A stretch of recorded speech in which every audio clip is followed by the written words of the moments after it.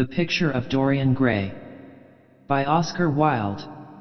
You are listening on YouTube channel named Let's Listen Something. The Preface. The artist is the creator of beautiful things. To reveal art and conceal the artist is art's aim. The critic is he who can translate into another manner or a new material his impression of beautiful things. The highest as the lowest form of criticism is a mode of autobiography. Those who find ugly meanings in beautiful things are corrupt without being charming. This is a fault. Those who find beautiful meanings in beautiful things are the cultivated. For these there is hope. They are the elect to whom beautiful things mean only beauty. There is no such thing as a moral or an immoral book. Books are well written, or badly written. That is all. The 19th century dislike of realism is the rage of Caliban seeing his own face in a glass. The 19th century dislike of romanticism is the rage of Caliban not seeing his own face in a glass. The moral life of man forms part of the subject matter of the artist, but the morality of art consists in the perfect use of an imperfect medium. No artist desires to prove anything. Even things that are true can be proved. No artist has ethical sympathies. An ethical sympathy in an artist is an unpardonable mannerism of style. No artist is ever morbid. The artist can express everything. Thought and language are to the artist instruments of an art. Vice and virtue are to the artist materials for an art. From the point of view of form, the type of all the arts is the art of the musician. From the point of view of feeling, the actor's craft is the type. All art is at once surface and symbol. Those who go beneath the surface do so at their peril. Those who read the symbol do so at their peril. It is the spectator, and not life, that art really mirrors. Diversity of opinion about a work of art shows that the work is new, complex, and vital. When critics disagree, the artist is in accord with himself. We can forgive a man for making a useful thing as long as he does not admire it. The only excuse for making a useless thing is that one admires it intensely. All art is quite useless. Oscar Wilde. Chapter 1. The studio was filled with the rich odor of roses, and when the light summer wind stirred amidst the trees of the garden, there came through the open door the heavy scent of the lilac, or the more delicate perfume of the pink flowering thorn.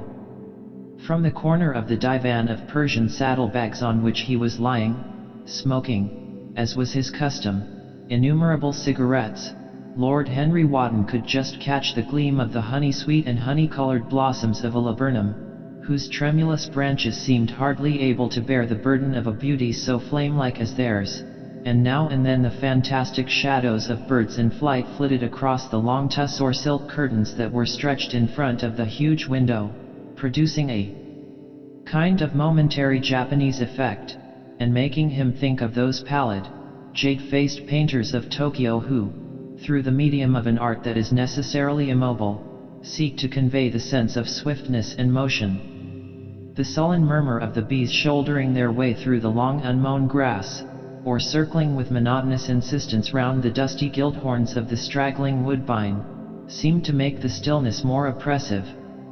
The dim roar of London was like the bourdon note of a distant organ. In the center of the room, clamped to an upright easel, stood the full-length portrait of a young man of extraordinary personal beauty, and in front of it, some little distance away, was sitting the artist himself, Basil Hallward, whose sudden disappearance some years ago caused, at the time, such public excitement and gave rise to so many strange conjectures. As the painter looked at the gracious and comely form he had so skillfully mirrored in his art, a smile of pleasure passed across his face, and seemed about to linger there. But he suddenly started up, and closing his eyes, placed his fingers upon the lids, as though he sought to imprison within his brain some curious dream from which he feared he might awake. "It is your best work, Basil, the best thing you have ever done," said Lord Henry languidly. "You must certainly send it next year to the Grosvenor. The academy is too large and too vulgar. Whenever I have gone there, there have been either so many people that I have not been able to see the pictures, which was dreadful, or so many pictures that I have not been able to see the people, which was worse. The Grosvenor is really the only place. I don't think I shall send it anywhere, he answered, tossing his head back in that odd way that used to make his friends laugh at him at Oxford.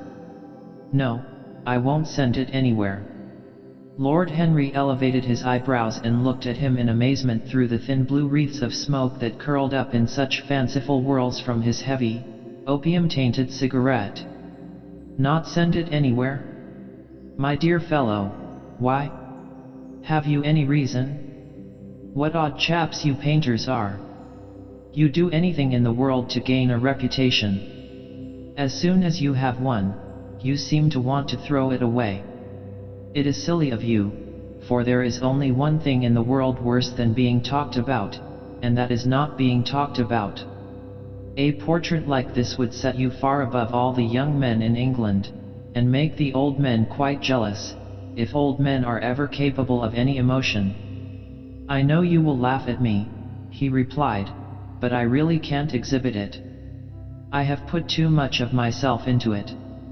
Lord Henry stretched himself out on the divan and laughed. Yes, I knew you would, but it is quite true, all the same. Too much of yourself in it.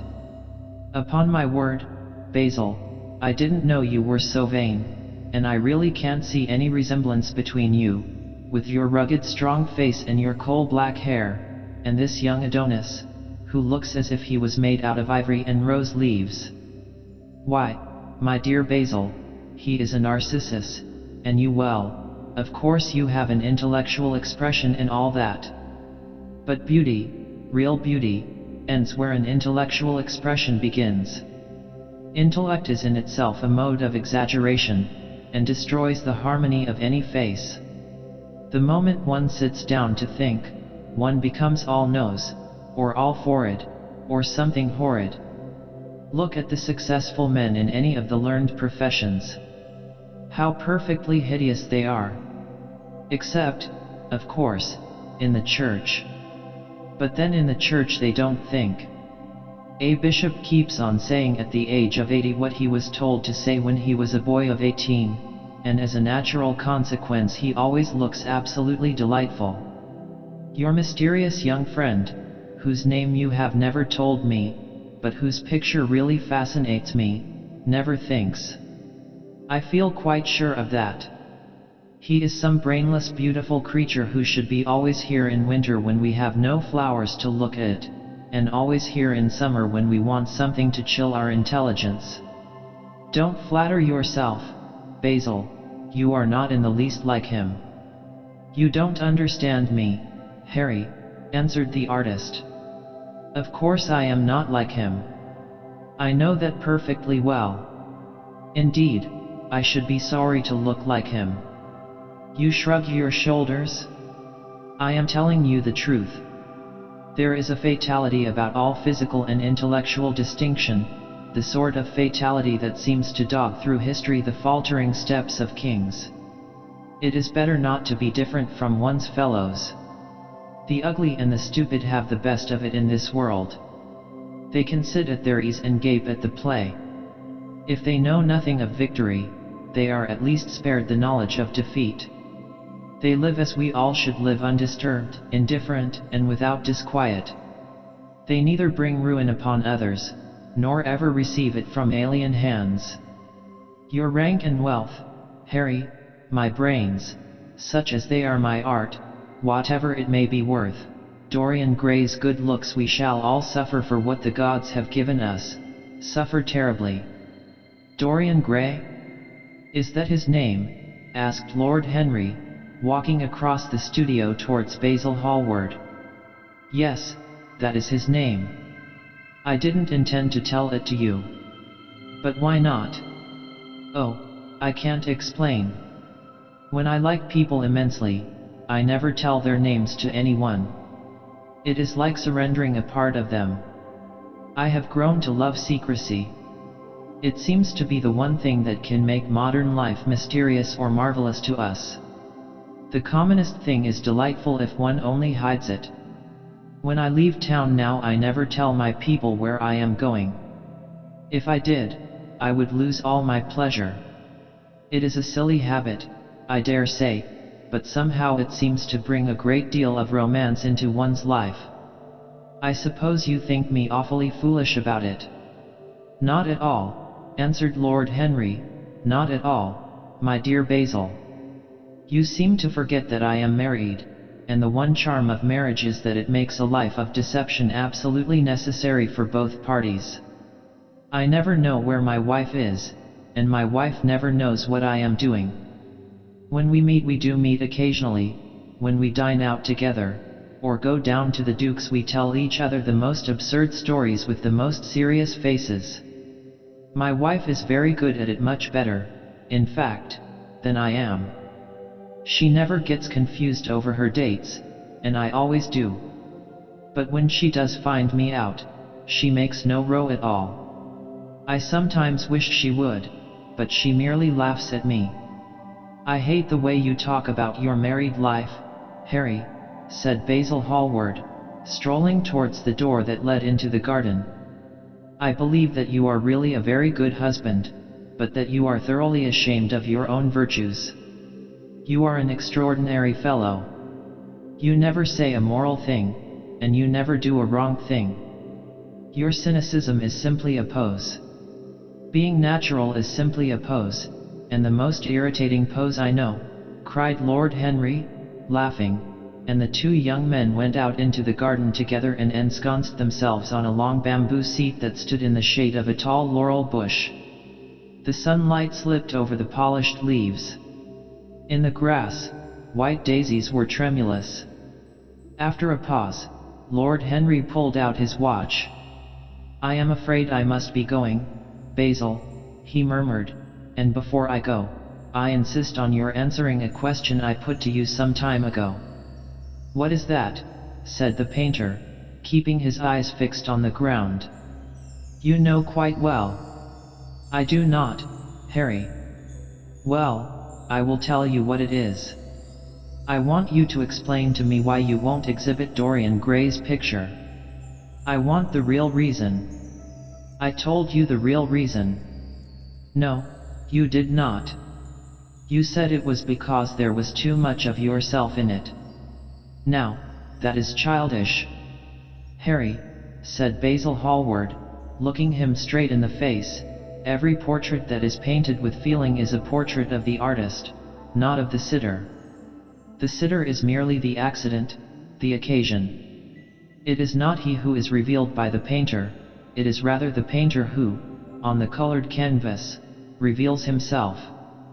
The reason I will not exhibit this picture is that I am afraid that I have shown in it the secret of my own soul. Lord Henry laughed. And what is that? He asked. I will tell you, said Hallward, but an expression of perplexity came over his face. I am all expectation, Basil, continued his companion, glancing at him. Oh, there is really very little to tell, Harry, answered the painter, and I am afraid you will hardly understand it. Perhaps you will hardly believe it.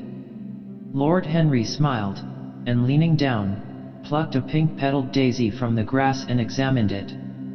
I am quite sure I shall understand it, he replied, gazing intently at the little golden, white-feathered disc, and as for believing things, I can believe anything, provided that it is quite incredible. The wind shook some blossoms from the trees, and the heavy lilac blooms, with their clustering stars, moved to and fro in the languid air. A grasshopper began to chirp by the wall, and like a blue thread a long thin dragonfly floated past on its brown gauze wings. Lord Henry felt as if he could hear Basil Hallward's heart beating, and wondered what was coming. The story is simply this, said the painter after some time. 2 months ago I went to a crush at Lady Brandon's. You know we poor artists have to show ourselves in society from time to time, just to remind the public that we are not savages. With an evening coat and a white tie, as you told me once, anybody, even a stockbroker, can gain a reputation for being civilized. Well, after I had been in the room about 10 minutes, talking to huge overdressed dowagers and tedious academicians, I suddenly became conscious that someone was looking at me. I turned halfway round and saw Dorian Gray for the first time. When our eyes met, I felt that I was growing pale. A curious sensation of terror came over me.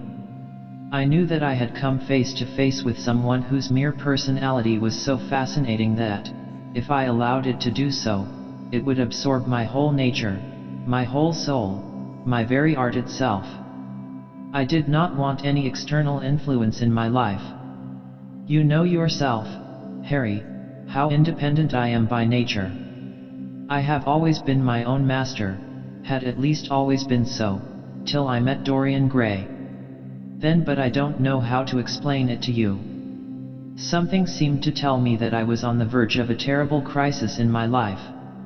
I had a strange feeling that fate had in store for me exquisite joys and exquisite sorrows. I grew afraid and turned to quit the room. It was not conscience that made me do so, it was a sort of cowardice. I take no credit to myself for trying to escape. Conscience and cowardice are really the same things, Basil. Conscience is the trade name of the firm.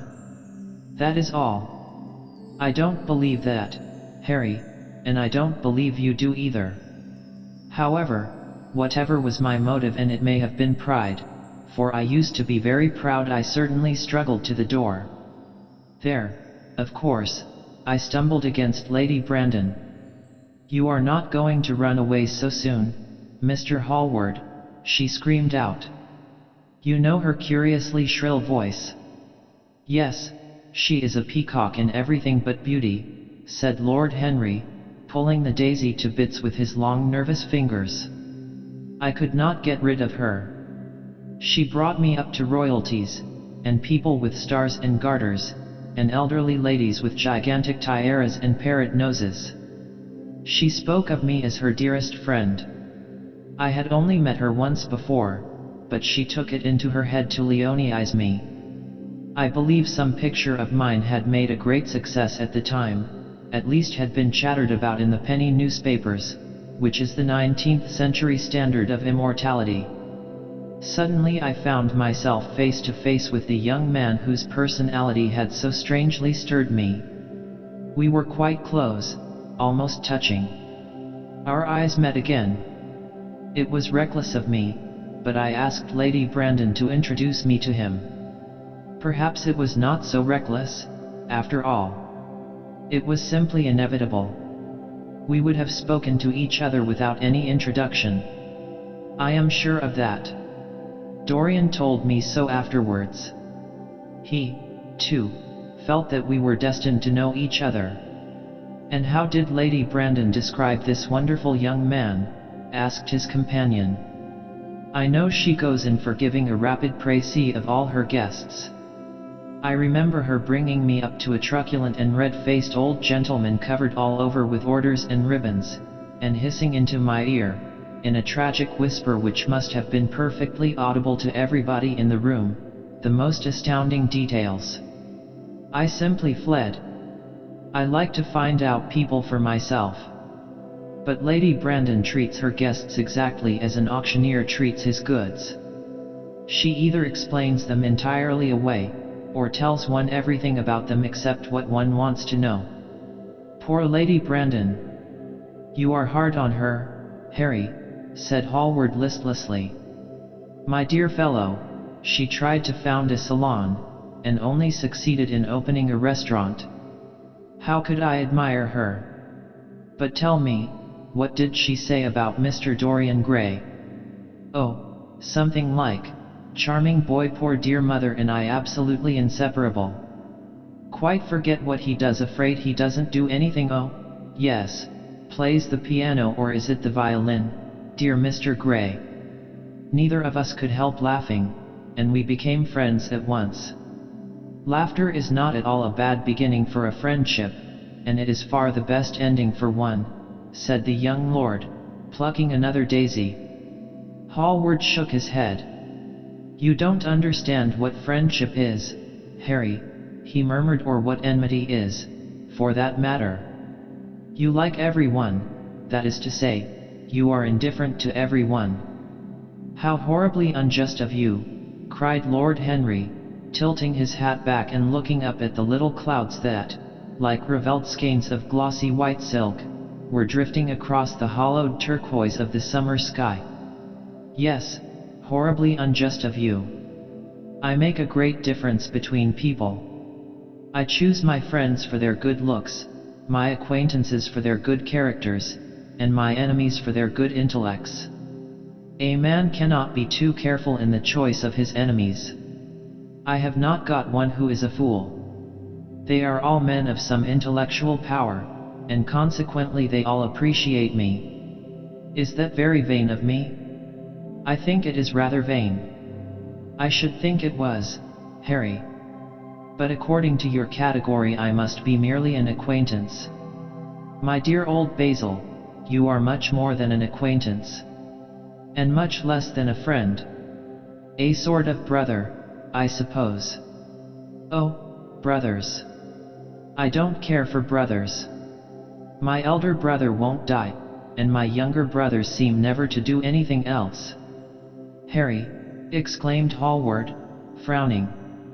"My dear fellow, I am not quite serious. But I can't help detesting my relations. I suppose it comes from the fact that none of us can stand other people having the same faults as ourselves. I quite sympathize with the rage of the English democracy against what they call the vices of the upper orders.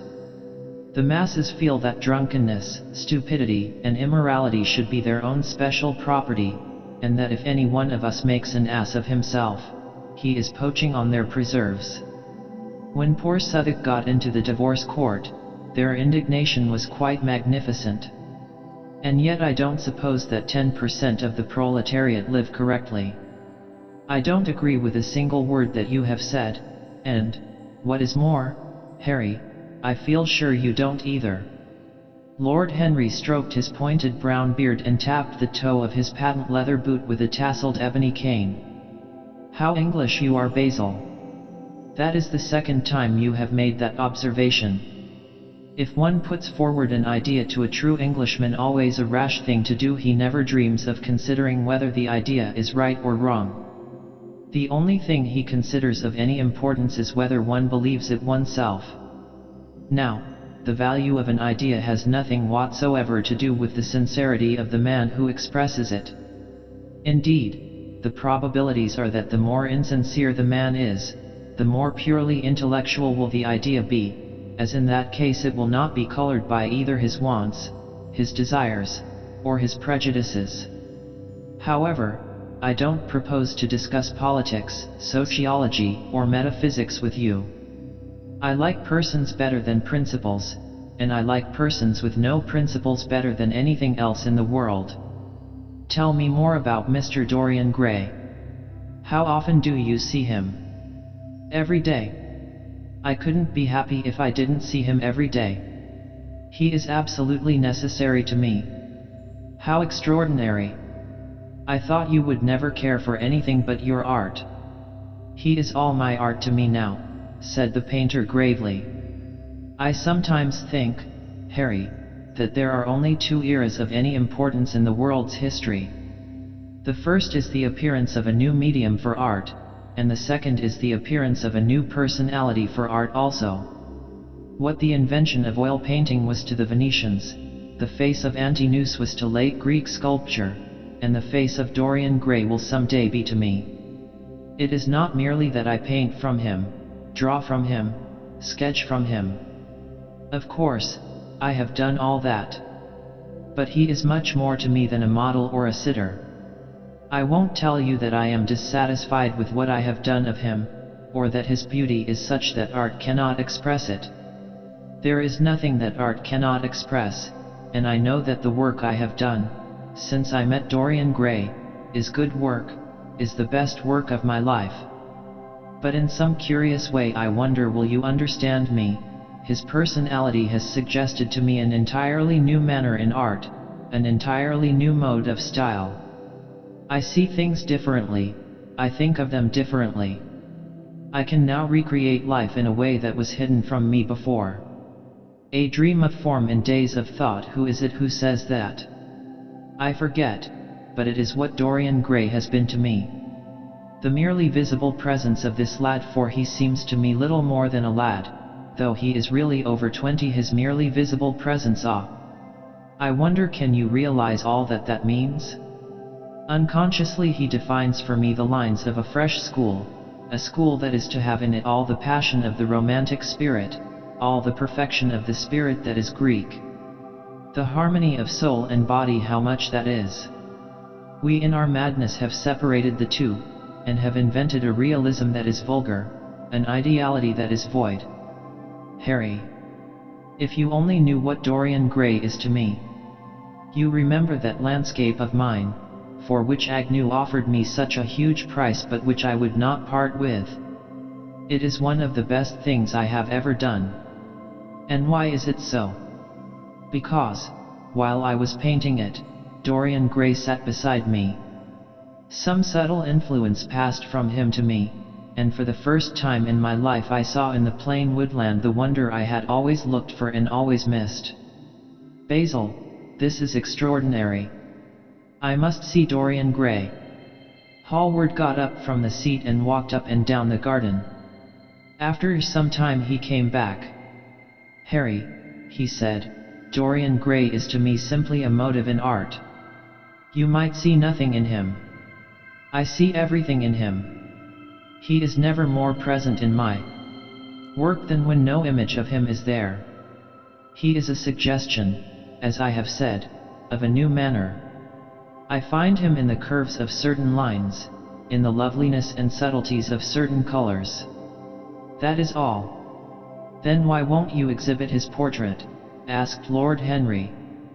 Because, without intending it, I have put into it some expression of all this curious artistic idolatry, of which, of course, I have never cared to speak to him. He knows nothing about it.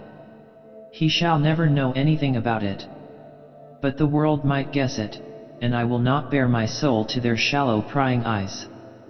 My heart shall never be put under their microscope. There is too much of myself in the thing, Harry, too much of myself. Poets are not so scrupulous as you are. They know how useful passion is for publication. Nowadays a broken heart will run to many editions. I hate them for it, cried Hallward. An artist should create beautiful things, but should put nothing of his own life into them. We live in an age when men treat art as if it were meant to be a form of autobiography. We have lost the abstract sense of beauty. Some day I will show the world what it is, and for that reason the world shall never see my portrait of Dorian Gray. I think you are wrong, Basil, but I won't argue with you. It is only the intellectually lost who ever argue. Tell me, is Dorian Gray very fond of you? The painter considered for a few moments. He likes me, he answered after a pause. I know he likes me. Of course I flatter him dreadfully. I find a strange pleasure in saying things to him that I know I shall be sorry for having said. As a rule, he is charming to me, and we sit in the studio and talk of 1,000 things. Now and then, however, he is horribly thoughtless, and seems to take a real delight in giving me pain. Then I feel, Harry, that I have given away my whole soul to someone who treats it as if it were a flower to put in his coat, a bit of decoration to charm his vanity, an ornament for a summer's day. Days in summer, Basil, are apt to linger, murmured Lord Henry. Perhaps you will tire sooner than he will. It is a sad thing to think of, but there is no doubt that genius lasts longer than beauty. That accounts for the fact that we all take such pains to overeducate ourselves. In the wild struggle for existence, we want to have something that endures, and so we fill our minds with rubbish and facts, in the silly hope of keeping our place. The thoroughly well-informed man, that is the modern ideal. And the mind of the thoroughly well-informed man is a dreadful thing. It is like a bric-a-brac shop, all monsters and dust, with everything priced above its proper value. I think you will tire first, all the same. Some day you will look at your friend, and he will seem to you to be a little out of drawing, or you won't like his tone of color, or something.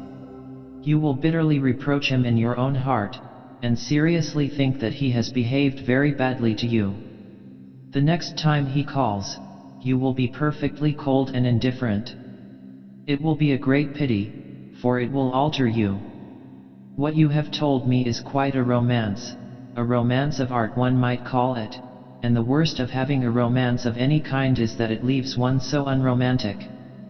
Harry, don't talk like that. As long as I live, the personality of Dorian Gray will dominate me. You can't feel what I feel. You change too often. Ah, my dear Basil, that is exactly why I can feel it. Those who are faithful know only the trivial side of love. It is the faithless who know love's tragedies. And Lord Henry struck a light on a dainty silver case and began to smoke a cigarette with a self-conscious and satisfied air, as if he had summed up the world in a phrase. There was a rustle of chirping sparrows in the green lacquer leaves of the ivy, and the blue cloud shadows chased themselves across the grass like swallows. How pleasant it was in the garden! And how delightful other people's emotions were, much more delightful than their ideas, it seemed to him. One's own soul, and the passions of one's friends, those were the fascinating things in life. He pictured to himself with silent amusement the tedious luncheon that he had missed by staying so long with Basil Hallward. Had he gone to his aunt's, he would have been sure to have met Lord Goodbody there, and the whole conversation would have been about the feeding of the poor and the necessity for model lodging houses. Each class would have preached the importance of those virtues, for whose exercise there was no necessity in their own lives. The rich would have spoken on the value of thrift, and the idle grown eloquent over the dignity of labor. It was charming to have escaped all that. As he thought of his aunt, an idea seemed to strike him. He turned to Hallward and said, "My dear fellow, I have just remembered." "Remembered what, Harry?" "Where I heard the name of Dorian Gray." "Where was it?" asked Hallward, with a slight frown. "Don't look so angry, Basil." "It was at my aunt, Lady Agatha's. She told me she had discovered a wonderful young man who was going to help her in the East End, and that his name was Dorian Gray. I am bound to state that she never told me he was good-looking. Women have no appreciation of good looks, at least, good women have not. She said that he was very earnest and had a beautiful nature. I at once pictured to myself a creature with spectacles and lank hair, horribly freckled, and tramping about on huge feet. I wish I had known it was your friend. I am very glad you didn't, Harry." "Why?" "I don't want you to meet him." "You don't want me to meet him?" "No. Mr. Dorian Gray is in the studio, sir," said the butler, coming into the garden. "You must introduce me now," cried Lord Henry, laughing. The painter turned to his servant, who stood blinking in the sunlight. "Ask Mr. Gray to wait, Parker, I shall be in a few moments." The man bowed and went up the walk. Then he looked at Lord Henry. "Dorian Gray is my dearest friend," he said. "He has a simple and a beautiful nature. Your aunt was quite right in what she said of him. Don't spoil him. Don't try to influence him. Your influence would be bad. The world is wide, and has many marvelous people in it. Don't take away from me the one person who gives to my art whatever charm it possesses. My life as an artist depends on him. Mind, Harry, I trust you." He spoke very slowly, and the words seemed wrung out of him almost against his will. "What nonsense you talk," said Lord Henry, smiling. and taking Hallward by the arm, he almost led him into the house. Chapter 2. As they entered they saw Dorian Gray. He was seated at the piano, with his back to them, turning over the pages of a volume of Schumann's forest scenes. "You must lend me these, Basil," he cried.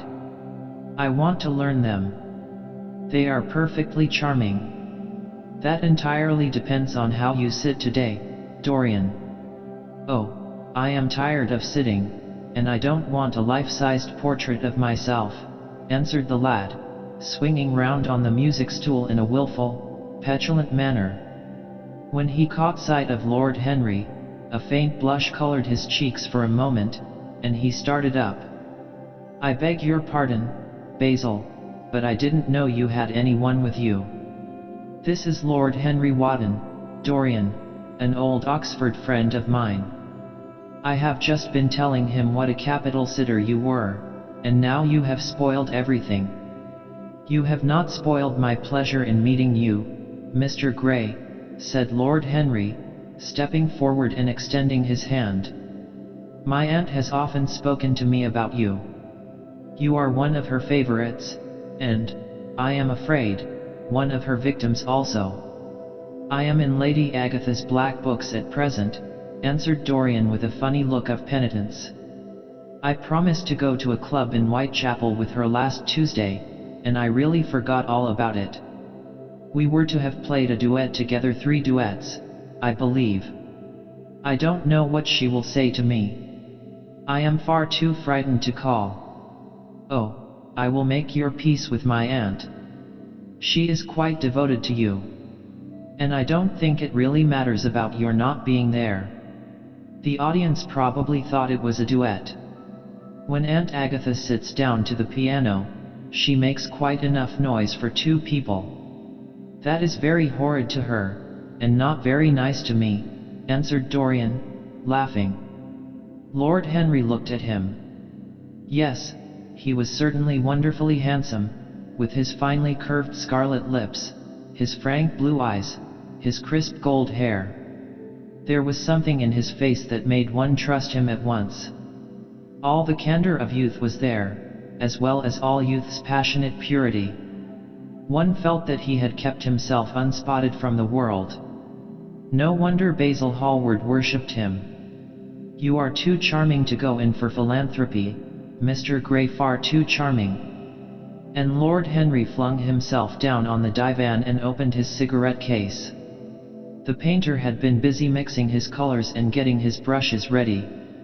He was looking worried, and when he heard Lord Henry's last remark, he glanced at him, hesitated for a moment, and then said, "Harry, I want to finish this picture today. Would you think it awfully rude of me if I asked you to go away?" Lord Henry smiled and looked at Dorian Gray. "Am I to go, Mr. Gray?" he asked. "Oh, please don't, Lord Henry. I see that Basil is in one of his sulky moods, and I can't bear him when he sulks. Besides, I want you to tell me why I should not go in for philanthropy." "I don't know that I shall tell you that, Mr. Gray. It is so tedious a subject that one would have to talk seriously about it. But I certainly shall not run away, now that you have asked me to stop. You don't really mind, Basil, do you? You have often told me that you liked your sitters to have someone to chat to." Hallward bit his lip. "If Dorian wishes it, of course you must stay. Dorian's whims are laws to everybody, except himself." Lord Henry took up his hat and gloves. "You are very pressing, Basil, but I am afraid I must go. I have promised to meet a man at the Orleans. Goodbye, Mr. Gray. Come and see me some afternoon in Curzon Street. I am nearly always at home at 5 o'clock. Write to me when you are coming. I should be sorry to miss you." "Basil," cried Dorian Gray, "if Lord Henry Wotton goes, I shall go, too. You never open your lips while you are painting, and it is horribly dull standing on a platform and trying to look pleasant. Ask him to stay. I insist upon it. Stay, Harry, to oblige Dorian, and to oblige me, said Hallward, gazing intently at his picture. It is quite true, I never talk when I am working, and never listen either, and it must be dreadfully tedious for my unfortunate sitters. I beg you to stay. But what about my man at the Orleans? The painter laughed. I don't think there will be any difficulty about that. Sit down again, Harry. And now, Dorian, get up on the platform, and don't move about too much, or pay any attention to what Lord Henry says. He has a very bad influence over all his friends, with the single exception of myself.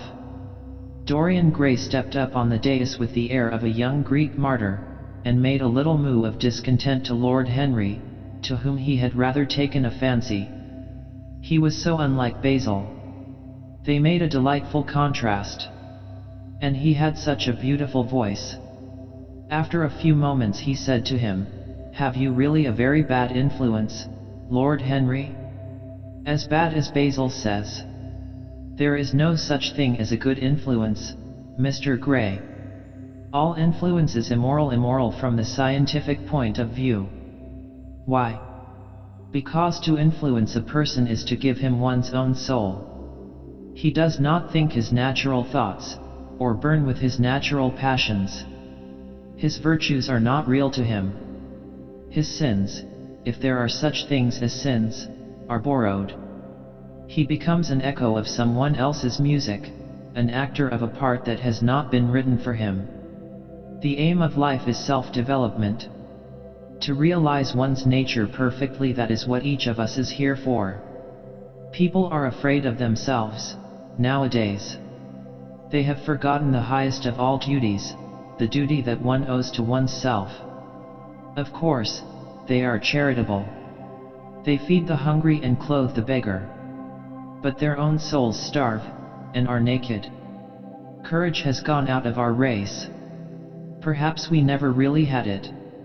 The terror of society, which is the basis of morals, the terror of God, which is the secret of religion, these are the two things that govern us. And yet, just turn your head a little more to the right, Dorian, like a good boy, said the painter, deep in his work and conscious only that a look had come into the lad's face that he had never seen there before. And yet, continued Lord Henry, in his low, musical voice, and with that graceful wave of the hand that was always so characteristic of him, and that he had even in his Eden days, I believe that if one man were to live out his life fully and completely, were to give form to every feeling, expression to every thought, reality to every dream, I believe that the world would gain such a fresh impulse of joy that we would forget all the maladies of medievalism, and return to the Hellenic ideal, to something finer, richer than the Hellenic ideal, it may be. But the bravest man amongst us is afraid of himself. The mutilation of the savage has its tragic survival in the self-denial that mars our lives. We are punished for our refusals. Every impulse that we strive to strangle broods in the mind and poisons us. The body sins once, and has done with its sin, for action is a mode of purification. Nothing remains then but the recollection of a pleasure, or the luxury of a regret. The only way to get rid of a temptation is to yield to it.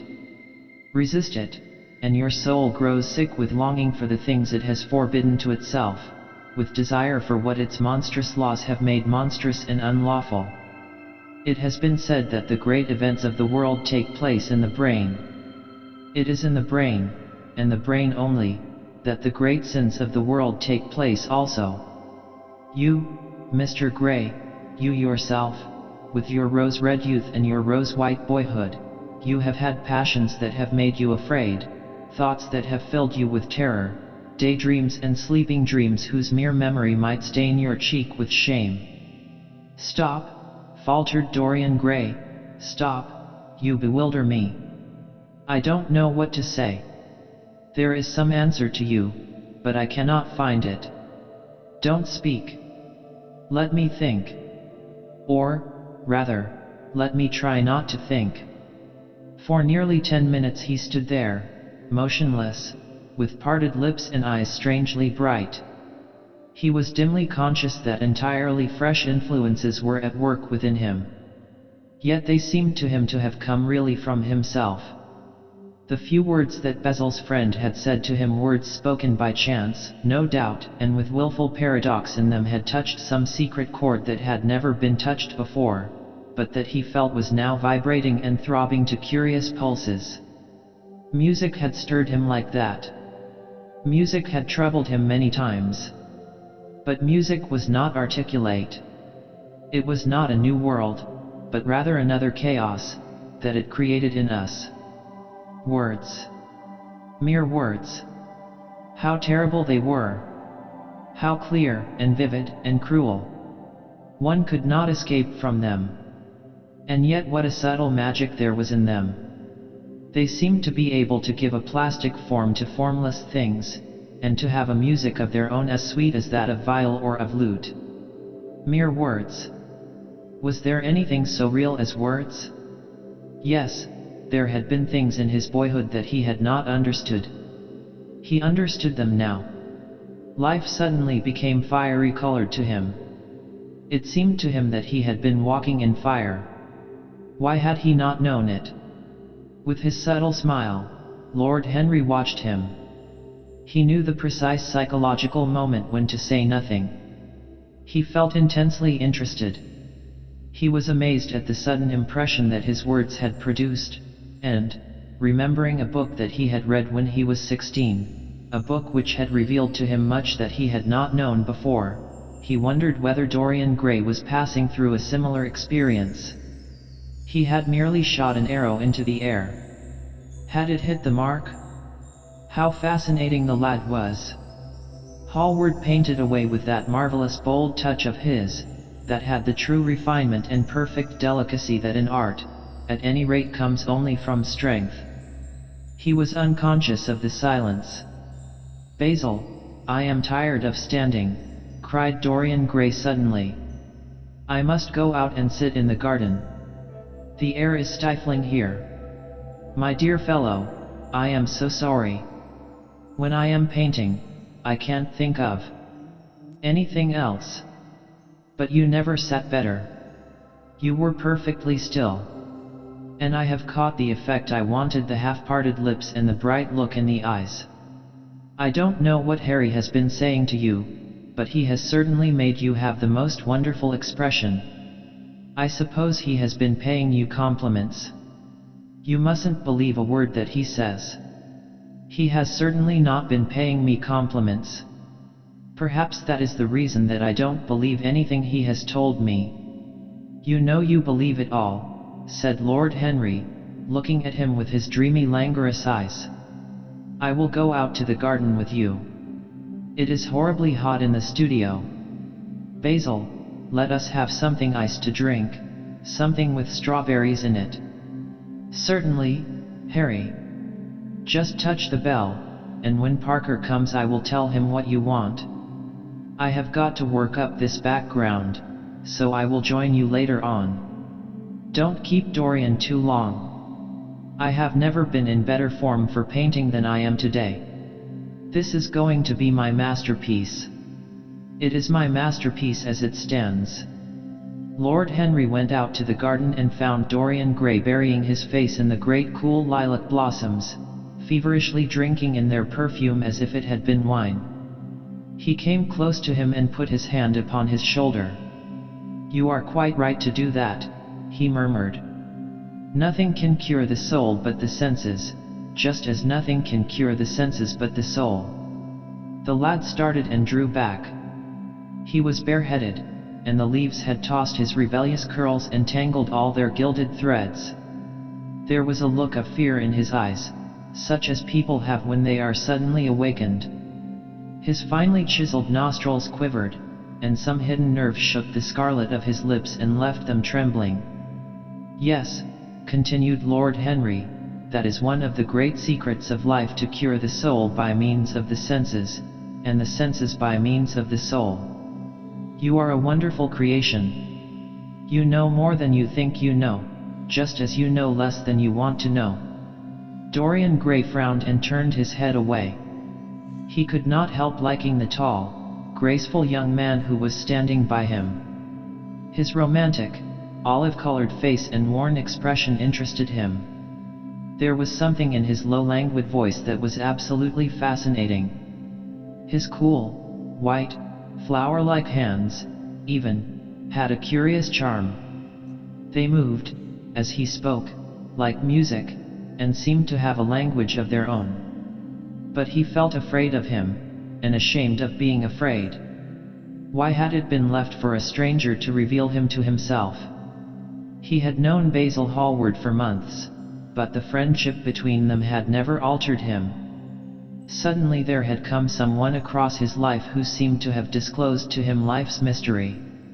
And, yet, what was there to be afraid of? He was not a schoolboy or a girl. It was absurd to be frightened. "Let us go and sit in the shade," said Lord Henry. "Parker has brought out the drinks, and if you stay any longer in this glare, you will be quite spoiled, and Basil will never paint you again. You really must not allow yourself to become sunburnt. It would be unbecoming." "What can it matter?" cried Dorian Gray, laughing, as he sat down on the seat at the end of the garden. "It should matter everything to you, Mr. Gray." "Why?" "Because you have the most marvelous youth, and youth is the one thing worth having." "I don't feel that, Lord Henry." "No, you don't feel it now. Someday, when you are old and wrinkled and ugly, when thought has seared your forehead with its lines, and passion branded your lips with its hideous fires, you will feel it. You will feel it terribly. Now, wherever you go, you charm the world. Will it always be so? You have a wonderfully beautiful face, Mr. Gray. Don't frown. You have. And beauty is a form of genius is higher, indeed, than genius, as it needs no explanation. It is of the great facts of the world, like sunlight, or springtime, or the reflection in dark waters of that silver shell we call the moon. It cannot be questioned. It has its divine right of sovereignty. It makes princes of those who have it. You smile? Ah! When you have lost it you won't smile. People say sometimes that beauty is only superficial. That may be so, but at least it is not so superficial as thought is. To me, beauty is the wonder of wonders. It is only shallow people who do not judge by appearances. The true mystery of the world is the visible, not the invisible.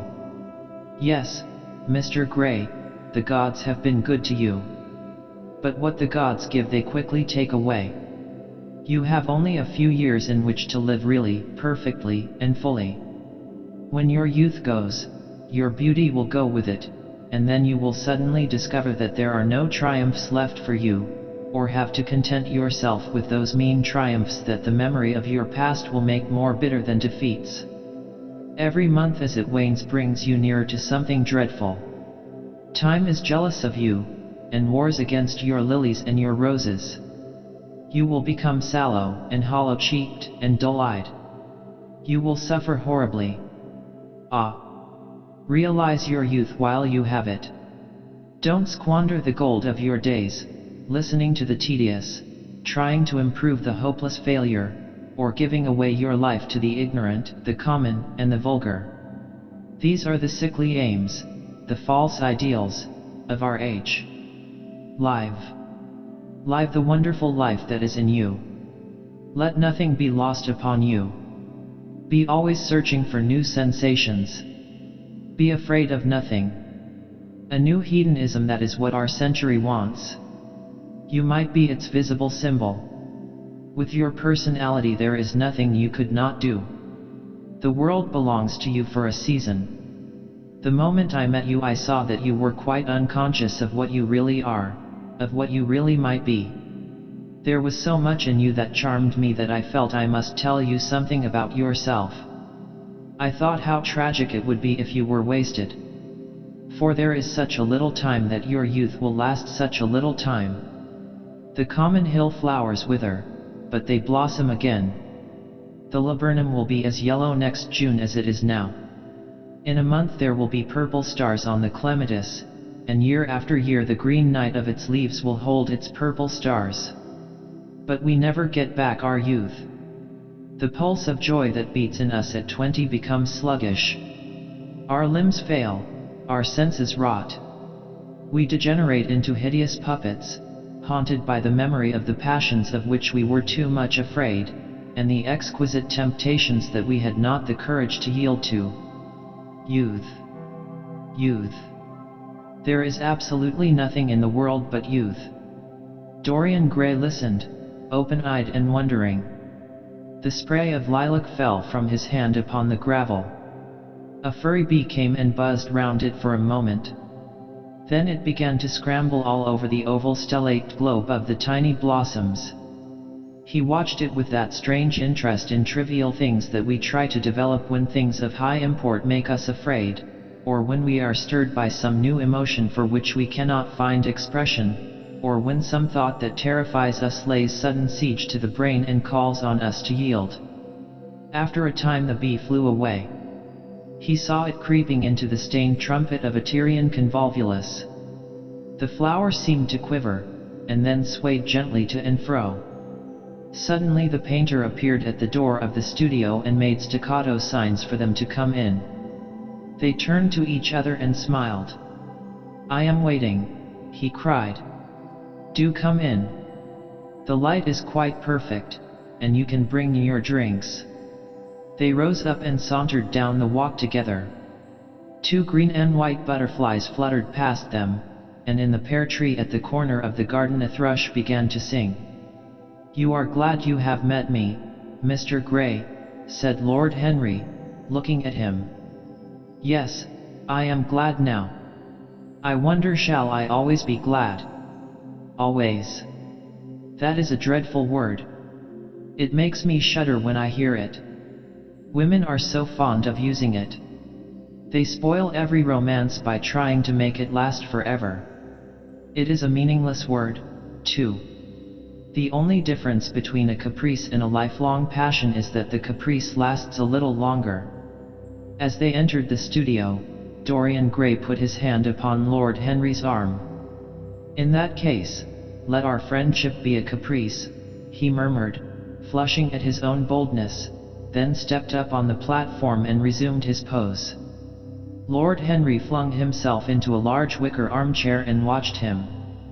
The sweep and dash of the brush on the canvas made the only sound that broke the stillness, except when, now and then, Hallward stepped back to look at his work from a distance. In the slanting beams that streamed through the open doorway the dust danced and was golden. The heavy scent of the roses seemed to brood over everything. After about a quarter of an hour Hallward stopped painting, looked for a long time at Dorian Gray, and then for a long time at the picture, biting the end of one of his huge brushes and frowning. "It is quite finished," he cried at last, and stooping down he wrote his name in long vermilion letters on the left-hand corner of the canvas. Lord Henry came over and examined the picture. It was certainly a wonderful work of art, and a wonderful likeness as well. "My dear fellow, I congratulate you most warmly," he said. "It is the finest portrait of modern times. Mr. Gray, come over and look at yourself." The lad started, as if awakened from some dream. "Is it really finished?" he murmured, stepping down from the platform. "Quite finished," said the painter. "And you have sat splendidly today. I am awfully obliged to you." "That is entirely due to me," broke in Lord Henry. "Isn't it, Mr. Gray?" Dorian made no answer, but passed listlessly in front of his picture and turned towards it. When he saw it he drew back, and his cheeks flushed for a moment with pleasure. A look of joy came into his eyes, as if he had recognized himself for the first time. He stood there motionless and in wonder, dimly conscious that Hallward was speaking to him, but not catching the meaning of his words. The sense of his own beauty came on him like a revelation. He had never felt it before. Basil Hallward's compliments had seemed to him to be merely the charming exaggeration of friendship. He had listened to them, laughed at them, forgotten them. They had not influenced his nature. Then had come Lord Henry Wotton with his strange panegyric on youth, his terrible warning of its brevity. That had stirred him at the time, and now, as he stood gazing at the shadow of his own loveliness, the full reality of the description flashed across him.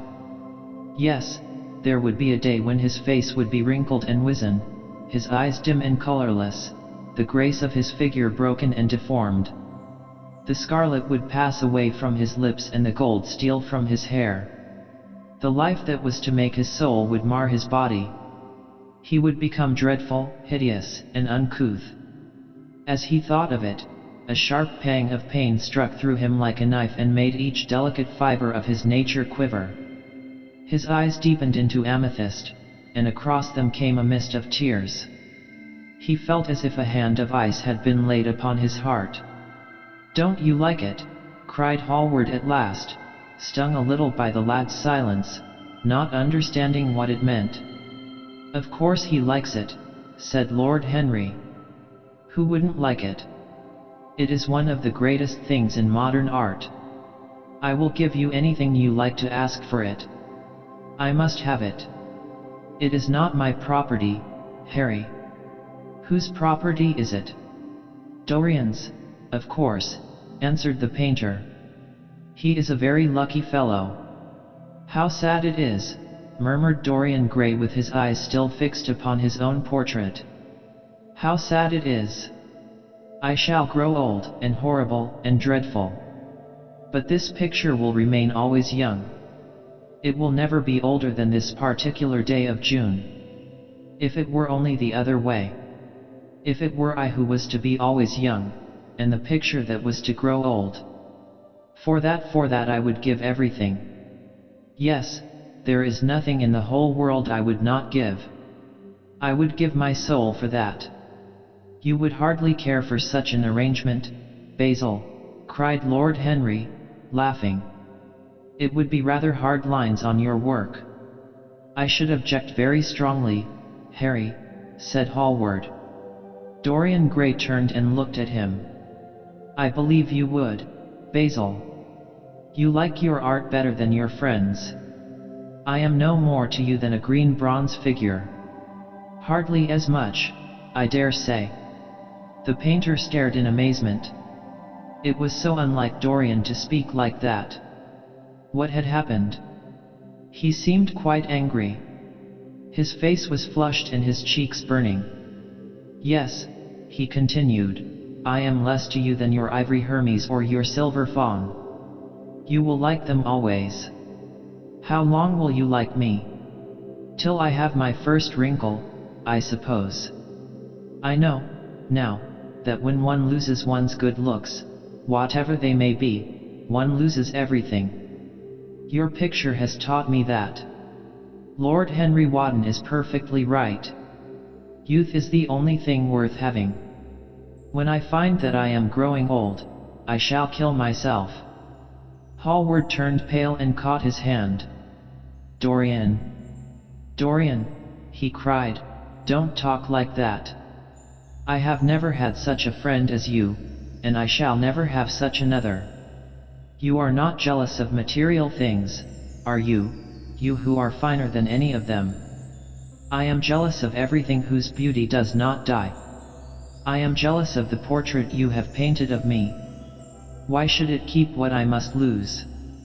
Every moment that passes takes something from me and gives something to it. Oh, if it were only the other way. If the picture could change, and I could be always what I am now. Why did you paint it? It will mock me someday, mock me horribly." The hot tears welled into his eyes. He tore his hand away and, flinging himself on the divan, he buried his face in the cushions, as though he was praying. "This is your doing, Harry," said the painter bitterly. Lord Henry shrugged his shoulders. It is the real Dorian Gray, that is all. It is not. If it is not, what have I to do with it? You should have gone away when I asked you, he muttered. I stayed when you asked me, was Lord Henry's answer.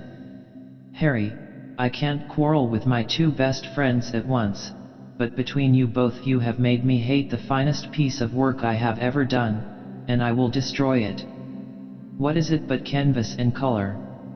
I will not let it come across our three lives and mar them. Dorian Gray lifted his golden head from the pillow, and with pallid face and tear-stained eyes, looked at him as he walked over to the deal painting table that was set beneath the high-curtained window. What was he doing there? His fingers were straying about among the litter of tin tubes and dry brushes, seeking for something. Yes, it was for the long palette knife, with its thin blade of lithe steel. He had found it at last. He was going to rip up the canvas. With a stifled sob the lad leaped from the couch, and, rushing over to Hallward, tore the knife out of his hand, and flung it to the end of the studio. Don't, Basil, don't, he cried. It would be murder. I am glad you appreciate my work at last, Dorian, said the painter coldly when he had recovered from his surprise. I never thought you would. Appreciate it? I am in love with it, Basil. It is part of myself. I feel that. Well, as soon as you are dry, you shall be varnished and framed and sent home. Then you can do what you like with yourself. And he walked across the room and rang the bell for tea. You will have tea, of course, Dorian. And so will you, Harry? Or do you object to such simple pleasures? I adore simple pleasures, said Lord Henry. They are the last refuge of the complex. But I don't like scenes, except on the stage. What absurd fellows you are, both of you. I wonder who it was defined man as a rational animal. It was the most premature definition ever given. Man is many things, but he is not rational. I am glad he is not, after all, though I wish you chaps would not squabble over the picture. You had much better let me have it, Basil. This silly boy doesn't really want it, and I really do. If you let anyone have it but me, Basil, I shall never forgive you, cried Dorian Gray, and I don't allow people to call me a silly boy. You know the picture is yours, Dorian. I gave it to you before it existed. And you know you have been a little silly, Mr. Gray, and that you don't really object to being reminded that you are extremely young. I should have objected very strongly this morning, Lord Henry. Ah, this morning. You have lived since then. There came a knock at the door, and the butler entered with a laden tea tray and set it down upon a small Japanese table. There was a rattle of cups and saucers and the hissing of a fluted Georgian urn. 2 globe-shaped china dishes were brought in by a page. Dorian Gray went over and poured out the tea. The 2 men sauntered languidly to the table and examined what was under the covers. Let us go to the theatre tonight, said Lord Henry. There is sure to be something on, somewhere. I have promised to dine at White's, but it is only with an old friend, so I can send him a wire to say that I am ill, or that I am prevented from coming in consequence of a subsequent engagement. I think that would be a rather nice excuse. It would have all the surprise of candor. It is such a bore putting on one's dress clothes, muttered Hallward. And, when one has them on, they are so horrid. Yes, answered Lord Henry dreamily, the costume of the 19th century is detestable. It is so somber, so depressing. Sin is the only real color element left in modern life. You really must not say things like that before Dorian, Harry. Before which Dorian? The one who is pouring out tea for us, or the one in the picture? Before either. I should like to come to the theatre with you, Lord Henry, said the lad. Then you shall come, and you will come, too, Basil, won't you? I can't, really. I would sooner not.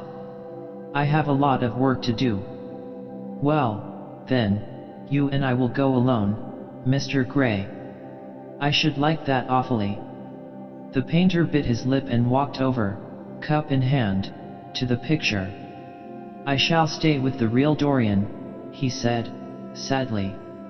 Is it the real Dorian? Cried the original of the portrait, strolling across to him. Am I really like that? Yes, you are just like that. How wonderful, Basil. At least you are like it in appearance. But it will never alter, sighed Hallward. That is something. What a fuss people make about fidelity, exclaimed Lord Henry. Why, even in love it is purely a question for physiology. It has nothing to do with our own will. Young men want to be faithful, and are not. Old men want to be faithless, and cannot. That is all one can say. Don't go to the theater tonight, Dorian, said Hallward. Stop and dine with me. I can't, Basil. Why? Because I have promised Lord Henry Wotton to go with him. He won't like you the better for keeping your promises. He always breaks his own. I beg you not to go. Dorian Gray laughed and shook his head. I entreat you. The lad hesitated, and looked over at Lord Henry, who was watching them from the tea table with an amused smile. I must go, Basil, he answered. Very well, said Hallward, and he went over and laid down his cup on the tray. It is rather late, and, as you have to dress, you had better lose no time. Goodbye, Harry. Goodbye, Dorian. Come and see me soon. Come tomorrow. Certainly. You won't forget? No, of course not, cried Dorian. And Harry.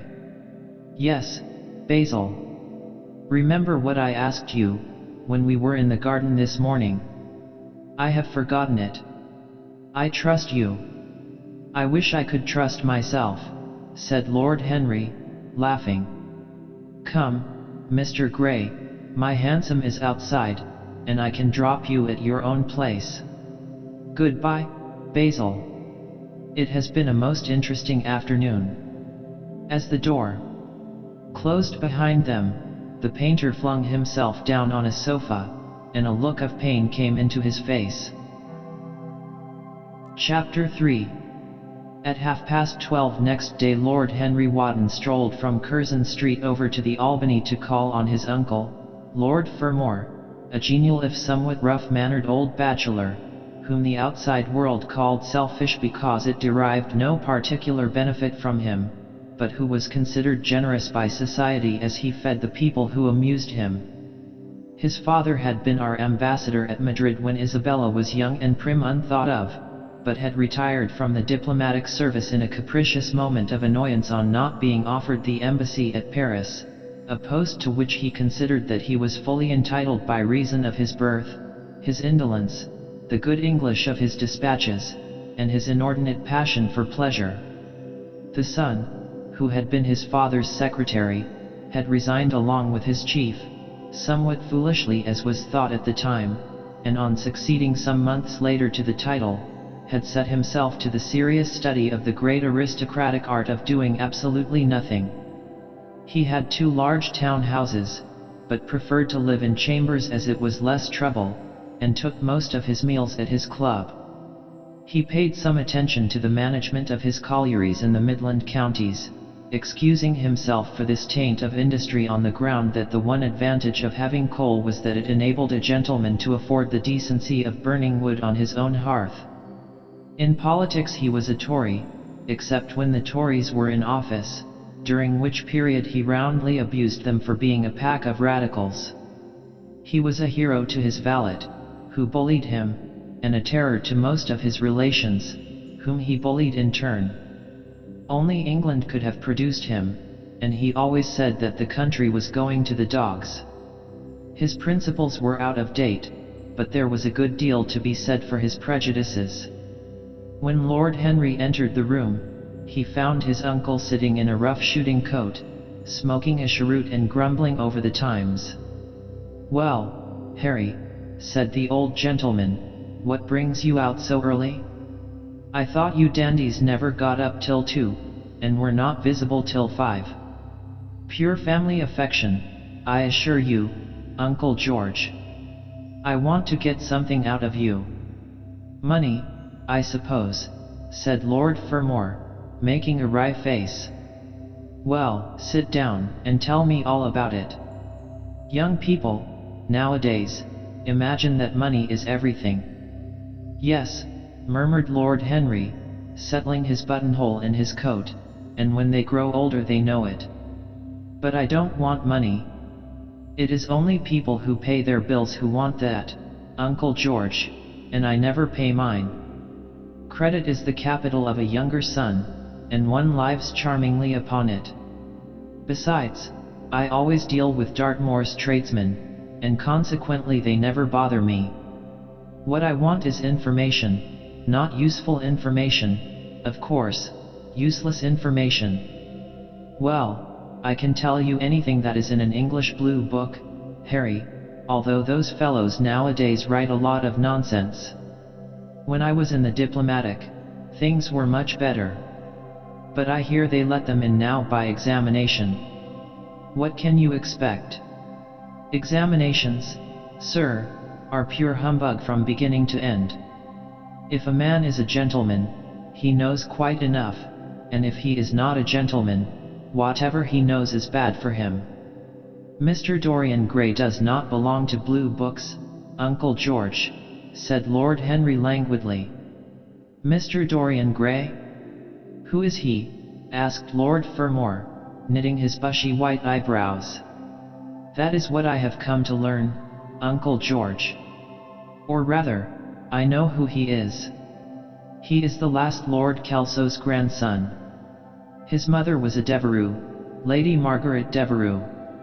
I want you to tell me about his mother. What was she like? Whom did she marry? You have known nearly everybody in your time, so you might have known her. I am very much interested in Mr. Gray at present. I have only just met him." "Kelso's grandson," echoed the old gentleman. "Kelso's grandson? Of course. I knew his mother intimately. I believe I was at her christening. She was an extraordinarily beautiful girl, Margaret Devereux, and made all the men frantic by running away with a penniless young fellow, a mere nobody, sir, a subaltern in a foot regiment, or something of that kind." "Certainly. I remember the whole thing as if it happened yesterday. The poor chap was killed in a duel at Spa a few months after the marriage. There was an ugly story about it. They said Kelso got some rascally adventurer, some Belgian brute, to insult his son-in-law in public, paid him, sir, to do it, paid him, and that the fellow spitted his man as if he had been a pigeon.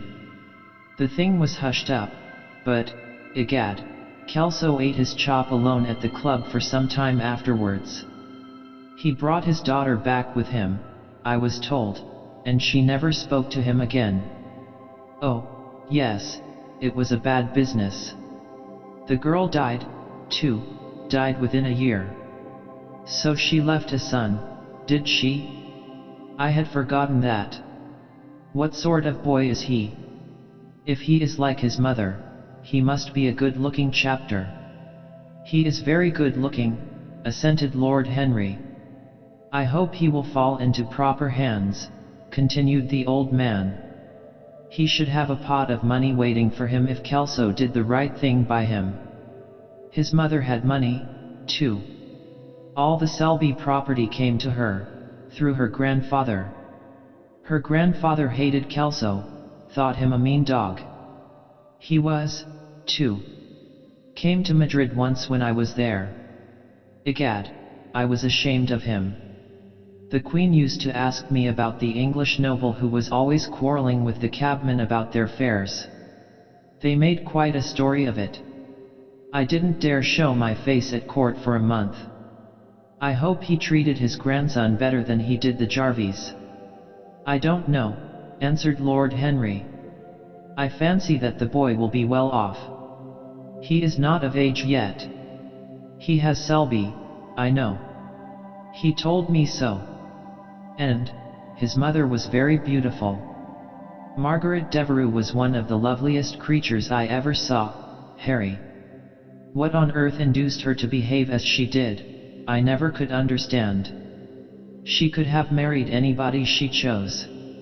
Carlington was mad after her. She was romantic, though. All the women of that family were. The men were a poor lot, but, egad, the women were wonderful.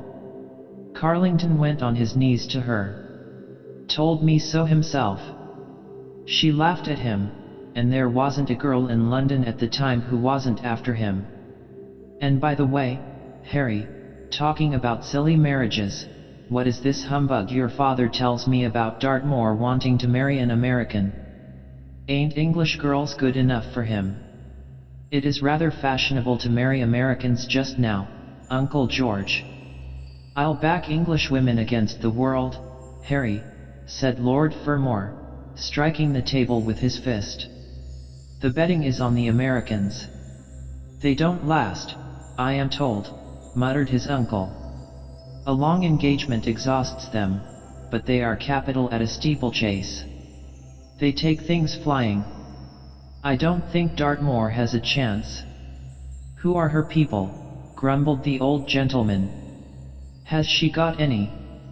Lord Henry shook his head.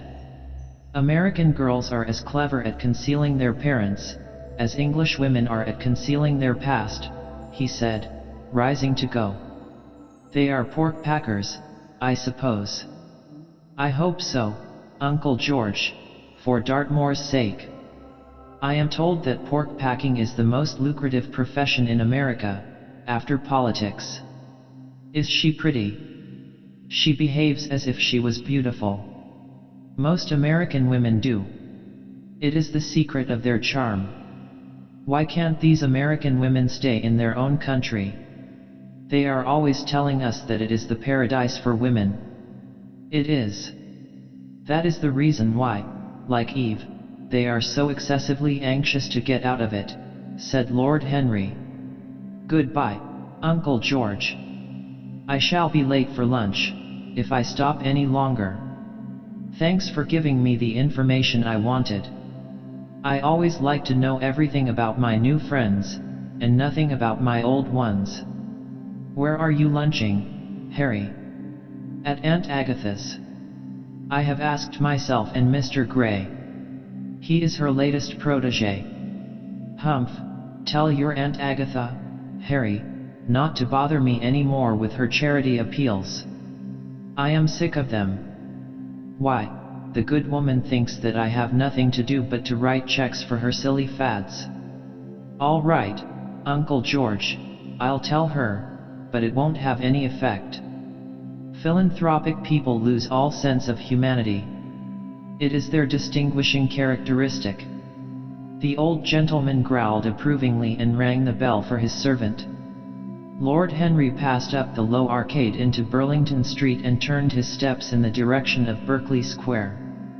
So that was the story of Dorian Gray's parentage. Crudely as it had been told to him, it had yet stirred him by its suggestion of a strange, almost modern romance. A beautiful woman risking everything for a mad passion. A few wild weeks of happiness cut short by a hideous, treacherous crime. Months of voiceless agony, and then a child born in pain. The mother snatched away by death, the boy left to solitude and the tyranny of an old and loveless man. Yes, it was an interesting background. It posed the lad, made him more perfect, as it were. Behind every exquisite thing that existed, there was something tragic. Worlds had to be in travail, that the meanest flower might blow. And how charming he had been at dinner the night before, as with startled eyes and lips parted in frightened pleasure he had sat opposite to him at the club. the red candle shades staining to a richer rose the wakening wonder of his face. Talking to him was like playing upon an exquisite violin. He answered to every touch and thrill of the bout. There was something terribly enthralling in the exercise of influence. No other activity was like it. To project one's soul into some gracious form, and let it tarry there for a moment, to hear one's own intellectual views echoed back to one with all the added music of passion and youth, to convey one's temperament into another as though it were a subtle fluid or a strange perfume, there was a real joy in that, perhaps the most satisfying joy left to us in an age so limited and vulgar as our own, an age grossly carnal in its pleasures, and grossly common in its aims. He was a marvelous type, too, this lad, whom by so curious a chance he had met in Basil's studio, or could be fashioned into a marvelous type, at any rate. Grace was his, and the white purity of boyhood, and beauty such as old Greek marbles kept for us. There was nothing that one could not do with him. He could be made a titan or a toy. What a pity it was that such beauty was destined to fade. And Basil? From a psychological point of view, how interesting he was. The new manner in art, the fresh mode of looking at life, suggested so strangely by the merely visible presence of one who was unconscious of it all, the silent spirit that dwelt in dim woodland, and walked unseen in open field, suddenly showing herself, dryad-like and not afraid, because in his soul who sought for her there had been wakened that wonderful vision to which alone are wonderful things revealed, the mere shapes and patterns of things becoming, as it were, refined, and gaining a kind of symbolical value, as though they were themselves patterns of some other and more perfect form whose shadow they made real. How strange it all was!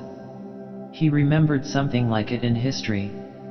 Was it not Plato, that artist in thought, who had first analyzed it? Was it not Buonarroti who had carved it in the colored marbles of a sonnet sequence? But in our own century it was strange. Yes, he would try to be to Dorian Gray what, without knowing it, the lad was to the painter who had fashioned the wonderful portrait. He would seek to dominate him, had already, indeed, half done so. He would make that wonderful spirit his own. There was something fascinating in this son of love and death. Suddenly he stopped and glanced up at the houses. He found that he had passed his aunts some distance, and, smiling to himself, turned back. When he entered the somewhat somber hall, the butler told him that they had gone in to lunch. He gave one of the footmen his hat and stick and passed into the dining room. "Late as usual, Harry," cried his aunt, shaking her head at him. He invented a facile excuse, and having taken the vacant seat next to her, looked round to see who was there. Dorian bowed to him shyly from the end of the table, a flush of pleasure stealing into his cheek. Opposite was the Duchess of Harley, a lady of admirable good nature and good temper, much liked by everyone who knew her, and of those ample architectural proportions that in women who are not duchesses are described by contemporary historians as stoutness. Next to her sat, on her right, Sir Thomas Burton, a radical member of Parliament, who followed his leader in public life and in private life followed the best cooks, dining with the Tories and thinking with the Liberals, in accordance with a wise and well-known rule. The post on her left was occupied by Mr. Erskine of Treadley, an old gentleman of considerable charm and culture, who had fallen, however, into bad habits of silence, having, as he explained once to Lady Agatha, said everything that he had to say before he was 30. His own neighbor was Mrs. Vandeleur, one of his aunt's oldest friends, a perfect saint amongst women, but so dreadfully dowdy that she reminded one of a badly bound hymn book. Fortunately for him she had on the other side Lord Fodle, a most intelligent middle-aged mediocrity, as bald as a ministerial statement in the House of Commons, with whom she was conversing in that intensely earnest manner which is the one unpardonable error, as he remarked once himself, that all really good people fall into, and from which none of them ever quite escape. "We are talking about poor Dartmoor, Lord Henry," cried the Duchess, nodding pleasantly to him across the table. "Do you think he will really marry this fascinating young person? I believe she has made up her mind to propose to him, Duchess." "How dreadful!" exclaimed Lady Agatha. "Really, someone should interfere. I am told, on excellent authority, that her father keeps an American dry goods store," said Sir Thomas Burton, looking supercilious. "My uncle has already suggested pork packing, Sir Thomas." "Dry goods? What are American dry goods?" asked the Duchess, raising her large hands in wonder and accentuating the verb. "American novels," answered Lord Henry, helping himself to some quail. The Duchess looked puzzled. "Don't mind him, my dear," whispered Lady Agatha. "He never means anything that he says." "When America was discovered," said the radical member, and he began to give some wearisome facts. Like all people who try to exhaust a subject, he exhausted his listeners. The Duchess sighed and exercised her privilege of interruption. "I wish to goodness it never had been discovered at all," she exclaimed. "Really, our girls have no chance nowadays. It is most unfair. Perhaps, after all, America never has been discovered," said Mr. Erskine. "I myself would say that it had merely been detected." "Oh, but I have seen specimens of the inhabitants," answered the Duchess vaguely. "I must confess that most of them are extremely pretty. And they dress well, too. They get all their dresses in Paris. I wish I could afford to do the same." "They say that when good Americans die they go to Paris," chuckled Sir Thomas, who had a large wardrobe of Humour's cast-off clothes. "Really? And where do bad Americans go to when they die?" inquired the Duchess. "They go to America," murmured Lord Henry. Sir Thomas frowned. "I am afraid that your nephew is prejudiced against that great country," he said to Lady Agatha. "I have travelled all over it in cars provided by the directors, who, in such matters, are extremely civil. I assure you that it is an education to visit it." "But must we really see Chicago in order to be educated?" asked Mr. Erskine plaintively. "I don't feel up to the journey." Sir Thomas waved his hand. "Mr. Erskine of Treadley has the world on his shelves. We practical men like to see things, not to read about them. The Americans are an extremely interesting people. They are absolutely reasonable. I think that is their distinguishing characteristic." "Yes, Mr. Erskine, an absolutely reasonable people. I assure you there is no nonsense about the Americans." "How dreadful!" cried Lord Henry. "I can stand brute force, but brute reason is quite unbearable. There is something unfair about its use. It is hitting below the intellect." "I do not understand you," said Sir Thomas, growing rather red. "I do, Lord Henry," murmured Mr. Erskine, with a smile. "Paradoxes are all very well in their way," rejoined the baronet. "Was that a paradox?" asked Mr. Erskine. "I did not think so." "Perhaps it was.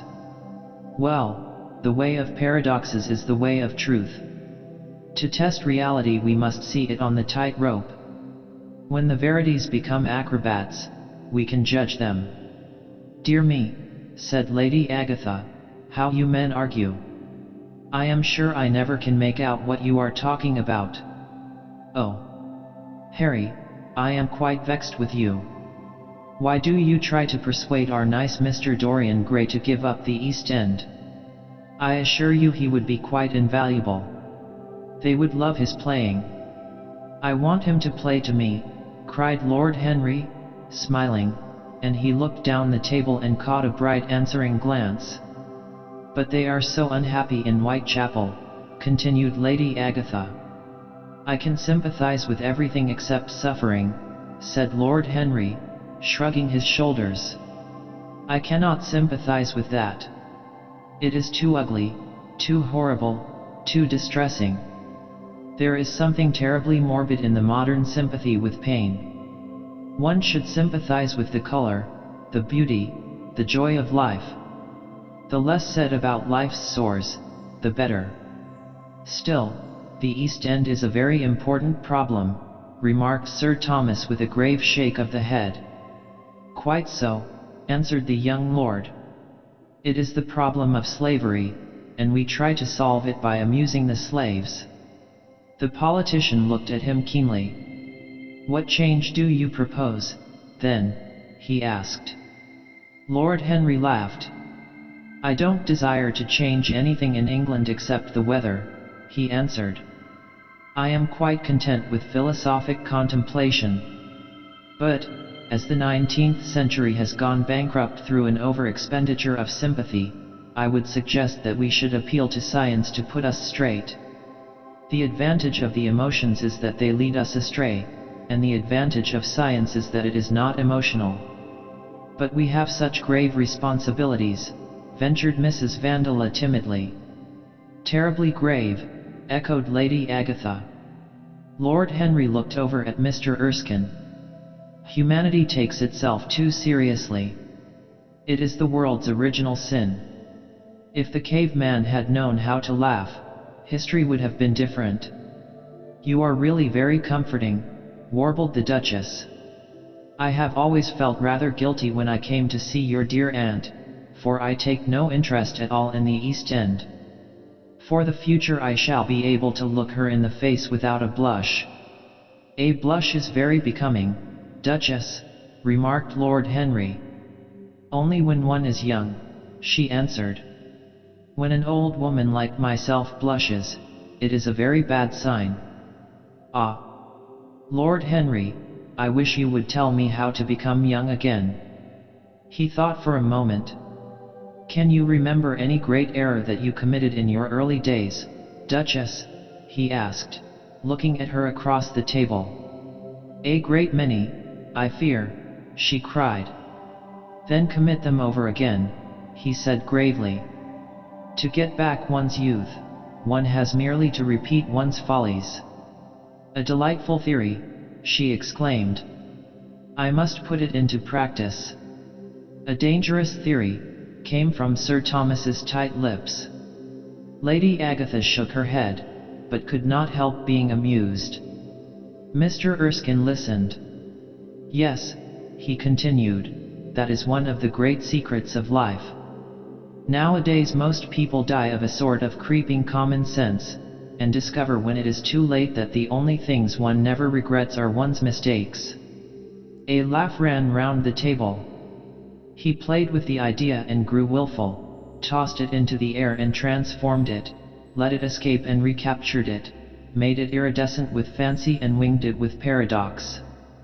The praise of folly, as he went on, soared into a philosophy, and philosophy herself became young, and catching the mad music of pleasure, wearing, one might fancy, her wine-stained robe and wreath of ivy, danced like a bacchante over the hills of life, and mocked the slow Silenus for being sober.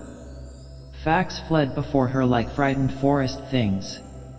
Her white feet trod the huge press at which wise Omar sits, till the seething grape juice rose round her bare limbs in waves of purple bubbles, or crawled in red foam over the vat's black, dripping, sloping sides. It was an extraordinary improvisation. He felt that the eyes of Dorian Gray were fixed on him, and the consciousness that amongst his audience there was one whose temperament he wished to fascinate seemed to give his wit keenness and to lend color to his imagination. He was brilliant, fantastic, irresponsible. He charmed his listeners out of themselves, and they followed his pipe, laughing. Dorian Gray never took his gaze off him, but sat like one under a spell, smiles chasing each other over his lips and wonder growing grave in his darkening eyes. At last, liveried in the costume of the age, reality entered the room in the shape of a servant to tell the Duchess that her carriage was waiting. She wrung her hands in mock despair. How annoying, she cried. I must go. I have to call for my husband at the club, to take him to some absurd meeting at Willis's rooms, where he is going to be in the chair. If I am late he is sure to be furious, and I couldn't have a scene in this bonnet. It is far too fragile. A harsh word would ruin it. No, I must go, dear Agatha. Goodbye, Lord Henry, you are quite delightful and dreadfully demoralizing. I am sure I don't know what to say about your views. You must come and dine with us some night. Tuesday? Are you disengaged Tuesday? For you I would throw over anybody, Duchess, said Lord Henry with a bow. Ah, that is very nice, and very wrong of you, she cried, so mind you come, and she swept out of the room, followed by Lady Agatha and the other ladies. When Lord Henry had sat down again, Mr. Erskine moved round, and taking a chair close to him, placed his hand upon his arm. You talk books away, he said, why don't you write one? I am too fond of reading books to care to write them, Mr. Erskine. I should like to write a novel certainly, a novel that would be as lovely as a Persian carpet and as unreal. But there is no literary public in England for anything except newspapers, primers, and encyclopedias. Of all people in the world the English have the least sense of the beauty of literature. I fear you are right, answered Mr. Erskine. I myself used to have literary ambitions, but I gave them up long ago. And now, my dear young friend, if you will allow me to call you so, may I ask if you really meant all that you said to us at lunch? I quite forget what I said, smiled Lord Henry. Was it all very bad? Very bad indeed. In fact I consider you extremely dangerous, and if anything happens to our good Duchess, we shall all look on you as being primarily responsible. But I should like to talk to you about life. The generation into which I was born was tedious. Some day, when you are tired of London, come down to Treadley and expound to me your philosophy of pleasure over some admirable Burgundy I am fortunate enough to possess. I shall be charmed. A visit to Treadley would be a great privilege. It has a perfect host, and a perfect library. You will complete it, answered the old gentleman with a courteous bow. And now I must bid goodbye to your excellent aunt. I am due at the Athenaeum. It is the hour when we sleep there. All of you, Mr. Erskine. 40 of us, in 40 armchairs. We are practicing for an English Academy of Letters. Lord Henry laughed and rose. I am going to the park, he cried. As he was passing out of the door, Dorian Gray touched him on the arm. Let me come with you, he murmured. But I thought you had promised Basil Hallward to go and see him, answered Lord Henry. I would sooner come with you. Yes, I feel I must come with you. Do let me. And you will promise to talk to me all the time? No one talks so wonderfully as you do. Ah. I have talked quite enough for today, said Lord Henry, smiling. All I want now is to look at life. You may come and look at it with me, if you care to. Chapter 4. One afternoon, a month later, Dorian Gray was reclining in a luxurious armchair, in the little library of Lord Henry's house in Mayfair. It was, in its way, a very charming room, with its high-paneled wainscoting of olive-stained oak, its cream-colored frieze and ceiling of raised plaster work, and its brick-dust felt carpet strewn with silk, long-fringed Persian rugs. On a tiny satin-wood table stood a statuette by Clodion, and beside it lay a copy of Les Cent Nouvelles, bound for Margaret of Valois by Clovis Eve and powdered with the gilt daisies that Queen had selected for her device. Some large blue china jars and parrot tulips were ranged on the mantelshelf, and through the small leaded panes of the window streamed the apricot-colored light of a summer day in London. Lord Henry had not yet come in. He was always late on principle, his principle being that punctuality is the thief of time. So the lad was looking rather sulky, as with listless fingers he turned over the pages of an elaborately illustrated edition of Manon Lescaut that he had found in one of the bookcases. The formal monotonous ticking of the Louis Quatorze clock annoyed him. Once or twice he thought of going away. At last he heard a step outside, and the door opened. "How late you are, Harry," he murmured. "I am afraid it is not Harry, Mr. Gray," answered a shrill voice. He glanced quickly round and rose to his feet. "I beg your pardon. I thought... You thought it was my husband. It is only his wife. You must let me introduce myself. I know you quite well by your photographs. I think my husband has got 17 of them." "Not 17, Lady Henry." "Well, 18, then. And I saw you with him the other night at the opera." She laughed nervously as she spoke, and watched him with her vague forget-me-not eyes. She was a curious woman, whose dresses always looked as if they had been designed in a rage and put on in a tempest. She was usually in love with somebody, and, as her passion was never returned, she had kept all her illusions. She tried to look picturesque, but only succeeded in being untidy. Her name was Victoria, and she had a perfect mania for going to church. That was at Lohengrin, Lady Henry, I think. Yes, it was at dear Lohengrin. I like Wagner's music better than anybody's. It is so loud that one can talk the whole time without other people hearing what one says. That is a great advantage, don't you think so, Mr. Gray?" The same nervous staccato laugh broke from her thin lips, and her fingers began to play with a long tortoise-shell paper knife. Dorian smiled and shook his head. "I am afraid I don't think so, Lady Henry. I never talk during music, at least, during good music. If one hears bad music, it is one's duty to drown it in conversation." "Ah, that is one of Harry's views, isn't it, Mr. Gray?" "I always hear Harry's views from his friends. It is the only way I get to know of them. But you must not think I don't like good music. I adore it, but I am afraid of it. It makes me too romantic. I have simply worshipped pianists 2 at a time, sometimes, Harry tells me. I don't know what it is about them. Perhaps it is that they are foreigners. They all are, ain't they? Even those that are born in England become foreigners after a time, don't they? It is so clever of them, and such a compliment to art. Makes it quite cosmopolitan, doesn't it? You have never been to any of my parties, have you, Mr. Gray? You must come. I can't afford orchids, but I spare no expense in foreigners.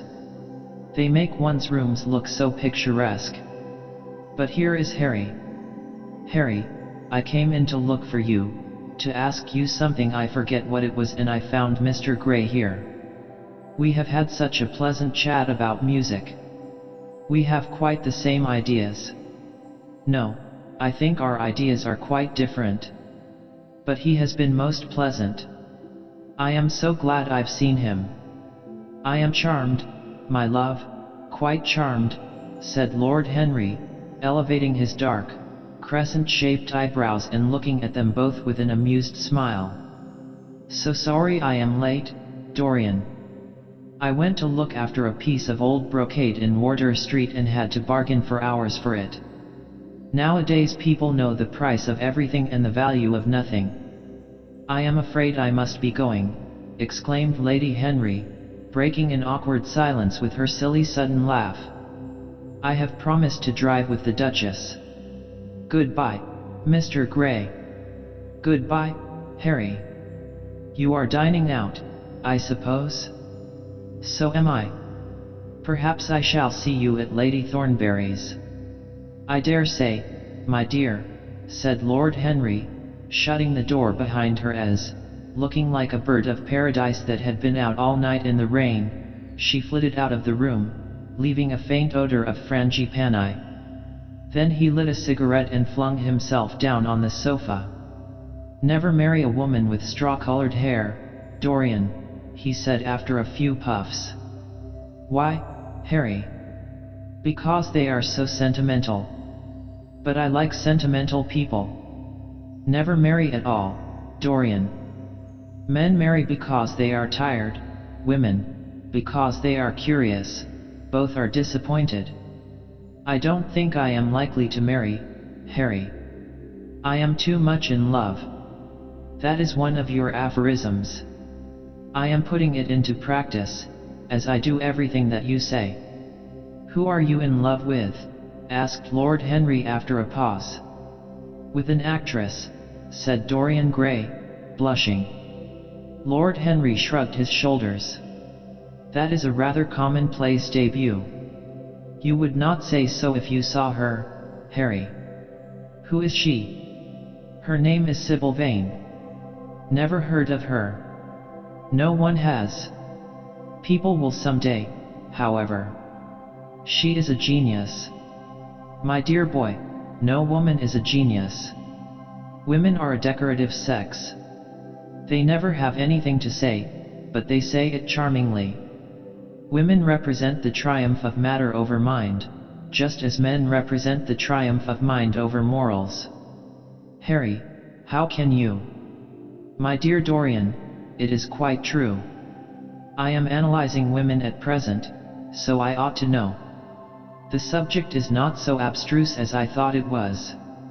I find that, ultimately, there are only two kinds of women, the plain and the colored. The plain women are very useful. If you want to gain a reputation for respectability, you have merely to take them down to supper. The other women are very charming. They commit one mistake, however. They paint in order to try and look young. Our grandmothers painted in order to try and talk brilliantly. Rouge and esprit used to go together. That is all over now. As long as a woman can look 10 years younger than her own daughter, she is perfectly satisfied. As for conversation, there are only 5 women in London worth talking to, and 2 of these can't be admitted into decent society. However, tell me about your genius. How long have you known her?" "Ah, Harry, your views terrify me." "Never mind that. How long have you known her?" "About 3 weeks." "And where did you come across her?" "I will tell you, Harry, but you mustn't be unsympathetic about it. After all, it never would have happened if I had not met you. You filled me with a wild desire to know everything about life.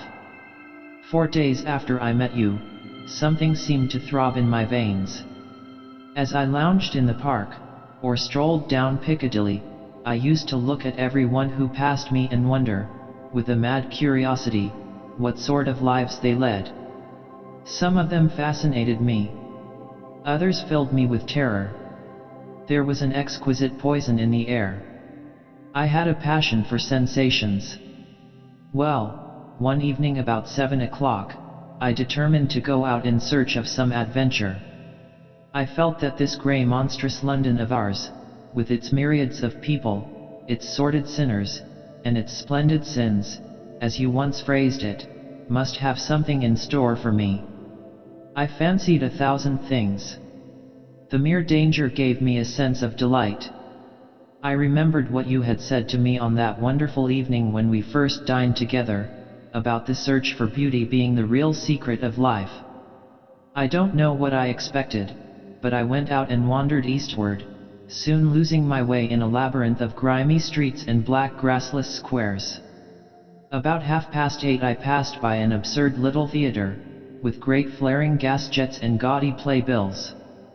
A hideous Jew, in the most amazing waistcoat I ever beheld in my life, was standing at the entrance, smoking a vile cigar.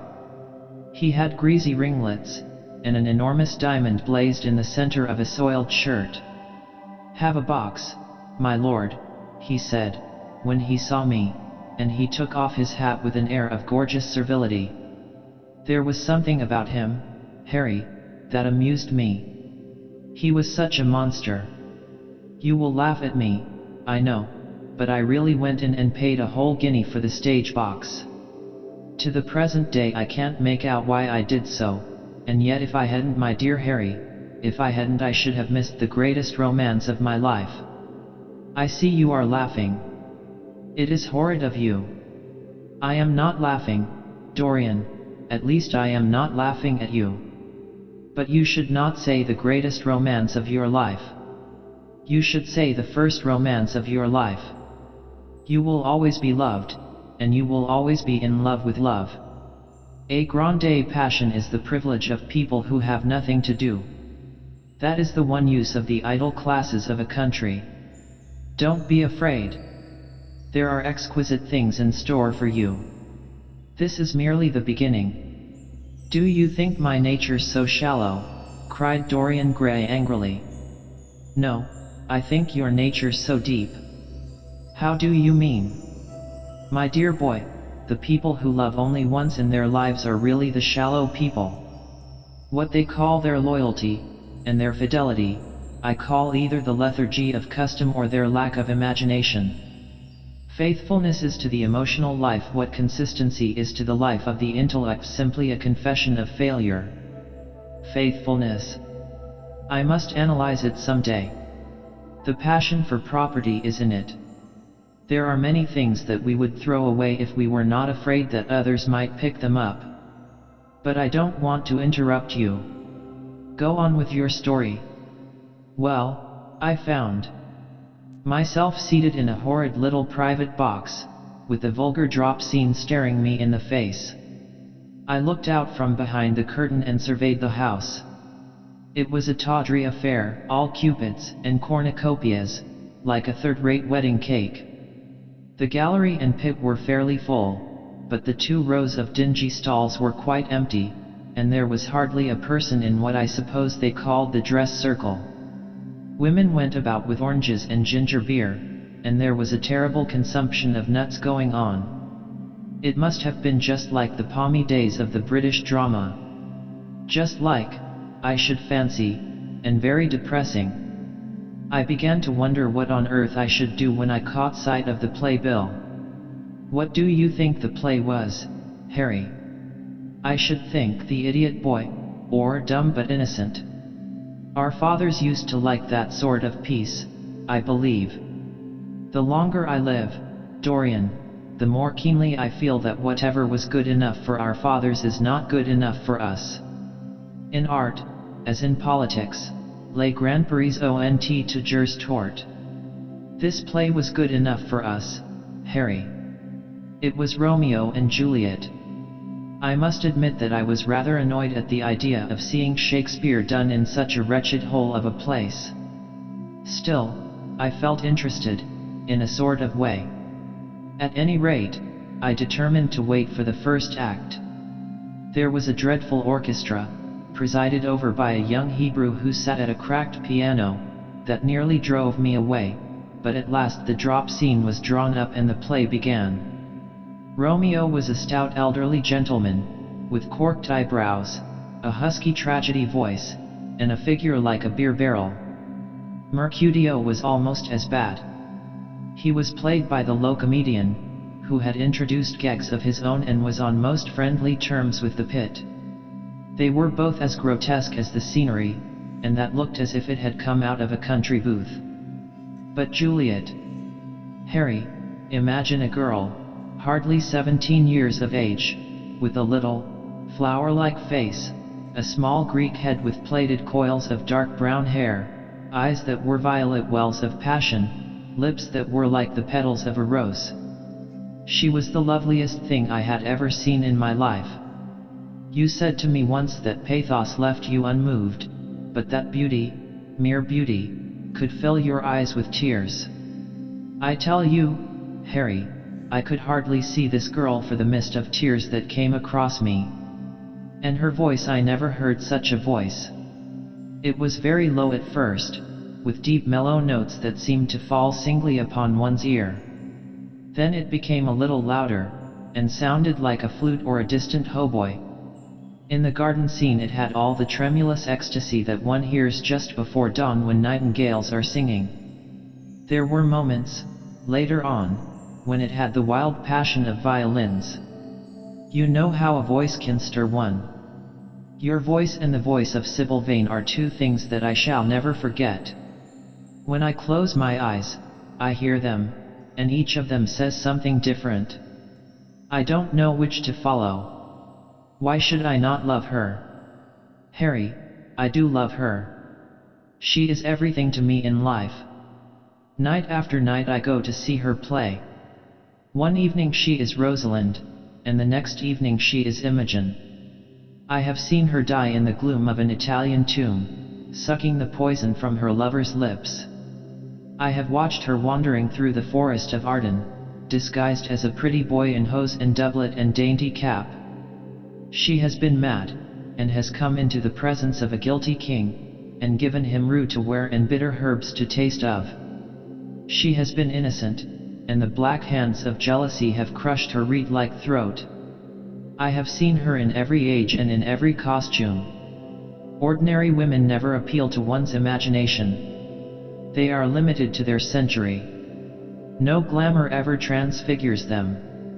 One knows their minds as easily as one knows their bonnets. One can always find them. There is no mystery in any of them. They ride in the park in the morning and chatter at tea parties in the afternoon. They have their stereotyped smile and their fashionable manner. They are quite obvious. But an actress. How different an actress is. Harry. Why didn't you tell me that the only thing worth loving is an actress? Because I have loved so many of them, Dorian. Oh, yes, horrid people with dyed hair and painted faces. Don't run down dyed hair and painted faces. There is an extraordinary charm in them, sometimes, said Lord Henry. I wish now I had not told you about Sybil Vane. You could not have helped telling me, Dorian. All through your life you will tell me everything you do. Yes, Harry, I believe that is true. I cannot help telling you things. You have a curious influence over me. If I ever did a crime, I would come and confess it to you. You would understand me. People like you, the willful sunbeams of life, don't commit crimes, Dorian. But I am much obliged for the compliment, all the same. And now tell me, reach me the matches, like a good boy. Thanks. What are your actual relations with Sybil Vane? Dorian Gray leaped to his feet, with flushed cheeks and burning eyes. Harry. Sybil Vane is sacred. It is only the sacred things that are worth touching, Dorian, said Lord Henry, with a strange touch of pathos in his voice. But why should you be annoyed? I suppose she will belong to you someday. When one is in love, one always begins by deceiving oneself, and one always ends by deceiving others. That is what the world calls a romance. You know her, at any rate, I suppose. Of course I know her. On the first night I was at the theater, the horrid old Jew came round to the box after the performance was over and offered to take me behind the scenes and introduce me to her. I was furious with him, and told him that Juliet had been dead for hundreds of years and that her body was lying in a marble tomb in Verona. I think, from his blank look of amazement, that he was under the impression that I had taken too much champagne, or something. I am not surprised. Then he asked me if I wrote for any of the newspapers. I told him I never even read them. He seemed terribly disappointed at that, and confided to me that all the dramatic critics were in a conspiracy against him, and that they were every one of them to be bought. I should not wonder if he was quite right there. But, on the other hand, judging from their appearance, most of them cannot be at all expensive. Well, he seemed to think they were beyond his means, laughed Dorian. By this time, however, the lights were being put out in the theater, and I had to go.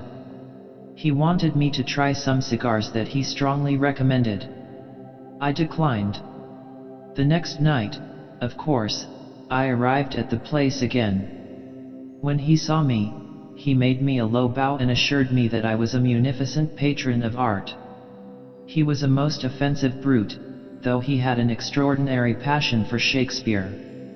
He told me once, with an air of pride, that his 5 bankruptcies were entirely due to the bard, as he insisted on calling him. He seemed to think it a distinction.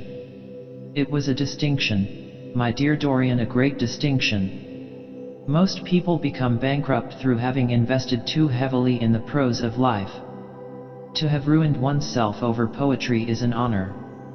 But when did you first speak to Miss Sybil Vane? The 3rd night. She had been playing Rosalind. I could not help going round. I had thrown her some flowers, and she had looked at me, at least I fancied that she had. The old Jew was persistent. He seemed determined to take me behind, so I consented. It was curious my not wanting to know her, wasn't it? No, I don't think so. My dear Harry, why? I will tell you some other time. Now I want to know about the girl. Sybil? Oh, she was so shy and so gentle. There is something of a child about her. Her eyes opened wide in exquisite wonder when I told her what I thought of her performance, and she seemed quite unconscious of her power. I think we were both rather nervous. The old Jew stood grinning at the doorway of the dusty green room, making elaborate speeches about us both, while we stood looking at each other like children. He would insist on calling me my lord, so I had to assure Sybil that I was not anything of the kind. She said quite simply to me, "You look more like a prince." I must call you Prince Charming. Upon my word, Dorian, Miss Sybil knows how to pay compliments. You don't understand her, Harry. She regarded me merely as a person in a play. She knows nothing of life. She lives with her mother, a faded tired woman who played Lady Capulet in a sort of magenta dressing wrapper on the first night, and looks as if she had seen better days. I know that look. It depresses me, murmured Lord Henry, examining his rings. The Jew wanted to tell me her history, but I said it did not interest me. You were quite right. There is always something infinitely mean about other people's tragedies. Sybil is the only thing I care about. What is it to me where she came from? From her little head to her little feet, she is absolutely and entirely divine. Every night of my life I go to see her act, and every night she is more marvelous. That is the reason, I suppose, that you never dine with me now. I thought you must have some curious romance on hand. You have, but it is not quite what I expected.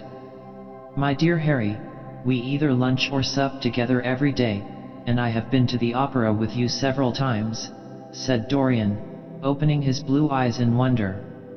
You always come dreadfully late.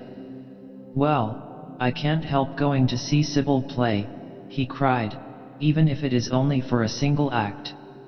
I get hungry for her presence, and when I think of the wonderful soul that is hidden away in that little ivory body, I am filled with awe. You can dine with me tonight, Dorian, can't you? He shook his head. Tonight she is Imogen, he answered, and tomorrow night she will be Juliet. When is she Sybil Vane? Never. I congratulate you. How horrid you are. She is all the great heroines of the world in one. She is more than an individual. You laugh, but I tell you she has genius. I love her, and I must make her love me. You, who know all the secrets of life, tell me how to charm Sybil Vane to love me. I want to make Romeo jealous. I want the dead lovers of the world to hear our laughter and grow sad. I want a breath of our passion to stir their dust into consciousness, to wake their ashes into pain. My God, Harry, how I worship her. He was walking up and down the room as he spoke. Hectic spots of red burned on his cheeks. He was terribly excited. Lord Henry watched him with a subtle sense of pleasure. How different he was now from the shy, frightened boy he had met in Basil Hallward's studio. His nature had developed like a flower, had borne blossoms of scarlet flame. Out of its secret hiding place had crept his soul, and desire had come to meet it on the way. "And what do you propose to do?" said Lord Henry at last. "I want you and Basil to come with me some night and see her act. I have not the slightest fear of the result. You are certain to acknowledge her genius. Then we must get her out of the Jew's hands. She is bound to him for 3 years, at least for 2 years and 8 months from the present time. I shall have to pay him something, of course. When all that is settled, I shall take a West End theatre and bring her out properly. She will make the world as mad as she has made me." "That would be impossible, my dear boy." "Yes, she will. She has not merely art, consummate art instinct, in her, but she has personality also, and you have often told me that it is personalities, not principles, that move the age. Well, what night shall we go? Let me see. Today is Tuesday. Let us fix tomorrow.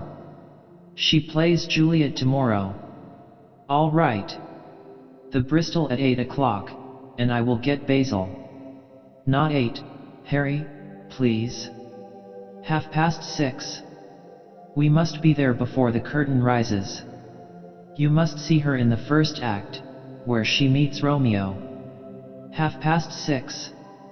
What an hour. It will be like having a meat tea, or reading an English novel. It must be 7. No gentleman dines before 7. Shall you see Basil between this and then? Or shall I write to him? Dear Basil, I have not laid eyes on him for a week. It is rather horrid of me, as he has sent me my portrait in the most wonderful frame, specially designed by himself, and, though I am a little jealous of the picture for being a whole month younger than I am, I must admit that I delight in it. Perhaps you had better write to him. I don't want to see him alone. He says things that annoy me. He gives me good advice." Lord Henry smiled. "People are very fond of giving away what they need most themselves. It is what I call the depth of generosity. Oh, Basil is the best of fellows, but he seems to me to be just a bit of a Philistine. Since I have known you, Harry, I have discovered that Basil, my dear boy, puts everything that is charming in him into his work. The consequence is that he has nothing left for life but his prejudices, his principles, and his common sense. The only artists I have ever known who are personally delightful are bad artists. Good artists exist simply in what they make, and consequently are perfectly uninteresting in what they are. A great poet, a really great poet, is the most unpoetical of all creatures. But inferior poets are absolutely fascinating. The worse their rhymes are, the more picturesque they look. The mere fact of having published a book of second-rate sonnets makes a man quite irresistible. He lives the poetry that he cannot write. The others write the poetry that they dare not realize. I wonder, is that really so, Harry? Said Dorian Gray, putting some perfume on his handkerchief out of a large, gold-topped bottle that stood on the table. It must be, if you say it. And now I am off. Imogen is waiting for me. Don't forget about tomorrow. Goodbye. As he left the room, Lord Henry's heavy eyelids drooped, and he began to think. Certainly few people had ever interested him so much as Dorian Gray, and yet the lad's mad adoration of someone else caused him not the slightest pang of annoyance or jealousy. He was pleased by it. It made him a more interesting study. He had been always enthralled by the methods of natural science, but the ordinary subject matter of that science had seemed to him trivial and of no import. And so he had begun by vivisecting himself, as he had ended by vivisecting others. Human life, that appeared to him the one thing worth investigating. Compared to it there was nothing else of any value. It was true that as one watched life in its curious crucible of pain and pleasure, one could not wear over one's face a mask of glass, nor keep the sulphurous fumes from troubling the brain and making the imagination turbid with monstrous fancies and misshapen dreams. There were poisons so subtle that to know their properties one had to sicken of them. There were maladies so strange that one had to pass through them if one sought to understand their nature. And, yet, what a great reward one received! How wonderful the whole world became to one! To note the curious hard logic of passion, and the emotional colored life of the intellect, to observe where they met, and where they separated, at what point they were in unison, and at what point they were at discord, there was a delight in that. What matter what the cost was? One could never pay too high a price for any sensation. He was conscious, and the thought brought a gleam of pleasure into his brown agate eyes, that it was through certain words of his, musical words said with musical utterance, that Dorian Gray's soul had turned to this white girl and bowed in worship before her. To a large extent the lad was his own creation. He had made him premature. That was something. Ordinary people waited till life disclosed to them its secrets, but to the few, to the elect, the mysteries of life were revealed before the veil was drawn away. Sometimes this was the effect of art, and chiefly of the art of literature, which dealt immediately with the passions and the intellect. But now and then a complex personality took the place and assumed the office of art, was indeed, in its way, a real work of art, life having its elaborate masterpieces, just as poetry has, or sculpture, or painting. Yes, the lad was premature. He was gathering his harvest while it was yet spring. The pulse and passion of youth were in him, but he was becoming self-conscious. It was delightful to watch him. With his beautiful face, and his beautiful soul, he was a thing to wonder at. It was no matter how it all ended, or was destined to end. He was like one of those gracious figures in a pageant or a play, whose joys seem to be remote from one, but whose sorrows stir one's sense of beauty, and whose wounds are like red roses. Soul and body, body and soul, how mysterious they were! There was animalism in the soul, and the body had its moments of spirituality. The senses could refine, and the intellect could degrade. Who could say where the fleshly impulse ceased, or the psychical impulse began? How shallow were the arbitrary definitions of ordinary psychologists! And yet how difficult to decide between the claims of the various schools. Was the soul a shadow seated in the house of sin? Or was the body really in the soul, as Giordano Bruno thought? The separation of spirit from matter was a mystery, and the union of spirit with matter was a mystery also. He began to wonder whether we could ever make psychology so absolute a science that each little spring of life would be revealed to us. As it was, we always misunderstood ourselves and rarely understood others. Experience was of no ethical value. It was merely the name men gave to their mistakes. Moralists had, as a rule, regarded it as a mode of warning, had claimed for it a certain ethical efficacy in the formation of character, had praised it as something that taught us what to follow and showed us what to avoid. But there was no motive power in experience. It was as little of an active cause as conscience itself. All that it really demonstrated was that our future would be the same as our past, and that the sin we had done once, and with loathing, we would do many times, and with joy. It was clear to him that the experimental method was the only method by which one could arrive at any scientific analysis of the passions, and certainly Dorian Gray was a subject made to his hand, and seemed to promise rich and fruitful results. His sudden mad love for Sybil Vane was a psychological phenomenon of no small interest.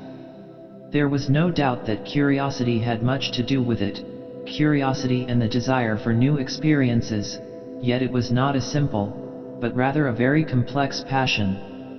What there was in it of the purely sensuous instinct of boyhood had been transformed by the workings of the imagination, changed into something that seemed to the lad himself to be remote from sense, and was for that very reason all the more dangerous. It was the passions about whose origin we deceived ourselves that tyrannized most strongly over us. Our weakest motives were those of whose nature we were conscious. It often happened that when we thought we were experimenting on others, we were really experimenting on ourselves. While Lord Henry sat dreaming on these things, a knock came to the door, and his valet entered and reminded him it was time to dress for dinner. He got up and looked out into the street. The sunset had smitten into scarlet gold the upper windows of the houses opposite. The panes glowed like plates of heated metal. The sky above was like a faded rose. He thought of his friend's young fiery-colored life and wondered how it was all going to end. When he arrived home, about 12:30, he saw a telegram lying on the hall table. He opened it and found it was from Dorian Gray. It was to tell him that he was engaged to be married to Sybil Vane. Chapter 5. "Mother, mother, I am so happy," whispered the girl, burying her face in the lap of the faded, tired-looking woman who, with back turned to the shrill intrusive light, was sitting in the one armchair that their dingy sitting room contained. "I am so happy," she repeated, "and you must be happy, too." Mrs. Vane winced and put her thin, bismuth-whitened hands on her daughter's head. "Happy," she echoed. "I am only happy, Sybil, when I see you act. You must not think of anything but your acting. Mr. Isaacs has been very good to us, and we owe him money." The girl looked up and pouted. "Money, mother," she cried, "what does money matter? Love is more than money. Mr. Isaacs has advanced us £50 to pay off our debts and to get a proper outfit for James. You must not forget that, Sybil. £50 is a very large sum. Mr. Isaacs has been most considerate.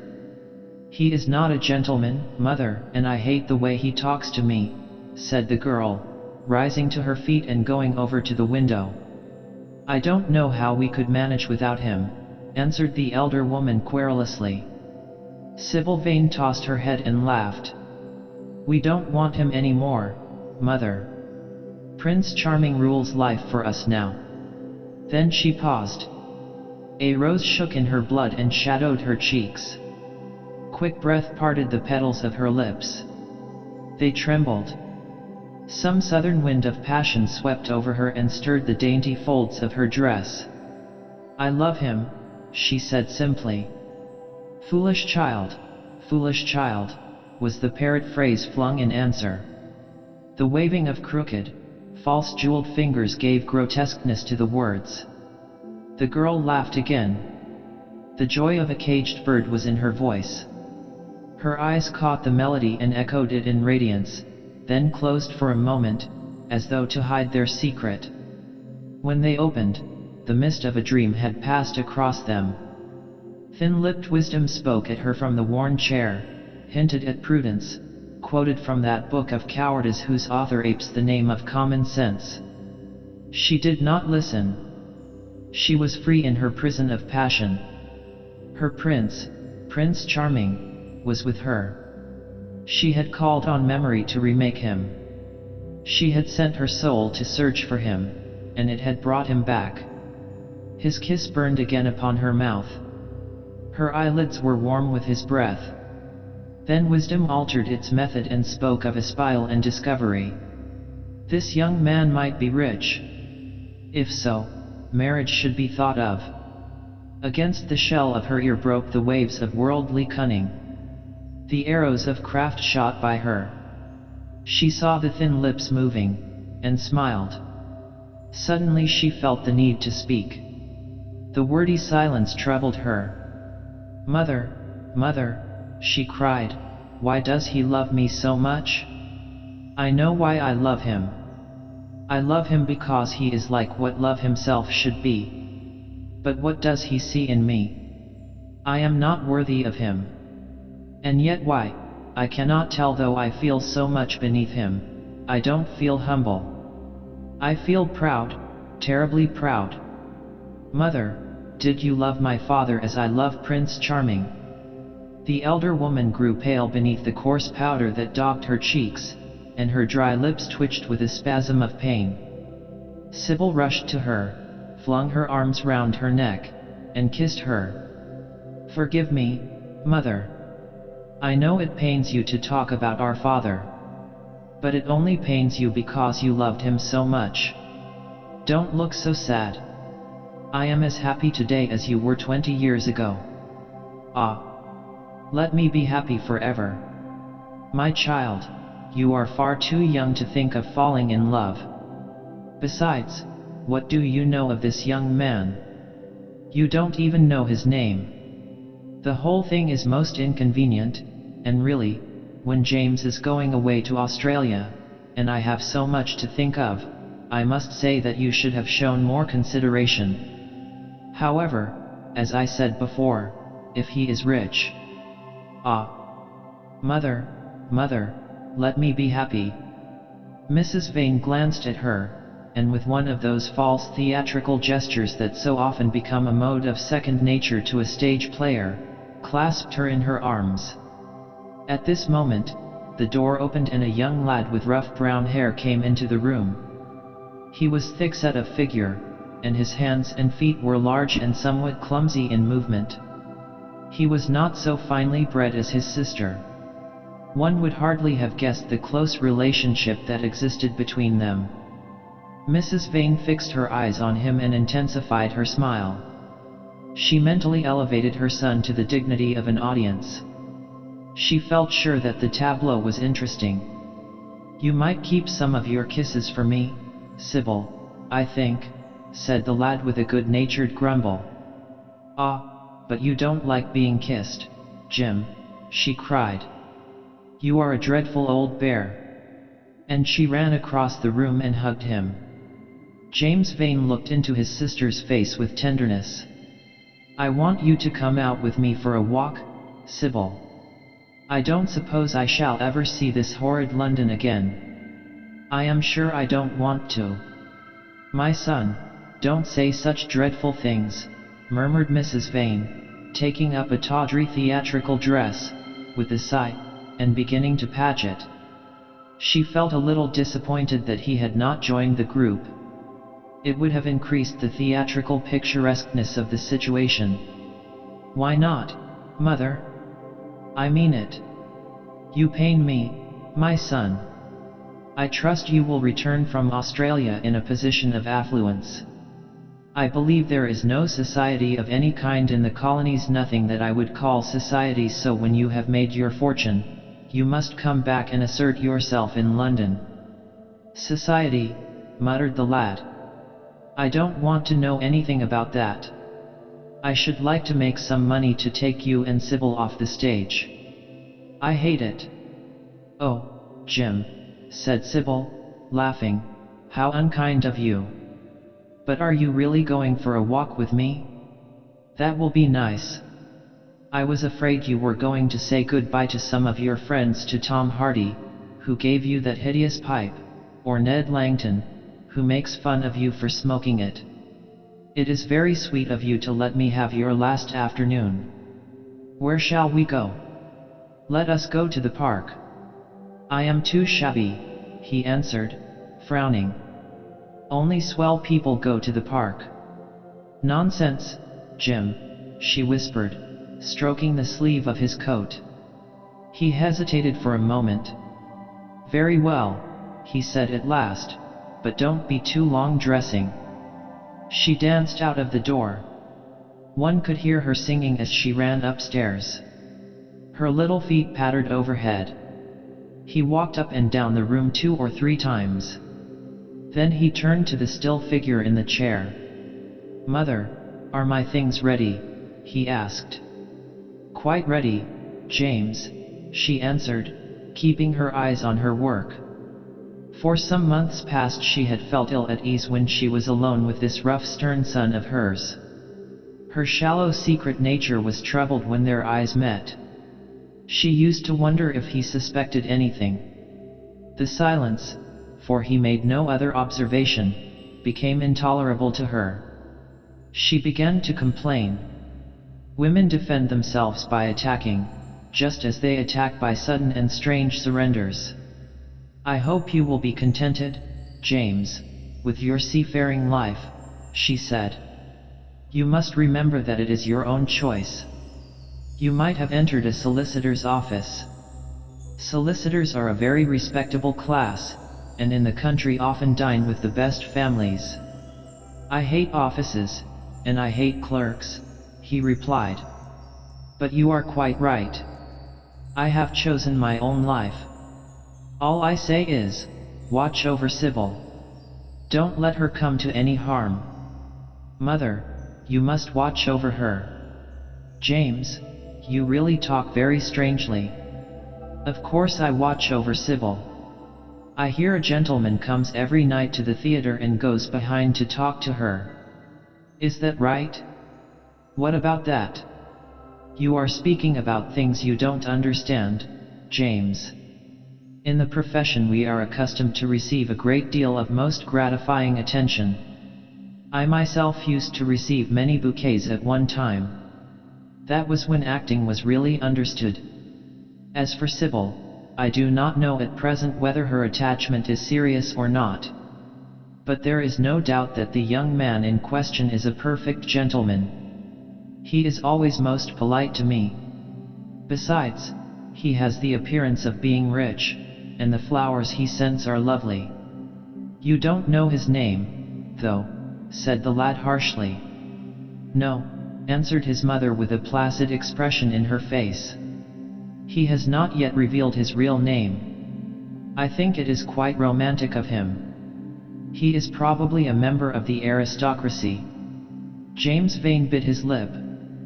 Watch over Sybil, mother, he cried, watch over her. My son, you distress me very much. Sybil is always under my special care. Of course, if this gentleman is wealthy, there is no reason why she should not contract an alliance with him. I trust he is one of the aristocracy. He has all the appearance of it, I must say. It might be a most brilliant marriage for Sybil. They would make a charming couple.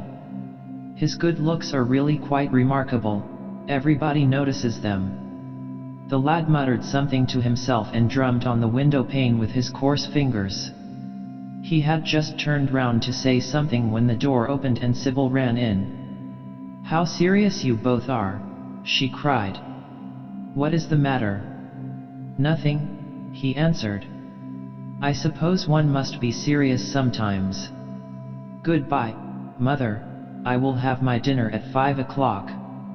Everything is packed, except my shirts, so you need not trouble. Goodbye, my son, she answered with a bow of strained stateliness. She was extremely annoyed at the tone he had adopted with her, and there was something in his look that had made her feel afraid. Kiss me, mother, said the girl. Her flower-like lips touched the withered cheek and warmed its frost. My child, cried Mrs. Vane, looking up to the ceiling in search of an imaginary gallery. Come, Sybil, said her brother impatiently. He hated his mother's affectations. They went out into the flickering, wind-blown sunlight and strolled down the dreary Euston Road. The passers-by glanced in wonder at the sullen heavy youth who, in coarse, ill-fitting clothes, was in the company of such a graceful, refined-looking girl. He was like a common gardener walking with a rose. Jim frowned from time to time when he caught the inquisitive glance of some stranger. He had that dislike of being stared at, which comes on geniuses late in life and never leaves the commonplace. Sybil, however, was quite unconscious of the effect she was producing. Her love was trembling in laughter on her lips. She was thinking of Prince Charming, and, that she might think of him all the more, she did not talk of him, but prattled on about the ship in which Jim was going to sail, about the gold he was certain to find, about the wonderful heiress whose life he was to save from the wicked, red-shirt bushrangers. For he was not to remain a sailor, or a supercargo, or whatever he was going to be. Oh, no. A sailor's existence was dreadful. Fancy being cooped up in a horrid ship, with the hoarse, hump-backed waves trying to get in, and a black wind blowing the masts down and tearing the sails into long screaming ribbons. He was to leave the vessel at Melbourne, bid a polite goodbye to the captain, and go off at once to the gold fields. Before a week was over he was to come across a large nugget of pure gold, the largest nugget that had ever been discovered, and bring it down to the coast in a wagon guarded by 6 mounted policemen. The bushrangers were to attack them 3 times, and be defeated with immense slaughter. Or, no. He was not to go to the gold fields at all. They were horrid places, where men got intoxicated, and shot each other in bar rooms, and used bad language.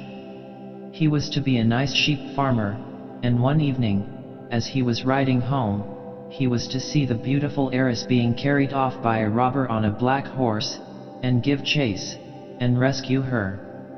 Of course, she would fall in love with him, and he with her, and they would get married, and come home, and live in an immense house in London.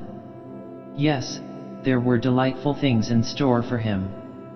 But he must be very good, and not lose his temper, or spend his money foolishly. She was only a year older than he was, but she knew so much more of life. He must be sure, also, to write to her by every mail, and to say his prayers each night before he went to sleep. God was very good, and would watch over him. She would pray for him, too, and in a few years he would come back quite rich and happy. The lad listened sulkily to her and made no answer. He was heartsick at leaving home. Yet it was not this alone that made him gloomy and morose. Inexperienced though he was, he had still a strong sense of the danger of Sybil's position. This young dandy who was making love to her could mean her no good. He was a gentleman, and he hated him for that, hated him through some curious race instinct for which he could not account, and which for that reason was all the more dominant within him. He was conscious also of the shallowness and vanity of his mother's nature, and in that saw infinite peril for Sybil and Sybil's happiness. Children begin by loving their parents. As they grow older they judge them, sometimes they forgive them. His mother. He had something on his mind to ask of her, something that he had brooded on for many months of silence. A chance phrase that he had heard at the theater, a whispered sneer that had reached his ears one night as he waited at the stage door, had set loose a train of horrible thoughts. He remembered it as if it had been the lash of a hunting crop across his face. His brows knit together into a wedge-like furrow, and with a twitch of pain he bit his underlip. "You are not listening to a word I am saying, Jim," cried Sybil, "and I am making the most delightful plans for your future. Do say something." "What do you want me to say?" "Oh, that you will be a good boy and not forget us," she answered, smiling at him. He shrugged his shoulders. "You are more likely to forget me than I am to forget you, Sybil." She flushed. "What do you mean, Jim?" she asked. "You have a new friend, I hear. Who is he? Why have you not told me about him? He means you no good." "Stop, Jim," she exclaimed. "You must not say anything against him. I love him." "Why, you don't even know his name," answered the lad. "Who is he?" "I have a right to know. He is called Prince Charming. Don't you like the name?" "Oh, you silly boy. You should never forget it. If you only saw him, you would think him the most wonderful person in the world. Some day you will meet him when you come back from Australia. You will like him so much. Everybody likes him, and I love him. I wish you could come to the theater tonight. He is going to be there, and I am to play Juliet. Oh, how I shall play it. Fancy, Jim, to be in love and play Juliet. To have him sitting there. To play for his delight. I am afraid I may frighten the company, frighten or enthrall them. To be in love is to surpass oneself. Poor dreadful Mr. Isaacs will be shouting genius to his loafers at the bar. He has preached me as a dogma, tonight he will announce me as a revelation. I feel it. And it is all his only, Prince Charming, my wonderful lover, my God of graces. But I am poor beside him. Poor? What does that matter? When poverty creeps in at the door, love flies in through the window. Our proverbs want rewriting. They were made in winter, and it is summer now, springtime for me, I think, a very dance of blossoms and blue skies. He is a gentleman, said the lad sullenly. A prince, she cried musically. What more do you want? He wants to enslave you. I shudder at the thought of being free. I want you to beware of him. To see him is to worship him, to know him is to trust him. Sybil, you are mad about him. She laughed and took his arm. You dear old Jim, you talk as if you were 100. Some day you will be in love yourself. Then you will know what it is. Don't look so sulky. Surely you should be glad to think that, though you are going away, you leave me happier than I have ever been before. Life has been hard for us both, terribly hard and difficult. But it will be different now.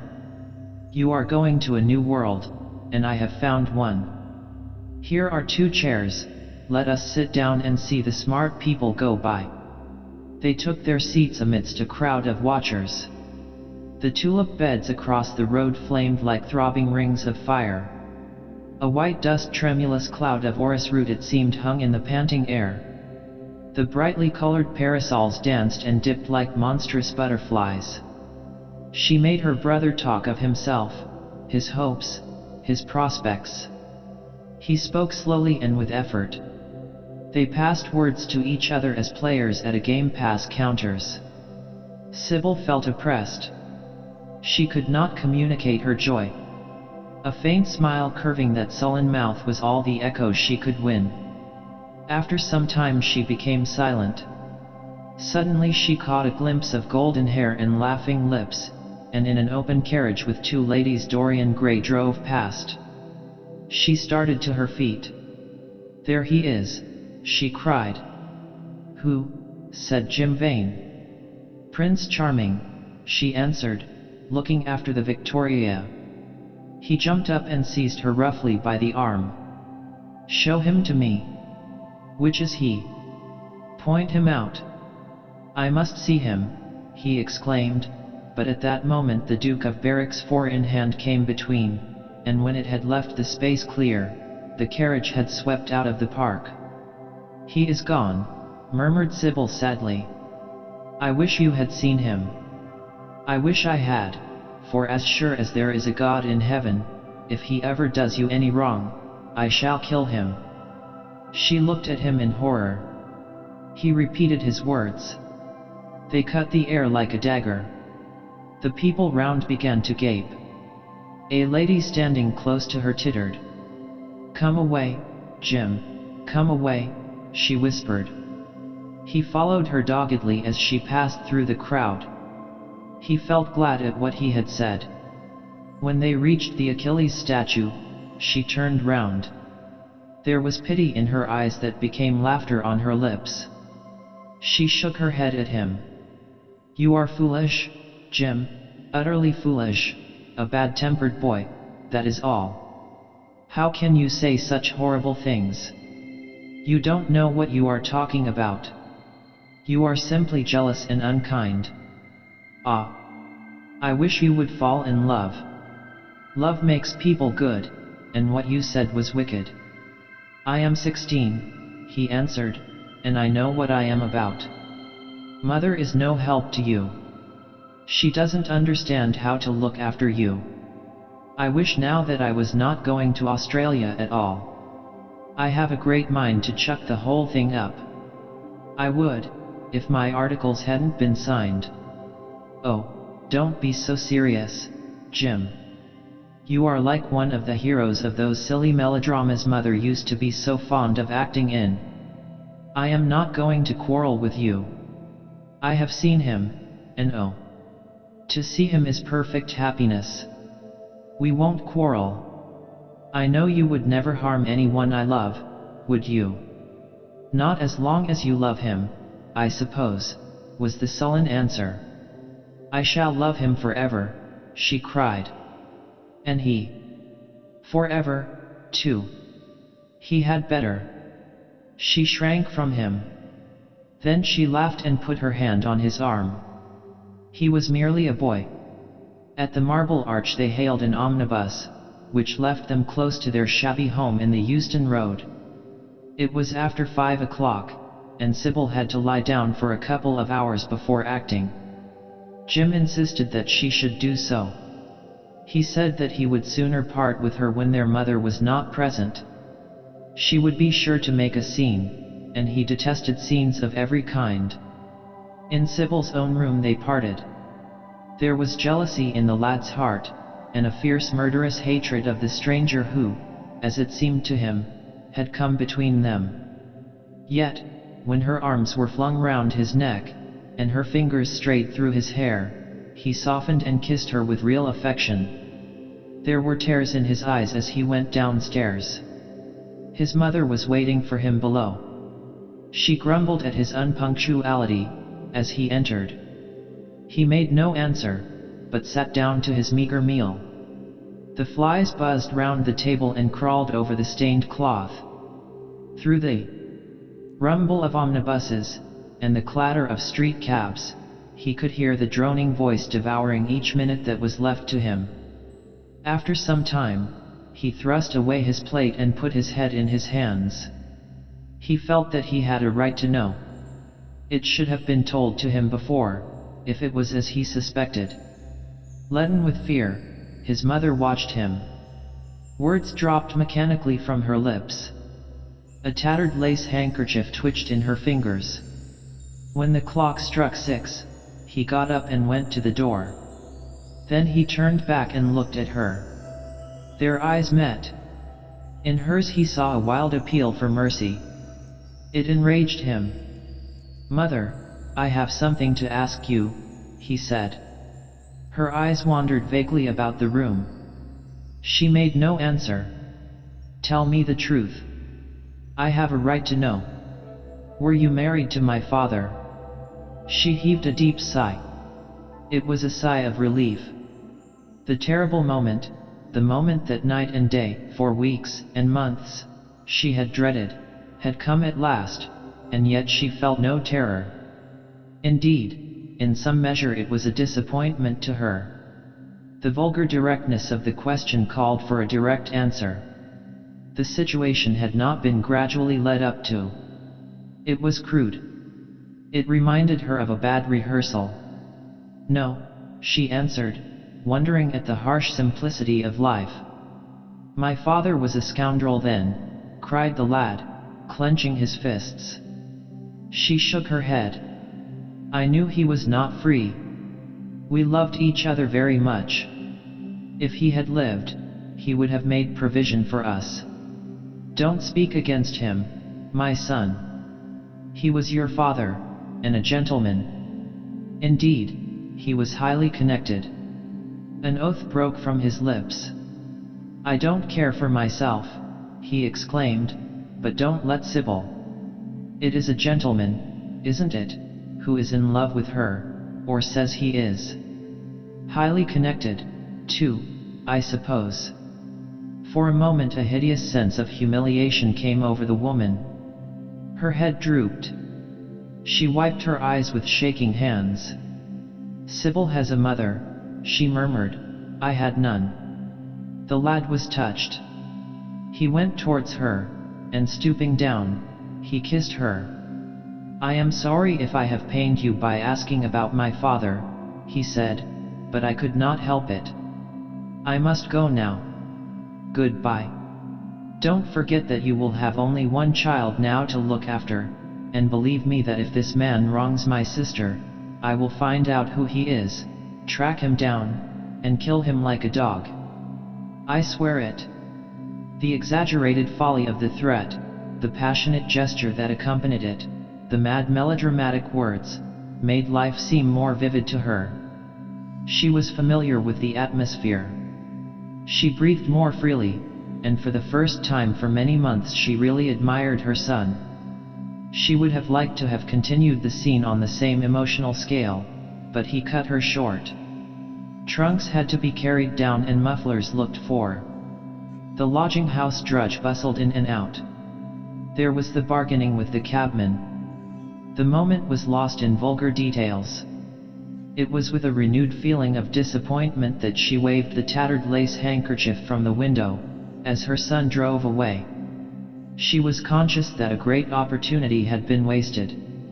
She consoled herself by telling Sybil how desolate she felt her life would be, now that she had only one child to look after. She remembered the phrase.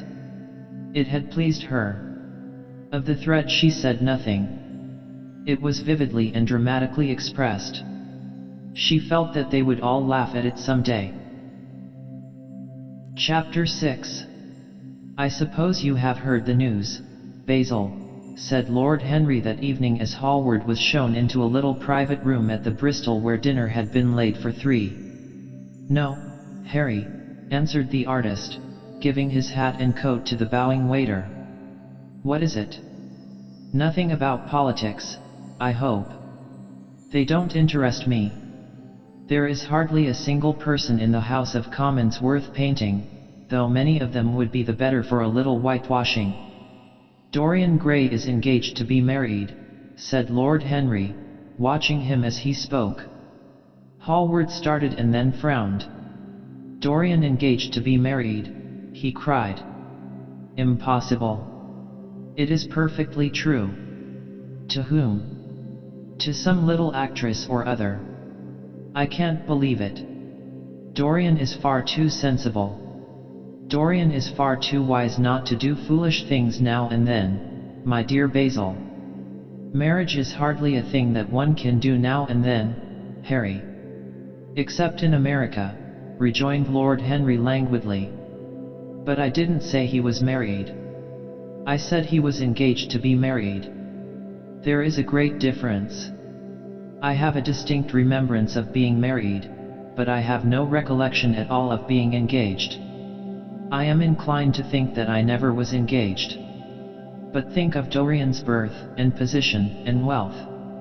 It would be absurd for him to marry so much beneath him. If you want to make him marry this girl, tell him that, Basil. He is sure to do it, then. Whenever a man does a thoroughly stupid thing, it is always from the noblest motives. I hope the girl is good, Harry. I don't want to see Dorian tied to some vile creature, who might degrade his nature and ruin his intellect." "Oh, she is better than good, she is beautiful," murmured Lord Henry, sipping a glass of vermouth and orange bitters. "Dorian says she is beautiful, and he is not often wrong about things of that kind. Your portrait of him has quickened his appreciation of the personal appearance of other people.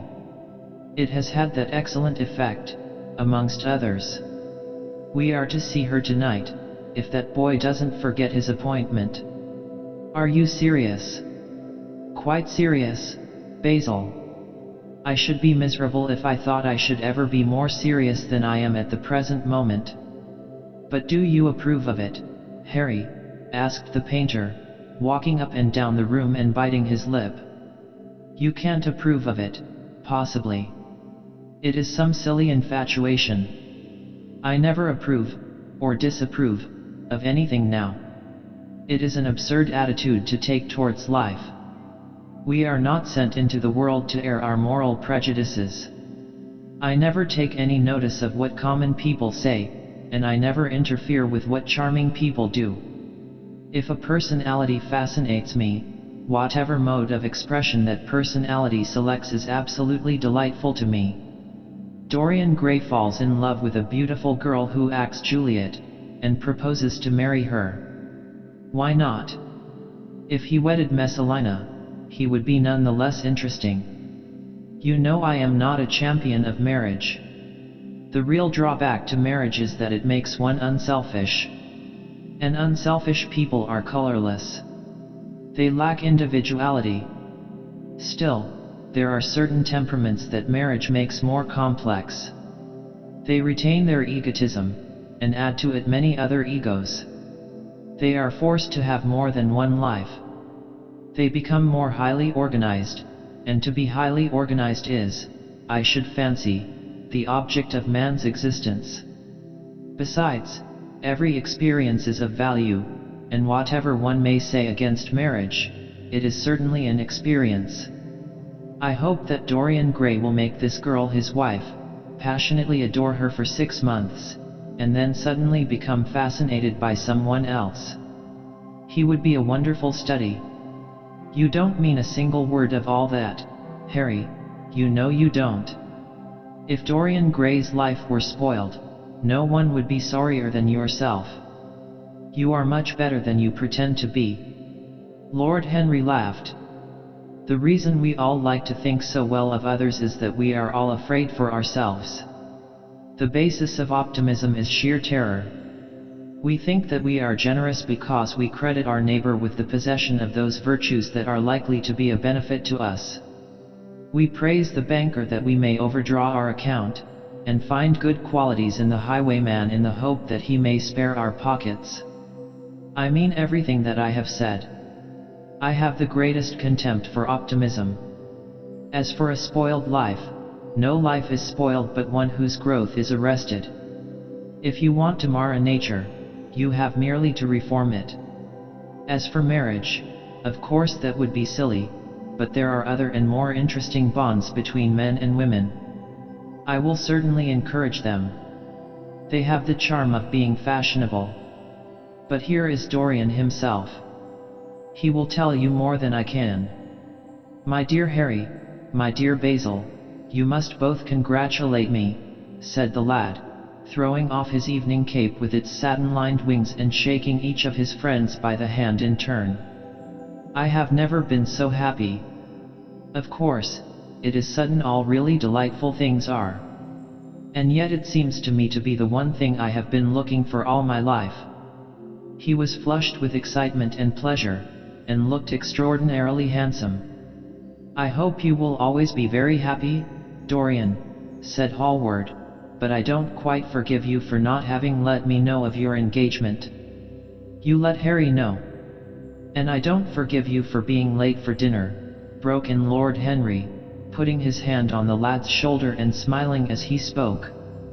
Come, let us sit down and try what the new chef here is like, and then you will tell us how it all came about.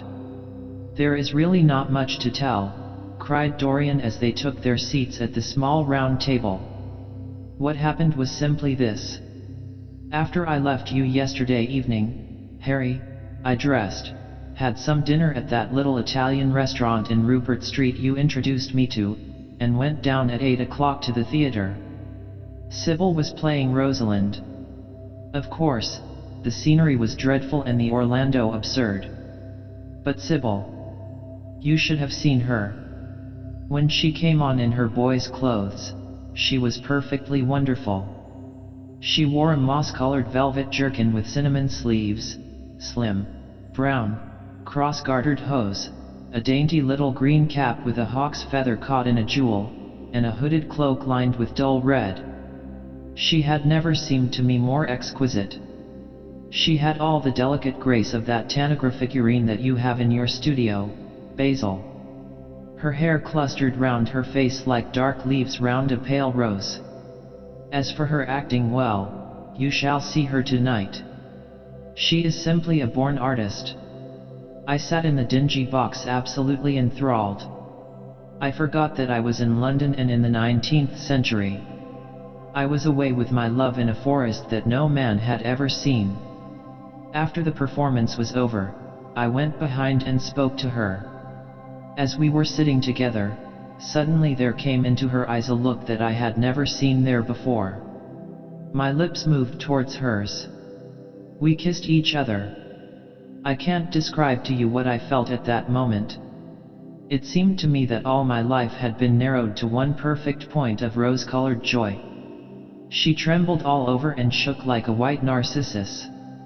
Then she flung herself on her knees and kissed my hands. I feel that I should not tell you all this, but I can't help it. Of course, our engagement is a dead secret.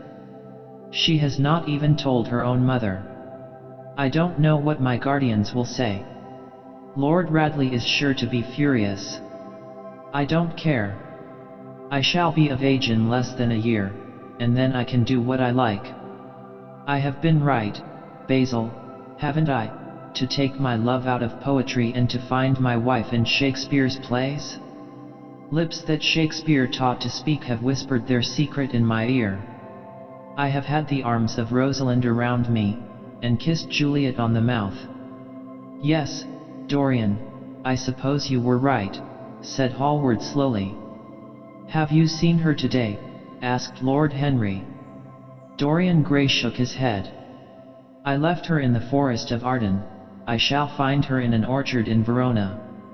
Lord Henry sipped his champagne in a meditative manner.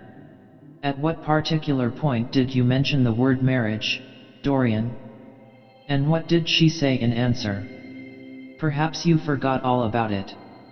My dear Harry, I did not treat it as a business transaction, and I did not make any formal proposal. I told her that I loved her, and she said she was not worthy to be my wife. Not worthy? Why, the whole world is nothing to me compared with her. Women are wonderfully practical, murmured Lord Henry, much more practical than we are. In situations of that kind we often forget to say anything about marriage, and they always remind us. Hallward laid his hand upon his arm. Don't, Harry. You have annoyed Dorian. He is not like other men. He would never bring misery upon anyone. His nature is too fine for that. Lord Henry looked across the table. Dorian is never annoyed with me, he answered. I asked the question for the best reason possible, for the only reason, indeed, that excuses one for asking any question, simple curiosity. I have a theory that it is always the women who propose to us, and not we who propose to the women. Except, of course, in middle-class life. But then the middle classes are not modern. Dorian Gray laughed, and tossed his head. You are quite incorrigible, Harry, but I don't mind. It is impossible to be angry with you. When you see Sybil Vane, you will feel that the man who could wrong her would be a beast without a heart. I cannot understand how anyone can wish to shame the thing he loves. I love Sybil Vane. I want to place her on a pedestal of gold and to see the world worship the woman who is mine. What is marriage? An irrevocable vow. You mock at it for that. Ah. Don't mock. It is an irrevocable vow that I want to take. Her trust makes me faithful, her belief makes me good. When I am with her, I regret all that you have taught me. I become different from what you have known me to be. I am changed. And the mere touch of Sybil Vane's hand makes me forget you and all your wrong, fascinating, poisonous, delightful theories. And those are? Asked Lord Henry, helping himself to some salad. Oh, your theories about life, your theories about love, your theories about pleasure. All your theories, in fact, Harry. Pleasure is the only thing worth having a theory about, he answered in his slow melodious voice. But I am afraid I cannot claim my theory as my own. It belongs to nature, not to me. Pleasure is nature's test, her sign of approval. When we are happy, we are always good, but when we are good, we are not always happy. Ah, "But what do you mean by good?" cried Basil Hallward. "Yes," echoed Dorian, leaning back in his chair and looking at Lord Henry over the heavy clusters of purple-lipped irises that stood in the center of the table. "What do you mean by good, Harry?" "To be good is to be in harmony with oneself," he replied, touching the thin stem of his glass with his pale, fine-pointed fingers. "Discord is to be forced to be in harmony with others. One's own life, that is the important thing. As for the lives of one's neighbors, if one wishes to be a prig or a Puritan, one can flaunt one's moral views about them, but they are not one's concern. Besides, individualism has really the higher aim. Modern morality consists in accepting the standard of one's age. I consider that for any man of culture to accept the standard of his age is a form of the grossest immorality. But, surely, if one lives merely for oneself, Harry, one pays a terrible price for doing so," suggested the painter. "Yes, we are overcharged for everything nowadays. I should fancy that the real tragedy of the poor is that they can afford nothing but self-denial. Beautiful sins, like beautiful things, are the privilege of the rich. One has to pay in other ways but money." "What sort of ways, Basil?" "Oh, I should fancy in remorse, in suffering, in the consciousness of degradation." Lord Henry shrugged his shoulders. "My dear fellow, medieval art is charming, but medieval emotions are out of date. One can use them in fiction, of course. But then the only things that one can use in fiction are the things that one has ceased to use in fact. Believe me, no civilized man ever regrets a pleasure, and no uncivilized man ever knows what a pleasure is." "I know what pleasure is," cried Dorian Gray. "It is to adore someone." "That is certainly better than being adored," he answered, toying with some fruits. "Being adored is a nuisance. Women treat us just as humanity treats its gods. They worship us, and are always bothering us to do something for them. I should have said that whatever they ask for they had first given to us," murmured the lad gravely. "They create love in our natures. They have a right to demand it back." "That is quite true, Dorian," cried Hallward. "Nothing is ever quite true," said Lord Henry. "This is," interrupted Dorian. "You must admit, Harry, that women give to men the very gold of their lives." "Possibly," he sighed, "but they invariably want it back in such very small change. That is the worry. Women, as some witty Frenchman once put it, inspire us with the desire to do masterpieces and always prevent us from carrying them out." "Harry, you are dreadful. I don't know why I like you so much." "You will always like me, Dorian," he replied. "Will you have some coffee, you fellows? Waiter, bring coffee, and fine champagne, and some cigarettes." "No, don't mind the cigarettes, I have some." "Basil, I can't allow you to smoke cigars. You must have a cigarette. A cigarette is the perfect type of a perfect pleasure. It is exquisite, and it leaves one unsatisfied. What more can one want? Yes, Dorian, you will always be fond of me. I represent to you all the sins you have never had the courage to commit." "What nonsense you talk, Harry," cried the lad, taking a light from a fire-breathing silver dragon that the waiter had placed on the table. "Let us go down to the theater. When Sybil comes on the stage you will have a new ideal of life. She will represent something to you that you have never known." "I have known everything," said Lord Henry, with a tired look in his eyes, "but I am always ready for a new emotion. I am afraid, however, that, for me at any rate, there is no such thing. Still, your wonderful girl may thrill me. I love acting. It is so much more real than life. Let us go. Dorian, you will come with me." "I am so sorry, Basil, but there is only room for 2 in the brougham. You must follow us in a hansom." They got up and put on their coats, sipping their coffee standing. The painter was silent and preoccupied. There was a gloom over him. He could not bear this marriage, and yet it seemed to him to be better than many other things that might have happened. After a few minutes, they all passed downstairs. He drove off by himself, as had been arranged, and watched the flashing lights of the little brougham in front of him. A strange sense of loss came over him. He felt that Dorian Gray would never again be to him all that he had been in the past. Life had come between them. His eyes darkened, and the crowded flaring streets became blurred to his eyes. When the cab drew up at the theater, it seemed to him that he had grown years older. Chapter 7. For some reason or other, the house was crowded that night, and the fat Jew manager who met them at the door was beaming from ear to ear with an oily tremulous smile.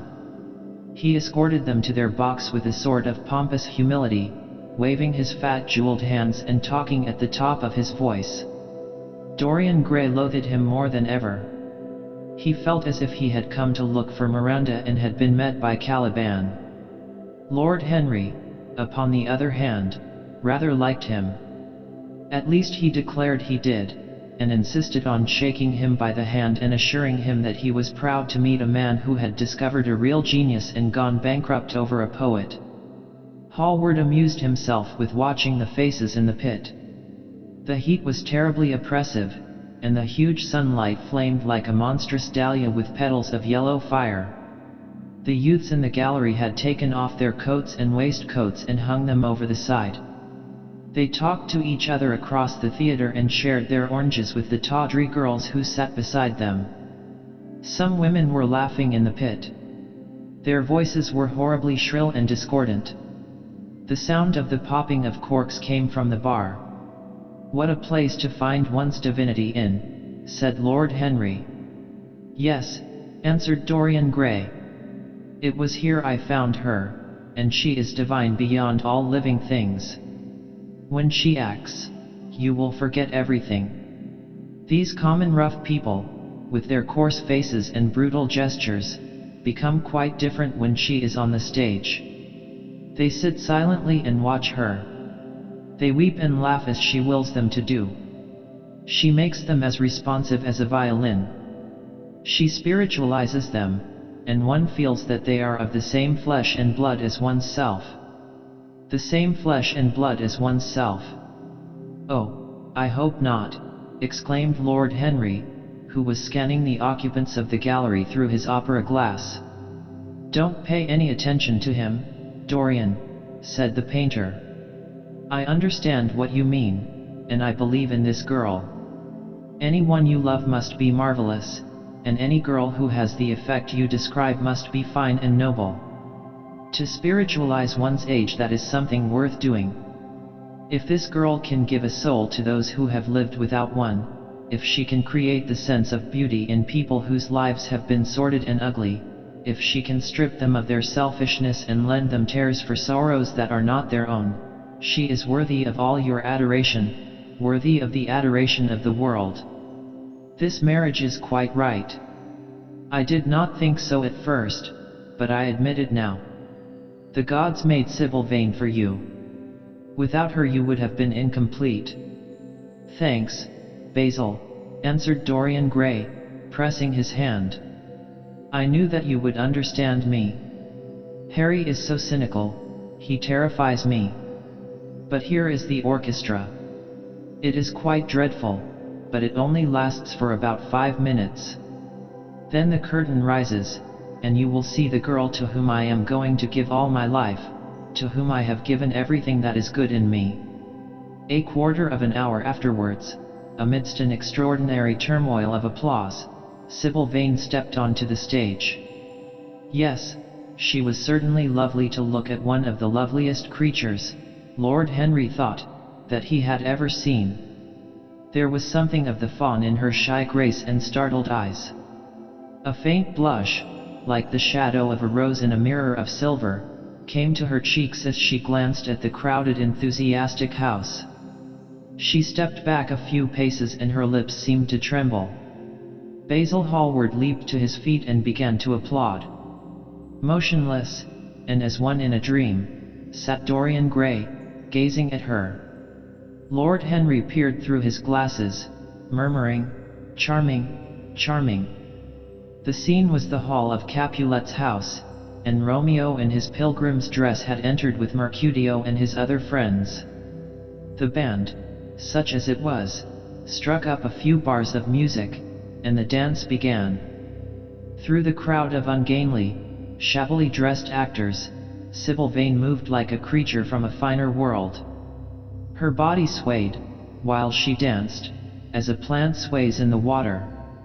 The curves of her throat were the curves of a white lily. Her hands seemed to be made of cool ivory. Yet she was curiously listless.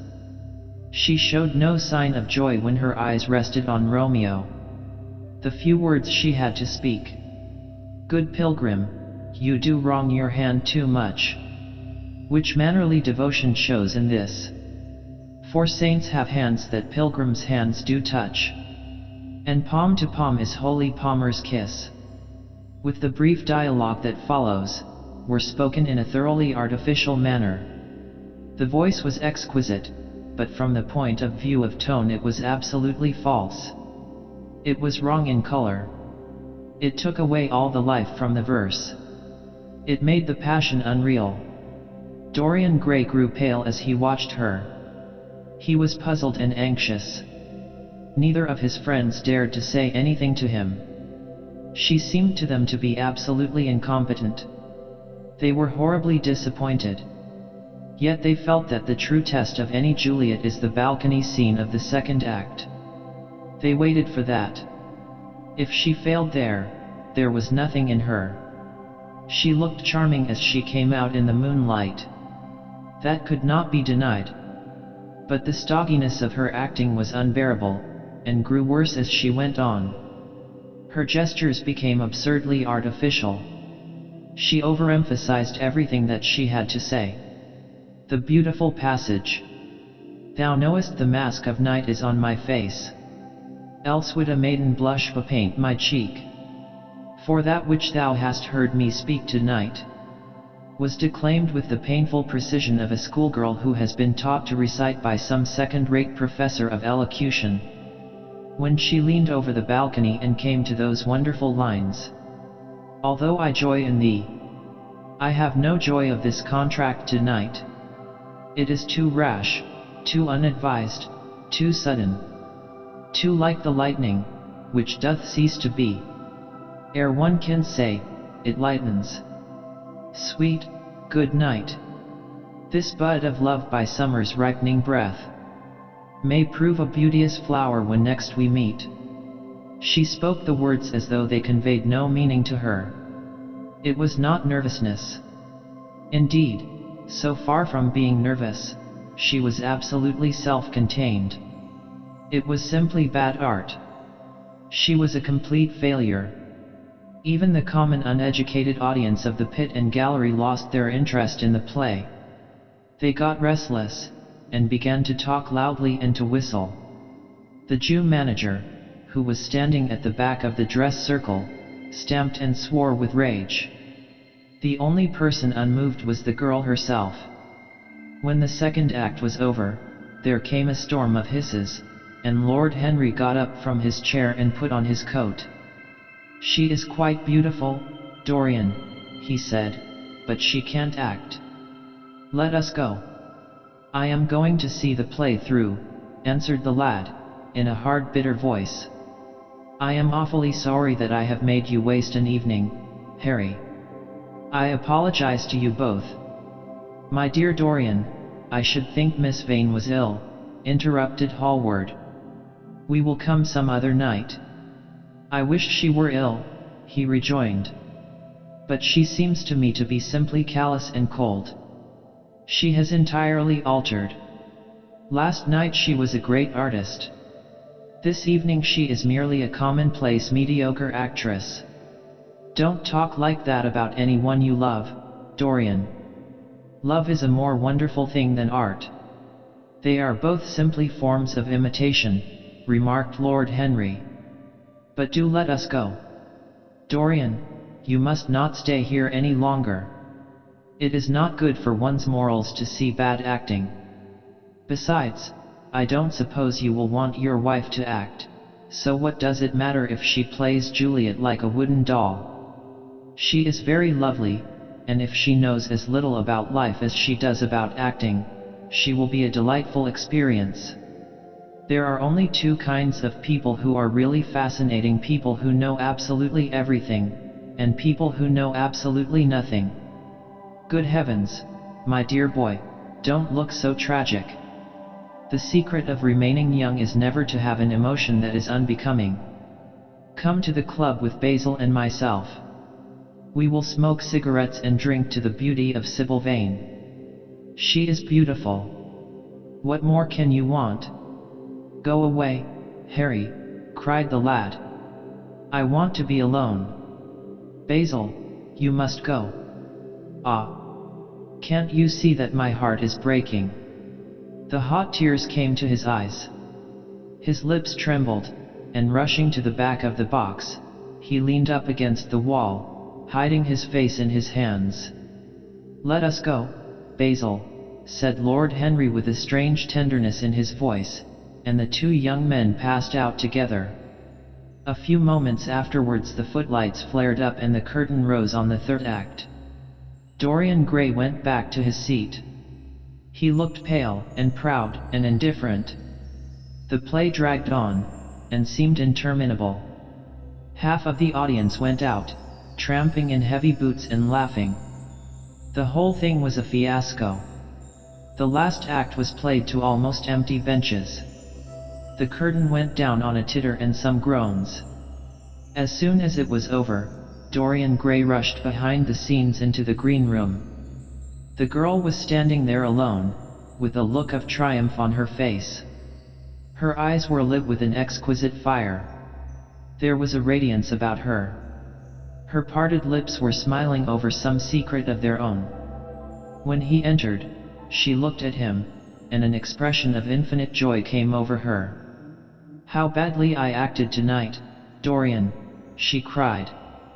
Horribly, he answered, gazing at her in amazement. Horribly. It was dreadful. Are you ill? You have no idea what it was. You have no idea what I suffered. The girl smiled. Dorian, she answered, lingering over his name with long-drawn music in her voice, as though it were sweeter than honey to the red petals of her mouth. Dorian, you should have understood. But you understand now, don't you? Understand what? He asked, angrily. Why I was so bad tonight. Why I shall always be bad.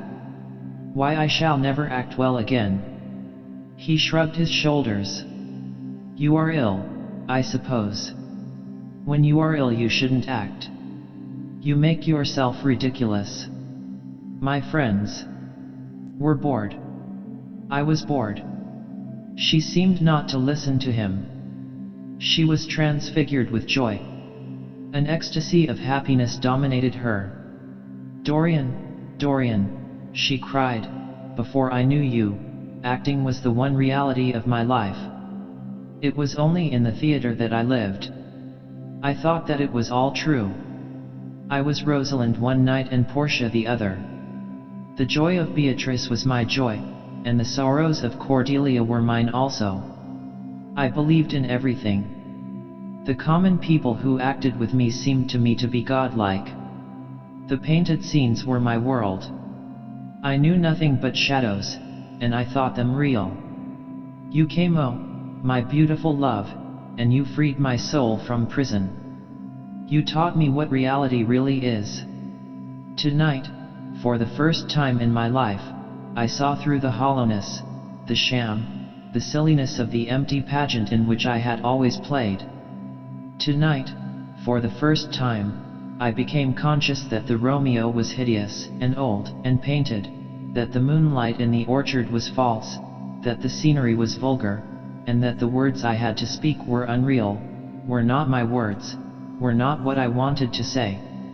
You had brought me something higher, something of which all art is but a reflection. You had made me understand what love really is.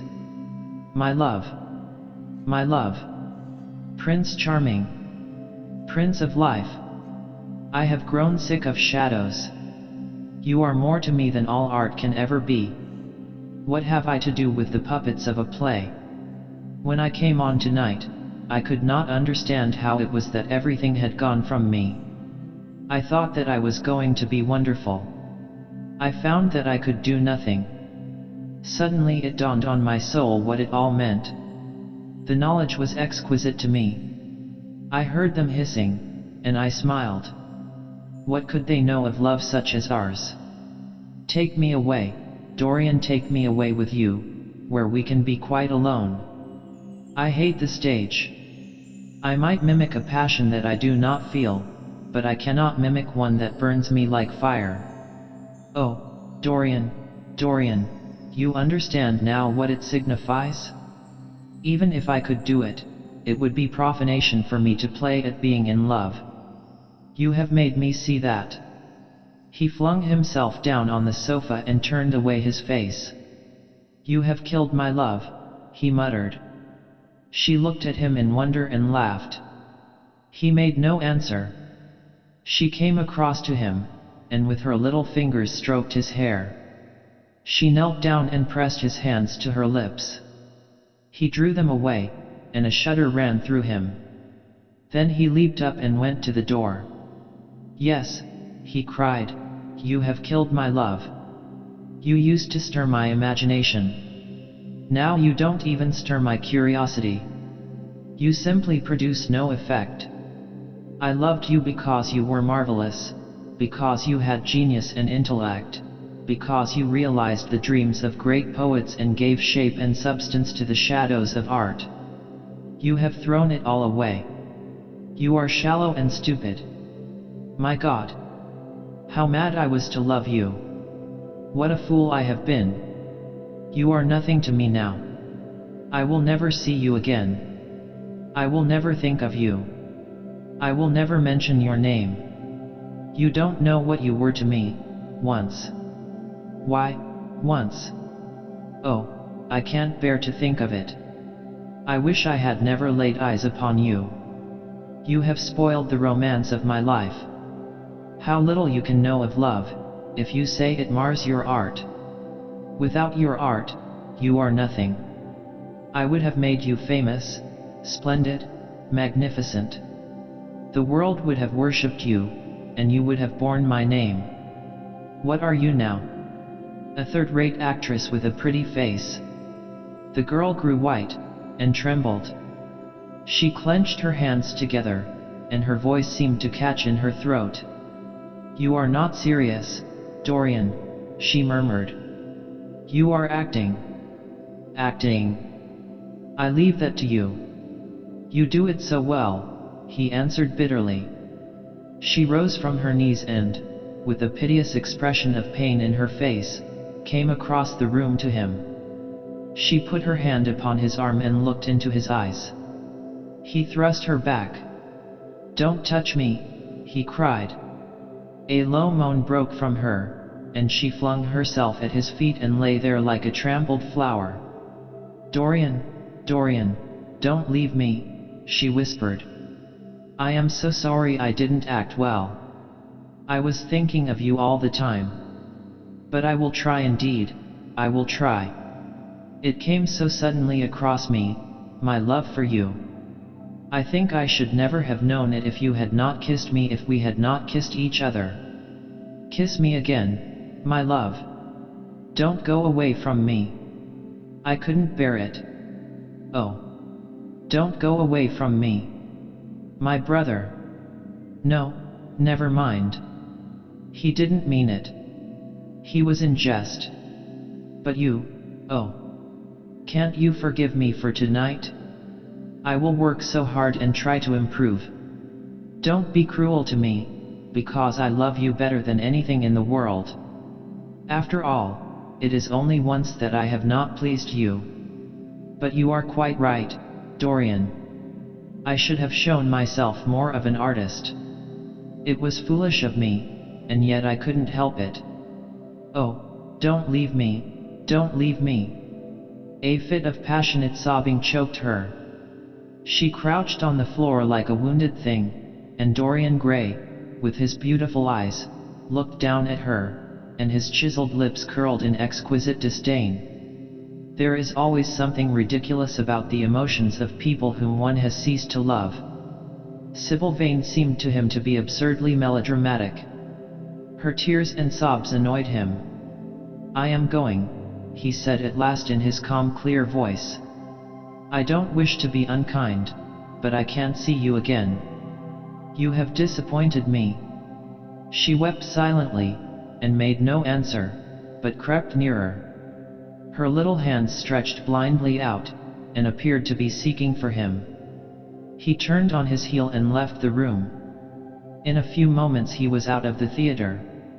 Where he went to he hardly knew. He remembered wandering through dimly lit streets, past gaunt, black-shadowed archways and evil-looking houses. Women with hoarse voices and harsh laughter had called after him. Drunkards had reeled by, cursing and chattering to themselves like monstrous apes. He had seen grotesque children huddled upon doorsteps, and heard shrieks and oaths from gloomy courts. As the dawn was just breaking, he found himself close to Covent Garden. The darkness lifted, and, flushed with faint fires, the sky hollowed itself into a perfect pearl. Huge carts filled with nodding lilies rumbled slowly down the polished empty street. The air was heavy with the perfume of the flowers, and their beauty seemed to bring him an anodyne for his pain. He followed into the market and watched the men unloading their wagons. A white-smocked carter offered him some cherries. He thanked him, wondered why he refused to accept any money for them, and began to eat them listlessly. They had been plucked at midnight, and the coldness of the moon had entered into them. A long line of boys carrying crates of striped tulips, and of yellow and red roses, defiled in front of him, threading their way through the huge, jade-green piles of vegetables. Under the portico, with its gray, sun-bleached pillars, loitered a troop of draggled bareheaded girls, waiting for the auction to be over. Others crowded round the swinging doors of the coffee house in the piazza. The heavy cart horses slipped and stamped upon the rough stones, shaking their bells and trappings. Some of the drivers were lying asleep on a pile of sacks. Iris-necked and pink-footed, the pigeons ran about picking up seeds. After a little while, he hailed a hansom and drove home. For a few moments he loitered upon the doorstep, looking round at the silent square, with its blank, close-shuttered windows and its staring blinds. The sky was pure opal now, and the roofs of the houses glistened like silver against it. From some chimney opposite a thin wreath of smoke was rising. It curled, a violet riband, through the nacre-colored air. In the huge gilt Venetian lantern, spoil of some doge's barge, that hung from the ceiling of the great, oak-paneled hall of entrance, lights were still burning from 3 flickering jets, thin blue petals of flame they seemed, rimmed with white fire. He turned them out and, having thrown his hat and cape on the table, passed through the library towards the door of his bedroom, a large octagonal chamber on the ground floor that, in his newborn feeling for luxury, he had just had decorated for himself and hung with some curious Renaissance tapestries that had been discovered stored in a disused attic at Selby Royal. As he was turning the handle of the door, his eye fell upon the portrait Basil Hallward had painted of him. He started back as if in surprise. Then he went on into his own room, looking somewhat puzzled. After he had taken the buttonhole out of his coat, he seemed to hesitate. Finally, he came back, went over to the picture, and examined it. In the dim arrested light that struggled through the cream-colored silk blinds, the face appeared to him to be a little changed. The expression looked different. One would have said that there was a touch of cruelty in the mouth. It was certainly strange. He turned round and, walking to the window, drew up the blind. The bright dawn flooded the room and swept the fantastic shadows into dusky corners, where they lay shuddering. But the strange expression that he had noticed in the face of the portrait seemed to linger there, to be more intensified even. The quivering ardent sunlight showed him the lines of cruelty round the mouth as clearly as if he had been looking into a mirror after he had done some dreadful thing. He winced and, taking up from the table an oval glass framed in ivory cupids, one of Lord Henry's many presents to him, glanced hurriedly into its polished depths. No line like that warped his red lips. What did it mean? He rubbed his eyes, and came close to the picture, and examined it again. There were no signs of any change when he looked into the actual painting, and yet there was no doubt that the whole expression had altered. It was not a mere fancy of his own. The thing was horribly apparent. He threw himself into a chair and began to think. Suddenly there flashed across his mind what he had said in Basil Hallward's studio the day the picture had been finished. Yes, he remembered it perfectly. He had uttered a mad wish that he himself might remain young, and the portrait grow old, that his own beauty might be untarnished, and the face on the canvas bear the burden of his passions and his sins, that the painted image might be seared with the lines of suffering and thought, and that he might keep all the delicate bloom and loveliness of his then just conscious boyhood. Surely his wish had not been fulfilled? Such things were impossible. It seemed monstrous even to think of them. And, yet, there was the picture before him, with the touch of cruelty in the mouth. Cruelty. Had he been cruel? It was the girl's fault, not his. He had dreamed of her as a great artist, had given his love to her because he had thought her great. Then she had disappointed him. She had been shallow and unworthy. And, yet, a feeling of infinite regret came over him, as he thought of her lying at his feet sobbing like a little child. He remembered with what callousness he had watched her. Why had he been made like that? Why had such a soul been given to him? But he had suffered also. During the 3 terrible hours that the play had lasted, he had lived centuries of pain, eon upon eon of torture. His life was well worth hers. She had marred him for a moment, if he had wounded her for an age. Besides, women were better suited to bear sorrow than men. They lived on their emotions. They only thought of their emotions. When they took lovers, it was merely to have someone with whom they could have scenes. Lord Henry had told him that, and Lord Henry knew what women were. Why should he trouble about Sybil Vane? She was nothing to him now. But the picture? What was he to say of that? It held the secret of his life, and told his story. It had taught him to love his own beauty. Would it teach him to loathe his own soul? Would he ever look at it again? No, it was merely an illusion wrought on the troubled senses. The horrible night that he had passed had left phantoms behind it.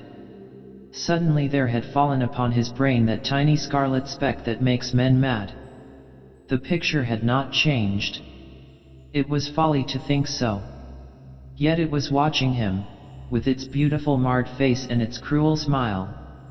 Its bright hair gleamed in the early sunlight. Its blue eyes met his own. A sense of infinite pity, not for himself, but for the painted image of himself, came over him. It had altered already, and would alter more. Its gold would wither into gray. Its red and white roses would die. For every sin that he committed, a stain would fleck and wreck its fairness. But he would not sin. The picture, changed or unchanged, would be to him the visible emblem of conscience. He would resist temptation. He would not see Lord Henry any more, would not, at any rate, listen to those subtle poisonous theories that in Basil Hallward's garden had first stirred within him the passion for impossible things. He would go back to Sybil Vane, make her amends, marry her, try to love her again. Yes, it was his duty to do so. She must have suffered more than he had. Poor child. He had been selfish and cruel to her. The fascination that she had exercised over him would return. They would be happy together. His life with her would be beautiful and pure. He got up from his chair and drew a large screen right in front of the portrait, shuddering as he glanced at it. How horrible, he murmured to himself, and he walked across to the window and opened it.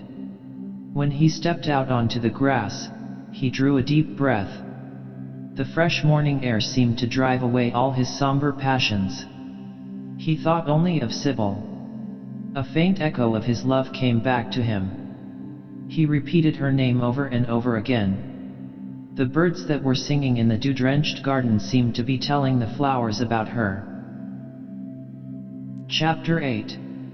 It was long past noon when he awoke. His valet had crept several times on tiptoe into the room to see if he was stirring, and had wondered what made his young master sleep so late. Finally his bell sounded, and Victor came in softly with a cup of tea, and a pile of letters, on a small tray of old Sèvres china, and drew back the olive satin curtains, with their shimmering blue lining, that hung in front of the 3 tall windows. "Monsieur has well slept this morning," he said, smiling. "What o'clock is it, Victor?" asked Dorian Gray drowsily. 1 hour and a quarter, monsieur." How late it was. He sat up, and having sipped some tea, turned over his letters. One of them was from Lord Henry, and had been brought by hand that morning. He hesitated for a moment, and then put it aside. The others he opened listlessly. They contained the usual collection of cards, invitations to dinner, tickets for private views, programs of charity concerts, and the like that are showered on fashionable young men every morning during the season. There was a rather heavy bill for a chased silver Louis Quinze toilet set that he had not yet had the courage to send on to his guardians, who were extremely old-fashioned people and did not realize that we live in an age when unnecessary things are our only necessities. And there were several very courteously worded communications from Jermyn Street moneylenders offering to advance any sum of money at a moment's notice and at the most reasonable rates of interest. After about 10 minutes he got up, and throwing on an elaborate dressing gown of silk-embroidered cashmere wool, passed into the onyx-paved bathroom.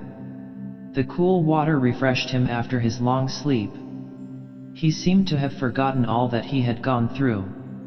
A dim sense of having taken part in some strange tragedy came to him once or twice, but there was the unreality of a dream about it. As soon as he was dressed, he went into the library and sat down to a light French breakfast that had been laid out for him on a small round table close to the open window. It was an exquisite day. The warm air seemed laden with spices.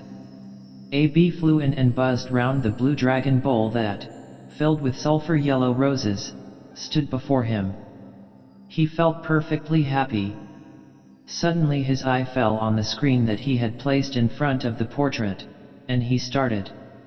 "Too cold for monsieur?" asked his valet, putting an omelette on the table. "I shut the window." Dorian shook his head. "I am not cold," he murmured. Was it all true? Had the portrait really changed? Or had it been simply his own imagination that had made him see a look of evil where there had been a look of joy? Surely a painted canvas could not alter? The thing was absurd.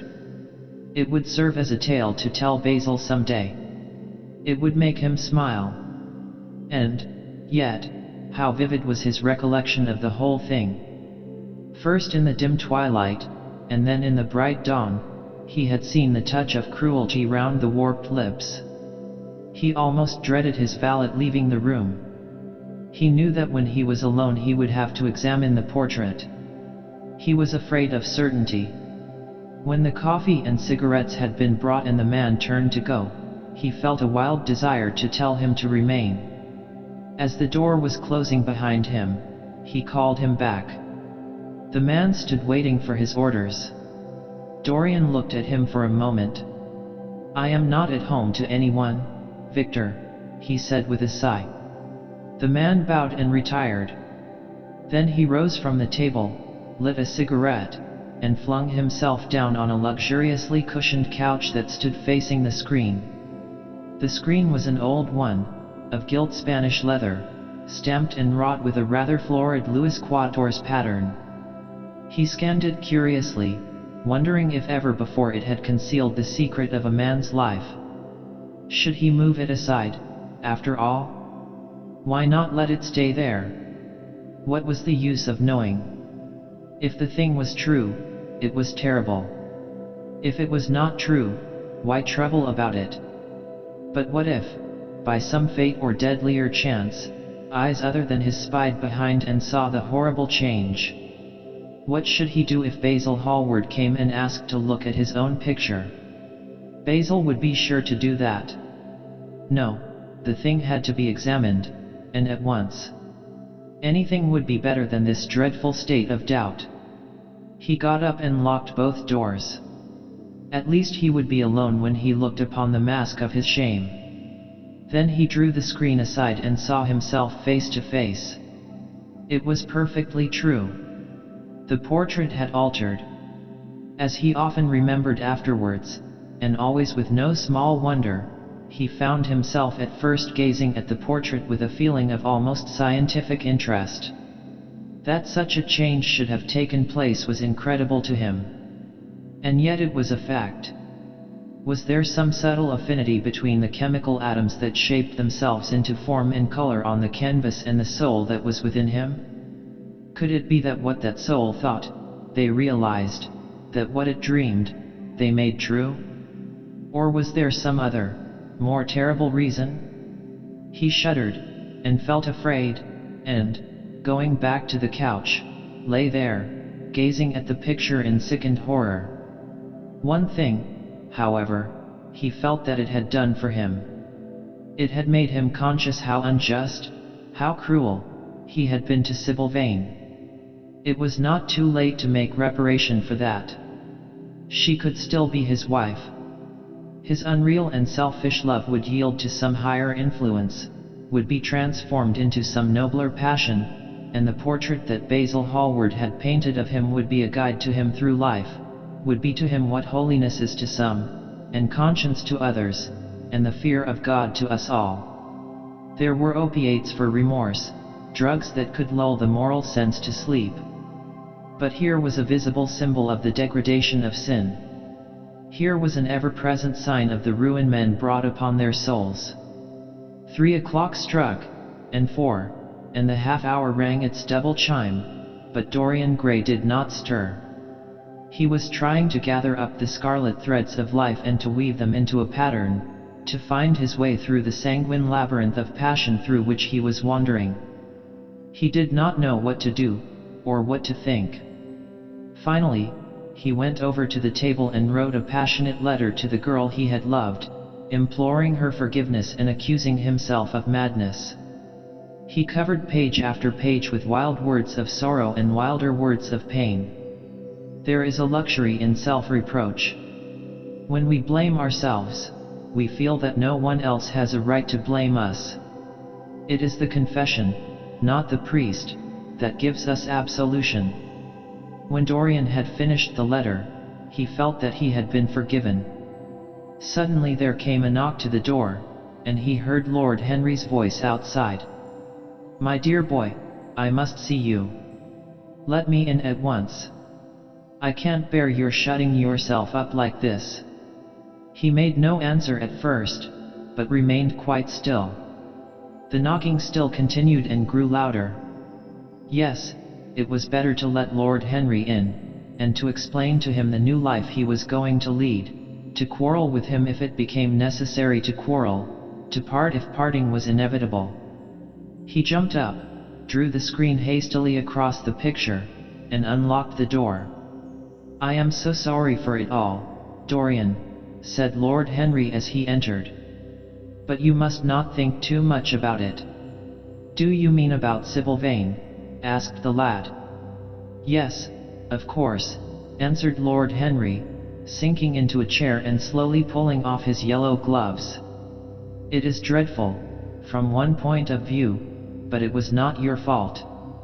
Tell me, did you go behind and see her, after the play was over?" "Yes. I felt sure you had."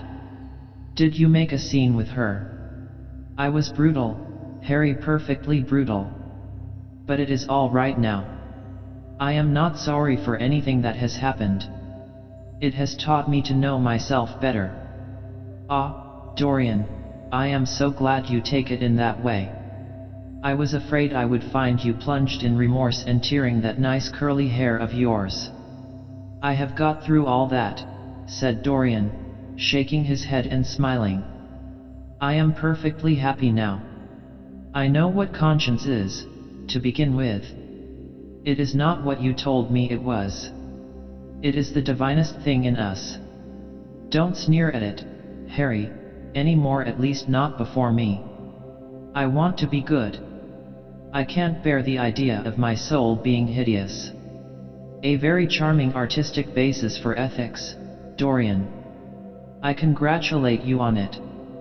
But how are you going to begin?" "By marrying Sybil Vane." "Marrying Sybil Vane?" cried Lord Henry, standing up and looking at him in perplexed amazement. "But, my dear Dorian..." "Yes, Harry, I know what you are going to say. Something dreadful about marriage. Don't say it. Don't ever say things of that kind to me again. 2 days ago I asked Sybil to marry me. I am not going to break my word to her. She is to be my wife." "Your wife? Dorian. Didn't you get my letter? I wrote to you this morning, and sent the note down by my own man." "Your letter? Oh, yes, I remember. I have not read it yet, Harry. I was afraid there might be something in it that I wouldn't like. You cut life to pieces with your epigrams. You know nothing then." "What do you mean?" Lord Henry walked across the room, and sitting down by Dorian Gray, took both his hands in his own and held them tightly. "Dorian," he said, "my letter, don't be frightened, was to tell you that Sybil Vane is dead." A cry of pain broke from the lad's lips, and he leaped to his feet, tearing his hands away from Lord Henry's grasp. "Dead? Sybil dead? It is not true. It is a horrible lie. How dare you say it?" "It is quite true, Dorian," said Lord Henry, gravely. "It is in all the morning papers. I wrote down to you to ask you not to see anyone till I came. There will have to be an inquest, of course, and you must not be mixed up in it. Things like that make a man fashionable in Paris. But in London people are so prejudiced. Here, one should never make one's debut with a scandal. One should reserve that to give an interest to one's old age. I suppose they don't know your name at the theater? If they don't, it is all right. Did anyone see you going round to her room? That is an important point." Dorian did not answer for a few moments. He was dazed with horror. Finally he stammered, in a stifled voice, "Harry, did you say an inquest? What did you mean by that? Did Sybil..." "Oh, Harry, I can't bear it. But be quick. Tell me everything at once." "I have no doubt it was not an accident, Dorian, though it must be put in that way to the public. It seems that as she was leaving the theater with her mother, about 12:30 or so, she said she had forgotten something upstairs. They waited some time for her, but she did not come down again. They ultimately found her lying dead on the floor of her dressing room. She had swallowed something by mistake, some dreadful thing they use at theaters. I don't know what it was, but it had either prussic acid or white lead in it. I should fancy it was prussic acid, as she seems to have died instantaneously." "Harry, Harry, it is terrible," cried the lad. "Yes, it is very tragic, of course, but you must not get yourself mixed up in it. I see by the standard that she was 17. I should have thought she was almost younger than that. She looked such a child, and seemed to know so little about acting. Dorian, you mustn't let this thing get on your nerves. You must come and dine with me, and afterwards we will look in at the opera. It is a Paddy night, and everybody will be there. You can come to my sister's box. She has got some smart women with her. So I have murdered Sybil Vane, said Dorian Gray, half to himself, murdered her as surely as if I had cut her little throat with a knife. Yet the roses are not less lovely for all that. The birds sing just as happily in my garden. And tonight I am to dine with you, and then go on to the opera, and sup somewhere, I suppose, afterwards. How extraordinarily dramatic life is. If I had read all this in a book, Harry, I think I would have wept over it. Somehow, now that it has happened actually, and to me, it seems far too wonderful for tears. Here is the first passionate love letter I have ever written in my life. Strange, that my first passionate love letter should have been addressed to a dead girl. Can they feel, I wonder, those white silent people we call the dead? Sybil. Can she feel, or know, or listen? Oh, Harry, how I loved her once. It seems years ago to me now. She was everything to me. Then came that dreadful night, was it really only last night, when she played so badly, and my heart almost broke. She explained it all to me. It was terribly pathetic. But I was not moved a bit. I thought her shallow. Suddenly something happened that made me afraid. I can't tell you what it was, but it was terrible. I said I would go back to her. I felt I had done wrong. And now she is dead. My God. My God. Harry, what shall I do? You don't know the danger I am in, and there is nothing to keep me straight. She would have done that for me. She had no right to kill herself. It was selfish of her. My dear Dorian, answered Lord Henry, taking a cigarette from his case and producing a gold Latin matchbox, the only way a woman can ever reform a man is by boring him so completely that he loses all possible interest in life. If you had married this girl, you would have been wretched. Of course, you would have treated her kindly. One can always be kind to people about whom one cares nothing. But she would have soon found out that you were absolutely indifferent to her. And when a woman finds that out about her husband, she either becomes dreadfully dowdy, or wears very smart bonnets that some other woman's husband has to pay for. I say nothing about the social mistake, which would have been abject, which, of course, I would not have allowed, but I assure you that in any case the whole thing would have been an absolute failure. I suppose it would, muttered the lad, walking up and down the room and looking horribly pale. But I thought it was my duty. It is not my fault that this terrible tragedy has prevented my doing what was right. I remember your saying once that there is a fatality about good resolutions, that they are always made too late. Mine certainly were. Good resolutions are useless attempts to interfere with scientific laws. Their origin is pure vanity. Their result is absolutely nil. They give us, now and then, some of those luxurious sterile emotions that have a certain charm for the weak. That is all that can be said for them. They are simply checks that men draw on a bank where they have no account. Harry, cried Dorian Gray, coming over and sitting down beside him, why is it that I cannot feel this tragedy as much as I want to? I don't think I am heartless. Do you? You have done too many foolish things during the last fortnight to be entitled to give yourself that name, Dorian, answered Lord Henry with his sweet melancholy smile. The lad frowned. I don't like that explanation, Harry, he rejoined, but I am glad you don't think I am heartless. I am nothing of the kind. I know I am not. And yet I must admit that this thing that has happened does not affect me as it should. It seems to me to be simply like a wonderful ending to a wonderful play. It has all the terrible beauty of a Greek tragedy, a tragedy in which I took a great part, but by which I have not been wounded. It is an interesting question, said Lord Henry, who found an exquisite pleasure in playing on the lad's unconscious egotism, an extremely interesting question. I fancy that the true explanation is this: it often happens that the real tragedies of life occur in such an inartistic manner that they hurt us by their crude violence, their absolute incoherence, their absurd want of meaning, their entire lack of style. They affect us just as vulgarity affects us. They give us an impression of sheer brute force, and we revolt against that. Sometimes, however, a tragedy that possesses artistic elements of beauty crosses our lives.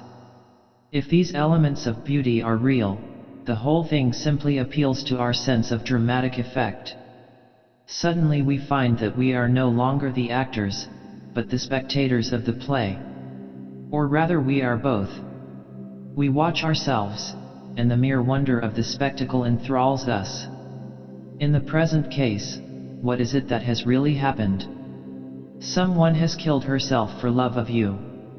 I wish that I had ever had such an experience. It would have made me in love with love for the rest of my life.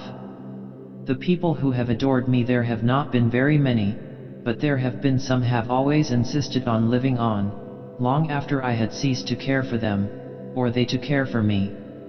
They have become stout and tedious, and when I meet them, they go in at once for reminiscences. That awful memory of woman. What a fearful thing it is!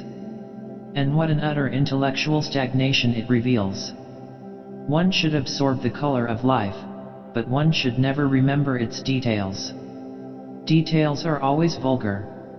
I must sow poppies in my garden, sighed Dorian. There is no necessity, rejoined his companion. Life has always poppies in her hands. Of course, now and then things linger. I once wore nothing but violets all through one season, as a form of artistic mourning for a romance that would not die. Ultimately, however, it did die.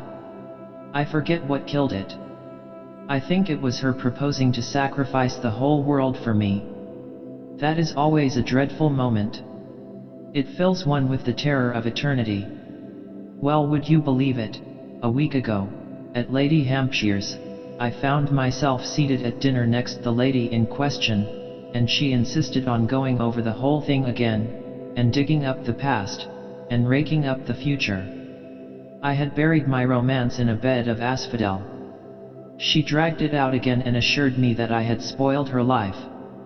I am bound to state that she ate an enormous dinner, so I did not feel any anxiety. But what a lack of taste she showed. The one charm of the past is that it is the past. But women never know when the curtain has fallen. They always want a sixth act, and as soon as the interest of the play is entirely over, they propose to continue it. If they were allowed their own way, every comedy would have a tragic ending, and every tragedy would culminate in a farce. They are charmingly artificial, but they have no sense of art. You are more fortunate than I am. I assure you, Dorian, that not one of the women I have known would have done for me what Sybil Vane did for you. Ordinary women always console themselves. Some of them do it by going in for sentimental colors.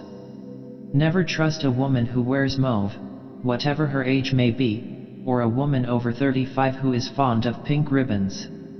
It always means that they have a history. Others find a great consolation in suddenly discovering the good qualities of their husbands. They flaunt their conjugal felicity in one's face, as if it were the most fascinating of sins. Religion consoles some. Its mysteries have all the charm of a flirtation, a woman once told me, and I can quite understand it. Besides, nothing makes one so vain as being told that one is a sinner. Conscience makes egotists of us all. Yes, there is really no end to the consolations that women find in modern life. Indeed, I have not mentioned the most important one.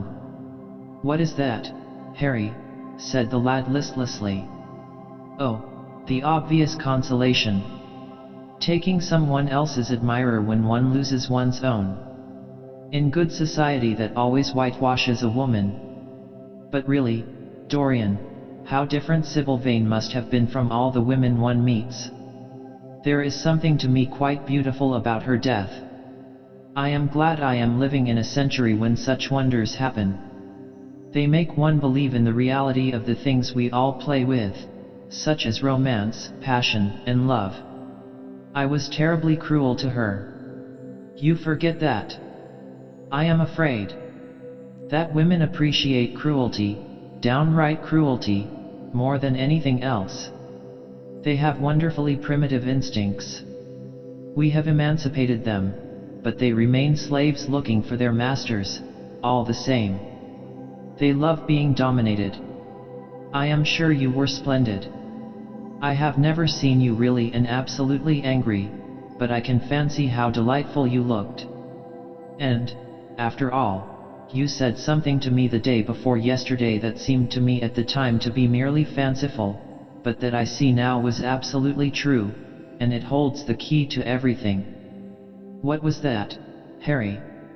You said to me that Sybil Vane represented to you all the heroines of romance, that she was Desdemona one night, and Ophelia the other, that if she died as Juliet, she came to life as Imogen. She will never come to life again now, muttered the lad, burying his face in his hands. No, she will never come to life. She has played her last part. But you must think of that lonely death in the tawdry dressing room simply as a strange lurid fragment from some Jacobean tragedy, as a wonderful scene from Webster, or Ford, or Cyril Turner. The girl never really lived, and so she has never really died. To you at least she was always a dream, a phantom that flitted through Shakespeare's plays and left them lovelier for its presence, a reed through which Shakespeare's music sounded richer and more full of joy. The moment she touched actual life, she marred it, and it marred her, and so she passed away. Mourn for Ophelia, if you like.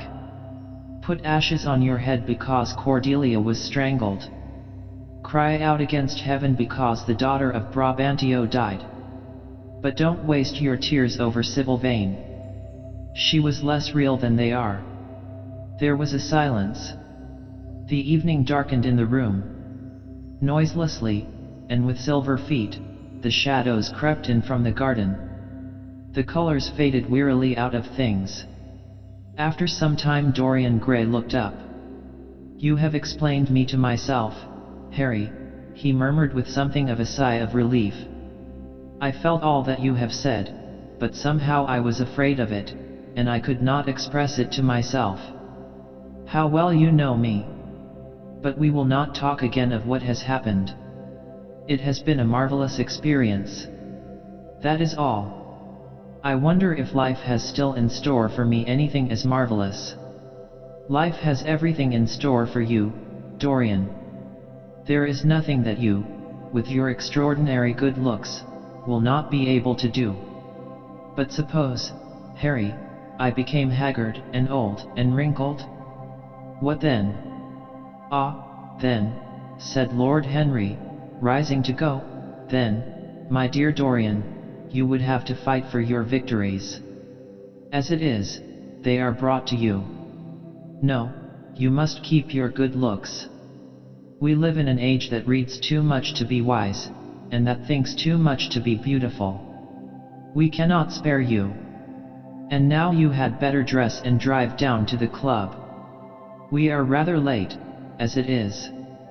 I think I shall join you at the opera, Harry. I feel too tired to eat anything. What is the number of your sister's box? 27, I believe. It is on the grand tier.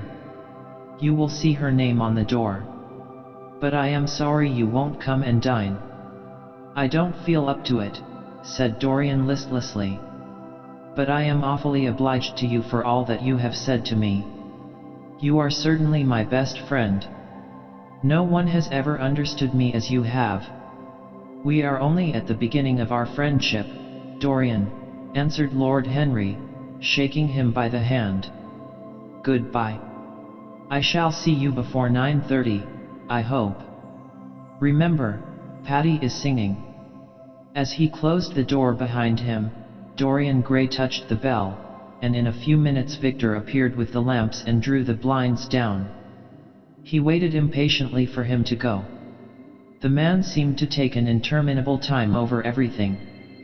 As soon as he had left, he rushed to the screen and drew it back. No, there was no further change in the picture. It had received the news of Sybil Vane's death before he had known of it himself. It was conscious of the events of life as they occurred. The vicious cruelty that marred the fine lines of the mouth had, no doubt, appeared at the very moment that the girl had drunk the poison, whatever it was. Or was it indifferent to results? Did it merely take cognizance of what passed within the soul? He wondered, and hoped that someday he would see the change taking place before his very eyes, shuddering as he hoped it. Poor Sybil! What a romance it had all been! She had often mimicked death on the stage. Then death himself had touched her and taken her with him. How had she played that dreadful last scene? Had she cursed him, as she died? No, she had died for love of him, and love would always be a sacrament to him now. She had atoned for everything by the sacrifice she had made of her life. He would not think any more of what she had made him go through, on that horrible night at the theater. When he thought of her, it would be as a wonderful tragic figure sent onto the world's stage to show the supreme reality of love. A wonderful tragic figure? Tears came to his eyes as he remembered her childlike look, and winsome fanciful ways, and shy tremulous grace. He brushed them away hastily and looked again at the picture. He felt that the time had really come for making his choice. Or had his choice already been made? Yes, life had decided that for him life, and his own infinite curiosity about life. Eternal youth, infinite passion, pleasures subtle and secret, wild joys and wilder sins, he was to have all these things. The portrait was to bear the burden of his shame, that was all. A feeling of pain crept over him as he thought of the desecration that was in store for the fair face on the canvas. Once, in boyish mockery of Narcissus, he had kissed, or feigned to kiss, those painted lips that now smiled so cruelly at him. Morning after morning he had sat before the portrait wondering at its beauty, almost enamored of it, as it seemed to him at times. Was it to alter now with every mood to which he yielded? Was it to become a monstrous and loathsome thing, to be hidden away in a locked room, to be shut out from the sunlight that had so often touched to brighter gold the waving wonder of its hair? The pity of it! The pity of it! For a moment, he thought of praying that the horrible sympathy that existed between him and the picture might cease. It had changed in answer to a prayer. Perhaps in answer to a prayer it might remain unchanged. And yet, who, that knew anything about life, would surrender the chance of remaining always young, however fantastic that chance might be, or with what fateful consequences it might be fraught? Besides, was it really under his control? Had it indeed been prayer that had produced the substitution? Might there not be some curious scientific reason for it all? If thought could exercise its influence upon a living organism, might not thought exercise an influence upon dead and inorganic things? Nay, without thought or conscious desire, might not things external to ourselves vibrate in unison with our moods and passions, atom calling to atom in secret love or strange affinity? But the reason was of no importance. He would never again tempt by a prayer any terrible power. If the picture was to alter, it was to alter. That was all. Why inquire too closely into it? For there would be a real pleasure in watching it. He would be able to follow his mind into its secret places. This portrait would be to him the most magical of mirrors. As it had revealed to him his own body, so it would reveal to him his own soul. And when winter came upon it, he would still be standing where spring trembles on the verge of summer. When the blood crept from its face, and left behind a pallid mask of chalk with leaden eyes, he would keep the glamour of boyhood. Not one blossom of his loveliness would ever fade. Not one pulse of his life would ever weaken. Like the gods of the Greeks, he would be strong, and fleet, and joyous. What did it matter what happened to the colored image on the canvas? He would be safe. That was everything. He drew the screen back into its former place in front of the picture, smiling as he did so, and passed into his bedroom, where his valet was already waiting for him. An hour later he was at the opera, and Lord Henry was leaning over his chair. Chapter IX. As he was sitting at breakfast next morning, Basil Hallward was shown into the room. "I am so glad I have found you, Dorian," he said gravely. "I called last night, and they told me you were at the opera. Of course, I knew that was impossible. But I wish you had left word where you had really gone to. I passed a dreadful evening, half afraid that one tragedy might be followed by another. I think you might have telegraphed for me when you heard of it first. I read of it quite by chance in a late edition of the Globe that I picked up at the club. I came here at once and was miserable at not finding you. I can't tell you how heartbroken I am about the whole thing. I know what you must suffer. But where were you? Did you go down and see the girl's mother? For a moment I thought of following you there. They gave the address in the paper. Somewhere in the Euston Road, isn't it? But I was afraid of intruding upon a sorrow that I could not lighten. Poor woman! What a state she must be in. And her only child, too. What did she say about it all?" "My dear Basil, how do I know?" murmured Dorian Gray, sipping some pale yellow wine from a delicate, gold-beaded bubble of Venetian glass and looking dreadfully bored. "I was at the opera. You should have come on there. I met Lady Gwendolen, Harry's sister, for the first time. We were in her box. She is perfectly charming, and Patty sang divinely. Don't talk about horrid subjects. If one doesn't talk about a thing, it has never happened. It is simply expression, as Harry says, that gives reality to things. I may mention that she was not the woman's only child. There is a son, a charming fellow, I believe. But he is not on the stage. He is a sailor, or something. And now, tell me about yourself and what you are painting." "You went to the opera," said Hallward, speaking very slowly and with a strained touch of pain in his voice. "You went to the opera while Sybil Vane was lying dead in some sordid lodging? You can talk to me of other women being charming, and of Patty singing divinely, before the girl you loved has even the quiet of a grave to sleep in? Why, man, there are horrors in store for that little white body of hers." "Stop, Basil. I won't hear it," cried Dorian, leaping to his feet. "You must not tell me about things. What is done is done. What is past.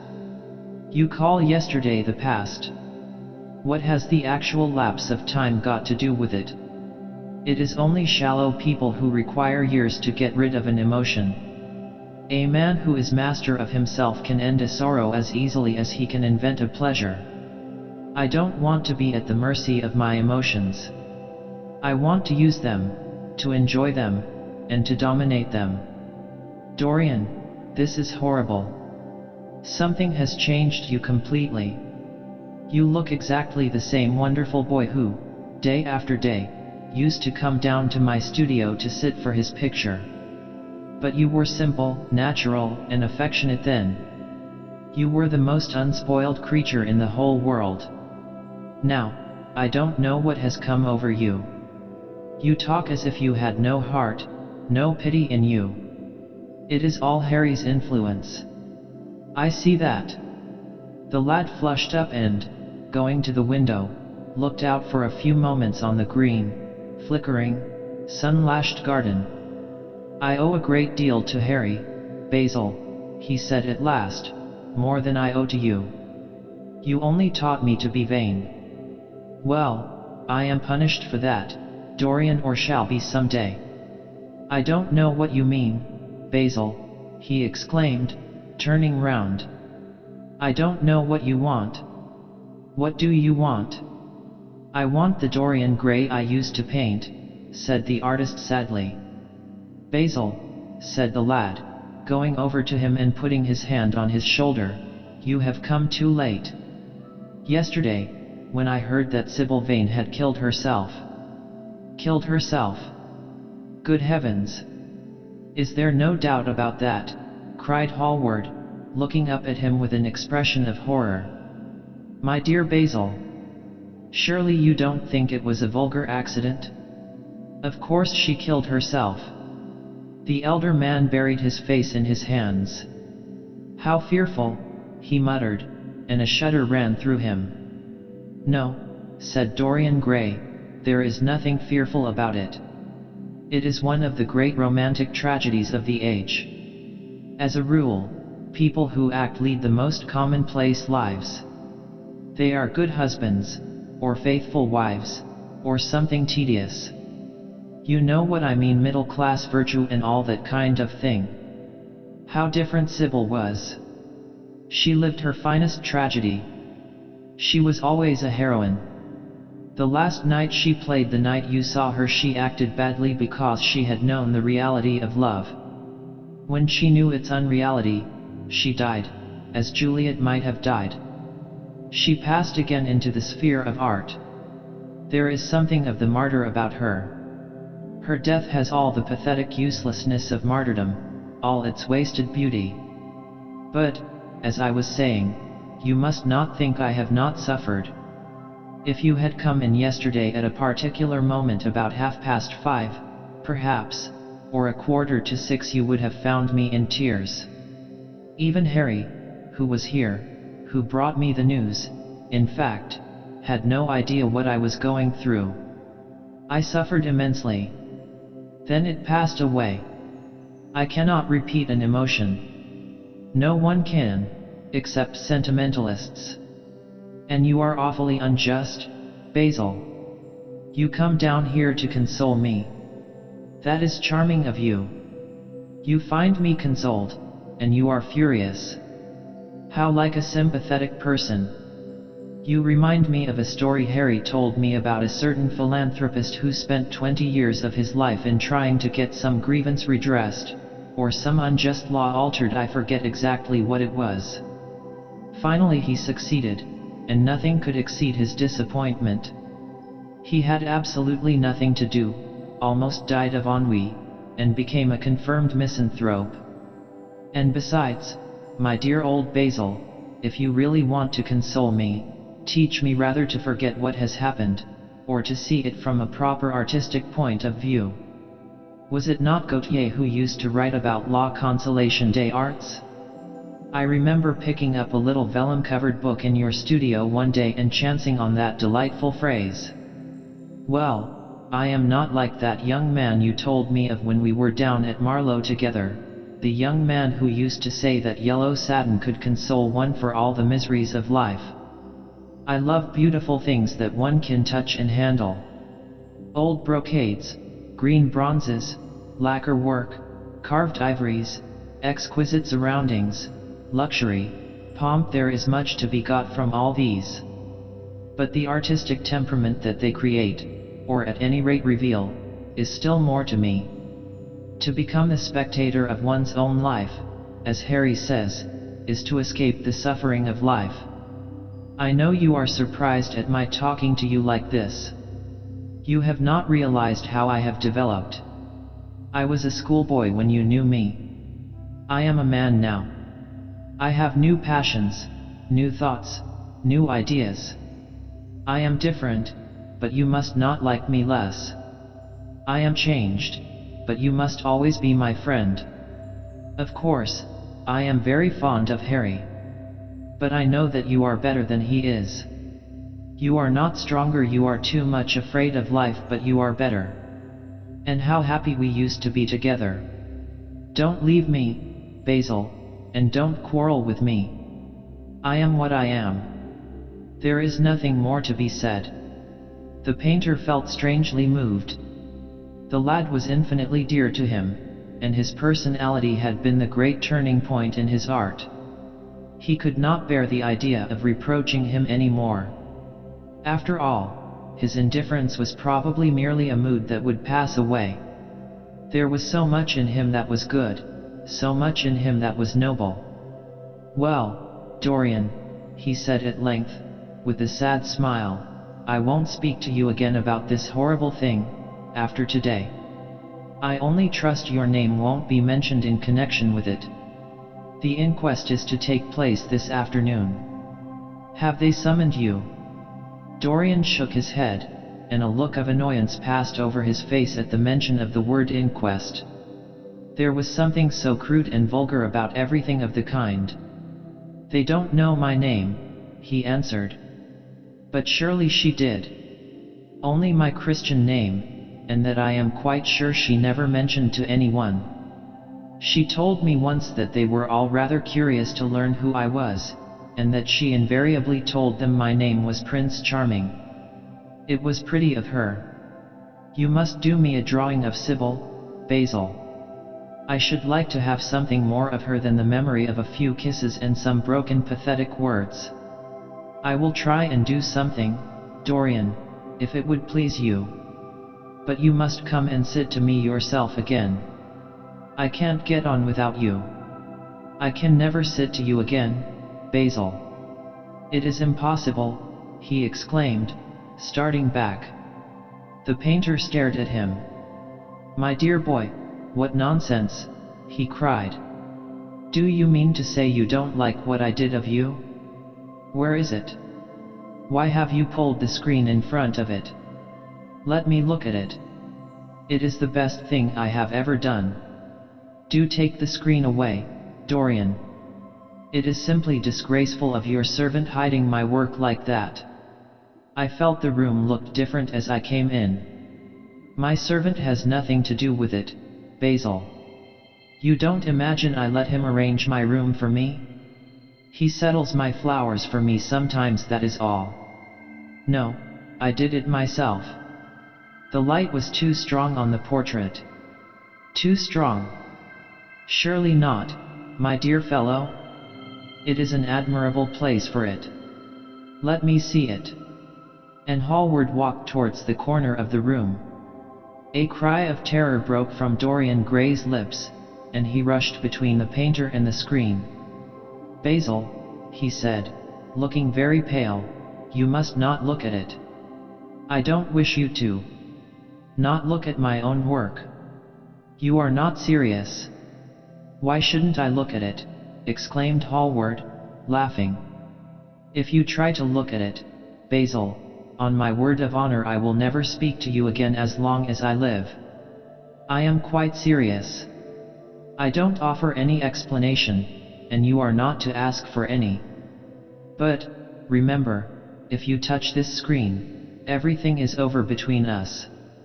Hallward was thunderstruck. He looked at Dorian Gray in absolute amazement. He had never seen him like this before. The lad was actually pallid with rage. His hands were clenched, and the pupils of his eyes were like discs of blue fire. He was trembling all over. "Dorian, don't speak." "But what is the matter?" "Of course I won't look at it if you don't want me to," he said, rather coldly, turning on his heel and going over towards the window. "But, really, it seems rather absurd that I shouldn't see my own work, especially as I am going to exhibit it in Paris in the autumn. I shall probably have to give it another coat of varnish before that, so I must see it someday, and why not today? To exhibit it." "You want to exhibit it?" exclaimed Dorian Gray, a strange sense of terror creeping over him. Was the world going to be shown his secret? Were people to gape at the mystery of his life? That was impossible. Something he did not know what had to be done at once. Yes, I don't suppose you will object to that. Georges Petit is going to collect all my best pictures for a special exhibition in the Rue d'Assise, which will open the first week in October. The portrait will only be away a month. I should think you could easily spare it for that time. In fact, you are sure to be out of town. And if you keep it always behind a screen, you can't care much about it. Dorian Gray passed his hand over his forehead. There were beads of perspiration there. He felt that he was on the brink of a horrible danger. You told me a month ago that you would never exhibit it, he cried. Why have you changed your mind? You people who go in for being consistent have just as many moods as others have. The only difference is that your moods are rather meaningless. You can't have forgotten that you assured me most solemnly that nothing in the world would induce you to send it to any exhibition. You told Harry exactly the same thing. He stopped suddenly, and a gleam of light came into his eyes. He remembered that Lord Henry had said to him once, half seriously and half in jest, "If you want to have a strange quarter of an hour, get Basil to tell you why he won't exhibit your picture." He told me why he wouldn't, and it was a revelation to me. Yes, perhaps Basil, too, had his secret. He would ask him and try. "Basil," he said, coming over quite close and looking him straight in the face, "we have each of us a secret. Let me know yours, and I shall tell you mine. What was your reason for refusing to exhibit my picture?" The painter shuddered in spite of himself. "Dorian, if I told you, you might like me less than you do, and you would certainly laugh at me. I could not bear your doing either of those two things. If you wish me never to look at your picture again, I am content. I have always you to look at. If you wish the best work I have ever done to be hidden from the world, I am satisfied. Your friendship is dearer to me than any fame or reputation." "No, Basil, you must tell me," insisted Dorian Gray. "I think I have a right to know." His feeling of terror had passed away, and curiosity had taken its place. He was determined to find out Basil Hallward's mystery. "Let us sit down, Dorian," said the painter, looking troubled. "Let us sit down. And just answer me one question. Have you noticed in the picture something curious, something that probably at first did not strike you, but that revealed itself to you suddenly?" "Basil," cried the lad, clutching the arms of his chair with trembling hands and gazing at him with wild startled eyes. "I see you did. Don't speak. Wait till you hear what I have to say. Dorian, from the moment I met you, your personality had the most extraordinary influence over me. I was dominated, soul, brain, and power, by you. You became to me the visible incarnation of that unseen ideal whose memory haunts us artists like an exquisite dream. I worshipped you. I grew jealous of every one to whom you spoke. I wanted to have you all to myself. I was only happy when I was with you. When you were away from me, you were still present in my art. Of course, I never let you know anything about this. It would have been impossible. You would not have understood it. I hardly understood it myself. I only knew that I had seen perfection face to face, and that the world had become wonderful to my eyes, too wonderful, perhaps, for in such mad worships there is peril, the peril of losing them, no less than the peril of keeping them. Weeks and weeks went on, and I grew more and more absorbed in you. Then came a new development. I had drawn you as Paris in dainty armor, and as Adonis with huntsman's cloak and polished boar spear. Crowned with heavy lotus blossoms you had sat on the prow of Adrian's barge, gazing across the green turbid Nile. You had leaned over the still pool of some Greek woodland and seen in the water's silent silver the marvel of your own face. And it had all been what art should be: unconscious, ideal, and remote. One day, a fatal day I sometimes think, I determined to paint a wonderful portrait of you as you actually are, not in the costume of dead ages, but in your own dress and in your own time. Whether it was the realism of the method, or the mere wonder of your own personality, thus directly presented to me without mist or veil, I cannot tell. But I know that as I worked at it, every flake and film of color seemed to me to reveal my secret. I grew afraid that others would know of my idolatry. I felt, Dorian, that I had told too much, that I had put too much of myself into it. Then it was that I resolved never to allow the picture to be exhibited. You were a little annoyed, but then you did not realize all that it meant to me. Harry, to whom I talked about it, laughed at me. But I did not mind that. When the picture was finished, and I sat alone with it, I felt that I was right. Well, after a few days the thing left my studio, and as soon as I had got rid of the intolerable fascination of its presence, it seemed to me that I had been foolish in imagining that I had seen anything in it, more than that you were extremely good looking and that I could paint. Even now I cannot help feeling that it is a mistake to think that the passion one feels in creation is ever really shown in the work one creates. Art is always more abstract than we fancy. Form and color tell us of form and color, that is all. It often seems to me that art conceals the artist far more completely than it ever reveals him. And so when I got this offer from Paris, I determined to make your portrait the principal thing in my exhibition. It never occurred to me that you would refuse.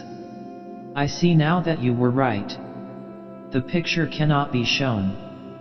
You must not be angry with me, Dorian, for what I have told you. As I said to Harry once, you are made to be worshipped. Dorian Gray drew a long breath. The color came back to his cheeks, and a smile played about his lips.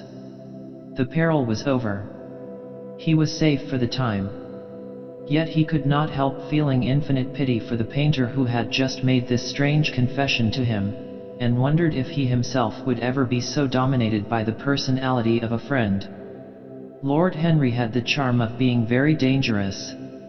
But that was all. He was too clever and too cynical to be really fond of. Would there ever be someone who would fill him with a strange idolatry? Was that one of the things that life had in store? It is extraordinary to me, Dorian, said Hallward, that you should have seen this in the portrait. Did you really see it? I saw something in it, he answered, something that seemed to me very curious. Well, you don't mind my looking at the thing now? Dorian shook his head. You must not ask me that, Basil. I could not possibly let you stand in front of that picture. You will someday, surely. Never. Well, perhaps you are right. And now goodbye, Dorian. You have been the one person in my life who has really influenced my art. Whatever I have done that is good, I owe to you. Ah. You don't know what it cost me to tell you all that I have told you. My dear Basil, said Dorian, what have you told me? Simply that you felt that you admired me too much. That is not even a compliment. It was not intended as a compliment. It was a confession. Now that I have made it, something seems to have gone out of me. Perhaps one should never put one's worship into words. It was a very disappointing confession. Why, what did you expect, Dorian? You didn't see anything else in the picture, did you? There was nothing else to see. No, there was nothing else to see. Why do you ask? But you mustn't talk about worship. It is foolish. You and I are friends, Basil, and we must always remain so. You have got Harry, said the painter sadly. Oh, Harry, cried the lad, with a ripple of laughter. Harry spends his days in saying what is incredible and his evenings in doing what is improbable. Just the sort of life I would like to lead. But still I don't think I would go to Harry if I were in trouble. I would sooner go to you, Basil. You will sit to me again. Impossible. You spoil my life as an artist by refusing, Dorian. No man comes across two ideal things. Few come across one. I can't explain it to you, Basil, but I must never sit to you again. There is something fatal about a portrait. It has a life of its own. I will come and have tea with you. That will be just as pleasant. Pleasanter for you, I am afraid, murmured Hallward regretfully. And now goodbye. I am sorry you won't let me look at the picture once again. But that can't be helped. I quite understand what you feel about it. As he left the room, Dorian Gray smiled to himself. Poor Basil. How little he knew of the true reason. And how strange it was that, instead of having been forced to reveal his own secret, he had succeeded, almost by chance, in wresting a secret from his friend. How much that strange confession explained to him. The painter's absurd fits of jealousy, his wild devotion, his extravagant panegyrics, his curious reticences, he understood them all now, and he felt sorry. There seemed to him to be something tragic in a friendship so colored by romance. He sighed and touched the bell. The portrait must be hidden away at all costs. He could not run such a risk of discovery again. It had been mad of him to have allowed the thing to remain, even for an hour, in a room to which any of his friends had access. Chapter 10. When his servant entered, he looked at him steadfastly and wondered if he had thought of peering behind the screen. The man was quite impassive and waited for his orders. Dorian lit a cigarette and walked over to the glass and glanced into it. He could see the reflection of Victor's face perfectly. It was like a placid mask of servility. There was nothing to be afraid of, there. Yet he thought it best to be on his guard. Speaking very slowly, he told him to tell the housekeeper that he wanted to see her, and then to go to the frame maker and ask him to send 2 of his men round at once. It seemed to him that as the man left the room his eyes wandered in the direction of the screen. Or was that merely his own fancy? After a few moments, in her black silk dress, with old-fashioned thread mittens on her wrinkled hands, Mrs. Leaf bustled into the library. He asked her for the key of the schoolroom. The old schoolroom, Mr. Dorian, she exclaimed. Why, it is full of dust. I must get it arranged and put straight before you go into it. It is not fit for you to see, sir. It is not, indeed. I don't want it put straight, Leaf. I only want the key. Well, sir, you'll be covered with cobwebs if you go into it. Why, it hasn't been opened for nearly 5 years, not since his lordship died. He winced at the mention of his grandfather. He had hateful memories of him. That does not matter, he answered. I simply want to see the place, that is all. Give me the key. And here is the key, sir, said the old lady, going over the contents of her bunch with tremulously uncertain hands. Here is the key. I'll have it off the bunch in a moment. But you don't think of living up there, sir, and you so comfortable here. No, no, he cried petulantly. Thank you, Leaf. That will do. She lingered for a few moments, and was garrulous over some detail of the household. He sighed and told her to manage things as she thought best. She left the room, wreathed in smiles. As the door closed, Dorian put the key in his pocket and looked round the room. His eye fell on a large, purple satin coverlet heavily embroidered with gold, a splendid piece of late 17th century Venetian work that his grandfather had found in a convent near Bologna. Yes, that would serve to wrap the dreadful thing in. It had perhaps served often as a pall for the dead. Now it was to hide something that had a corruption of its own, worse than the corruption of death itself, something that would breed horrors and yet would never die. What the worm was to the corpse, his sins would be to the painted image on the canvas. They would mar its beauty and eat away its grace. They would defile it and make it shameful. And yet the thing would still live on. It would be always alive. He shuddered, and for a moment he regretted that he had not told Basil the true reason why he had wished to hide the picture away. Basil would have helped him to resist Lord Henry's influence, and the still more poisonous influences that came from his own temperament. The love that he bore him, for it was really love, had nothing in it that was not noble and intellectual. It was not that mere physical admiration of beauty that is born of the senses and that dies when the senses tire. It was such love as Michelangelo had known, and Montaigne, and Winckelmann, and Shakespeare himself. Yes, Basil could have saved him. But it was too late now. The past could always be annihilated. Regret, denial, or forgetfulness could do that. But the future was inevitable. There were passions in him that would find their terrible outlet, dreams that would make the shadow of their evil real. He took up from the couch the great purple and gold texture that covered it, and, holding it in his hands, passed behind the screen. Was the face on the canvas viler than before? It seemed to him that it was unchanged, and yet his loathing of it was intensified. Gold hair, blue eyes, and rose-red lips, they all were there. It was simply the expression that had altered. That was horrible in its cruelty. Compared to what he saw in it of censure or rebuke, how shallow Basil's reproaches about Sybil Vane had been, how shallow, and of what little account.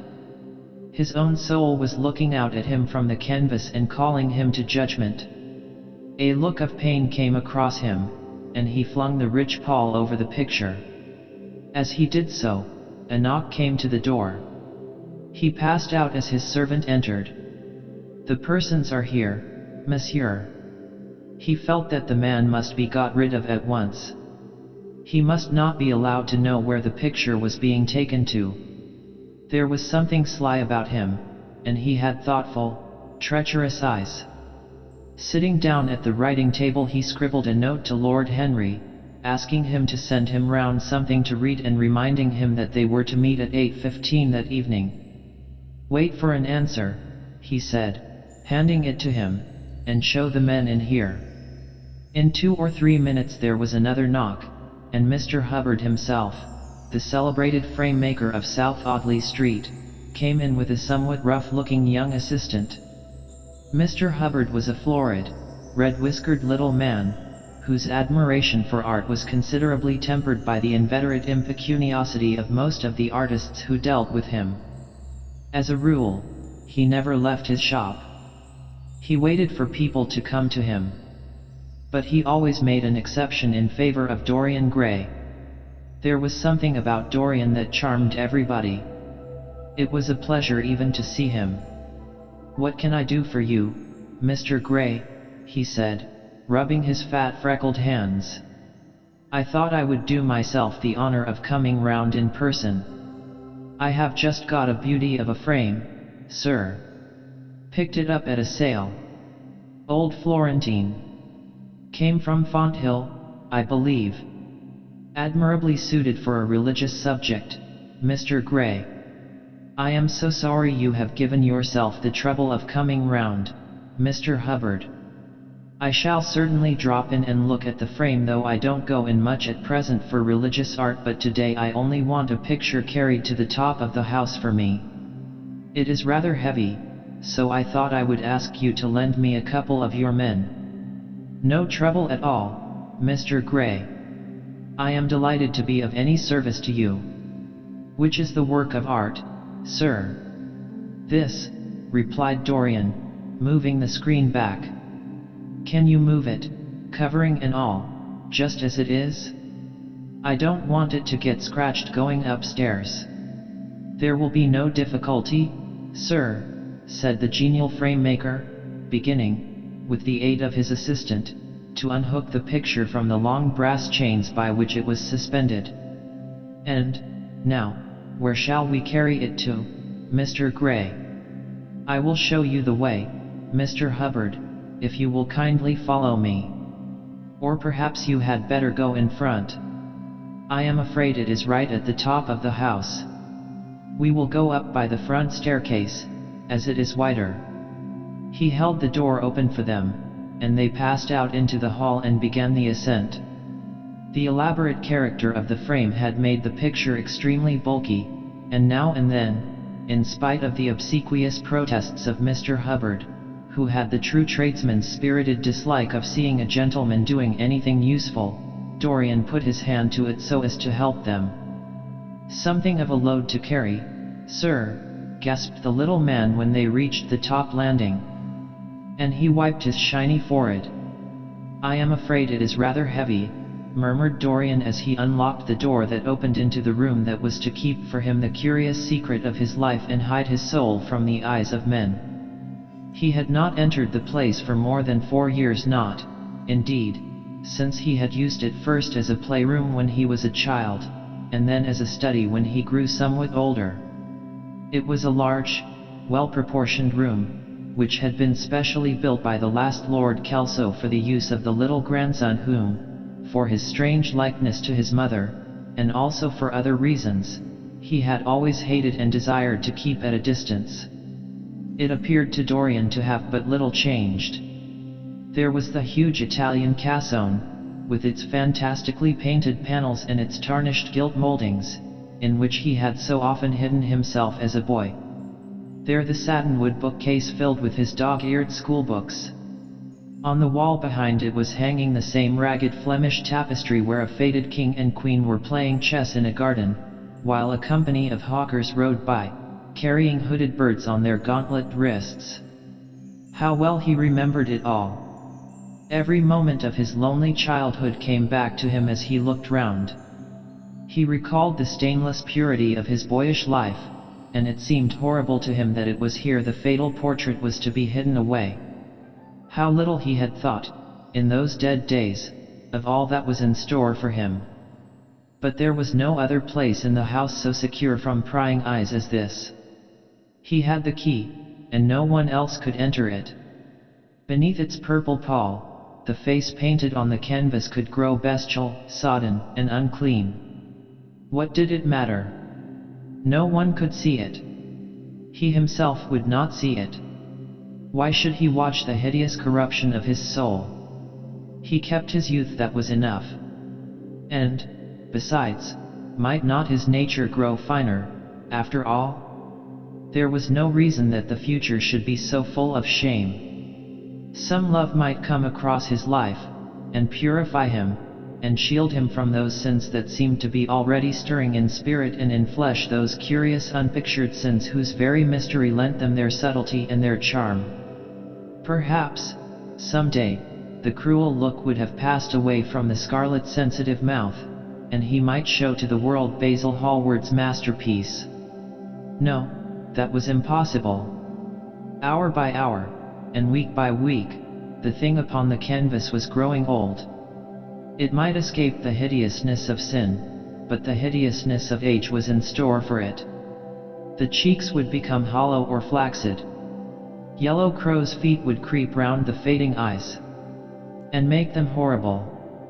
The hair would lose its brightness, the mouth would gape or droop, would be foolish or gross, as the mouths of old men are. There would be the wrinkled throat, the cold, blue-veined hands, the twisted body, that he remembered in the grandfather who had been so stern to him in his boyhood. The picture had to be concealed. There was no help for it. "Bring it in, Mr. Hubbard, please," he said, wearily, turning round. "I am sorry I kept you so long. I was thinking of something else." "Always glad to have a rest, Mr. Gray," answered the frame-maker, who was still gasping for breath. "Where shall we put it, sir?" "Oh, anywhere. Here, this will do." I don't want to have it hung up. Just lean it against the wall. Thanks. Might one look at the work of art, sir? Dorian started. It would not interest you, Mr. Hubbard, he said, keeping his eye on the man. He felt ready to leap upon him and fling him to the ground if he dared to lift the gorgeous hanging that concealed the secret of his life. I shan't trouble you any more now. I am much obliged for your kindness in coming round. Not at all, Mr. Gray. Ever ready to do anything for you, sir. And Mr. Hubbard tramped downstairs, followed by the assistant, who glanced back at Dorian with a look of shy wonder in his rough uncomely face. He had never seen anyone so marvelous. When the sound of their footsteps had died away, Dorian locked the door and put the key in his pocket. He felt safe now. No one would ever look upon the horrible thing. No eye but his would ever see his shame. On reaching the library, he found that it was just after 5 o'clock and that the tea had been already brought up. On a little table of dark perfumed wood thickly encrusted with nacre, a present from Lady Radley, his guardian's wife, a pretty professional invalid who had spent the preceding winter in Cairo, was lying a note from Lord Henry, and beside it was a book bound in yellow paper, the cover slightly torn and the edges soiled. A copy of the third edition of the St. James's Gazette had been placed on the tea tray. It was evident that Victor had returned. He wondered if he had met the men in the hall as they were leaving the house and had wormed out of them what they had been doing. He would be sure to miss the picture, had no doubt missed it already, while he had been laying the tea things. The screen had not been set back, and a blank space was visible on the wall. Perhaps some night he might find him creeping upstairs and trying to force the door of the room. It was a horrible thing to have a spy in one's house. He had heard of rich men who had been blackmailed all their lives by some servant who had read a letter, or overheard a conversation, or picked up a card with an address, or found beneath a pillow a withered flower or a shred of crumpled lace. He sighed, and having poured himself out some tea, opened Lord Henry's note. It was simply to say that he sent him round the evening paper, and a book that might interest him, and that he would be at the club at 8:15. He opened the St. James's languidly, and looked through it. A red pencil mark on the 5th page caught his eye. It drew attention to the following paragraph. Inquest on an actress. An inquest was held this morning at the Bell Tavern, Hoxton Road, by Mr. Danby, the district coroner, on the body of Sybil Vane, a young actress recently engaged at the Royal Theatre, Holborn. A verdict of death by misadventure was returned. Considerable sympathy was expressed for the mother of the deceased, who was greatly affected during the giving of her own evidence, and that of Dr. Birrell, who had made the post-mortem examination of the deceased. He frowned, and tearing the paper in two, went across the room and flung the pieces away. How ugly it all was! And how horribly real ugliness made things! He felt a little annoyed with Lord Henry for having sent him the report. And it was certainly stupid of him to have marked it with red pencil. Victor might have read it. The man knew more than enough English for that. Perhaps he had read it and had begun to suspect something. And, yet, what did it matter? What had Dorian Gray to do with Sybil Vane's death? There was nothing to fear. Dorian Gray had not killed her. His eye fell on the yellow book that Lord Henry had sent him. What was it? He wondered. He went towards the little, pearl-colored octagonal stand that had always looked to him like the work of some strange Egyptian bees that wrought in silver, and taking up the volume, flung himself into an armchair and began to turn over the leaves. After a few minutes he became absorbed. It was the strangest book that he had ever read. It seemed to him that in exquisite raiment, and to the delicate sound of flutes, the sins of the world were passing in dumb show before him. Things that he had dimly dreamed of were suddenly made real to him. Things of which he had never dreamed were gradually revealed. It was a novel without a plot and with only one character, being, indeed, simply a psychological study of a certain young Parisian who spent his life trying to realize in the 19th century all the passions and modes of thought that belonged to every century except his own, and to sum up, as it were, in himself the various moods through which the world spirit had ever passed, loving for their mere artificiality those renunciations that men have unwisely called virtue, as much as those natural rebellions that wise men still call sin. The style in which it was written was that curious jeweled style, vivid and obscure at once, full of argot and of archaisms, of technical expressions and of elaborate paraphrases, that characterizes the work of some of the finest artists of the French school of symbolists. There were in it metaphors as monstrous as orchids and as subtle in color. The life of the senses was described in the terms of mystical philosophy. One hardly knew at times whether one was reading the spiritual ecstasies of some medieval saint or the morbid confessions of a modern sinner. It was a poisonous book. The heavy odor of incense seemed to cling about its pages and to trouble the brain. The mere cadence of the sentences, the subtle monotony of their music, so full as it was of complex refrains and movements elaborately repeated, produced in the mind of the lad, as he passed from chapter to chapter, a form of reverie, a malady of dreaming, that made him unconscious of the falling day and creeping shadows. Cloudless, and pierced by one solitary star, a copper-green sky gleamed through the windows. He read on by its wan light till he could read no more. Then, after his valet had reminded him several times of the lateness of the hour, he got up, and going into the next room, placed the book on the little Florentine table that always stood at his bedside and began to dress for dinner.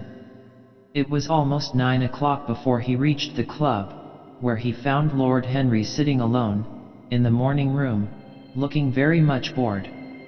"I am so sorry, Harry," he cried, "but really it is entirely your fault. That book you sent me so fascinated me that I forgot how the time was going." "Yes, I thought you would like it," replied his host, rising from his chair. "I didn't say I liked it, Harry. I said it fascinated me. There is a great difference." "Ah, you have discovered that," murmured Lord Henry. And they passed into the dining room. Chapter 11. For years, Dorian Gray could not free himself from the influence of this book. Or perhaps it would be more accurate to say that he never sought to free himself from it. He procured from Paris no less than 9 large paper copies of the first edition, and had them bound in different colors, so that they might suit his various moods and the changing fancies of a nature over which he seemed, at times, to have almost entirely lost control. The hero, the wonderful young Parisian in whom the romantic and the scientific temperaments were so strangely blended, became to him a kind of prefiguring type of himself. And, indeed, the whole book seemed to him to contain the story of his own life, written before he had lived it. In one point he was more fortunate than the novel's fantastic hero. He never, indeed, had any cause to know that somewhat grotesque dread of mirrors, and polished metal surfaces, and still water which came upon the young Parisian so early in his life, and was occasioned by the sudden decay of a beau that had once, apparently, been so remarkable. It was with an almost cruel joy, and perhaps in nearly every joy, as certainly in every pleasure, cruelty has its place, that he used to read the latter part of the book, with its really tragic, if somewhat overemphasized, account of the sorrow and despair of one who had himself lost what in others, and the world, he had most dearly valued. For the wonderful beauty that had so fascinated Basil Hallward, and many others besides him, seemed never to leave him.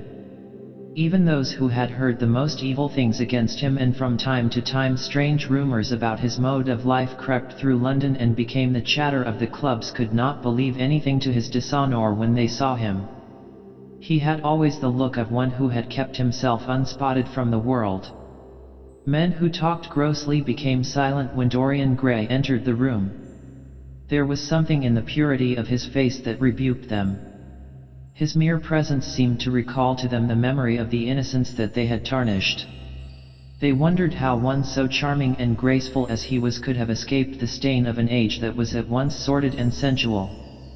Often, on returning home from one of those mysterious and prolonged absences that gave rise to such strange conjecture among those who were his friends, or thought that they were so, he himself would creep upstairs to the locked room, open the door with the key that never left him now, and stand, with a mirror, in front of the portrait that Basil Hallward had painted of him, looking now at the evil and aging face on the canvas, and now at the fair young face that laughed back at him from the polished glass. The very sharpness of the contrast used to quicken his sense of pleasure. He grew more and more enamored of his own beauty, more and more interested in the corruption of his own soul. He would examine with minute care, and sometimes with a monstrous and terrible delight, the hideous lines that seared the wrinkling forehead or crawled around the heavy sensual mouth, wondering sometimes which were the more horrible, the signs of sin or the signs of age. He would place his white hands beside the coarse bloated hands of the picture, and smile. He mocked the misshapen body and the failing limbs.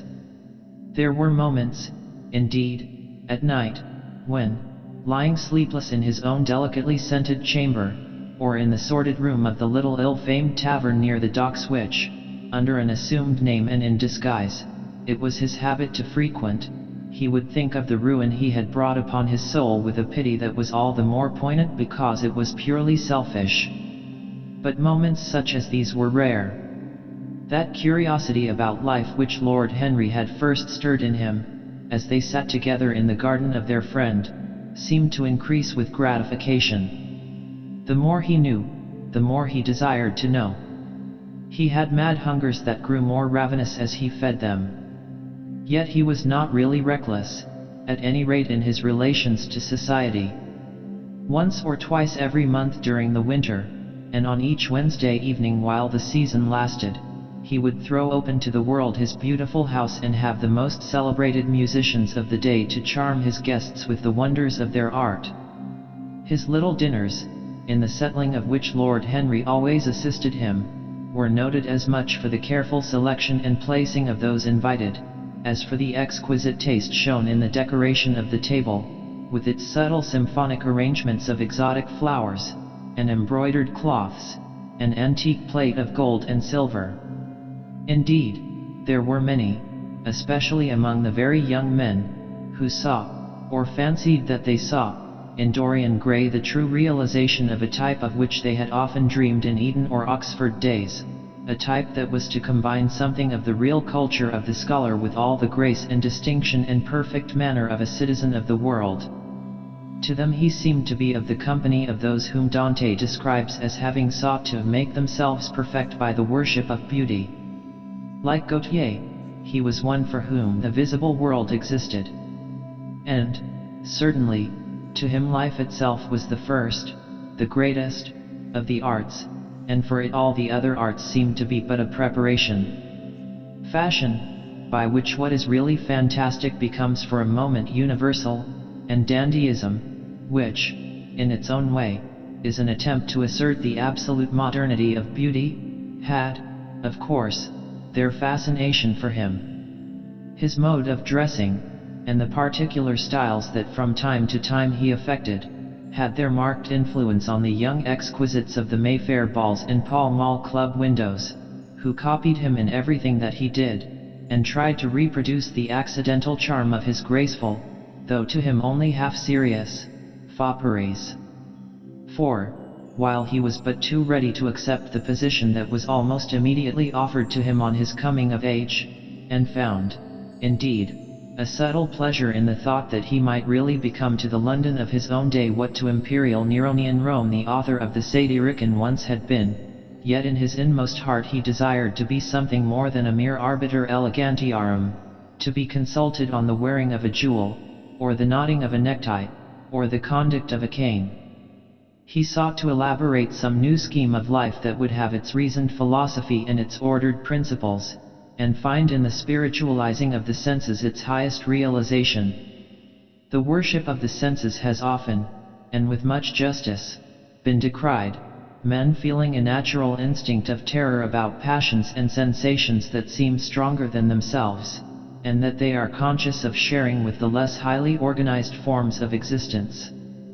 But it appeared to Dorian Gray that the true nature of the senses had never been understood, and that they had remained savage and animal merely because the world had sought to starve them into submission or to kill them by pain, instead of aiming at making them elements of a new spirituality, of which a fine instinct for beauty was to be the dominant characteristic.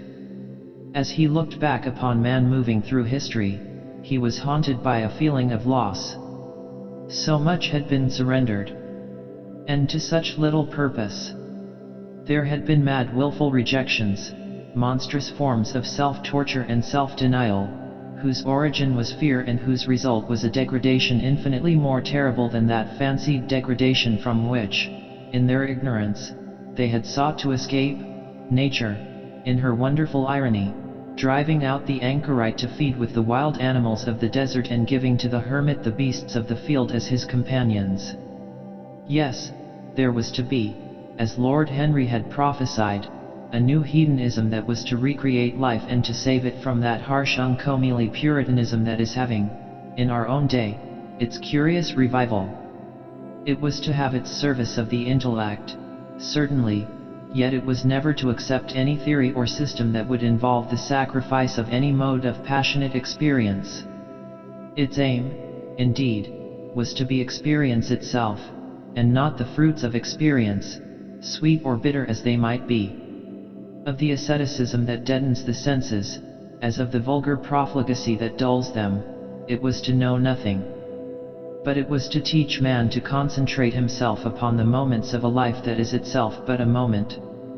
There are few of us who have not sometimes wakened before dawn, either after one of those dreamless nights that make us almost enamored of death, or one of those nights of horror and misshapen joy, when through the chambers of the brain sweep phantoms more terrible than reality itself, an instinct with that vivid life that lurks in all grotesques, and that lends to Gothic art its enduring vitality, this art being, one might fancy, especially the art of those whose minds have been troubled with the malady of reverie.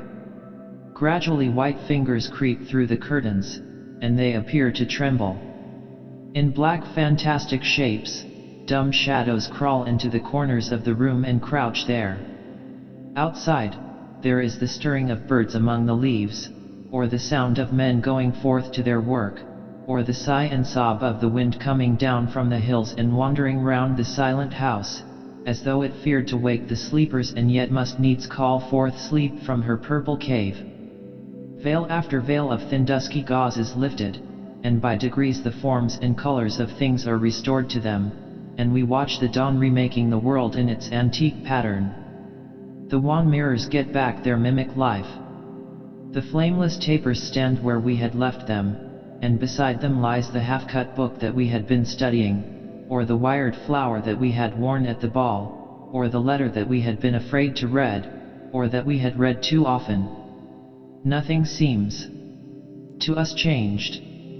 Out of the unreal shadows of the night comes back the real life that we had known. We have to resume it where we had left off, and there steals over us a terrible sense of the necessity for the continuance of energy in the same wearisome round of stereotyped habits, or a wild longing, it may be, that our eyelids might open some morning upon a world that had been refashioned anew in the darkness for our pleasure, a world in which things would have fresh shapes and colors, and be changed, or have other secrets, a world in which the past would have little or no place, or survive, at any rate, in no conscious form of obligation or regret, the remembrance even of joy having its bitterness and the memories of pleasure their pain. It was the creation of such worlds as these that seemed to Dorian Gray to be the true object, or amongst the true objects, of life, and in his search for sensations that would be at once new and delightful, and possess that element of strangeness that is so essential to romance, he would often adopt certain modes of thought that he knew to be really alien to his nature, abandon himself to their subtle influences, and then, having, as it were, caught their color and satisfied his intellectual curiosity, leave them with that curious indifference that is not incompatible with a real ardor of temperament, and that, indeed, according to certain modern psychologists, is often a condition of it. It was rumored of him once that he was about to join the Roman Catholic Communion, and certainly the Roman ritual had always a great attraction for him. The daily sacrifice, more awful really than all the sacrifices of the antique world, stirred him as much by its superb rejection of the evidence of the senses as by the primitive simplicity of its elements and the eternal pathos of the human tragedy that it sought to symbolize.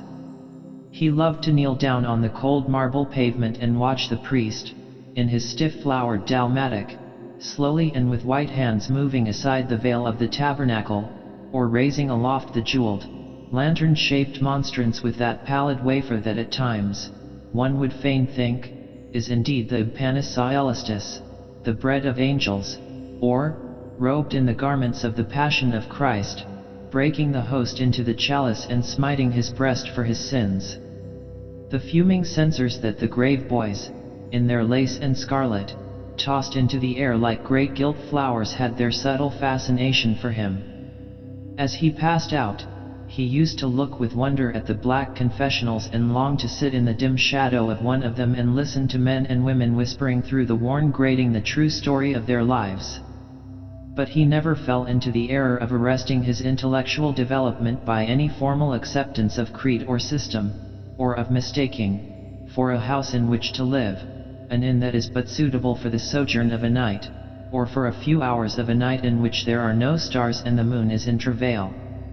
Mysticism, with its marvelous power of making common things strange to us, and the subtle antinomianism that always seems to accompany it, moved him for a season, and for a season he inclined to the materialistic doctrines of the Darwinismus movement in Germany, and found a curious pleasure in tracing the thoughts and passions of men to some pearly cell in the brain, or some white nerve in the body, delighting in the conception of the absolute dependence of the spirit on certain physical conditions, morbid or healthy, normal or diseased. Yet, as has been said of him before, no theory of life seemed to him to be of any importance compared with life itself. He felt keenly conscious of how barren all intellectual speculation is when separated from action and experiment. He knew that the senses, no less than the soul, have their spiritual mysteries to reveal. And so he would now study perfumes and the secrets of their manufacture, distilling heavily scented oils and burning odorous gums from the East.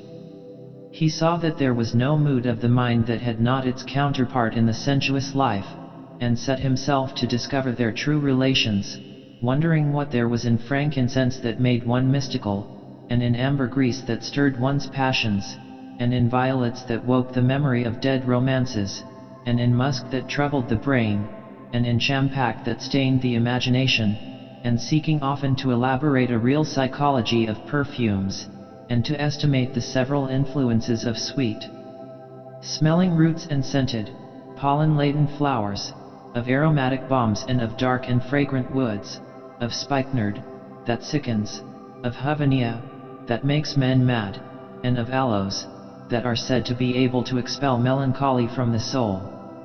At another time he devoted himself entirely to music, and in a long latticed room, with a vermilion and gold ceiling and walls of olive green lacquer, he used to give curious concerts in which mad gypsies tore wild music from little zithers, or grave, yellow-shawled Tunisians plucked at the strained strings of monstrous lutes, while grinning Negroes beat monotonously upon copper drums and, crouching upon scarlet mats, slim turbaned Indians blew through long pipes of reed or brass and charmed or feigned to charm great hooded snakes and horrible horned adders. The harsh intervals and shrill discords of barbaric music stirred him at times when Schubert's Grace, and Chopin's Beautiful Sorrows, and the mighty harmonies of Beethoven himself, fell unheeded on his ear.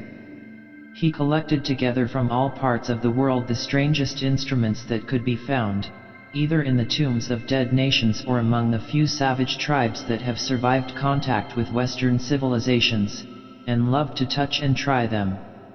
He had the mysterious juraperies of the Rio Negro Indians, that women are not allowed to look at and that even youths may not see till they have been subjected to fasting and scourging, and the earthen jars of the Peruvians that have the shrill cries of birds, and flutes of human bones such as Alfonso de Ovalle heard in Chile, and the sonorous green jaspers that are found near Cuzco and give forth a note of singular sweetness.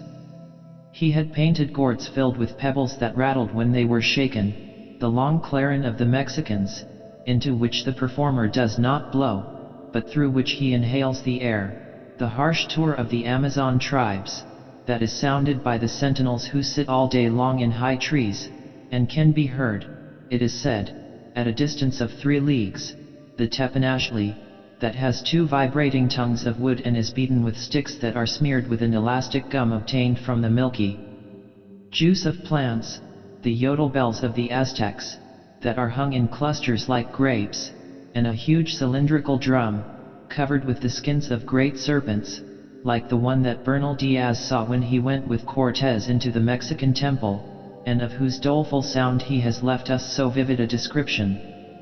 The fantastic character of these instruments fascinated him, and he felt a curious delight in the thought that art, like nature, has her monsters, things of bestial shape and with hideous voices. Yet, after some time, he wearied of them, and would sit in his box at the opera, either alone or with Lord Henry, listening in rapt pleasure to Tannhauser and seeing in the prelude to that great work of art a presentation of the tragedy of his own soul. On one occasion he took up the study of jewels, and appeared at a costume ball as Anne de Joyeuse, Admiral of France, in a dress covered with 560 pearls. This taste enthralled him for years, and, indeed, may be said never to have left him. He would often spend a whole day settling and resettling in their cases the various stones that he had collected, such as the olive-green chrysoberyl that turns red by lamplight, the cymophane with its wire-like line of silver, the pistachio-colored peridot, rose-pink and wine-yellow topazes, carbuncles of fiery scarlet with tremulous, 4-rayed stars, flame-red cinnamon stones, orange and violet spinels, and amethysts with their alternate layers of ruby and sapphire. He loved the red gold of the sunstone, and the moonstone's pearly whiteness, and the broken rainbow of the milky opal. He procured from Amsterdam 3 emeralds of extraordinary size and richness of color, and had a turquoise de la Vieille Roche that was the envy of all the connoisseurs. He discovered wonderful stories, also, about jewels. In Alfonso's Clericalis Disciplina a serpent was mentioned with eyes of real jacinth, and in the romantic history of Alexander, the conqueror of Amathia was said to have found in the Vale of Jordan snakes with collars of real emeralds growing on their backs. There was a gem in the brain of the dragon, Philostratus told us, and by the exhibition of golden letters in a scarlet robe the monster could be thrown into a magical sleep and slain.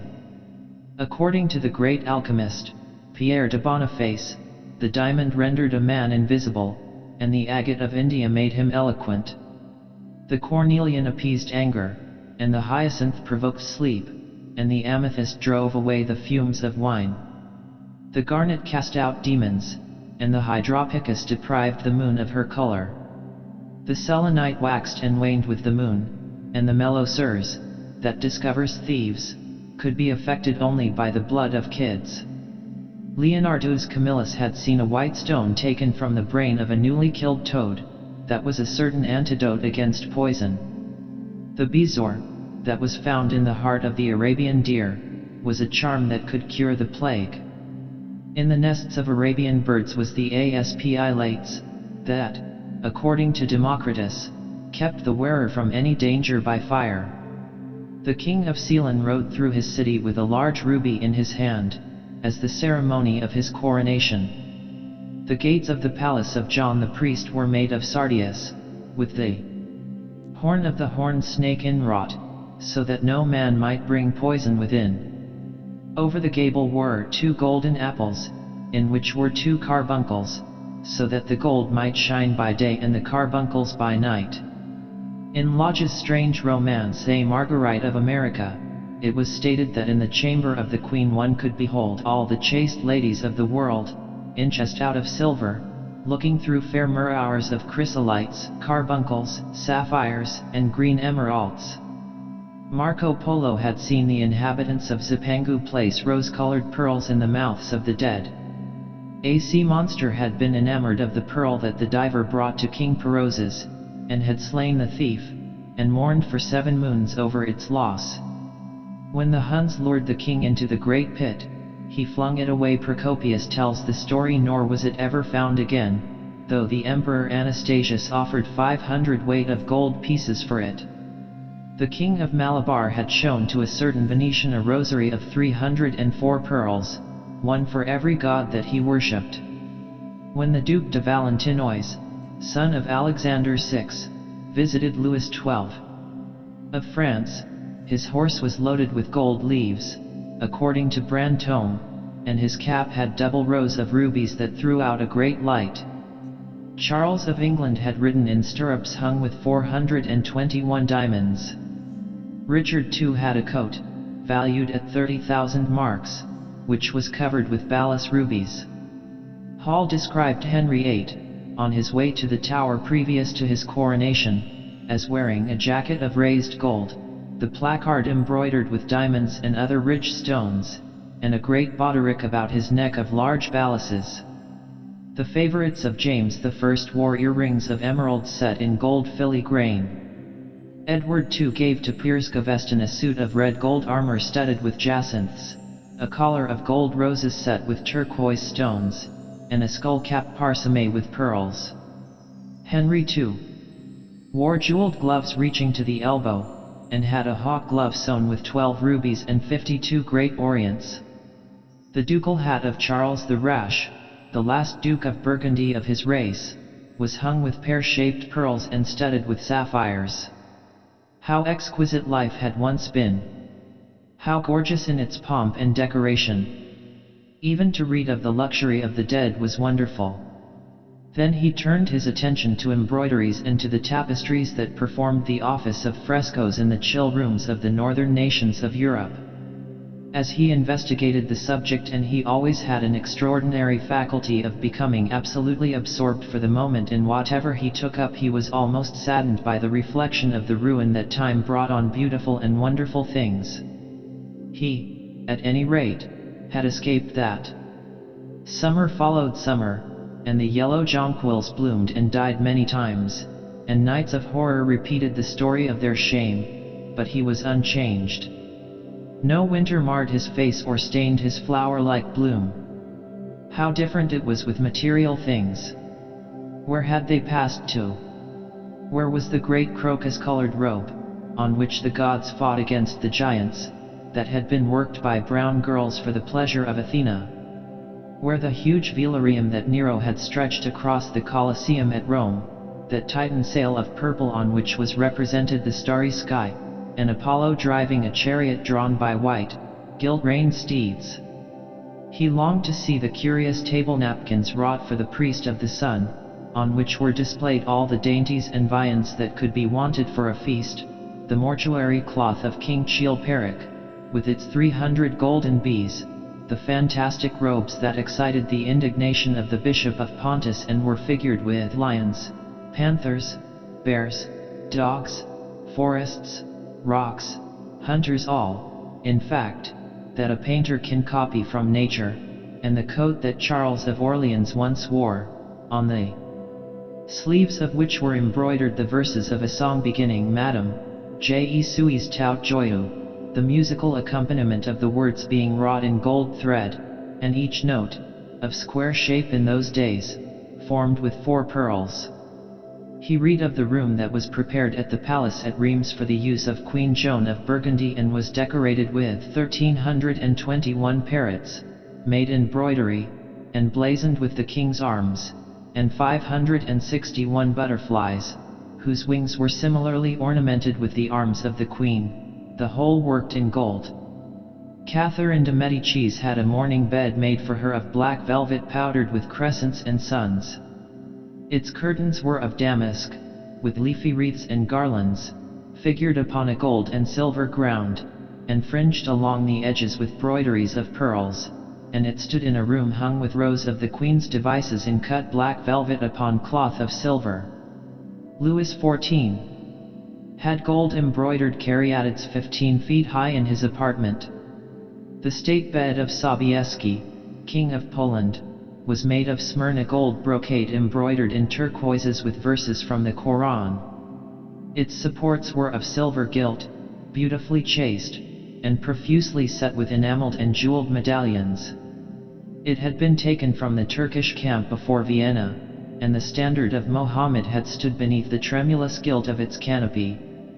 And so, for a whole year, he sought to accumulate the most exquisite specimens that he could find of textile and embroidered work, getting the dainty Delhi muslins, finely wrought with gold thread palmates and stitched over with iridescent beetles' wings, the Dhaka gauzes, that from their transparency are known in the East as woven air, and running water, and evening dew, strange figured cloths from Java, elaborate yellow Chinese hangings, books bound in tawny satins or fair blue silks, and wrought with fleurs de lis, birds and images, veils of laces worked in Hungary point, Sicilian brocades and stiff Spanish velvets, Georgian work, with its gilt coins, and Japanese fukuses, with their green-toned golds and their marvelously plumaged birds. He had a special passion, also, for ecclesiastical vestments, as indeed he had for everything connected with the service of the church. In the long cedar chests that lined the west gallery of his house, he had stored away many rare and beautiful specimens of what is really the raiment of the bride of Christ, who must wear purple and jewels and fine linen that she may hide the pallid macerated body that is worn by the suffering that she seeks for and wounded by self-inflicted pain. He possessed a gorgeous cope of crimson silk and gold thread damask, figured with a repeating pattern of golden pomegranates set in 6-petaled formal blossoms, beyond which on either side was the pineapple device wrought in seed pearls. The orphreys were divided into panels representing scenes from the life of the Virgin, and the coronation of the Virgin was figured in colored silks upon the hood. This was Italian work of the 15th century. Another cope was of green velvet, embroidered with heart-shaped groups of acanthus leaves, from which spread long-stemmed white blossoms, the details of which were picked out with silver thread and colored crystals. The Morse bore a seraph's head in gold thread raised work. The orphreys were woven in a diaper of red and gold silk, and were starred with medallions of many saints and martyrs, among whom was Saint Sebastian. He had chasubles, also, of amber-colored silk, and blue silk and gold brocade, and yellow silk damask and cloth of gold, figured with representations of the Passion and Crucifixion of Christ, and embroidered with lions and peacocks and other emblems, dalmatics of white satin and pink silk damask, decorated with tulips and dolphins and fleurs de lis, altar frontals of crimson velvet and blue linen, and many corporals, chalice veils, and sudaria.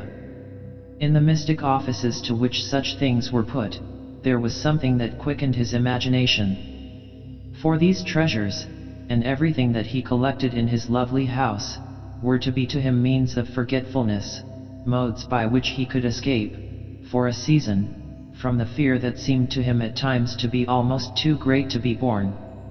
Upon the walls of the lonely locked room where he had spent so much of his boyhood, he had hung with his own hands the terrible portrait whose changing features showed him the real degradation of his life, and in front of it had draped the purple and gold pall as a curtain. For weeks he would not go there, would forget the hideous painted thing, and get back his light heart, his wonderful joyousness, his passionate absorption in mere existence. Then, suddenly, some night he would creep out of the house, go down to dreadful places near Blue Gate Fields, and stay there, day after day, until he was driven away. On his return he would sit in front of the picture, sometimes loathing it in himself, but filled, at other times, with that pride of individualism that is half the fascination of sin, and smiling with secret pleasure at the misshapen shadow that had to bear the burden that should have been his own. After a few years he could not endure to be long out of England, and gave up the villa that he had shared at Trouville with Lord Henry, as well as the little white walled-in house at Algiers where they had more than once spent the winter. He hated to be separated from the picture that was such a part of his life, and was also afraid that during his absence someone might gain access to the room, in spite of the elaborate bars that he had caused to be placed upon the door. He was quite conscious that this would tell them nothing. It was true that the portrait still preserved, under all the foulness and ugliness of the face, its marked likeness to himself, but what could they learn from that? He would laugh at anyone who tried to taunt him. He had not painted it. What was it to him how vile and full of shame it looked? Even if he told them, would they believe it? Yet he was afraid. Sometimes when he was down at his great house in Nottinghamshire, entertaining the fashionable young men of his own rank who were his chief companions, and astounding the county by the wanton luxury and gorgeous splendor of his mode of life, he would suddenly leave his guests and rush back to town to see that the door had not been tampered with and that the picture was still there. What if it should be stolen? The mere thought made him cold with horror. Surely the world would know his secret then. Perhaps the world already suspected it. For, while he fascinated many, there were not a few who distrusted him. He was very nearly blackballed at a West End club of which his birth and social position fully entitled him to become a member, and it was said that on one occasion, when he was brought by a friend into the smoking room of the Churchill, the Duke of Berwick and another gentleman got up in a marked manner and went out. Curious stories became current about him after he had passed his 25th year. It was rumored that he had been seen brawling with foreign sailors in a low den in the distant parts of Whitechapel, and that he consorted with thieves and coiners and knew the mysteries of their trade. His extraordinary absences became notorious, and, when he used to reappear again in society, men would whisper to each other in corners, or pass him with a sneer, or look at him with cold searching eyes, as though they were determined to discover his secret. Of such insolences and attempted slights he, of course, took no notice, and in the opinion of most people his frank debonair manner, his charming boyish smile, and the infinite grace of that wonderful youth that seemed never to leave him, were in themselves a sufficient answer to the calumnies, for so they termed them, that were circulated about him. It was remarked, however, that some of those who had been most intimate with him appeared, after a time, to shun him. Women who had wildly adored him, and for his sake had braved all social censure and set convention at defiance, were seen to grow pallid with shame or horror if Dorian Gray entered the room. Yet these whispered scandals only increased in the eyes of many his strange and dangerous charm. His great wealth was a certain element of security. Society, civilized society, at least, is never very ready to believe anything to the detriment of those who are both rich and fascinating. It feels instinctively that manners are of more importance than morals, and, in its opinion, the highest respectability is of much less value than the possession of a good chef. And, after all, it is a very poor consolation to be told that the man who has given one a bad dinner, or poor wine, is irreproachable in his private life. Even the cardinal virtues cannot atone for half-cold entrees, as Lord Henry remarked once, in a discussion on the subject, and there is possibly a good deal to be said for his view. For the canons of good society are, or should be, the same as the canons of art. Form is absolutely essential to it. It should have the dignity of a ceremony, as well as its unreality, and should combine the insincere character of a romantic play with the wit and beauty that makes such plays delightful to us. Is insincerity such a terrible thing? I think not. It is merely a method by which we can multiply our personalities. Such, at any rate, was Dorian Gray's opinion. He used to wonder at the shallow psychology of those who conceive the ego in man as a thing simple, permanent, reliable, and of one essence. To him, man was a being with myriad lives and myriad sensations, a complex multiform creature that bore within itself strange legacies of thought and passion, and whose very flesh was tainted with the monstrous maladies of the dead. He loved to stroll through the gaunt cold picture gallery of his country house and look at the various portraits of those whose blood flowed in his veins.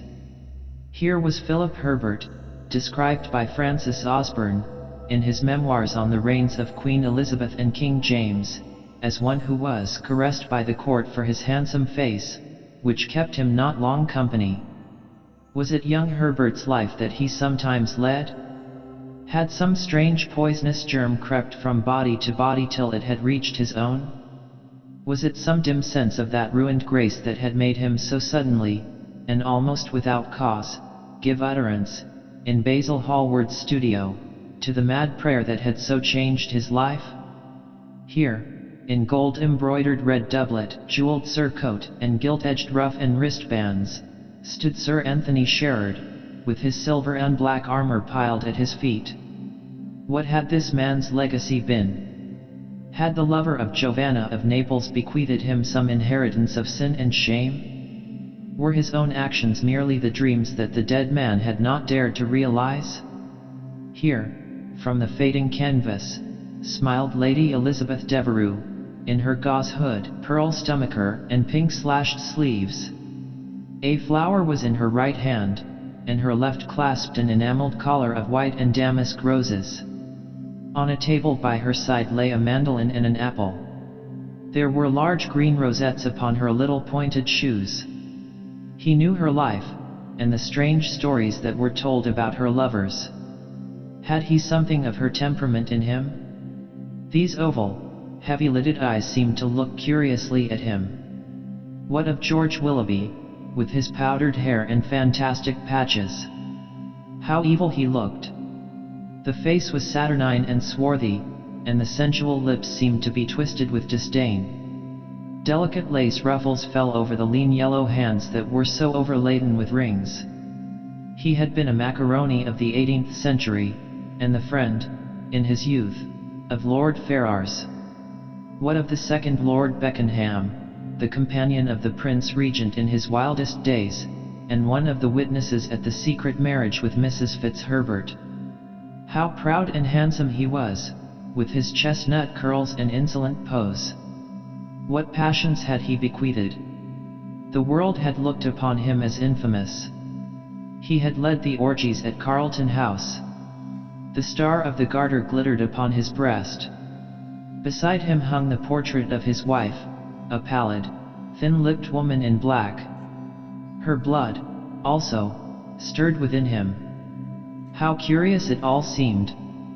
And his mother with her Lady Hamilton face and her moist, wine-dashed lips. He knew what he had got from her. He had got from her his beauty, and his passion for the beauty of others. She laughed at him in her loose bacchanti dress. There were vine leaves in her hair. The purple spilled from the cup she was holding. The carnations of the painting had withered, but the eyes were still wonderful in their depth and brilliancy of color. They seemed to follow him wherever he went. Yet one had ancestors in literature as well as in one's own race, nearer perhaps in type and temperament, many of them, and certainly with an influence of which one was more absolutely conscious. There were times when it appeared to Dorian Gray that the whole of history was merely the record of his own life, not as he had lived it in act and circumstance, but as his imagination had created it for him, as it had been in his brain and in his passions. He felt that he had known them all, those strange terrible figures that had passed across the stage of the world and made sin so marvelous and evil so full of subtlety. It seemed to him that in some mysterious way their lives had been his own. The hero of the wonderful novel that had so influenced his life had himself known this curious fancy. In the 7th chapter he tells how, crowned with laurel, lest lightning might strike him, he had sat, as Tiberius, in a garden at Capri, reading the shameful books of Elephantes, while dwarfs and peacocks strutted round him and the flute player mocked the swinger of the censer, and, as Caligula, had caroused with the green-shirt jockeys in their stables and supped in an ivory manger with a jewel front-lipped horse, and, as Domitian, had wandered through a corridor lined with marble mirrors, looking round with haggard eyes for the reflection of the dagger that was to end his days, and sick with that ennui, that terrible tedium vitae, that comes on those to whom life denies nothing, and had peered through a clear emerald at the red shambles of the circus and then, in a litter of pearl and purple drawn by silver-shod mules, been carried through the street of pomegranates to a house of gold and heard men cry on Nero Caesar as he passed by, and, as Elagabalus, had painted his face with colors, and plied the distaff among the women, and brought the moon from Carthage and given her in mystic marriage to the Sunday. Over and over again Dorian used to read this fantastic chapter, and the 2 chapters immediately following, in which, as in some curious tapestries or cunningly wrought enamels, were pictured the awful and beautiful forms of those whom vice and blood and weariness had made monstrous or mad. Filippo, Duke of Milan, who slew his wife and painted her lips with a scarlet poison that her lover might suck death from the dead thing he fondled. Pietro Barbi, the Venetian, known as Paul II, who sought in his vanity to assume the title of Formosus, and whose tiara, valued at 200,000 florins, was bought at the price of a terrible sin. Gian Maria Visconti, who used hounds to chase living men and whose murdered body was covered with roses by a harlot who had loved him. The Borgia on his white horse, with fratricide riding beside him and his mantle stained with the blood of Perotto. Pietro Riario, the young Cardinal Archbishop of Florence, child and minion of Sixtus IV, whose beauty was equalled only by his debauchery, and who received Leonora of Aragon in a pavilion of white and crimson silk, filled with nymphs and centaurs, and gilded a boy that he might serve at the feast as Ganymede or Hylas. Ezelin, whose melancholy could be cured only by the spectacle of death, and who had a passion for red blood, as other men have for red wine, the son of the fiend, as was reported, and one who had cheated his father at dice when gambling with him for his own soul. Giambattista Cibo, who in mockery took the name of innocent and into whose torpid veins the blood of 3 lads was infused by a Jewish doctor. Sigismondo Malatesta, the lover of Isotta and the lord of Rimini, whose effigy was burned at Rome as the enemy of God and man, who strangled Polissena with a napkin, and gave poison to Ginevra d'Este in a cup of emerald, and in honor of a shameful passion built a pagan church for Christian worship. Charles VI, who had so wildly adored his brother's wife that a leper had warned him of the insanity that was coming on him, and who, when his brain had sickened and grown strange, could only be soothed by Saracen cards painted with the images of love and death and madness, and, in his trimmed jerkin and jeweled cap and acanthus-like curls, Griffonetto Baglioni, who slew Astor with his bride, and Simonetto with his page, and whose comeliness was such that, as he lay dying in the yellow piazza of Perugia, those who had hated him could not choose but weep, and Atalanta, who had cursed him, blessed him. There was a horrible fascination in them all. He saw them at night, and they troubled his imagination in the day. The Renaissance knew of strange manners of poisoning by a helmet and a lighted torch, by an embroidered glove and a jeweled fan, by a gilded pomander and by an amber chain. Dorian Gray had been poisoned by a book. There were moments when he looked on evil simply as a mode through which he could realize his conception of the beautiful. Chapter 12. It was on the 9th of November, the eve of his own 38th birthday, as he often remembered afterwards. He was walking home about 11 o'clock from Lord Henry's, where he had been dining, and was wrapped in heavy furs, as the night was cold and foggy. At the corner of Grosvenor Square and South Audley Street, a man passed him in the mist, walking very fast and with the collar of his grey ulster turned up. He had a bag in his hand. Dorian recognized him. It was Basil Hallward. A strange sense of fear, for which he could not account, came over him. He made no sign of recognition and went on quickly in the direction of his own house. But Hallward had seen him. Dorian heard him first stopping on the pavement and then hurrying after him. In a few moments, his hand was on his arm. "Dorian. What an extraordinary piece of luck. I have been waiting for you in your library ever since 9 o'clock. Finally I took pity on your tired servant and told him to go to bed, as he let me out. I am off to Paris by the midnight train, and I particularly wanted to see you before I left. I thought it was you, or rather your fur coat, as you passed me. But I wasn't quite sure. Didn't you recognize me? In this fog, my dear Basil? Why, I can't even recognize Grosvenor Square. I believe my house is somewhere about here, but I don't feel at all certain about it. I am sorry you are going away, as I have not seen you for ages. But I suppose you will be back soon." "No, I am going to be out of England for 6 months. I intend to take a studio in Paris and shut myself up till I have finished a great picture I have in my head. However, it wasn't about myself I wanted to talk. Here we are at your door. Let me come in for a moment. I have something to say to you." "I shall be charmed. But won't you miss your train?" said Dorian Gray languidly as he passed up the steps and opened the door with his latchkey. The lamplight struggled out through the fog, and Hallward looked at his watch. "I have heaps of time," he answered. "The train doesn't go till 12:15, and it is only just 11. In fact, I was on my way to the club to look for you, when I met you. You see, I shan't have any delay about luggage, as I have sent on my heavy things. All I have with me is in this bag, and I can easily get to Victoria in 20 minutes. Dorian looked at him and smiled. What a way for a fashionable painter to travel. A Gladstone bag and an ulster. Come in, or the fog will get into the house. And mind you don't talk about anything serious. Nothing is serious nowadays. At least nothing should be." Hallward shook his head, as he entered, and followed Dorian into the library. There was a bright wood fire blazing in the large open hearth. The lamps were lit, and an open Dutch silver spirit case stood, with some siphons of soda water and large cut glass tumblers, on a little marquetry table. "You see, your servant made me quite at home, Dorian. He gave me everything I wanted, including your best gold-tipped cigarettes. He is a most hospitable creature. I like him much better than the Frenchman you used to have."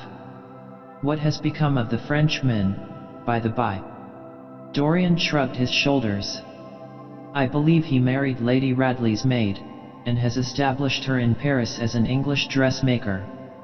Anglo-Monnier is very fashionable over there now, I hear. It seems silly of the French, doesn't it? But do you know, he was not at all a bad servant. I never liked him, but I had nothing to complain about. One often imagines things that are quite absurd. He was really very devoted to me and seemed quite sorry when he went away. Have another brandy and soda? Or would you like hock and seltzer? I always take hock and seltzer myself. There is sure to be some in the next room." "Thanks, I won't have anything more," said the painter, taking his cap and coat off and throwing them on the bag that he had placed in the corner. "And now, my dear fellow, I want to speak to you seriously. Don't frown like that. You make it so much more difficult for me." "What is it all about?" cried Dorian in his petulant way, flinging himself down on the sofa. "I hope it is not about myself. I am tired of myself tonight. I should like to be somebody else." "It is about yourself," answered Hallward in his grave deep voice, "and I must say it to you. I shall only keep you half an hour." Dorian sighed and lit a cigarette. "Half an hour," he murmured. "It is not much to ask of you, Dorian, and it is entirely for your own sake that I am speaking. I think it right that you should know that the most dreadful things are being said against you in London. I don't wish to know anything about them. I love scandals about other people, but scandals about myself don't interest me. They have not got the charm of novelty. They must interest you, Dorian. Every gentleman is interested in his good name. You don't want people to talk of you as something vile and degraded. Of course, you have your position, and your wealth, and all that kind of thing. But position and wealth are not everything. Mind you, I don't believe these rumors at all. At least, I can't believe them when I see you. Sin is a thing that writes itself across a man's face. It cannot be concealed. People talk sometimes of secret vices. There are no such things. If a wretched man has a vice, it shows itself in the lines of his mouth, the droop of his eyelids, the molding of his hands even. Somebody, I won't mention his name, but you know him, came to me last year to have his portrait done. I had never seen him before, and had never heard anything about him at the time, though I have heard a good deal since. He offered an extravagant price. I refused him.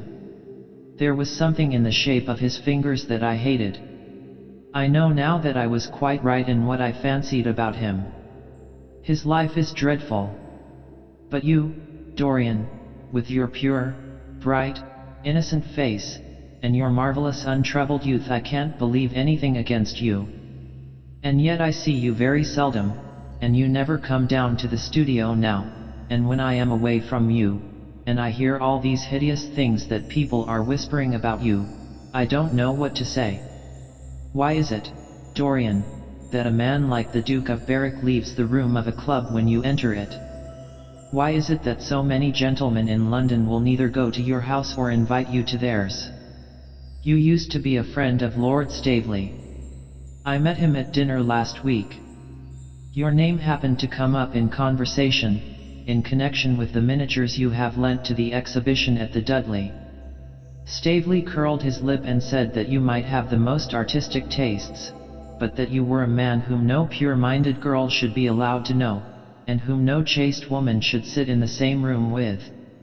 I reminded him that I was a friend of yours, and asked him what he meant.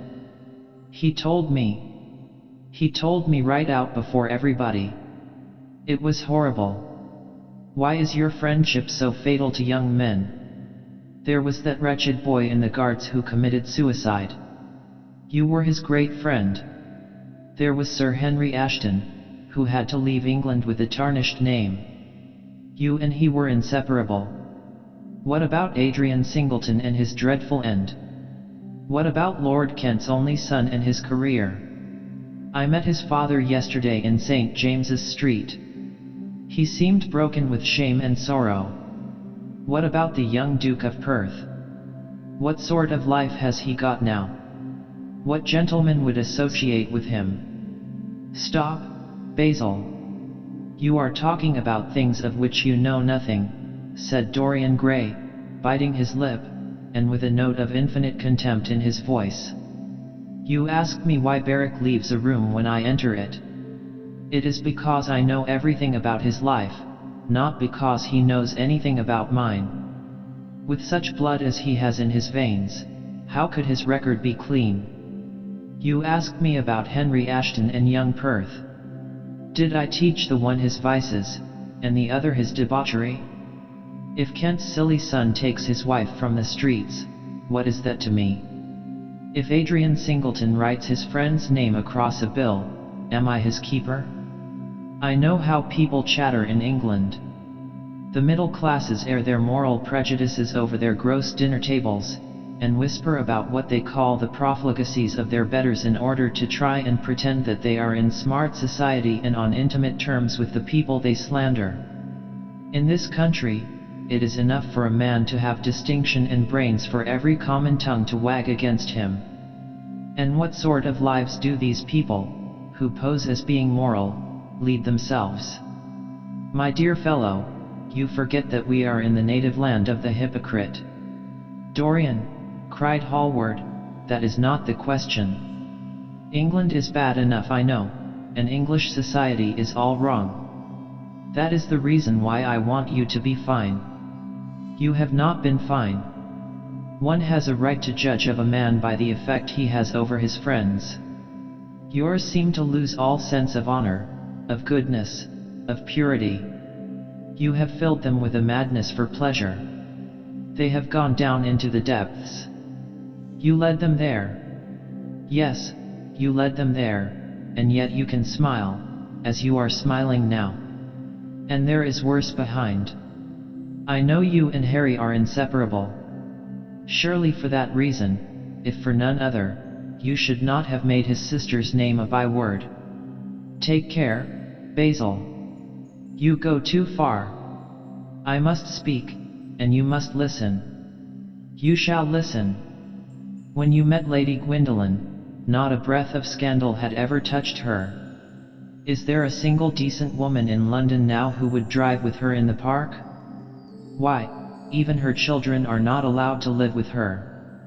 Then there are other stories that you have been seen creeping at dawn out of dreadful houses and slinking in disguise into the foulest dens in London. Are they true? Can they be true? When I first heard them, I laughed. I hear them now, and they make me shudder. Is lead there? Dorian, you don't know what is said about you. I won't tell you that I don't want to preach to you. I remember Harry saying once that every man who turned himself into an amateur curate for the moment always began by saying that, and then proceeded to break his word. I do want to preach to you. I want you to lead such a life as will make the world respect you. I want you to have a clean name and a fair record. I want you to get rid of the dreadful people you associate with. Don't shrug your shoulders like that. Don't be so indifferent. You have a wonderful influence. Let it be for good, not for evil. They say that you corrupt everyone with whom you become intimate, and that it is quite sufficient for you to enter a house for shame of some kind to follow after. I don't know whether it is so or not. How should I know? But it is said of you. I am told things that it seems impossible to doubt. Lord Gloucester was one of my greatest friends at Oxford. He showed me a letter that his wife had written to him when she was dying alone in her villa at Mentone. Your name was implicated in the most terrible confession I ever read. I told him that it was absurd that I knew you thoroughly and that you were incapable of anything of the kind. Know you? I wonder, do I know you? Before I could answer that, I should have to see your soul. To see my soul, muttered Dorian Gray, starting up from the sofa and turning almost white from fear. Yes, answered Hallward gravely, and with deep-toned sorrow in his voice, to see your soul. But only God can do that. A bitter laugh of mockery broke from the lips of the younger man. You shall see it yourself, tonight, he cried, seizing a lamp from the table. Come, it is your own handiwork. Why shouldn't you look at it? You can tell the world all about it afterwards, if you choose. Nobody would believe you. If they did believe you, they would like me all the better for it. I know the age better than you do, though you will prate about it so tediously. Come, I tell you. You have chattered enough about corruption. Now you shall look on it face to face. There was the madness of pride in every word he uttered. He stamped his foot upon the ground in his boyish insolent manner. He felt a terrible joy at the thought that someone else was to share his secret, and that the man who had painted the portrait that was the origin of all his shame was to be burdened for the rest of his life with the hideous memory of what he had done. Yes, he continued, coming closer to him and looking steadfastly into his stern eyes, I shall show you my soul. You shall see the thing that you fancy only God can see. Hallward started back. This is blasphemy, Dorian, he cried. You must not say things like that. They are horrible, and they don't mean anything. You think so? He laughed again. I know so. As for what I said to you tonight, I said it for your good. You know I have been always a stanch friend to you. Don't touch me. Finish what you have to say. A twisted flash of pain shot across the painter's face. He paused for a moment, and a wild feeling of pity came over him. After all, what right had he to pry into the life of Dorian Gray? If he had done a tithe of what was rumored about him, how much he must have suffered. Then he straightened himself up, and walked over to the fireplace, and stood there, looking at the burning logs with their frost-like ashes and their throbbing cores of flame. I am waiting, Basil, said the young man in a hard, clear voice. He turned round. What I have to say is this, he cried. You must give me some answer to these horrible charges that are made against you. If you tell me that they are absolutely untrue from beginning to end, I shall believe you. Deny them, Dorian, deny them. Can't you see what I am going through? My God! Don't tell me that you are bad and corrupt and shameful. Dorian Gray smiled. There was a curl of contempt in his lips. Come upstairs, Basil, he said quietly. I keep a diary of my life from day to day, and it never leaves the room in which it is written. I shall show it to you if you come with me. I shall come with you, Dorian, if you wish it. I see I have missed my train. That makes no matter. I can go tomorrow. But don't ask me to read anything tonight. All I want is a plain answer to my question. That shall be given to you upstairs. I could not give it here. You will not have to read long. Chapter 13. He passed out of the room and began the ascent, Basil Hallward following close behind. They walked softly, as men do instinctively at night. The lamp cast fantastic shadows on the wall and staircase. A rising wind made some of the windows rattle. When they reached the top landing, Dorian set the lamp down on the floor, and taking out the key, turned it in the lock. You insist on knowing, Basil? He asked in a low voice. Yes. I am delighted, he answered, smiling. Then he added, somewhat harshly, you are the one man in the world who is entitled to know everything about me. You have had more to do with my life than you think, and, taking up the lamp, he opened the door and went in. A cold current of air passed them, and the light shot up for a moment in a flame of murky orange. He shuddered. Shut the door behind you, he whispered, as he placed the lamp on the table. Hallward glanced round him with a puzzled expression. The room looked as if it had not been lived in for years. A faded Flemish tapestry, a curtained picture, an old Italian cassone, and an almost empty bookcase, that was all that it seemed to contain, besides a chair and a table. As Dorian Gray was lighting a half-burned candle that was standing on the mantelshelf, he saw that the whole place was covered with dust and that the carpet was in holes. A mouse ran scuffling behind the wainscoting. There was a damp odor of mildew. So you think that it is only God who sees the soul, Basil? Draw that curtain back, and you will see mine. The voice that spoke was cold and cruel. You are mad, Dorian, or playing a part, muttered Hallward, frowning. You won't? Then I must do it myself, said the young man, and he tore the curtain from its rod and flung it on the ground.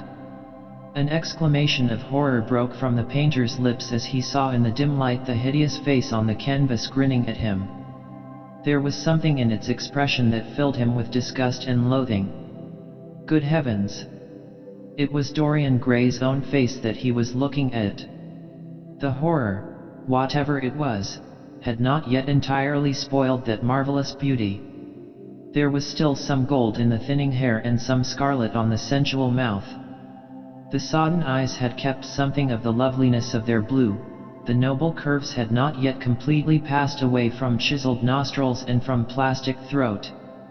Yes, it was Dorian himself. But who had done it? He seemed to recognize his own brushwork, and the frame was his own design. The idea was monstrous, yet he felt afraid. He seized the lighted candle, and held it to the picture. In the left-hand corner was his own name, traced in long letters of bright vermilion. It was some foul parody, some infamous ignoble satire. He had never done that. Still, it was his own picture. He knew it, and he felt as if his blood had changed in a moment from fire to sluggish ice. His own picture. What did it mean? Why had it altered? He turned and looked at Dorian Gray with the eyes of a sick man. His mouth twitched, and his parched tongue seemed unable to articulate.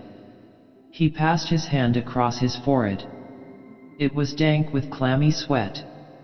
The young man was leaning against the mantelshelf, watching him with that strange expression that one sees on the faces of those who are absorbed in a play when some great artist is acting. There was neither real sorrow in it nor real joy. There was simply the passion of the spectator, with perhaps a flicker of triumph in his eyes. He had taken the flower out of his coat, and was smelling it, or pretending to do so. "What does this mean?" cried Hallward, at last. His own voice sounded shrill and curious in his ears. "Years ago, when I was a boy," said Dorian Gray, crushing the flower in his hand, "you met me, flattered me, and taught me to be vain of my good looks. One day you introduced me to a friend of yours, who explained to me the wonder of youth, and you finished a portrait of me that revealed to me the wonder of beauty. In a mad moment that, even now, I don't know whether I regret or not, I made a wish, perhaps you would call it a prayer. I remember it. Oh, how well I remember it. No. The thing is impossible. The room is damp. Mildew has got into the canvas. The paints I used had some wretched mineral poison in them. I tell you the thing is impossible." "Ah, what is impossible?" murmured the young man, going over to the window and leaning his forehead against the cold, mist-stained glass. "You told me you had destroyed it. I was wrong. It has destroyed me. I don't believe it is my picture." "Can't you see your ideal in it?" said Dorian bitterly. "My ideal, as you call it. As you called it. There was nothing evil in it, nothing shameful. You were to me such an ideal as I shall never meet again. This is the face of a satyr. It is the face of my soul. Christ, what a thing I must have worshipped. It has the eyes of a devil. Each of us has heaven and hell in him, Basil," cried Dorian with a wild gesture of despair. Hallward turned again to the portrait and gazed at it. "My God! If it is true," he exclaimed, "and this is what you have done with your life, why, you must be worse even than those who talk against you fancy you to be." He held the light up again to the canvas and examined it. The surface seemed to be quite undisturbed and as he had left it. It was from within, apparently, that the foulness and horror had come. Through some strange quickening of inner life the leprosies of sin were slowly eating the thing away. The rotting of a corpse in a watery grave was not so fearful. His hand shook, and the candle fell from its socket on the floor and lay there sputtering. He placed his foot on it and put it out. Then he flung himself into the rickety chair that was standing by the table and buried his face in his hands. "Good God, Dorian, what a lesson! What an awful lesson!" There was no answer, but he could hear the young man sobbing at the window. "Pray, Dorian, pray," he murmured. "What is it that one was taught to say in one's boyhood? Lead us not into temptation. Forgive us our sins. Wash away our iniquities. Let us say that together. The prayer of your pride has been answered. The prayer of your repentance will be answered also. I worshipped you too much. I am punished for it. You worshipped yourself too much. We are both punished. Dorian Gray turned slowly around and looked at him with tear-dimmed eyes. It is too late, Basil, he faltered. It is never too late, Dorian. Let us kneel down and try if we cannot remember a prayer. Isn't there a verse somewhere, though your sins be as scarlet, yet I will make them as white as snow? Those words mean nothing to me now. Hush. Don't say that. You have done enough evil in your life. My God. Don't you see that accursed thing leering at us? Dorian Gray glanced at the picture, and suddenly an uncontrollable feeling of hatred for Basil Hallward came over him, as though it had been suggested to him by the image on the canvas, whispered into his ear by those grinning lips. The mad passions of a hunted animal stirred within him, and he loathed the man who was seated at the table, more than in his whole life he had ever loathed anything. He glanced wildly around. Something glimmered on the top of the painted chest that faced him. His eye fell on it. He knew what it was. It was a knife that he had brought up, some days before, to cut a piece of cord, and had forgotten to take away with him. He moved slowly towards it, passing Hallward as he did so. As soon as he got behind him, he seized it and turned round. Hallward stirred in his chair as if he was going to rise. He rushed at him and dug the knife into the great vein that is behind the ear, crushing the man's head down on the table and stabbing again and again. There was a stifled groan and the horrible sound of someone choking with blood. 3 times the outstretched arms shot up convulsively, waving grotesque, stiff-fingered hands in the air. He stabbed him twice more, but the man did not move. Something began to trickle on the floor. He waited for a moment, still pressing the head down. Then he threw the knife on the table, and listened. He could hear nothing, but the drip, drip on the threadbare carpet. He opened the door and went out on the landing. The house was absolutely quiet. No one was about. For a few seconds he stood bending over the balustrade and peering down into the black seething well of darkness. Then he took out the key and returned to the room, locking himself in as he did so. The thing was still seated in the chair, straining over the table with bowed head, and humped back, and long fantastic arms. Had it not been for the red jagged tear in the neck and the clotted black pool that was slowly widening on the table, one would have said that the man was simply asleep. How quickly it had all been done. He felt strangely calm, and walking over to the window, opened it and stepped out on the balcony. The wind had blown the fog away, and the sky was like a monstrous peacock's tail, starred with myriads of golden eyes.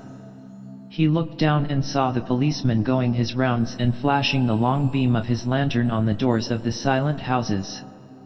The crimson spot of a prowling hansom gleamed at the corner and then vanished.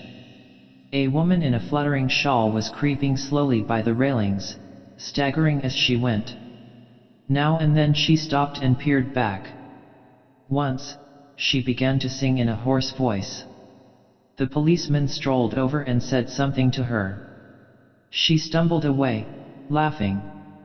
A bitter blast swept across the square. The gas lamps flickered and became blue, and the leafless trees shook their black iron branches to and fro. He shivered and went back, closing the window behind him. Having reached the door, he turned the key and opened it. He did not even glance at the murdered man. He felt that the secret of the whole thing was not to realize the situation. The friend who had painted the fatal portrait to which all his misery had been due had gone out of his life. That was enough. Then he remembered the lamp. It was a rather curious one of Moorish workmanship, made of dull silver inlaid with arabesques of burnished steel, and studded with coarse turquoises. Perhaps it might be missed by his servant, and questions would be asked. He hesitated for a moment, then he turned back and took it from the table. He could not help seeing the dead thing. How still it was! How horribly white the long hands looked! It was like a dreadful wax image. Having locked the door behind him, he crept quietly downstairs. The woodwork creaked and seemed to cry out as if in pain. He stopped several times and waited. No, everything was still. It was merely the sound of his own footsteps. When he reached the library, he saw the bag and coat in the corner. They must be hidden away somewhere. He unlocked a secret press that was in the wainscoting, a press in which he kept his own curious disguises, and put them into it. He could easily burn them afterwards. Then he pulled out his watch. It was 20 minutes to 2. He sat down and began to think. Every year, every month, almost men were strangled in England for what he had done. There had been a madness of murder in the air. Some red star had come too close to the earth. And yet, what evidence was there against him? Basil Hallward had left the house at 11. No one had seen him come in again. Most of the servants were at Selby Royal. His valet had gone to bed. Paris. Yes. It was to Paris that Basil had gone, and by the midnight train, as he had intended. With his curious reserved habits, it would be months before any suspicions would be roused. Months. Everything could be destroyed long before then. A sudden thought struck him. He put on his fur coat and hat and went out into the hall. There he paused, hearing the slow heavy tread of the policeman on the pavement outside and seeing the flash of the bull's-eye reflected in the window. He waited and held his breath. After a few moments he drew back the latch and slipped out, shutting the door very gently behind him. Then he began ringing the bell. In about 5 minutes his valet appeared, half-dressed and looking very drowsy. "I am sorry to have had to wake you up, Francis," he said, stepping in, "but I had forgotten my latchkey." "What time is it?" 10 minutes past 2, sir," answered the man, looking at the clock and blinking. 10 minutes past 2? How horribly late. You must wake me at 9 tomorrow. I have some work to do. All right, sir. Did anyone call this evening? Mr. Hallward, sir. He stayed here till 11, and then he went away to catch his train. Oh. I am sorry I didn't see him. Did he leave any message? No, sir, except that he would write to you from Paris, if he did not find you at the club. That will do, Francis. Don't forget to call me at 9 tomorrow. No, sir. The man shambled down the passage in his slippers. Dorian Gray threw his hat and coat upon the table and passed into the library. For a quarter of an hour he walked up and down the room, biting his lip and thinking. Then he took down the blue book from one of the shelves and began to turn over the leaves. Alan Campbell, 152, Hertford Street, Mayfair. Yes, that was the man he wanted. Chapter 14. At 9 o'clock the next morning his servant came in with a cup of chocolate on a tray and opened the shutters. Dorian was sleeping quite peacefully, lying on his right side, with one hand underneath his cheek. He looked like a boy who had been tired out with play, or study. The man had to touch him twice on the shoulder before he woke, and as he opened his eyes a faint smile passed across his lips, as though he had been lost in some delightful dream. Yet he had not dreamed at all. His night had been untroubled by any images of pleasure or of pain. But youth smiles without any reason. It is one of its chiefest charms.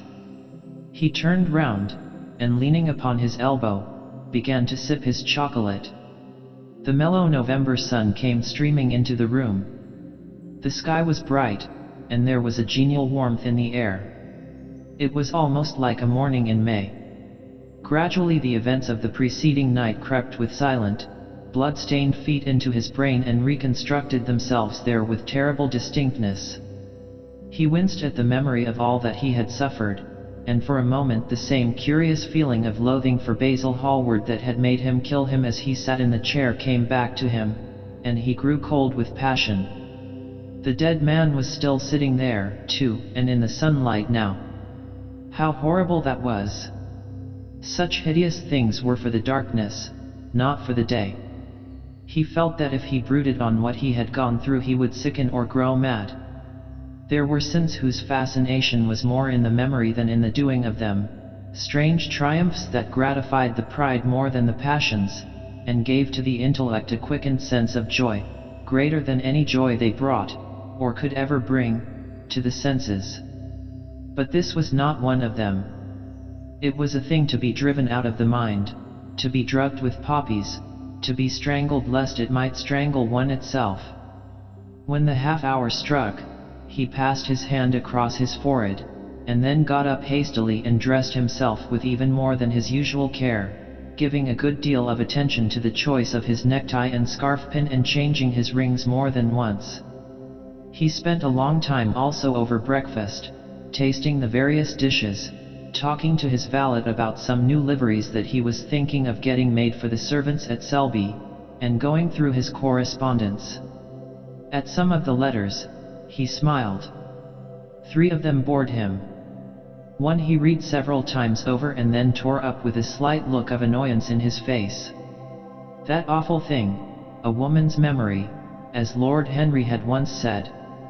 After he had drunk his cup of black coffee, he wiped his lips slowly with a napkin, motioned to his servant to wait, and going over to the table, sat down and wrote 2 letters.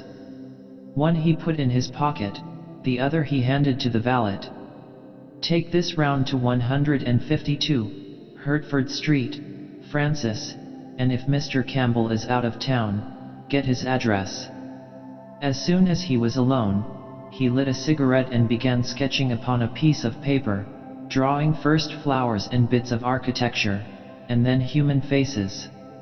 Suddenly he remarked that every face that he drew seemed to have a fantastic likeness to Basil Hallward. He frowned, and getting up, went over to the bookcase and took out a volume at hazard. He was determined that he would not think about what had happened until it became absolutely necessary that he should do so. When he had stretched himself on the sofa, he looked at the title page of the book. It was Gautier's Images et Cames, Charpentier's Japanese paper edition, with the Jacquemart etching. The binding was of citron green leather, with a design of gilt trellis work and dotted pomegranates. It had been given to him by Adrian Singleton. As he turned over the pages, his eye fell on the poem about the hand of Lacenaire, the cold yellow hand du supplice encore mal lavé, with its downy red hairs and its doigt Stéphane. He glanced at his own white taper fingers, shuddering slightly in spite of himself, and passed on, till he came to those lovely stanzas upon Venice. Sur un gamme chromatique. Les scènes de pearls ruisselant. La Venus de l'Adriate qui sort de l'eau sun cor rose et blanc. Les domes, sur l'azur des Andes. Suivant la phrase au per contour. Es enflant comme des gorges rondes. Que souleve un soupir d'amour. Les quiff aboard et me depose. Jetant son amer au pilier. Devant un façade rose. Sur le marbre d'un escalier. How exquisite they were! As one read them, one seemed to be floating down the green waterways of the pink and pearl city, seated in a black gondola with silver prow and trailing curtains. The mere lines looked to him like those straight lines of turquoise blue that follow one as one pushes out to the Lido. The sudden flashes of color reminded him of the gleam of the opal and iris-throated birds that flutter round the tall honeycombed campanile, or stalk, with such stately grace, through the dim, dust-stained arcades. Leaning back with half-closed eyes, he kept saying over and over to himself, Devant un façade rose. Sur le marbre d'un escalier. The whole of Venice was in those 2 lines. He remembered the autumn that he had passed there, and a wonderful love that had stirred him to mad delightful follies. There was romance in every place. But Venice, like Oxford, had kept the background for romance, and, to the true romantic, background was everything, or almost everything. Basil had been with him part of the time, and had gone wild over Tintoret. Poor Basil! What a horrible way for a man to die! He sighed, and took up the volume again, and tried to forget. He read of the swallows that fly in and out of the little cafe at Smyrna where the Hajis sit counting their ember beads and the turbaned merchants smoke their long tasseled pipes and talk gravely to each other. He read of the obelisk in the Place de la Concorde that weeps tears of granite in its lonely sunless exile and longs to be back by the hot, lotus-covered Nile, where there are sphinxes, and rose-red ibises, and white vultures with gilded claws, and crocodiles with small barrel eyes that crawl over the green steaming mud. He began to brood over those verses which, drawing music from kiss-stained marble, tell of that curious statue that Gautier compares to a contralto voice, the monstre charmant that couches in the porphyry room of the Louvre. But after a time the book fell from his hand. He grew nervous, and a horrible fit of terror came over him. What if Alan Campbell should be out of England? Days would elapse before he could come back. Perhaps he might refuse to come. What could he do then? Every moment was of vital importance. They had been great friends once, 5 years before, almost inseparable, indeed. Then the intimacy had come suddenly to an end. When they met in society now, it was only Dorian Gray who smiled. Alan Campbell never did. He was an extremely clever young man, though he had no real appreciation of the visible arts, and whatever little sense of the beauty of poetry he possessed he had gained entirely from Dorian. His dominant intellectual passion was for science. At Cambridge he had spent a great deal of his time working in the laboratory, and had taken a good class in the natural science tripos of his year. Indeed, he was still devoted to the study of chemistry, and had a laboratory of his own in which he used to shut himself up all day long, greatly to the annoyance of his mother, who had set her heart on his standing for Parliament and had a vague idea that a chemist was a person who made up prescriptions. He was an excellent musician, however, as well, and played both the violin and the piano better than most amateurs.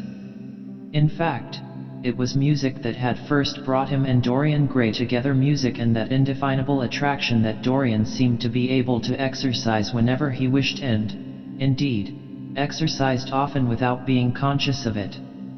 They had met at Lady Berkshire's the night that Rubinstein played there, and after that used to be always seen together at the opera and wherever good music was going on. For 18 months their intimacy lasted. Campbell was always either at Selby Royal or in Grosvenor Square. To him, as to many others, Dorian Gray was the type of everything that is wonderful and fascinating in life. Whether or not a quarrel had taken place between them no one ever knew. But suddenly people remarked that they scarcely spoke when they met and that Campbell seemed always to go away early from any party at which Dorian Gray was present. He had changed, too, was strangely melancholy at times, appeared almost to dislike hearing music, and would never himself play, giving as his excuse, when he was called upon, that he was so absorbed in science that he had no time left in which to practice. And this was certainly true. Every day he seemed to become more interested in biology, and his name appeared once or twice in some of the scientific reviews in connection with certain curious experiments. This was the man Dorian Gray was waiting for. Every second he kept glancing at the clock. As the minutes went by he became horribly agitated.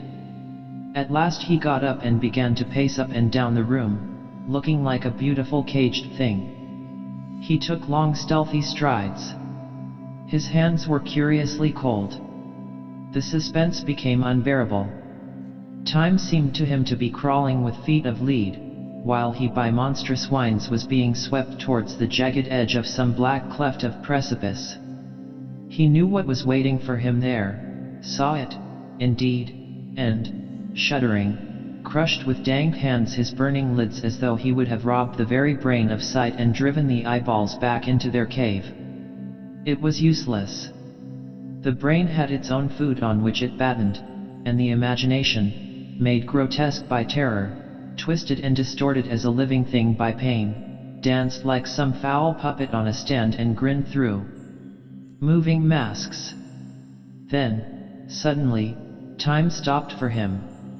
Yes, that blind, slow-breathing thing crawled no more, and horrible thoughts, time being dead, raced nimbly on in front, and dragged a hideous future from its grave, and showed it to him.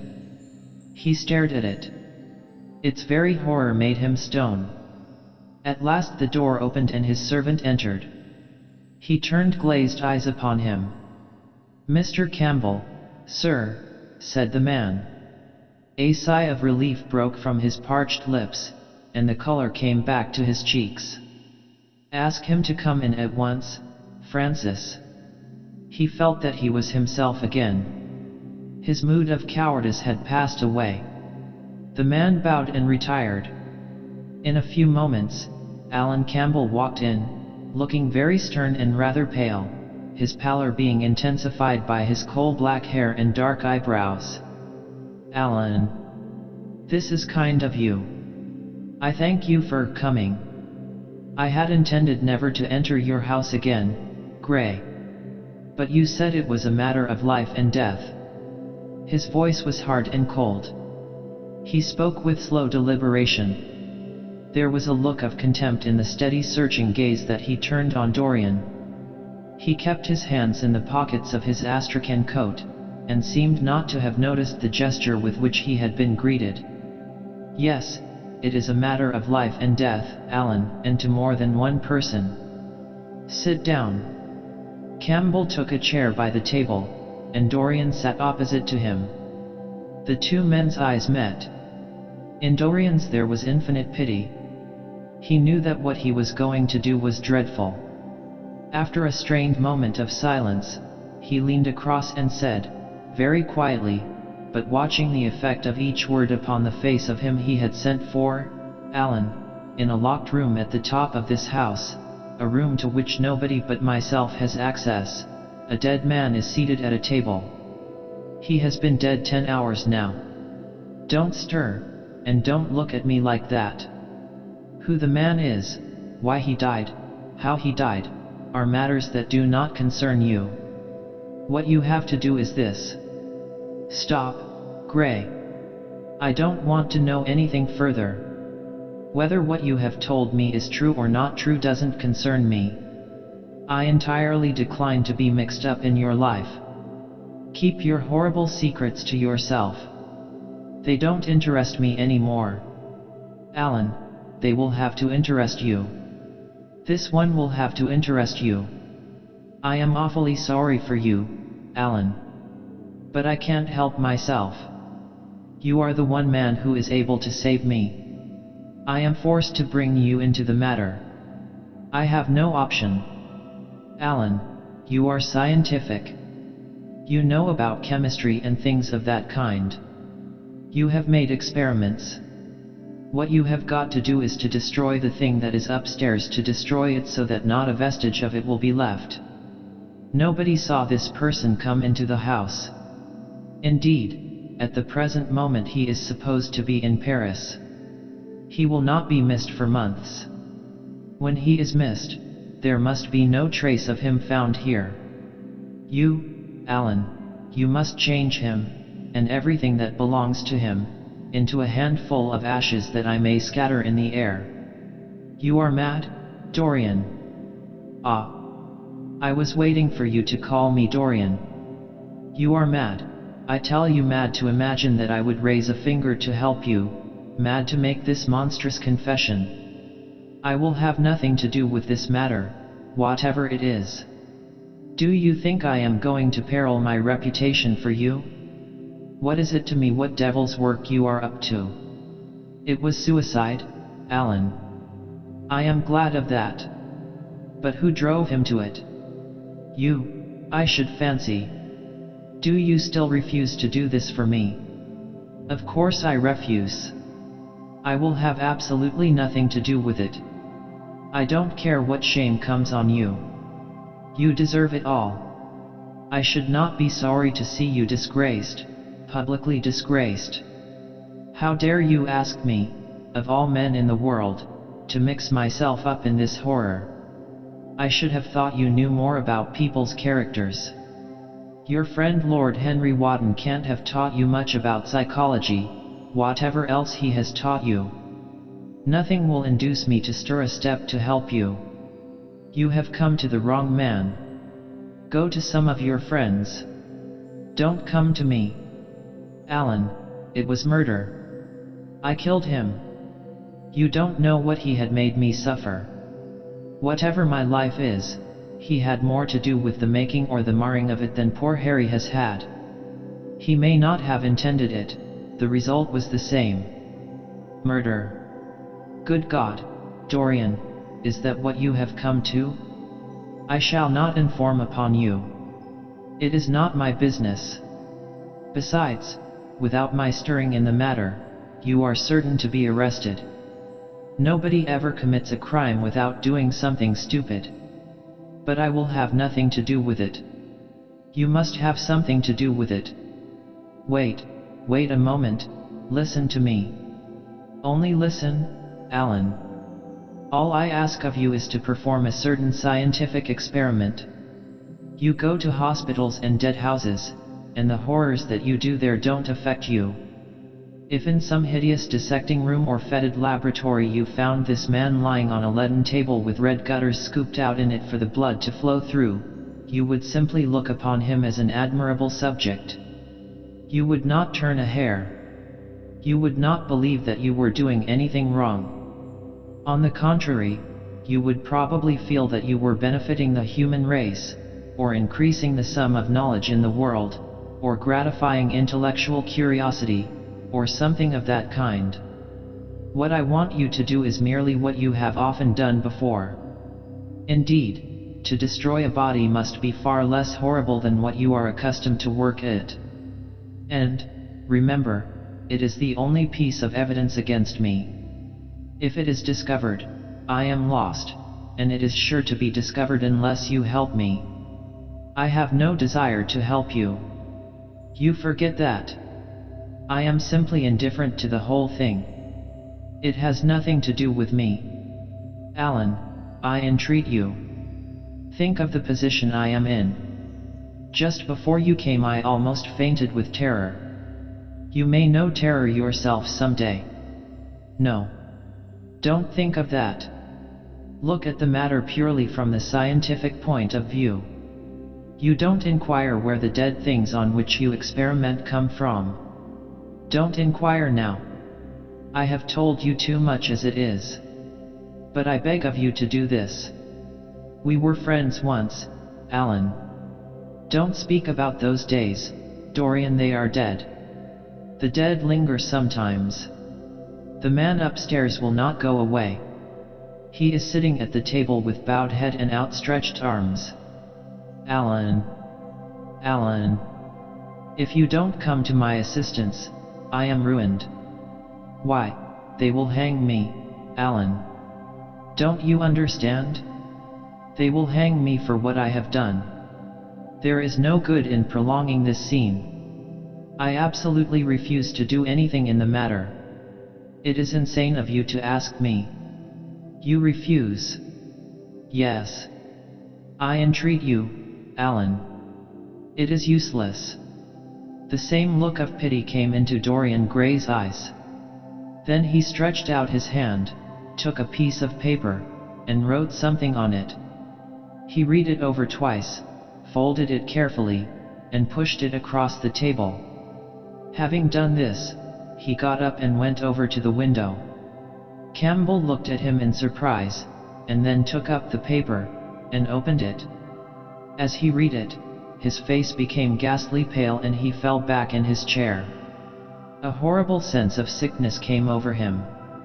He felt as if his heart was beating itself to death in some empty hollow. After 2 or 3 minutes of terrible silence, Dorian turned round and came and stood behind him, putting his hand upon his shoulder. "I am so sorry for you, Alan," he murmured, "but you leave me no alternative. I have a letter written already. Here it is. You see the address. If you don't help me, I must send it. If you don't help me, I will send it. You know what the result will be. But you are going to help me. It is impossible for you to refuse now. I tried to spare you. You will do me the justice to admit that. You were stern, harsh, offensive. You treated me as no man has ever dared to treat me, no living man, at any rate. I bore it all. Now it is for me to dictate terms." Campbell buried his face in his hands, and a shudder passed through him. "Yes, it is my turn to dictate terms, Alan. You know what they are. The thing is quite simple. Come, don't work yourself into this fever. The thing has to be done. Face it, and do it." A groan broke from Campbell's lips and he shivered all over. The ticking of the clock on the mantelpiece seemed to him to be dividing time into separate atoms of agony, each of which was too terrible to be borne. He felt as if an iron ring was being slowly tightened round his forehead, as if the disgrace with which he was threatened had already come upon him. The hand upon his shoulder weighed like a hand of lead. It was intolerable. It seemed to crush him. "Come, Alan, you must decide at once." "I cannot do it," he said, mechanically, as though words could alter things. "You must. You have no choice. Don't delay." He hesitated a moment. "Is there a fire in the room upstairs?" "Yes, there is a gas fire with asbestos. I shall have to go home and get some things from the laboratory." "No, Alan, you must not leave the house. Write out on a sheet of notepaper what you want and my servant will take a cab and bring the things back to you." Campbell scrawled a few lines, blotted them, and addressed an envelope to his assistant. Dorian took the note up and read it carefully. Then he rang the bell and gave it to his valet, with orders to return as soon as possible and to bring the things with him. As the hall door shut, Campbell started nervously, and having got up from the chair, went over to the chimney piece. He was shivering with a kind of ague. For nearly 20 minutes, neither of the men spoke. A fly buzzed noisily about the room, and the ticking of the clock was like the beat of a hammer. As the chime struck 1, Campbell turned round, and looking at Dorian Gray, saw that his eyes were filled with tears. There was something in the purity and refinement of that sad face that seemed to enrage him. "You are infamous, absolutely infamous," he muttered. "Hush, Alan. You have saved my life," said Dorian. "Your life? Good heavens! What a life that is!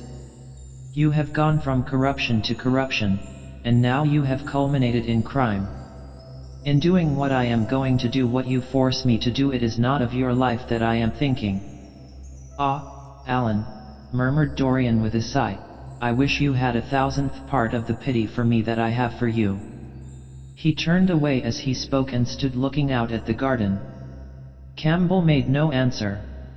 After about 10 minutes a knock came to the door, and the servant entered, carrying a large mahogany chest of chemicals, with a long coil of steel and platinum wire and 2 rather curiously shaped iron clamps.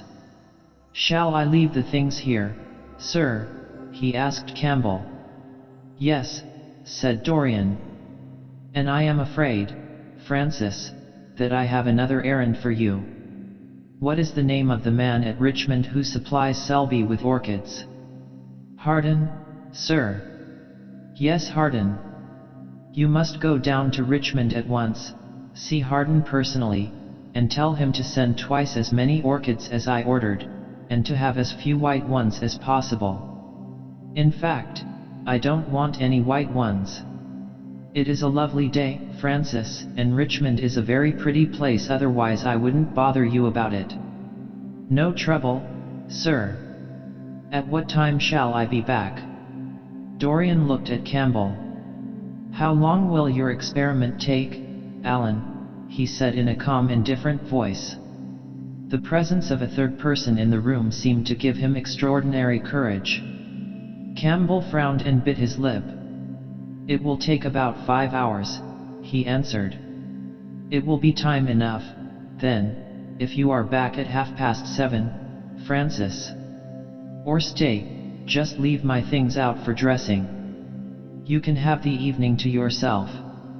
I am not dining at home, so I shall not want you. Thank you, sir, said the man, leaving the room. Now, Alan, there is not a moment to be lost. How heavy this chest is. I'll take it for you. You bring the other things. He spoke rapidly and in an authoritative manner. Campbell felt dominated by him. They left the room together. When they reached the top landing, Dorian took out the key and turned it in the lock. Then he stopped, and a troubled look came into his eyes. He shuddered. I don't think I can go in, Alan, he murmured. It is nothing to me. I don't require you, said Campbell coldly. Dorian half opened the door. As he did so, he saw the face of his portrait leering in the sunlight. On the floor in front of it the torn curtain was lying. He remembered that the night before he had forgotten, for the first time in his life, to hide the fatal canvas, and was about to rush forward, when he drew back with a shudder. What was that loathsome red dew that gleamed, wet and glistening, on one of the hands, as though the canvas had sweated blood? How horrible it was, more horrible, it seemed to him for the moment, than the silent thing that he knew was stretched across the table, the thing whose grotesque misshapen shadow on the spotted carpet showed him that it had not stirred, but was still there, as he had left it. He heaved a deep breath, opened the door a little wider, and with half-closed eyes and averted head, walked quickly in, determined that he would not look even once upon the dead man. Then, stooping down, and taking up the gold and purple hanging, he flung it right over the picture. There he stopped, feeling afraid to turn round, and his eyes fixed themselves on the intricacies of the pattern before him. He heard Campbell bringing in the heavy chest, and the irons, and the other things that he had required for his dreadful work. He began to wonder if he and Basil Hallward had ever met, and, if so, what they had thought of each other. "Leave me now," said a stern voice behind him. He turned and hurried out, just conscious that the dead man had been thrust back into the chair and that Campbell was gazing into a glistening yellow face. As he was going downstairs, he heard the key being turned in the lock. It was long after 7 when Campbell came back into the library. He was pale, but absolutely calm. "I have done what you asked me to do," he muttered. "And now, goodbye. Let us never see each other again. You have saved me from ruin, Alan." "I cannot forget that," said Dorian simply. As soon as Campbell had left, he went upstairs. There was a horrible smell of nitric acid in the room. But the thing that had been sitting at the table was gone. Chapter 15. That evening, at 8:30, exquisitely dressed and wearing a large buttonhole of Parma violets, Dorian Gray was ushered into Lady Narborough's drawing room by bowing servants. His forehead was throbbing with maddened nerves, and he felt wildly excited, but his manner as he bent over his hostess's hand was as easy and graceful as ever. Perhaps one never seems so much at one's ease as when one has to play a part. Certainly no one looking at Dorian Gray that night could have believed that he had passed through a tragedy as horrible as any tragedy of our age. Those finely shaped fingers could never have clutched a knife for sin, nor those smiling lips have cried out on God and goodness. He himself could not help wondering at the calm of his demeanor, and for a moment felt keenly the terrible pleasure of a double life. It was a small party, got up rather in a hurry by Lady Narborough, who was a very clever woman with what Lord Henry used to describe as the remains of really remarkable ugliness. She had proved an excellent wife to one of our most tedious ambassadors, and having buried her husband properly in a marble mausoleum, which she had herself designed, and married off her daughters to some rich, rather elderly men, she devoted herself now to the pleasures of French fiction, French cookery, and French esprit when she could get it. Dorian was one of her especial favorites, and she always told him that she was extremely glad she had not met him in early life. "I know, my dear, I should have fallen madly in love with you," she used to say, "and thrown my bonnet right over the mills for your sake. It is most fortunate that you were not thought of at the time. As it was, our bonnets were so unbecoming, and the mills were so occupied in trying to raise the wind, that I never had even a flirtation with anybody." However, that was all Narborough's fault. He was dreadfully short-sighted, and there is no pleasure in taking in a husband who never sees anything. Her guests this evening were rather tedious. The fact was, as she explained to Dorian, behind a very shabby fan, one of her married daughters had come up quite suddenly to stay with her, and, to make matters worse, had actually brought her husband with her. "I think it is most unkind of her, my dear," she whispered. "Of course I go and stay with them every summer after I come from Hamburg, but then an old woman like me must have fresh air sometimes, and besides, I really wake them up. You don't know what an existence they lead down there. It is pure unadulterated country life. They get up early, because they have so much to do, and go to bed early, because they have so little to think about. There has not been a scandal in the neighborhood since the time of Queen Elizabeth, and consequently they all fall asleep after dinner. You shan't sit next to either of them. You shall sit by me and amuse me." Dorian murmured a graceful compliment and looked round the room. Yes, it was certainly a tedious party. Two of the people he had never seen before, and the others consisted of Ernest Harrowden, one of those middle-aged mediocrities so common in London clubs who have no enemies, but are thoroughly disliked by their friends, Lady Ruxton, an overdressed woman of 47, with a hooked nose, who was always trying to get herself compromised, but was so peculiarly plain that to her great disappointment no one would ever believe anything against her, Mrs. Erlyn, a pushing nobody, with a delightful lisp and Venetian red hair, Lady Alice Chapman, his hostess's daughter, a dowdy dull girl, with one of those characteristic British faces that, once seen, are never remembered, and her husband, a red-cheeked, white-whiskered creature who, like so many of his class, was under the impression that inordinate joviality can atone for an entire lack of ideas. He was rather sorry he had come, till Lady Narborough, looking at the great ormolu gilt clock that sprawled in gaudy curves on the mauve-draped mantelshelf, exclaimed, "How horrid of Henry Wotton to be so late. I sent round to him this morning on chance and he promised faithfully not to disappoint me."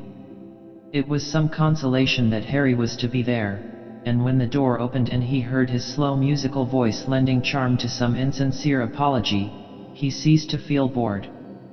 But at dinner he could not eat anything. Plate after plate went away untasted.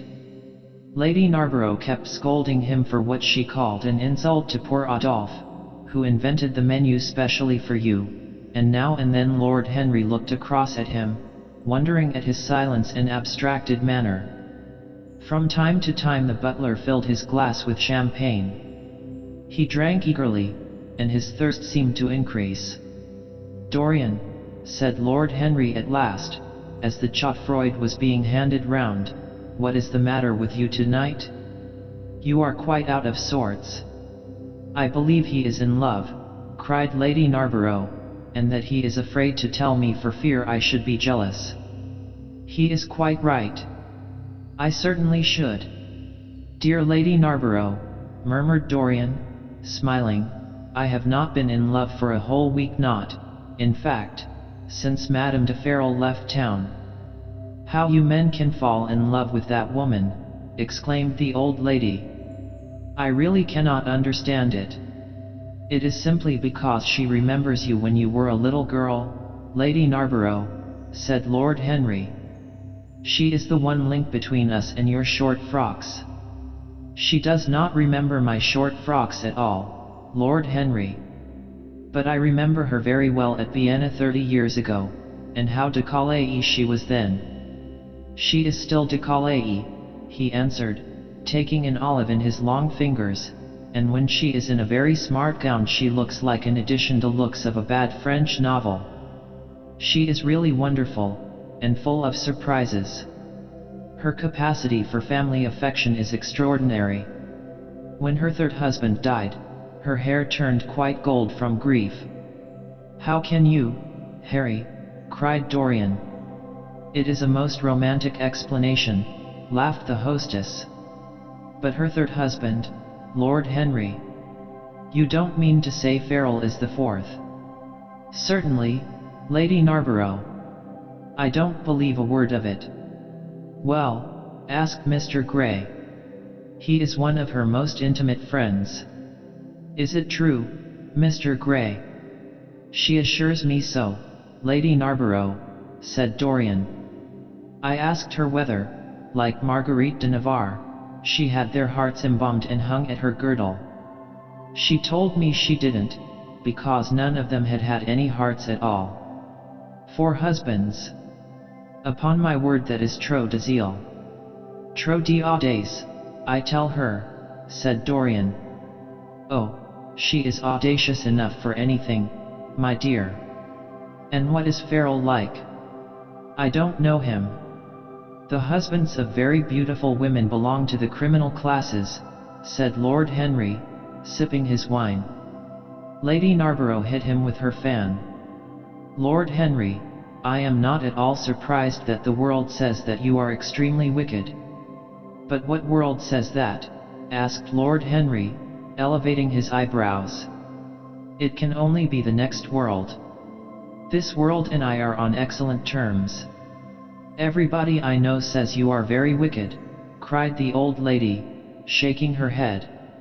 Lord Henry looked serious for some moments. "It is perfectly monstrous," he said, at last, "the way people go about nowadays saying things against one behind one's back that are absolutely and entirely true." "Isn't he incorrigible?" cried Dorian, leaning forward in his chair. "I hope so," said his hostess, laughing. "But really, if you all worship Madame de Ferrol in this ridiculous way, I shall have to marry again so as to be in the fashion." "You will never marry again, Lady Narborough," broke in Lord Henry. "You were far too happy. When a woman marries again, it is because she detested her first husband. When a man marries again, it is because he adored his first wife. Women try their luck, men risk theirs." "Narborough wasn't perfect," cried the old lady. "If he had been, you would not have loved him, my dear lady," was the rejoinder. "Women love us for our defects. If we have enough of them, they will forgive us everything, even our intellects. You will never ask me to dinner again after saying this, I am afraid, Lady Narborough, but it is quite true." "Of course it is true, Lord Henry. If we women did not love you for your defects, where would you all be? Not one of you would ever be married. You would be a set of unfortunate bachelors. Not, however, that would alter you much. Nowadays all the married men live like bachelors, and all the bachelors like married men." "Fin de siècle," murmured Lord Henry. "Fin du globe," answered his hostess. "I wish it were fin du globe," said Dorian with a sigh. "Life is a great disappointment." "Ah, my dear," cried Lady Narborough, putting on her gloves, "don't tell me that you have exhausted life." when a man says that one knows that life has exhausted him.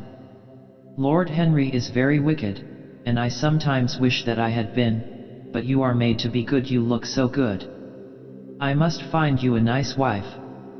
Lord Henry, don't you think that Mr. Grey should get married? I am always telling him so, Lady Narborough, said Lord Henry with a bow. Well, we must look out for a suitable match for him. I shall go through Debrett carefully tonight and draw out a list of all the eligible young ladies. With their ages, Lady Narborough, asked Dorian. Of course, with their ages, slightly edited. But nothing must be done in a hurry. I want it to be what the Morning Post calls a suitable alliance, and I want you both to be happy. What nonsense people talk about happy marriages, exclaimed Lord Henry. A man can be happy with any woman, as long as he does not love her. Ah, what a cynic you are, cried the old lady, pushing back her chair and nodding to Lady Ruxton. You must come and dine with me soon again. You are really an admirable tonic, much better than what Sir Andrew prescribes for me. You must tell me what people you would like to meet, though. I want it to be a delightful gathering. I like men who have a future and women who have a past, he answered. Or do you think that would make it a petticoat party? I fear so, she said, laughing, as she stood up. 1,000 pardons, my dear Lady Ruxton, she added, I didn't see you hadn't finished your cigarette. Never mind, Lady Narborough. I smoke a great deal too much. I am going to limit myself, for the future. Pray don't, Lady Ruxton, said Lord Henry. Moderation is a fatal thing. Enough is as bad as a meal. More than enough is as good as a feast. Lady Ruxton glanced at him curiously. You must come and explain that to me some afternoon, Lord Henry. It sounds a fascinating theory, she murmured, as she swept out of the room. Now, mind you don't stay too long over your politics and scandal, cried Lady Narborough from the door. If you do, we are sure to squabble upstairs. The men laughed, and Mr. Chapman got up solemnly from the foot of the table and came up to the top. Dorian Gray changed his seat and went and sat by Lord Henry. Mr. Chapman began to talk in a loud voice about the situation in the House of Commons. He guffawed at his adversaries. The word doctrinaire, word full of terror to the British mind, reappeared from time to time between his explosions. An alliterative prefix served as an ornament of oratory. He hoisted the Union Jack on the pinnacles of thought. The inherited stupidity of the race, sound English common sense, he jovially termed it, was shown to be the proper bulwark for society. A smile curved Lord Henry's lips, and he turned round and looked at Dorian. Are you better, my dear fellow? He asked. You seemed rather out of sorts at dinner. I am quite well, Harry. I am tired. That is all. You were charming last night. The little Duchess is quite devoted to you. She tells me she is going down to Selby. She has promised to come on the 20th. Is Monmouth to be there, too? Oh, yes, Harry. He bores me dreadfully, almost as much as he bores her. She is very clever, too clever for a woman. She lacks the indefinable charm of weakness. It is the feet of clay that make the gold of the image precious. Her feet are very pretty, but they are not feet of clay. White porcelain feet, if you like. They have been through the fire, and what fire does not destroy, it hardens. She has had experiences. How long has she been married? Asked Dorian. An eternity, she tells me. I believe, according to the peerage, it is 10 years, but 10 years with Monmouth must have been like eternity, with time thrown in. Who else is coming? Oh, the Willoughbys, Lord Rugby and his wife, our hostess, Geoffrey Clouston, the usual set. I have asked Lord Ryan. I like him, said Lord Henry. A great many people don't, but I find him charming. He atones for being occasionally somewhat overdressed by being always absolutely overeducated. He is a very modern type. I don't know if he will be able to come, Harry. He may have to go to Monte Carlo with his father. Ah, what a nuisance people's people are. Try and make him come. By the way, Dorian, you ran off very early last night. You left before 11.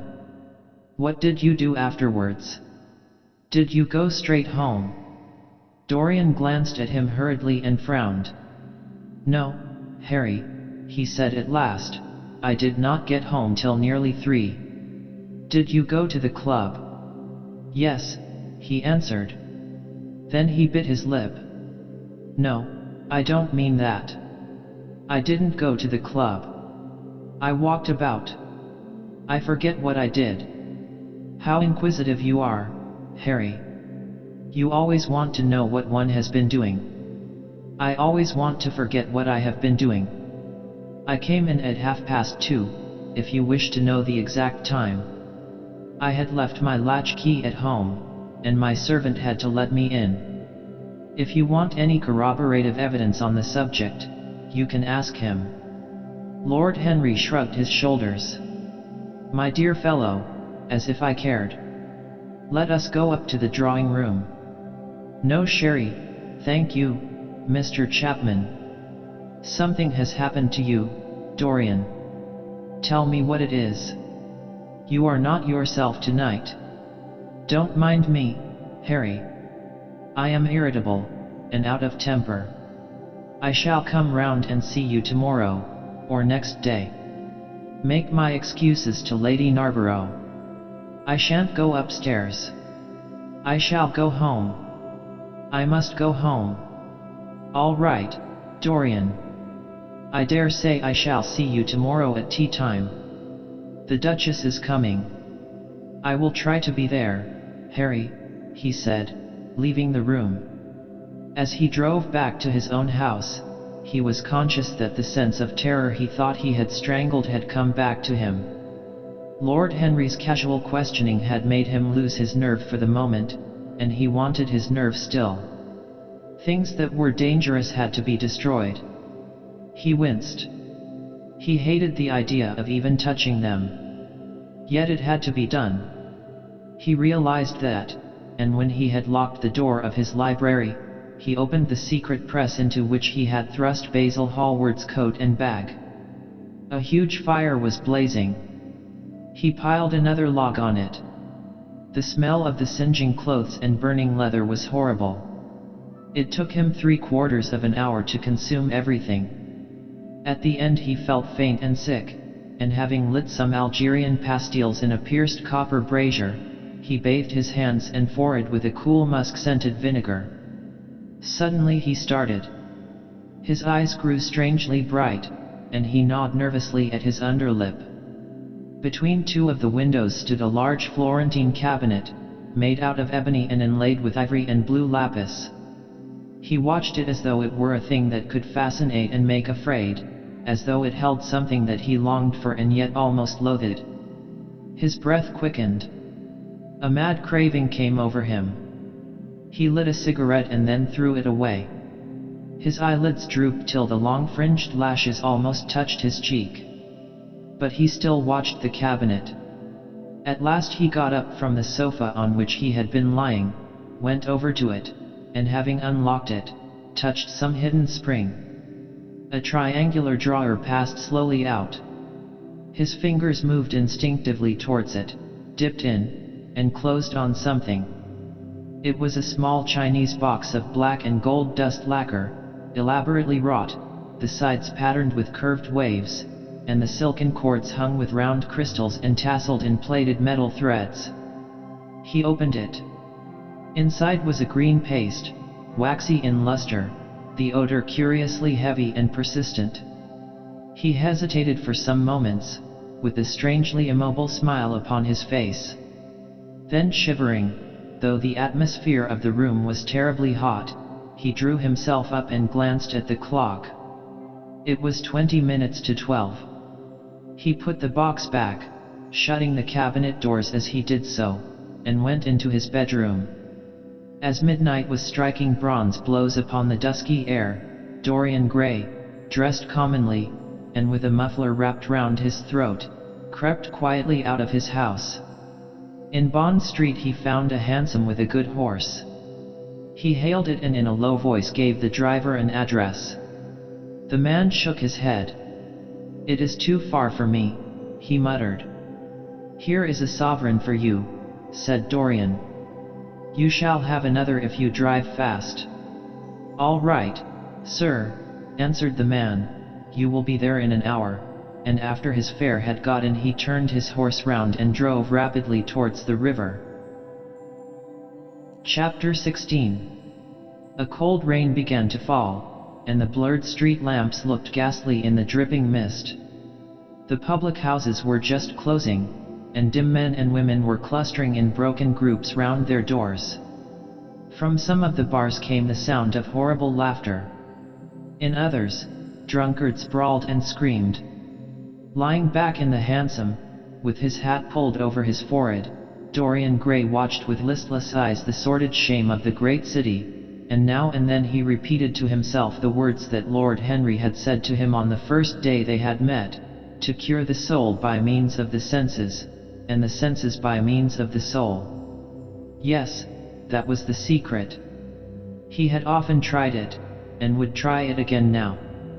There were opium dens where one could buy oblivion, dens of horror where the memory of old sins could be destroyed by the madness of sins that were new. The moon hung low in the sky like a yellow skull. From time to time a huge misshapen cloud stretched a long arm across and hid it. The gas lamps grew fewer, and the streets more narrow and gloomy. Once the man lost his way and had to drive back half a mile. A steam rose from the horse as it splashed up the puddles. The side windows of the hansom were clogged with a grey flannel mist. To cure the soul by means of the senses, and the senses by means of the soul. How the words rang in his ears.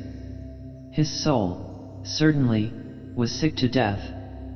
Was it true that the senses could cure it? Innocent blood had been spilled. What could atone for that? Ah! For that there was no atonement, but though forgiveness was impossible, forgetfulness was possible still, and he was determined to forget, to stamp the thing out, to crush it as one would crush the adder that had stung one. Indeed, what right had Basil to have spoken to him as he had done? Who had made him a judge over others?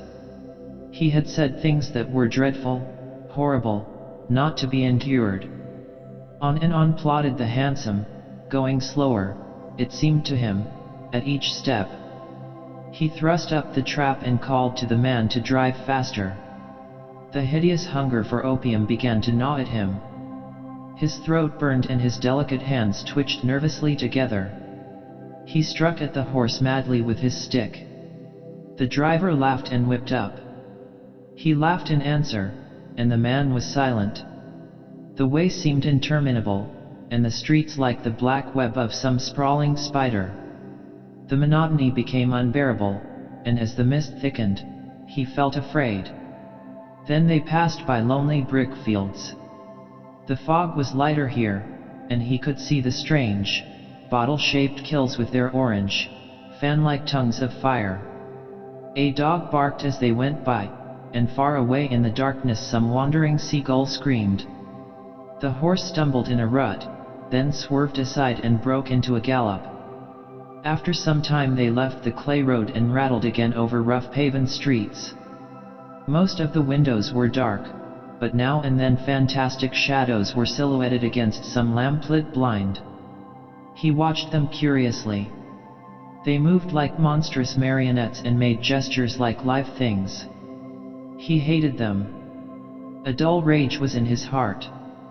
As they turned a corner, a woman yelled something at them from an open door, and two men ran after the hansom for about 100 yards. The driver beat at them with his whip. It is said that passion makes one think in a circle.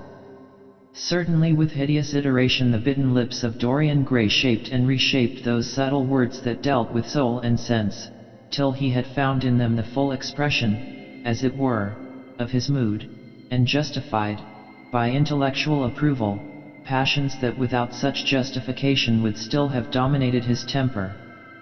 From cell to cell of his brain crept the one thought, and the wild desire to live, most terrible of all man's appetites, quickened into force each trembling nerve and fiber.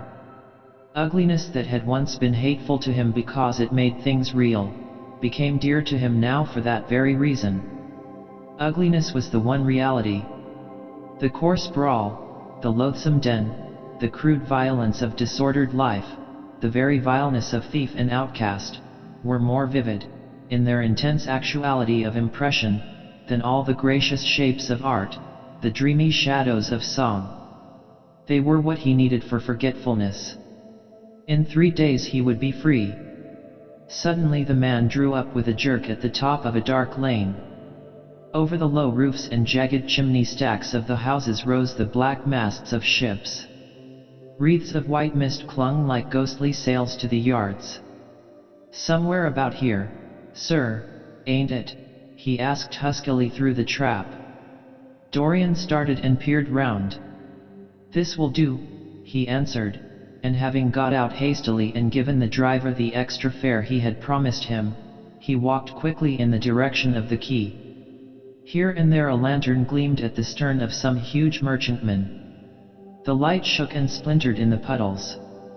A red glare came from an outward-bound steamer that was coaling.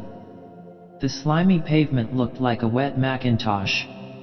He hurried on towards the left, glancing back now and then to see if he was being followed.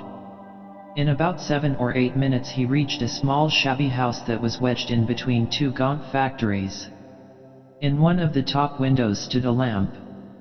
He stopped and gave a peculiar knock. After a little time he heard steps in the passage and the chain being unhooked. The door opened quietly, and he went in without saying a word to the squat misshapen figure that flattened itself into the shadow as he passed. At the end of the hall hung a tattered green curtain that swayed and shook in the gusty wind which had followed him in from the street. He dragged it aside and entered a long low room which looked as if it had once been a third-rate dancing saloon.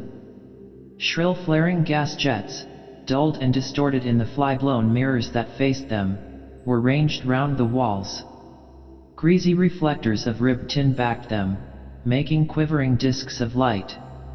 The floor was covered with ochre-colored sawdust, trampled here and there into mud, and stained with dark rings of spilled liquor. Some Malays were crouching by a little charcoal stove, playing with bone counters and showing their white teeth as they chattered.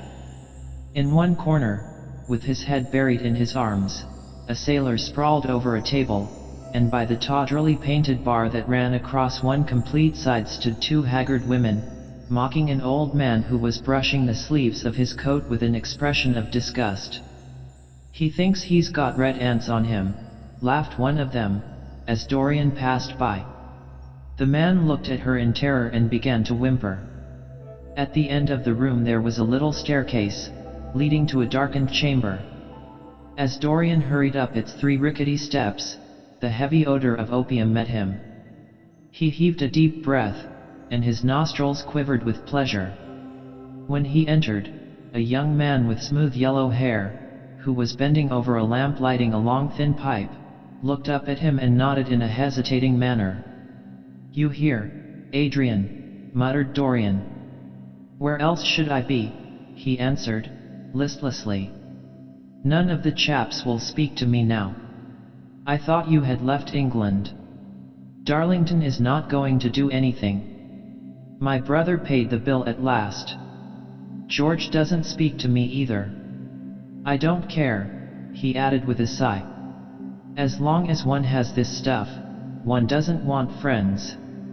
I think I have had too many friends." Dorian winced and looked round at the grotesque things that lay in such fantastic postures on the ragged mattresses. The twisted limbs, the gaping mouths, the staring lustreless eyes, fascinated him. He knew in what strange heavens they were suffering, and what dull hells were teaching them the secret of some new joy. They were better off than he was. He was prisoned in thought. Memory, like a horrible malady, was eating his soul away. From time to time he seemed to see the eyes of Basil Hallward looking at him. Yet he felt he could not stay. The presence of Adrian Singleton troubled him. He wanted to be where no one would know who he was. He wanted to escape from himself. "I am going on to the other place," he said after a pause. "On the wharf?" "Yes. That mad cat is sure to be there. They won't have her in this place now." Dorian shrugged his shoulders. "I am sick of women who love one. Women who hate one are much more interesting. Besides, the stuff is better. Much the same. I like it better. Come and have something to drink." "I must have something." "I don't want anything," murmured the young man. "Never mind." Adrian Singleton rose up wearily and followed Dorian to the bar. A half-caste, in a ragged turban and a shabby ulster, grinned a hideous greeting as he thrust a bottle of brandy and 2 tumblers in front of them. The women sidled up and began to chatter. Dorian turned his back on them and said something in a low voice to Adrian Singleton. A crooked smile, like a Malay crease, writhed across the face of one of the women.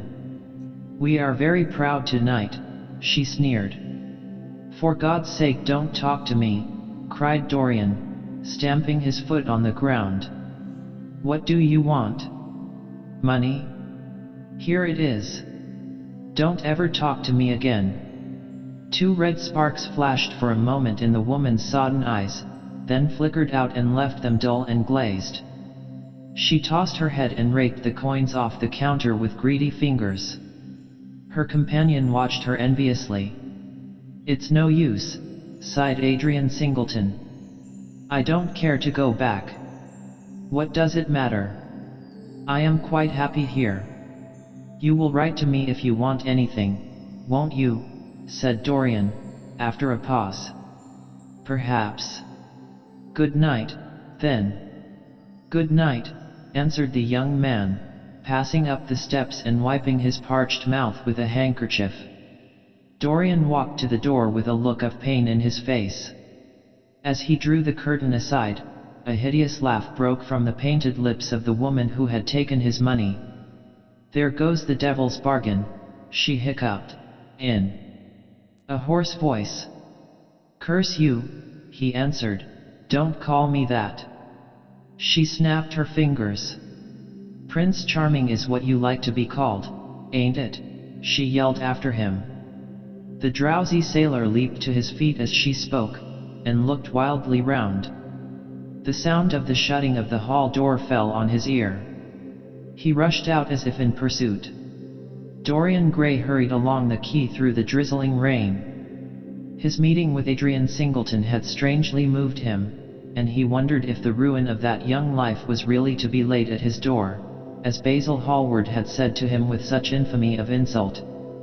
He bit his lip, and for a few seconds his eyes grew sad. Yet, after all, what did it matter to him? One's days were too brief to take the burden of another's errors on one's shoulders. Each man lived his own life and paid his own price for living it. The only pity was one had to pay so often for a single fault. One had to pay over and over again, indeed. In her dealings with man, destiny never closed her accounts. There are moments, psychologists tell us, when the passion for sin, or for what the world calls sin, so dominates a nature that every fiber of the body, as every cell of the brain, seems to be instinct with fearful impulses. Men and women at such moments lose the freedom of their will. They move to their terrible end as automatons move. Choice is taken from them, and conscience is either killed, or, if it lives at all, lives but to give rebellion its fascination and disobedience its charm. For all sins, as theologians weary not of reminding us, are sins of disobedience. When that high spirit, that morning star of evil, fell from heaven, it was as a rebel that he fell. Callous, concentrated on evil, with stained mind, and soul hungry for rebellion, Dorian Gray hastened on, quickening his step as he went, but as he darted aside into a dim archway, that had served him often as a shortcut to the ill-famed place where he was going, he felt himself suddenly seized from behind, and before he had time to defend himself, he was thrust back against the wall, with a brutal hand round his throat. He struggled madly for life, and by a terrible effort wrenched the tightening fingers away. In a second he heard the click of a revolver, and saw the gleam of a polished barrel, pointing straight at his head, and the dusky form of a short, thick-set man facing him. "What do you want?" he gasped. "Keep quiet," said the man. "If you stir, I shoot you." "You are mad. What have I done to you?" "You wrecked the life of Sybil Vane," was the answer, "and Sybil Vane was my sister. She killed herself. I know it. Her death is at your door.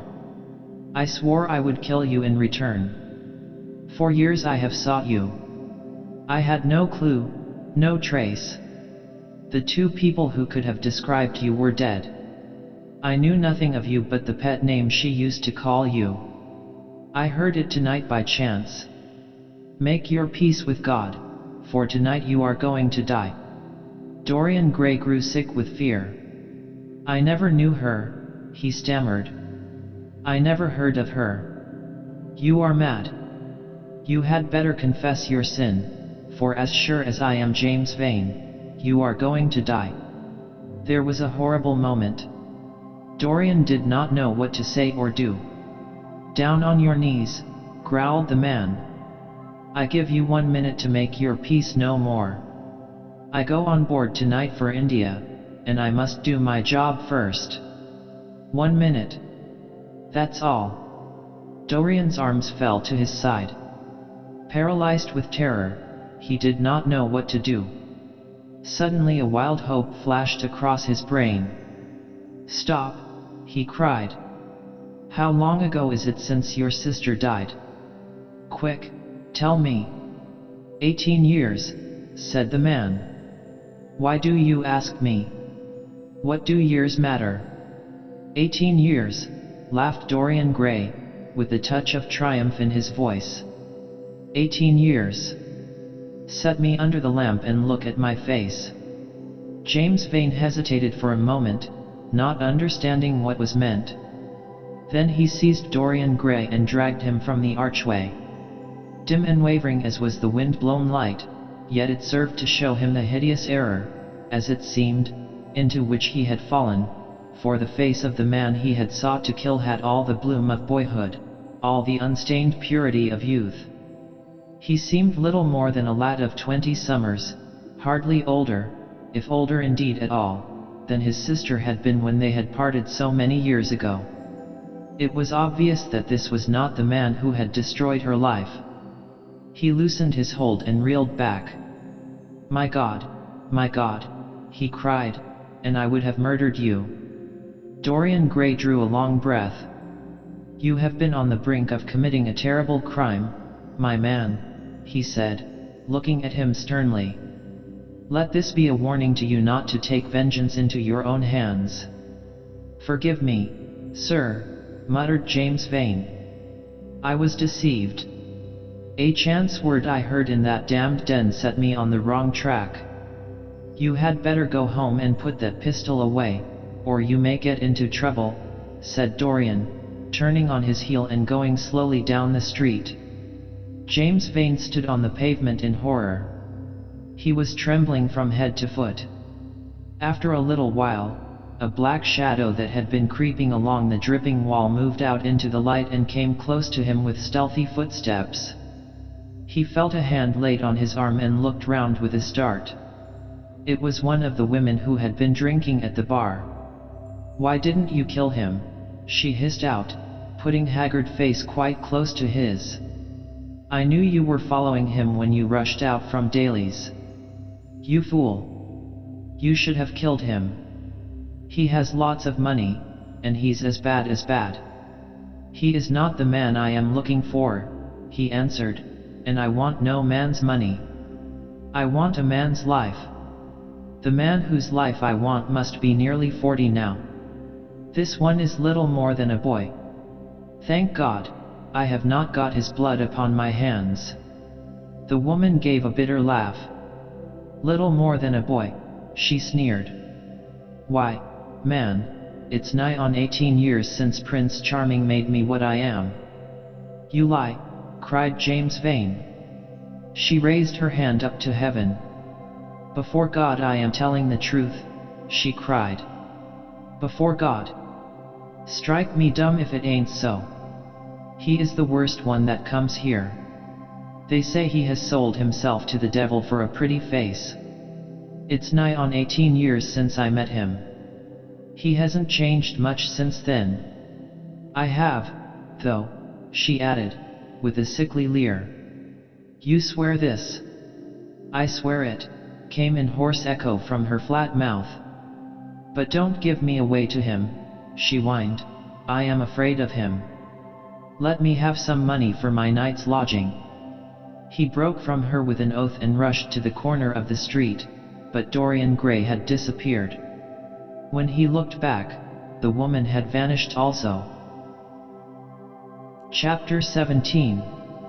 A week later Dorian Gray was sitting in the conservatory at Selby Royal, talking to the pretty Duchess of Monmouth, who with her husband, a jaded-looking man of 60, was amongst his guests. It was tea time, and the mellow light of the huge, lace-covered lamp that stood on the table lit up the delicate china and hammered silver of the service at which the Duchess was presiding. Her white hands were moving daintily among the cups, and her full red lips were smiling at something that Dorian had whispered to her. Lord Henry was lying back in a silk-draped wicker chair, looking at them. On a peach-colored divan sat Lady Narborough, pretending to listen to the Duke's description of the last Brazilian beetle that he had added to his collection. 3 young men in elaborate smoking suits were handing tea cakes to some of the women.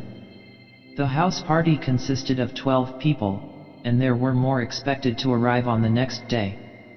What are you two talking about? Said Lord Henry, strolling over to the table and putting his cup down. I hope Dorian has told you about my plan for rechristening everything, Gladys. It is a delightful idea.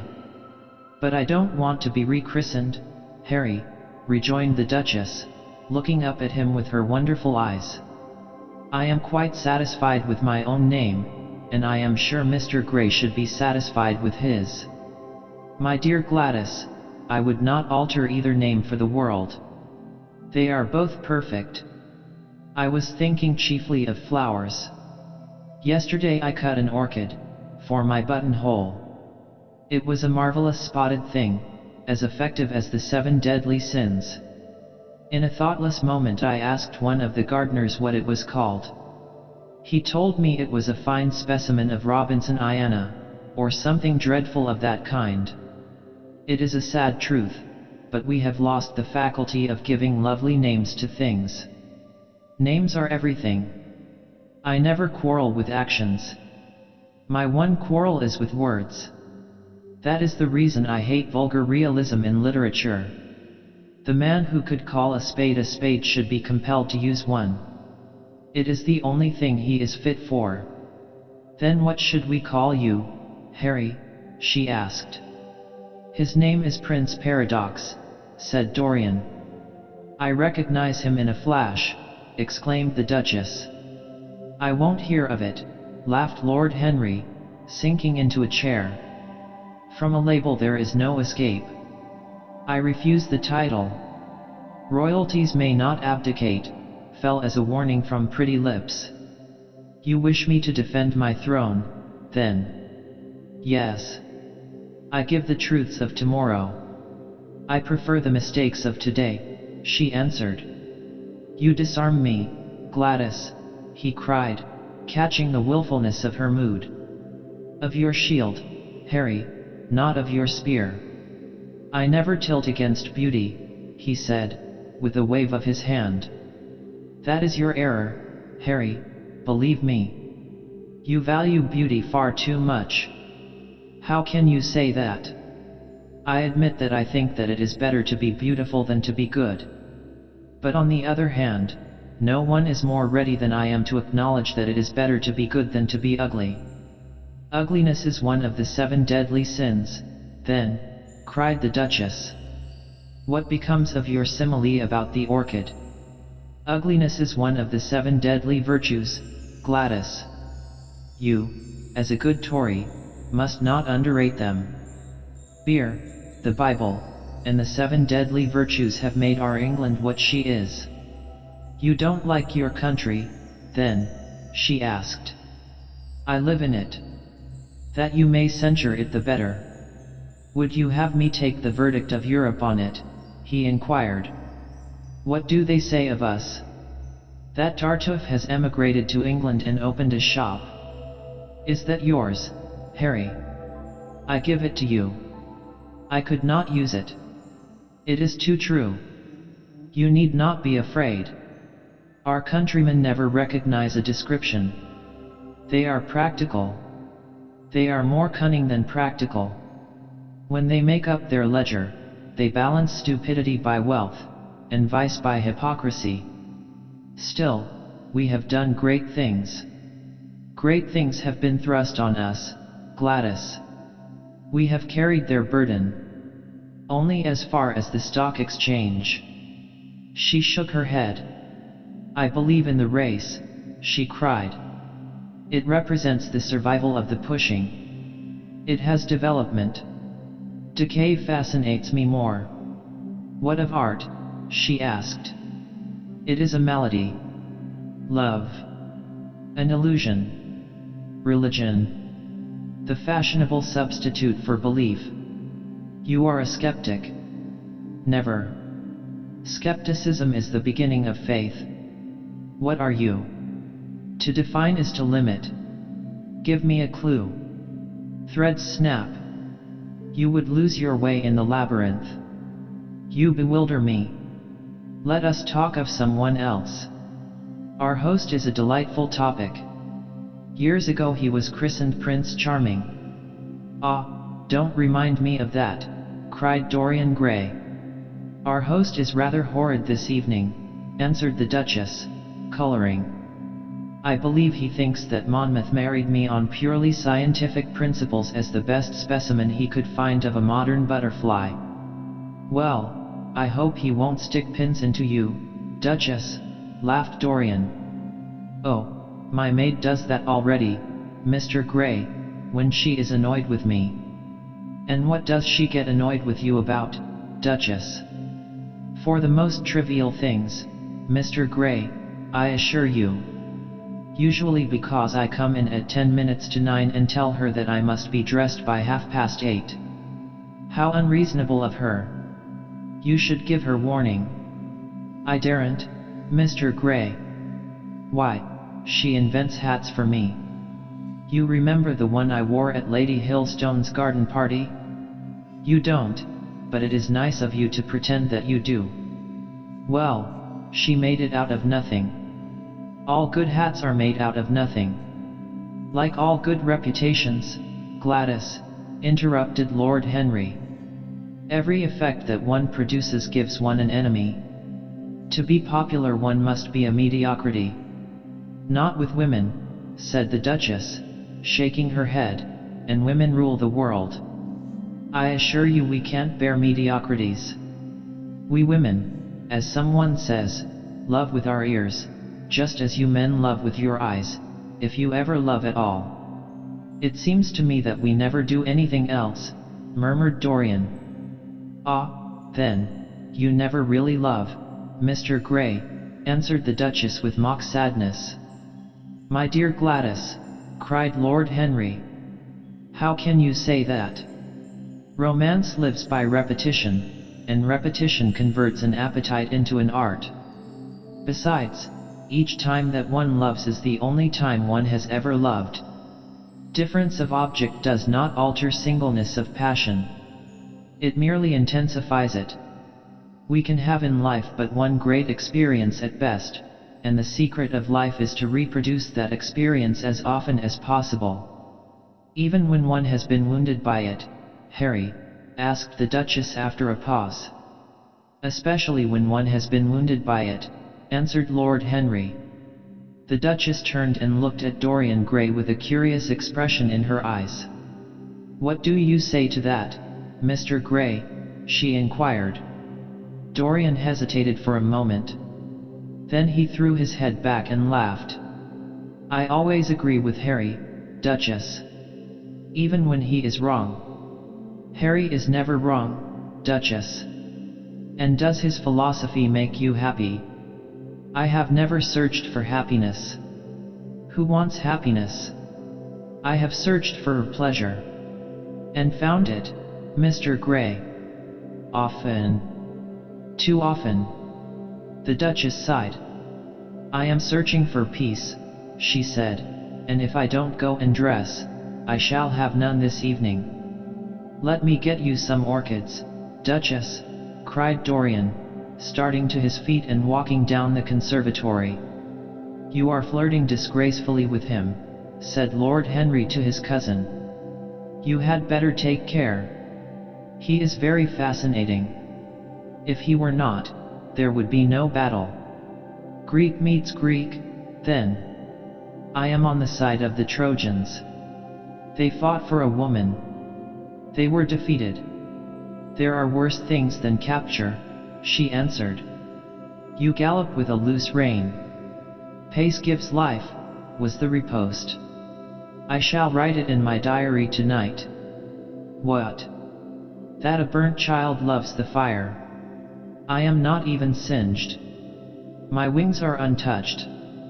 You use them for everything, except flight. Courage has passed from men to women. It is a new experience for us. You have a rival." "Who?" He laughed. "Lady Narborough," he whispered, face of James Vane watching him. Chapter 18. The next day he did not leave the house, and, indeed, spent most of the time in his own room, sick with a wild terror of dying, and yet indifferent to life itself. The consciousness of being hunted, snared, tracked down, had begun to dominate him. If the tapestry did but tremble in the wind, he shook. The dead leaves that were blown against the leaded panes seemed to him like his own wasted resolutions and wild regrets. When he closed his eyes, he saw again the sailor's face peering through the mist-stained glass, and horror seemed once more to lay its hand upon his heart.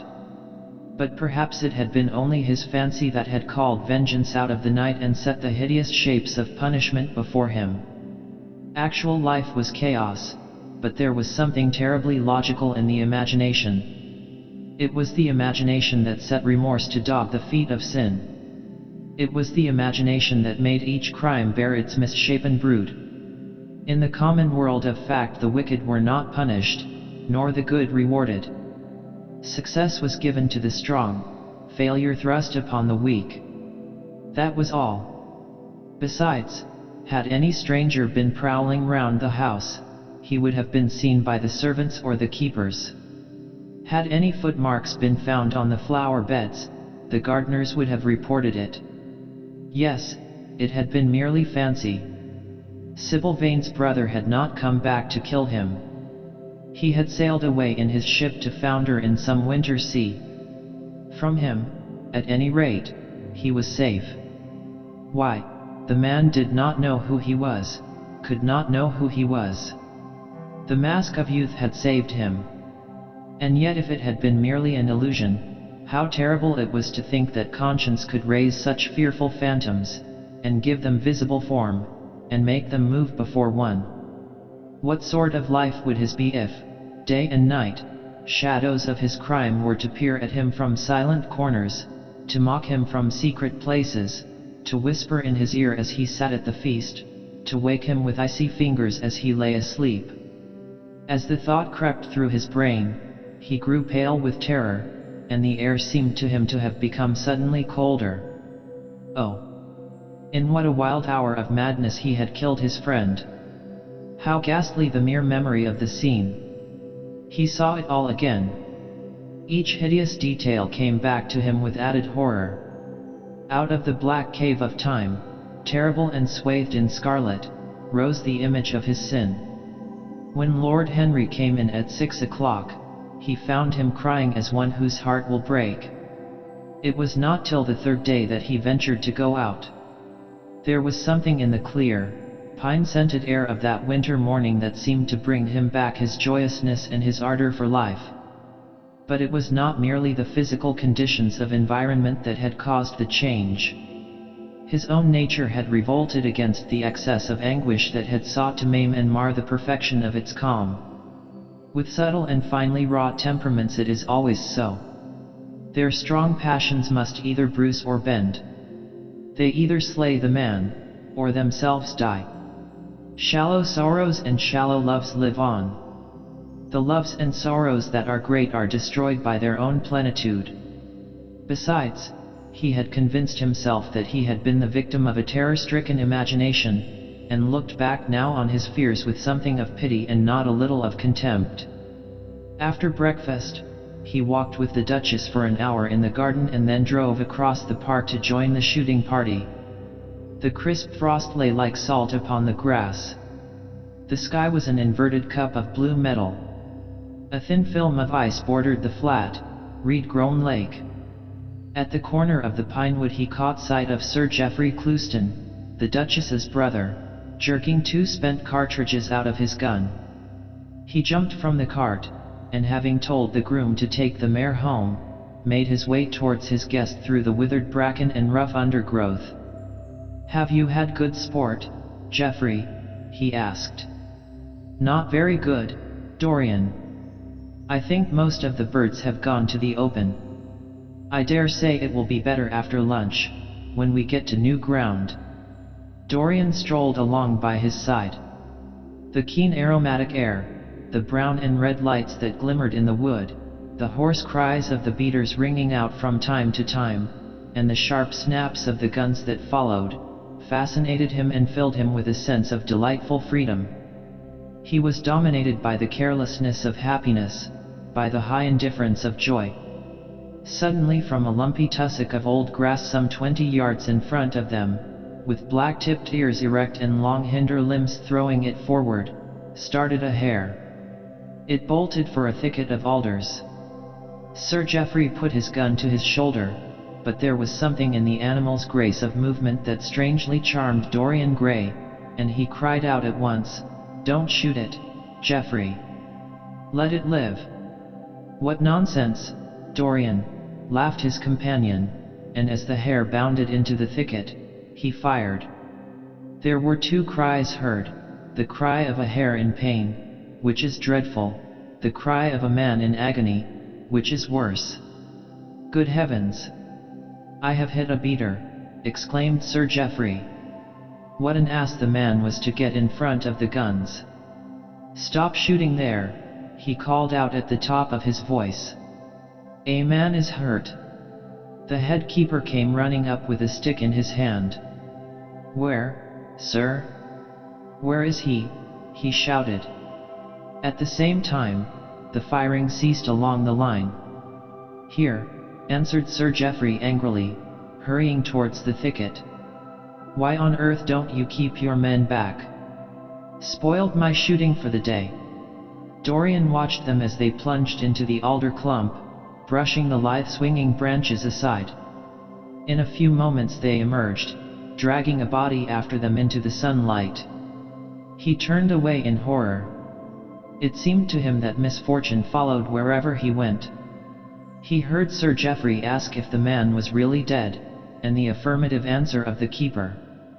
The wood seemed to him to have become suddenly alive with faces. There was the trampling of myriad feet and the low buzz of voices. A great copper-breasted pheasant came beating through the boughs overhead. After a few moments that were to him, in his perturbed state, like endless hours of pain, he felt a hand laid on his shoulder. He started and looked round. "Dorian," said Lord Henry, "I had better tell them that the shooting is stopped for today. It would not look well to go on." I wish it were stopped forever, Harry, he answered bitterly.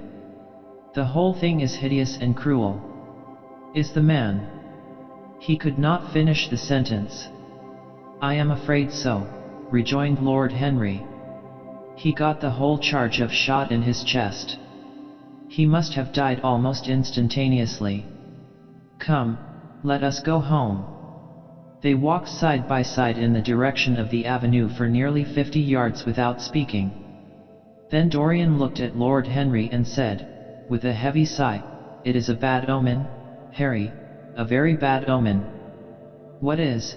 asked Lord Henry. "Oh, this accident, I suppose." "My dear fellow, it can't be helped. It was the man's own fault. Why did he get in front of the guns? Besides, it is nothing to us. It is rather awkward for Geoffrey, of course. It does not do to pepper beaters. It makes people think that one is a wild shot. And Geoffrey is not, he shoots very straight. But there is no use talking about the matter." Dorian shook his head. "It is a bad omen, Harry. I feel as if something horrible were going to happen to some of us. To myself, perhaps," he added, passing his hand over his eyes, with a gesture of pain. The elder man laughed. "The only horrible thing in the world is ennui, Dorian. That is the one sin for which there is no forgiveness. But we are not likely to suffer from it unless these fellows keep chattering about this thing at dinner. I must tell them that the subject is to be tabooed. As for omens, there is no such thing as an omen. Destiny does not send us heralds. She is too wise or too cruel for that. Besides, what on earth could happen to you, Dorian? You have everything in the world that a man can want. There is no one who would not be delighted to change places with you. There is no one with whom I would not change places, Harry. Don't laugh like that. I am telling you the truth. The wretched peasant who has just died is better off than I am. I have no terror of death. It is the coming of death that terrifies me. Its monstrous wings seem to wheel in the leaden air around me. Good heavens! Don't you see a man moving behind the trees there, watching me, waiting for me?" Lord Henry looked in the direction in which the trembling gloved hand was pointing. "Yes," he said, smiling, "I see the gardener waiting for you. I suppose he wants to ask you what flowers you wish to have on the table tonight. How absurdly nervous you are, my dear fellow. You must come and see my doctor, when we get back to town." Dorian heaved a sigh of relief as he saw the gardener approaching. The man touched his hat, glanced for a moment at Lord Henry in a hesitating manner, and then produced a letter, which he handed to his master. "Her Grace told me to wait for an answer," he murmured. Dorian put the letter into his pocket. "Tell Her Grace that I am coming in," he said, coldly. The man turned round and went rapidly in the direction of the house. "How fond women are of doing dangerous things," laughed Lord Henry. "It is one of the qualities in them that I admire most. A woman will flirt with anybody in the world as long as other people are looking on. How fond you are of saying dangerous things, Harry.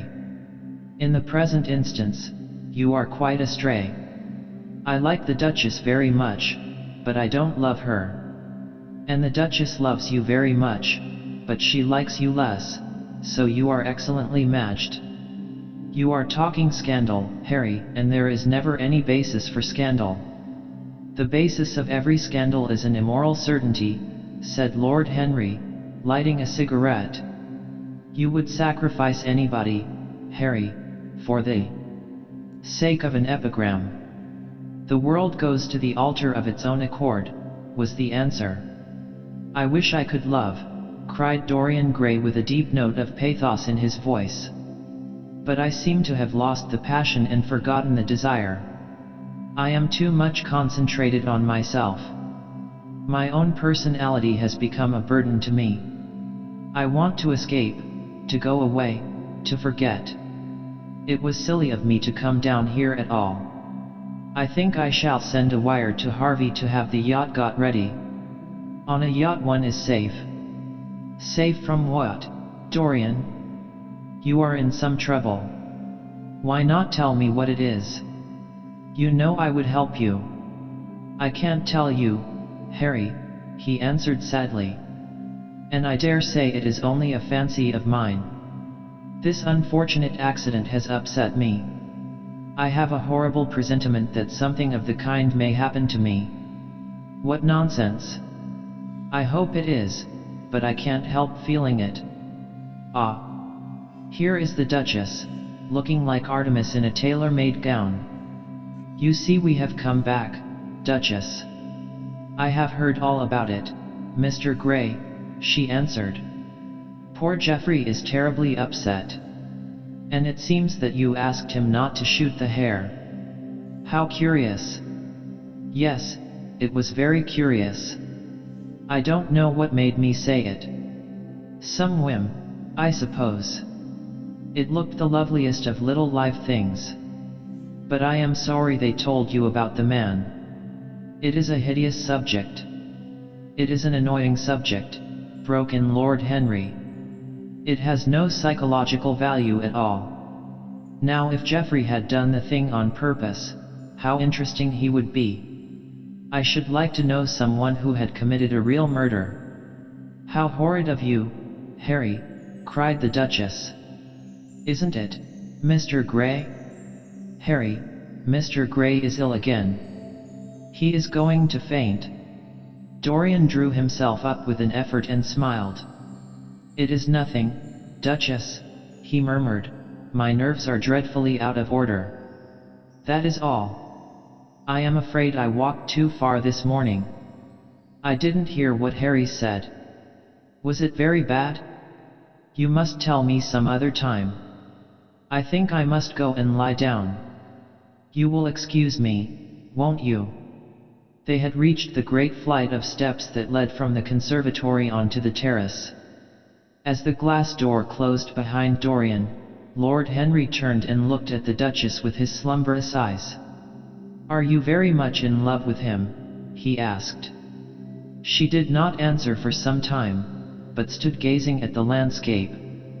I wish I knew, she said at last. He shook his head. Knowledge would be fatal. It is the uncertainty that charms one. A mist makes things wonderful. One may lose one's way. All ways end at the same point, my dear Gladys. What is that? Disillusion. It was my debut in life, she sighed. It came to you crowned. I am tired of strawberry leaves. They become you. Only in public. You would miss them, said Lord Henry. I will not part with a petal. Monmouth has ears. Old age is dull of hearing. Has he never been jealous? I wish he had been. He glanced about as if in search of something. What are you looking for? She inquired. The button from your foil, he answered. You have dropped it. She laughed. I have still the mask. It makes your eyes lovelier, was his reply. She laughed again. Her teeth showed like white seeds in a scarlet fruit. Upstairs, in his own room, Dorian Gray was lying on a sofa, with terror in every tingling fiber of his body. Life had suddenly become too hideous a burden for him to bear. The dreadful death of the unlucky beater, shot in the thicket like a wild animal, had seemed to him to prefigure death for himself also. He had nearly swooned at what Lord Henry had said in a chance mood of cynical jesting. At 5 o'clock he rang his bell for his servant and gave him orders to pack his things for the night express to town, and to have the brougham at the door by 8:30. He was determined not to sleep another night at Selby Royal. It was an ill-omened place. Death walked there in the sunlight. The grass of the forest had been spotted with blood. Then he wrote a note to Lord Henry, telling him that he was going up to town to consult his doctor and asking him to entertain his guests in his absence. As he was putting it into the envelope, a knock came to the door, and his valet informed him that the head keeper wished to see him. He frowned and bit his lip.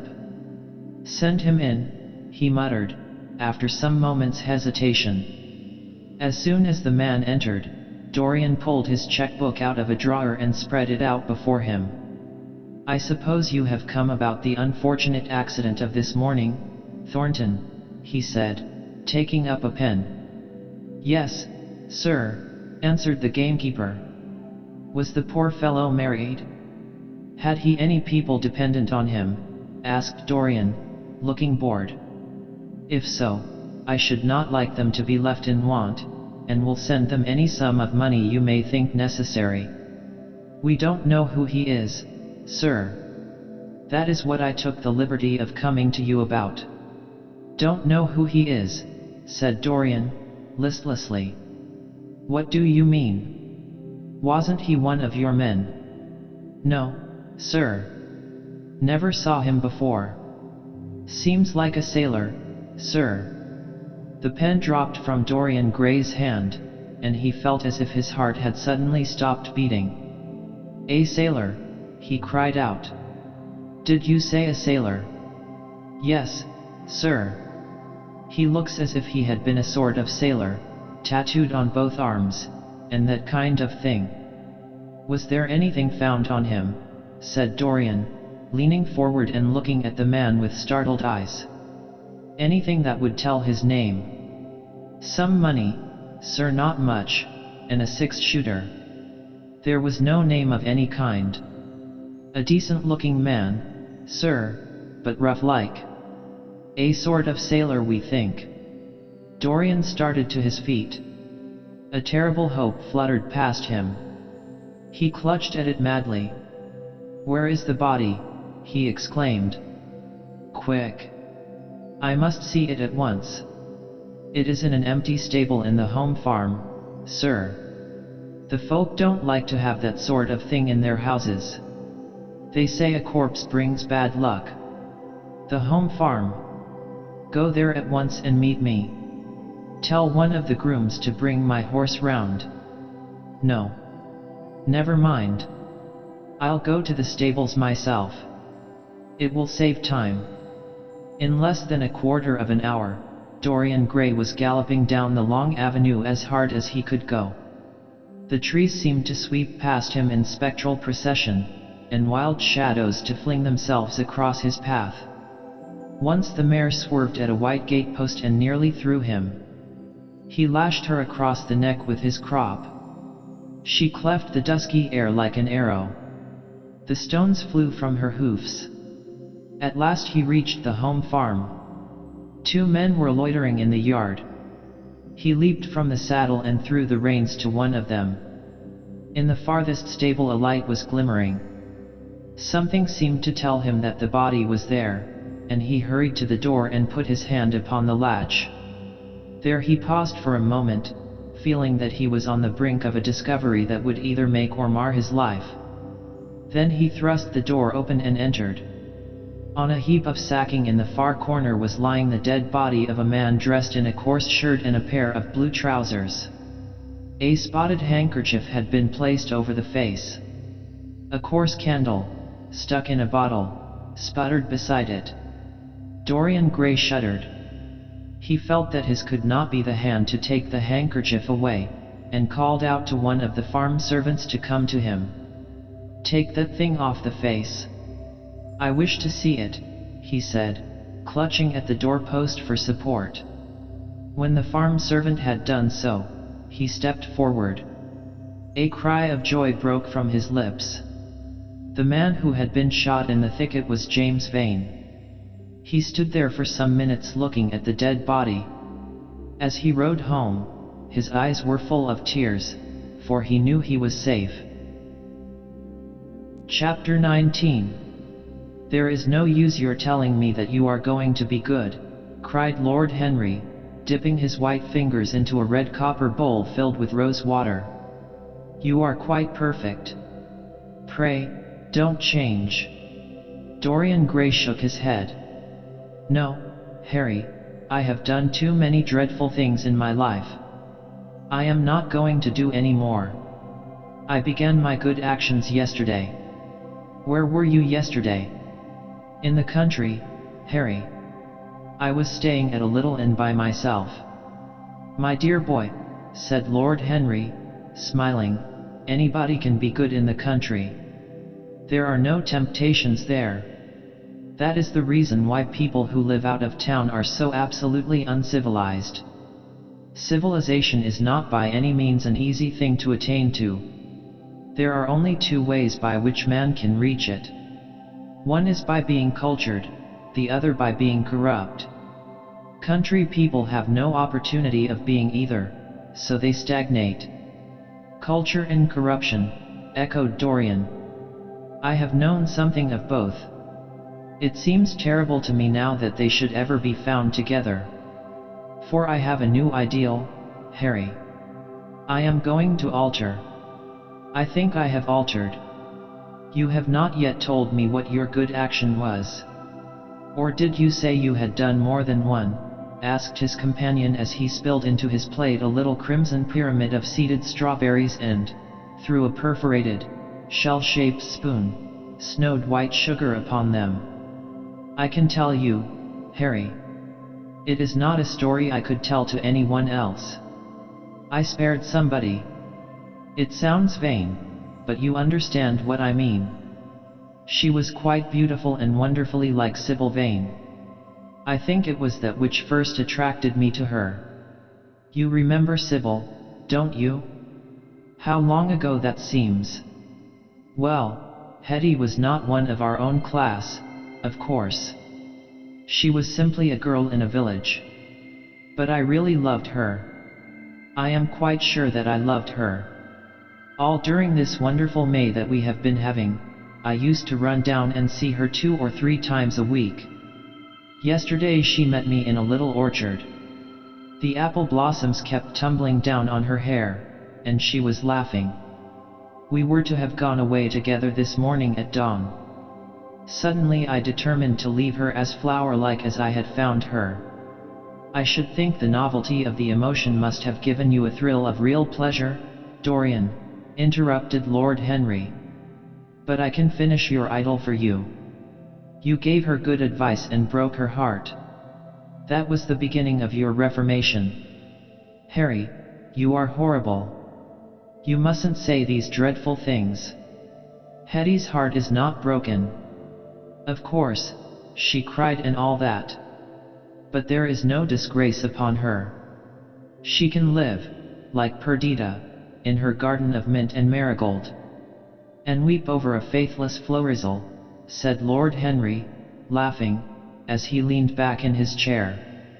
My dear Dorian, you have the most curiously boyish moods. Do you think this girl will ever be really content now with anyone of her own rank?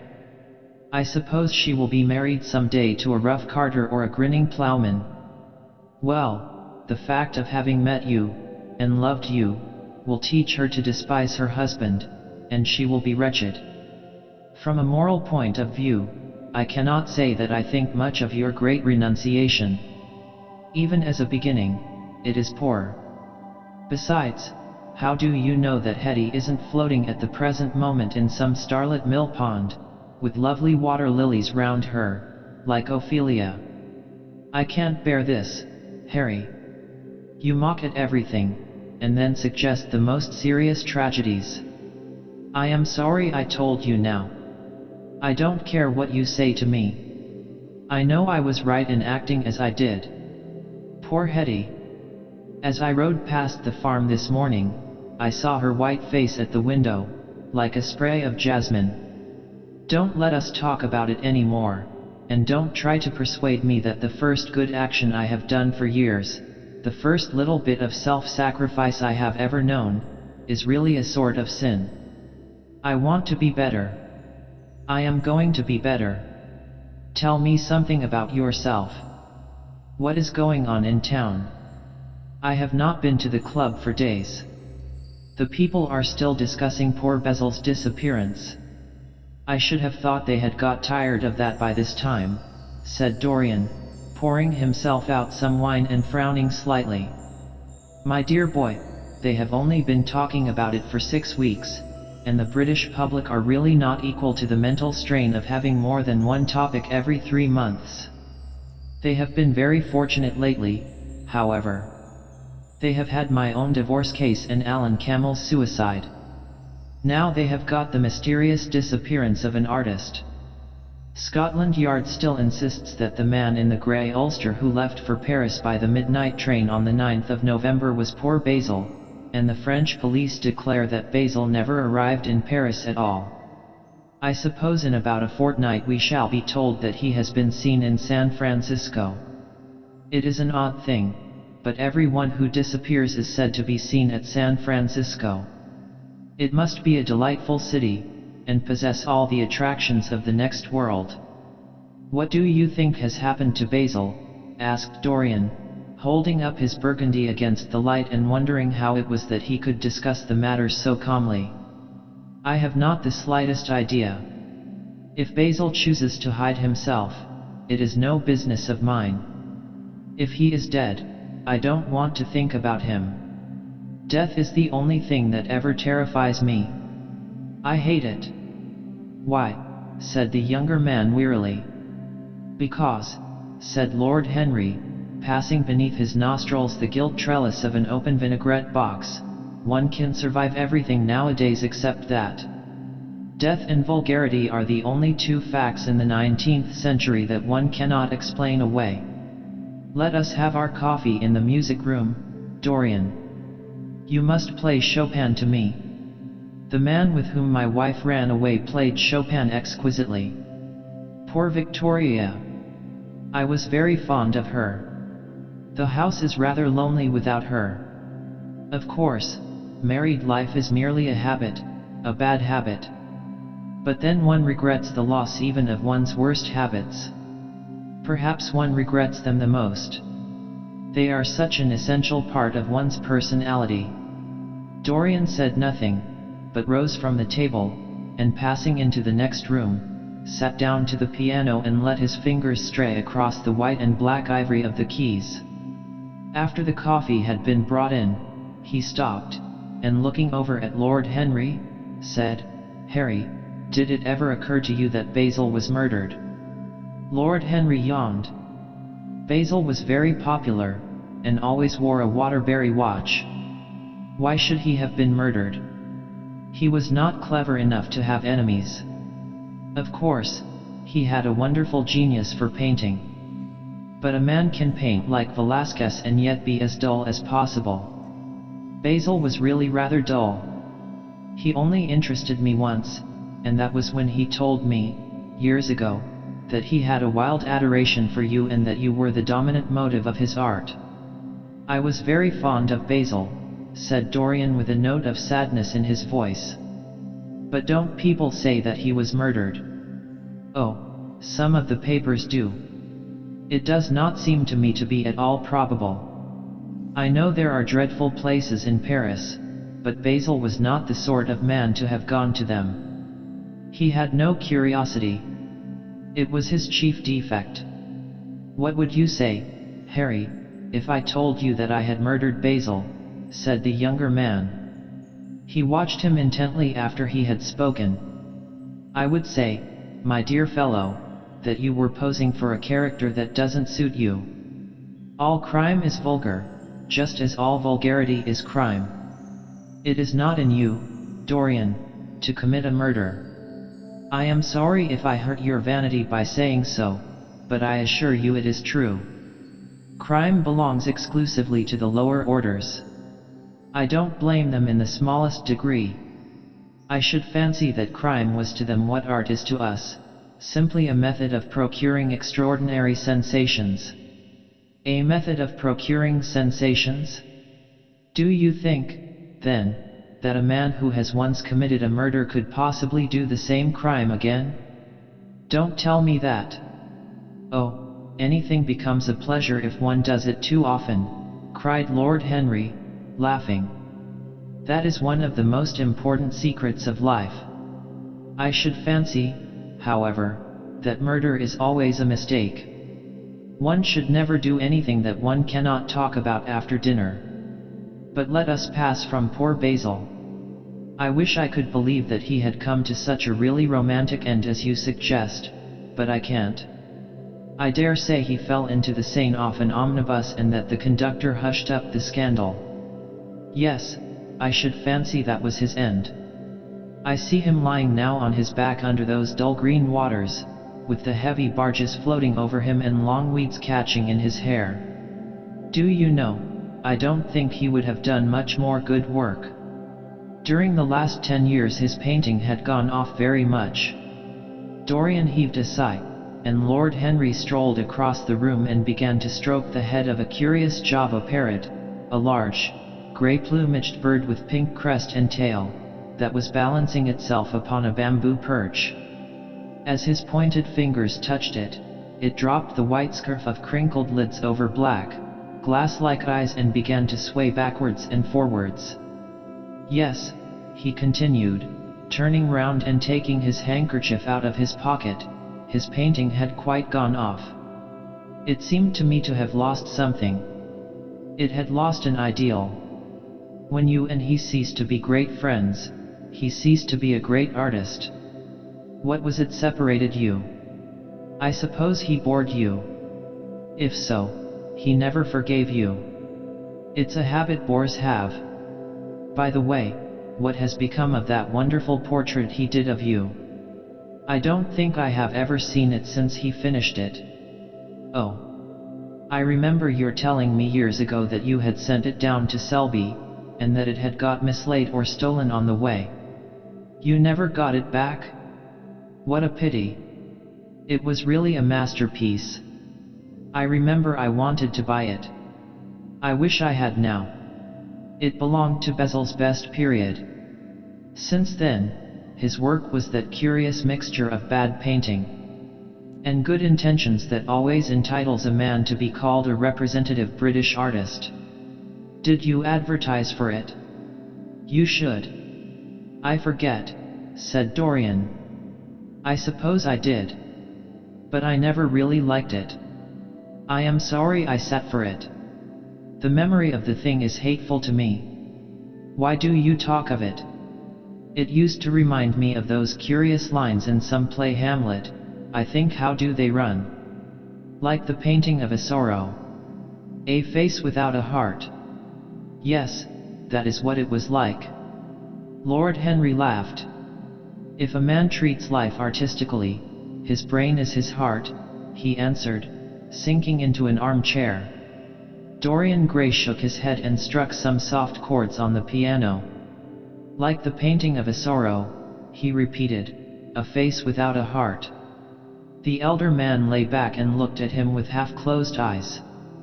By the way, Dorian, he said after a pause, what does it profit a man if he gain the whole world and lose, how does the quotation run, his own soul? The music jarred, and Dorian Gray started and stared at his friend. Why do you ask me that, Harry? My dear fellow, said Lord Henry, elevating his eyebrows in surprise, I asked you because I thought you might be able to give me an answer. That is all. I was going through the park last Sunday, and close by the Marble Arch there stood a little crowd of shabby-looking people listening to some vulgar street preacher. As I passed by, I heard the man yelling out that question to his audience. It struck me as being rather dramatic. London is very rich in curious effects of that kind. A wet Sunday, an uncouth Christian in a mackintosh, a ring of sickly white faces under a broken roof of dripping umbrellas, and a wonderful phrase flung into the air by shrill hysterical lips. It was really very good in its way, quite a suggestion. I thought of telling the prophet that art had a soul, but that man had not. I am afraid, however, he would not have understood me. Don't, Harry. The soul is a terrible reality. It can be bought and sold and bartered away. It can be poisoned, or made perfect. There is a soul in each one of us. I know it. Do you feel quite sure of that, Dorian? Quite sure? Ah, then it must be an illusion. The things one feels absolutely certain about are never true. That is the fatality of faith, and the lesson of romance. How grave you are! Don't be so serious. What have you or I to do with the superstitions of our age? No, we have given up our belief in the soul. Play me something. Play me a nocturne, Dorian, and, as you play, tell me, in a low voice, how you have kept your youth. You must have some secret. I am only 10 years older than you are, and I am wrinkled, and worn, and yellow. You are really wonderful, Dorian. You have never looked more charming than you do tonight. You remind me of the day I saw you first. You were rather cheeky, very shy, and absolutely extraordinary. You have changed, of course, but not in appearance. I wish you would tell me your secret. To get back my youth I would do anything in the world, except take exercise, get up early, or be respectable. Youth. There is nothing like it. It's absurd to talk of the ignorance of youth. The only people to whose opinions I listen now with any respect are people much younger than myself. They seem in front of me. Life has revealed to them her latest wonder. As for the aged, I always contradict the aged. I do it on principle. If you ask them their opinion on something that happened yesterday, they solemnly give you the opinions current in 1820, when people wore high stocks, believed in everything, and knew absolutely nothing. How lovely that thing you are playing is. I wonder, did Chopin write it at Majorca, with the sea weeping round the villa and the salt spray dashing against the panes? It is marvelously romantic. What a blessing it is that there is one art left to us that is not imitative. Don't stop. I want music tonight. It seems to me that you are the young Apollo and that I am Marsyas listening to you. I have sorrows, Dorian, of my own, that even you know nothing of. The tragedy of old age is not that one is old, but that one is young. I am amazed sometimes at my own sincerity. Ah, Dorian, how happy you are. What an exquisite life you have had. You have drunk deeply of everything. You have crushed the grapes against your palate. Nothing has been hidden from you. And it has all been to you no more than the sound of music. It has not marred you. You are still the same. I am not the same, Harry. Yes, you are the same. I wonder what the rest of your life will be. Don't spoil it by renunciations. At present you are a perfect type. Don't make yourself incomplete. You are quite flawless now. You need not shake your head, you know you are. Besides, Dorian, don't deceive yourself. Life is not governed by will or intention. Life is a question of nerves and fibers and slowly built up cells in which thought hides itself and passion has its dreams. You may fancy yourself safe and think yourself strong. But a chance tone of color in a room or a morning sky, a particular perfume that you had once loved and that brings subtle memories with it, a line from a forgotten poem that you had come across again, a cadence from a piece of music that you had ceased to play. I tell you, Dorian, that it is on things like these that our lives depend. Browning writes about that somewhere, but our own senses will imagine them for us. There are moments when the odor of Lillis Blanc passes suddenly across me, and I have to live the strangest month of my life over again. I wish I could change places with you, Dorian. The world has cried out against us both, but it has always worshipped you. It always will worship you. You are the type of what the age is searching for, and what it is afraid it has found. I am so glad that you have never done anything, never carved a statue, or painted a picture, or produced anything outside of yourself. Life has been your art. You have set yourself to music. Your days are your sonnets. Dorian rose up from the piano and passed his hand through his hair. Yes, life has been exquisite, he murmured, but I am not going to have the same life, Harry. And you must not say these extravagant things to me. You don't know everything about me. I think that if you did, even you would turn from me. You laugh. Don't laugh. Why have you stopped playing, Dorian? Go back and give me the nocturne over again. Look at that great, honey-colored moon that hangs in the dusky air. She is waiting for you to charm her, and if you play she will come closer to the earth. You won't? Let us go to the club, then. It has been a charming evening, and we must end it charmingly. There is someone at White's who wants immensely to know you, young Lord Poole, Bournemouth's eldest son. He has already copied your neckties, and has begged me to introduce him to you. He is quite delightful and rather reminds me of you. I hope not, said Dorian with a sad look in his eyes. But I am tired tonight, Harry. I shan't go to the club. It is nearly 11, and I want to go to bed early. Do stay. You have never played so well as tonight. There was something in your touch that was wonderful. It had more expression than I had ever heard from it before. It is because I am going to be good, he answered, smiling. I am a little changed already. You cannot change to me, Dorian, said Lord Henry. You and I will always be friends. Yet you poisoned me with a book once. I should not forgive that. Harry, promise me that you will never lend that book to anyone. It does harm. My dear boy, you are really beginning to moralize. You will soon be going about like the converted, and the revivalist, warning people against all the sins of which you have grown tired. You are much too delightful to do that. Besides, it is no use. You and I are what we are, and will be what we will be. As for being poisoned by a book, there is no such thing as that. Art has no influence upon action. It annihilates the desire to act. It is superbly sterile. The books that the world calls immoral are books that show the world its own shame. That is all. But we won't discuss literature. Come round tomorrow. I am going to write at 11.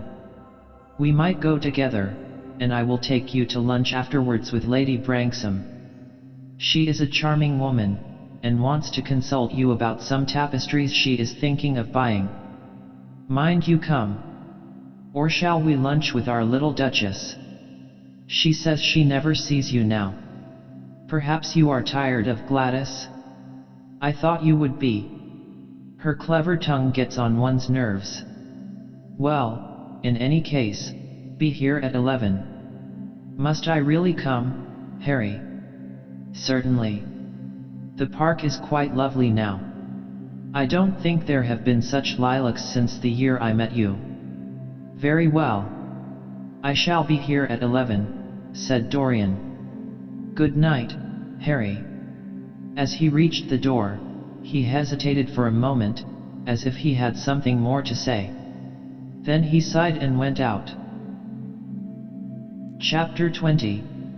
It was a lovely night, so warm that he threw his coat over his arm and did not even put his silk scarf round his throat. As he strolled home, smoking his cigarette, two young men in evening dress passed him. He heard one of them whisper to the other, "That is Dorian Gray." He remembered how pleased he used to be when he was pointed out, or stared at, or talked about. He was tired of hearing his own name now. Half the charm of the little village where he had been so often lately was that no one knew who he was. He had often told the girl whom he had lured to love him that he was poor, and she had believed him. He had told her once that he was wicked, and she had laughed at him and answered that wicked people were always very old and very ugly. What a laugh she had, just like a thrush singing. And how pretty she had been in her cotton dresses and her large hats. She knew nothing, but she had everything that he had lost. When he reached home, he found his servant waiting up for him. He sent him to bed, and threw himself down on the sofa in the library, and began to think over some of the things that Lord Henry had said to him. Was it really true that one could never change? He felt a wild longing for the unstained purity of his boyhood, his rose-white boyhood, as Lord Henry had once called it.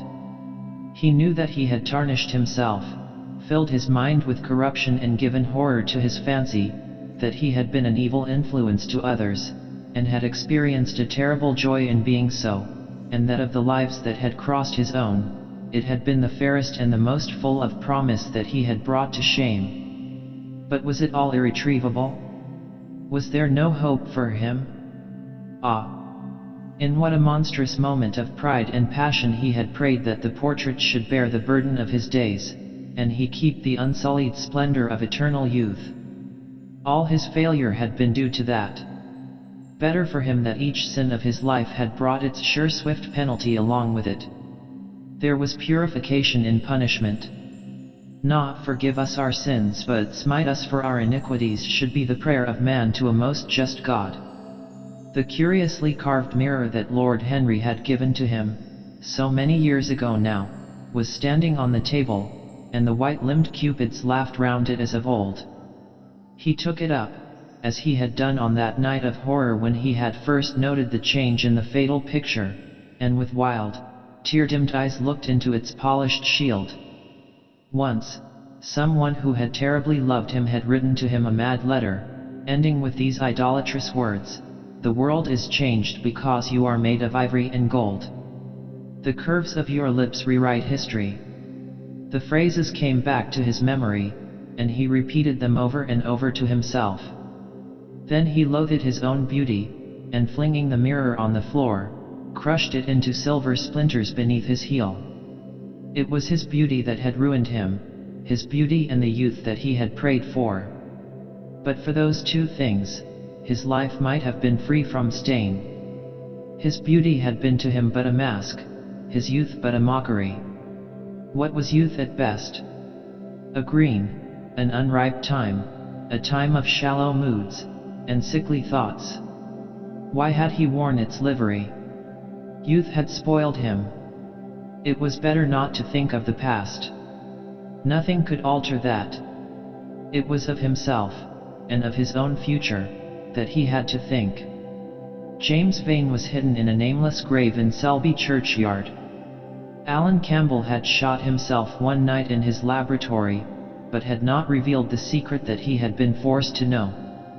The excitement, such as it was, over Basil Hallward's disappearance would soon pass away. It was already waning. He was perfectly safe there. Nor, indeed, was it the death of Basil Hallward that weighed most upon his mind.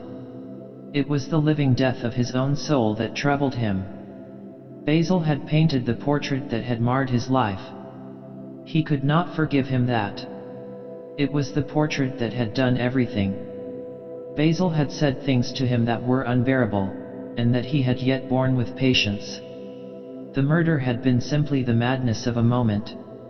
As for Alan Campbell, his suicide had been his own act. He had chosen to do it. It was nothing to him. A new life. That was what he wanted. That was what he was waiting for. Surely he had begun it already. He had spared one innocent thing, at any rate. He would never again tempt innocence. He would be good. As he thought of Hetty Merton, he began to wonder if the portrait in the locked room had changed. Surely it was not still so horrible as it had been? Perhaps if his life became pure, he would be able to expel every sign of evil passion from the face. Perhaps the signs of evil had already gone away. He would go and look. He took the lamp from the table and crept upstairs. As he unbarred the door, a smile of joy flitted across his strangely young-looking face and lingered for a moment about his lips. Yes, he would be good, and the hideous thing that he had hidden away would no longer be a terror to him. He felt as if the load had been lifted from him already. He went in quietly, locking the door behind him, as was his custom, and dragged the purple hanging from the portrait. A cry of pain and indignation broke from him. He could see no change, save that in the eyes there was a look of cunning and in the mouth the curved wrinkle of the hypocrite. The thing was still loathsome, more loathsome, if possible, than before, and the scarlet dew that spotted the hand seemed brighter, and more like blood newly spilled. Then he trembled. Had it been merely vanity that had made him do his one good deed? Or the desire for a new sensation, as Lord Henry had hinted, with his mocking laugh? Or that passion to act a part that sometimes makes us do things finer than we are ourselves? Or, perhaps, all these? And why was the red stain larger than it had been? It seemed to have crept like a horrible disease over the wrinkled fingers. There was blood on the painted feet, as though the thing had dripped blood even on the hand that had not held the knife. Confess? Did it mean that he was to confess? To give himself up and be put to death? He laughed. He felt that the idea was monstrous. Besides, even if he did confess, who would believe him? There was no trace of the murdered man anywhere. Everything belonging to him had been destroyed. He himself had burned what had been below stairs. The world would simply say that he was mad. They would shut him up if he persisted in his story. Yet it was his duty to confess, to suffer public shame, and to make public atonement. There was a God who called upon men to tell their sins to earth as well as to heaven. Nothing that he could do would cleanse him till he had told his own sin. His sin? He shrugged his shoulders. The death of Basil Hallward seemed very little to him. He was thinking of Hetty Merton. For it was an unjust mirror, this mirror of his soul that he was looking at. Vanity? Curiosity? Hypocrisy? Had there been nothing more in his renunciation than that? There had been something more. At least he thought so. But who could tell? No. There had been nothing more. Through vanity he had spared her. In hypocrisy he had worn the mask of goodness. For curiosity's sake he had tried the denial of self. He recognized that now. But this murder, was it to dog him all his life? Was he always to be burdened by his past? Was he really to confess? Never. There was only one bit of evidence left against him. The picture itself, that was evidence. He would destroy it. Why had he kept it so long? Once it had given him pleasure to watch it changing and growing old. Of late he had felt no such pleasure. It had kept him awake at night. When he had been away, he had been filled with terror lest other eyes should look upon it. It had brought melancholy across his passions. Its mere memory had marred many moments of joy. It had been like conscience to him. Yes, it had been conscience. He would destroy it. He looked round and saw the knife that had stabbed Basil Hallward. He had cleaned it many times, till there was no stain left upon it. It was bright, and glistened. As it had killed the painter, so it would kill the painter's work, and all that that meant. It would kill the past, and when that was dead, he would be free. It would kill this monstrous soul life, and without its hideous warnings, he would be at peace. He seized the thing, and stabbed the picture with it. There was a cry heard, and a crash. The cry was so horrible in its agony that the frightened servants woke and crept out of their rooms. Two gentlemen, who were passing in the square below, stopped and looked up at the great house. They walked on till they met a policeman and brought him back. The man rang the bell several times, but there was no answer. Except for a light in one of the top windows, the house was all dark. After a time, he went away and stood in an adjoining portico and watched. "Whose house is that, constable?" asked the elder of the two gentlemen. "Mr. Dorian Gray's, sir," answered the policeman. They looked at each other, as they walked away, and sneered. One of them was Sir Henry Ashton's uncle. Inside, in the servants' part of the house, the half-clad domestics were talking in low whispers to each other. Old Mrs. Leaf was crying and wringing her hands. Francis was as pale as death. After about a quarter of an hour, he got the coachman and one of the footmen and crept upstairs. They knocked, but there was no reply. They called out.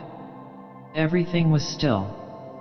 Finally, after vainly trying to force the door, they got on the roof and dropped down onto the balcony.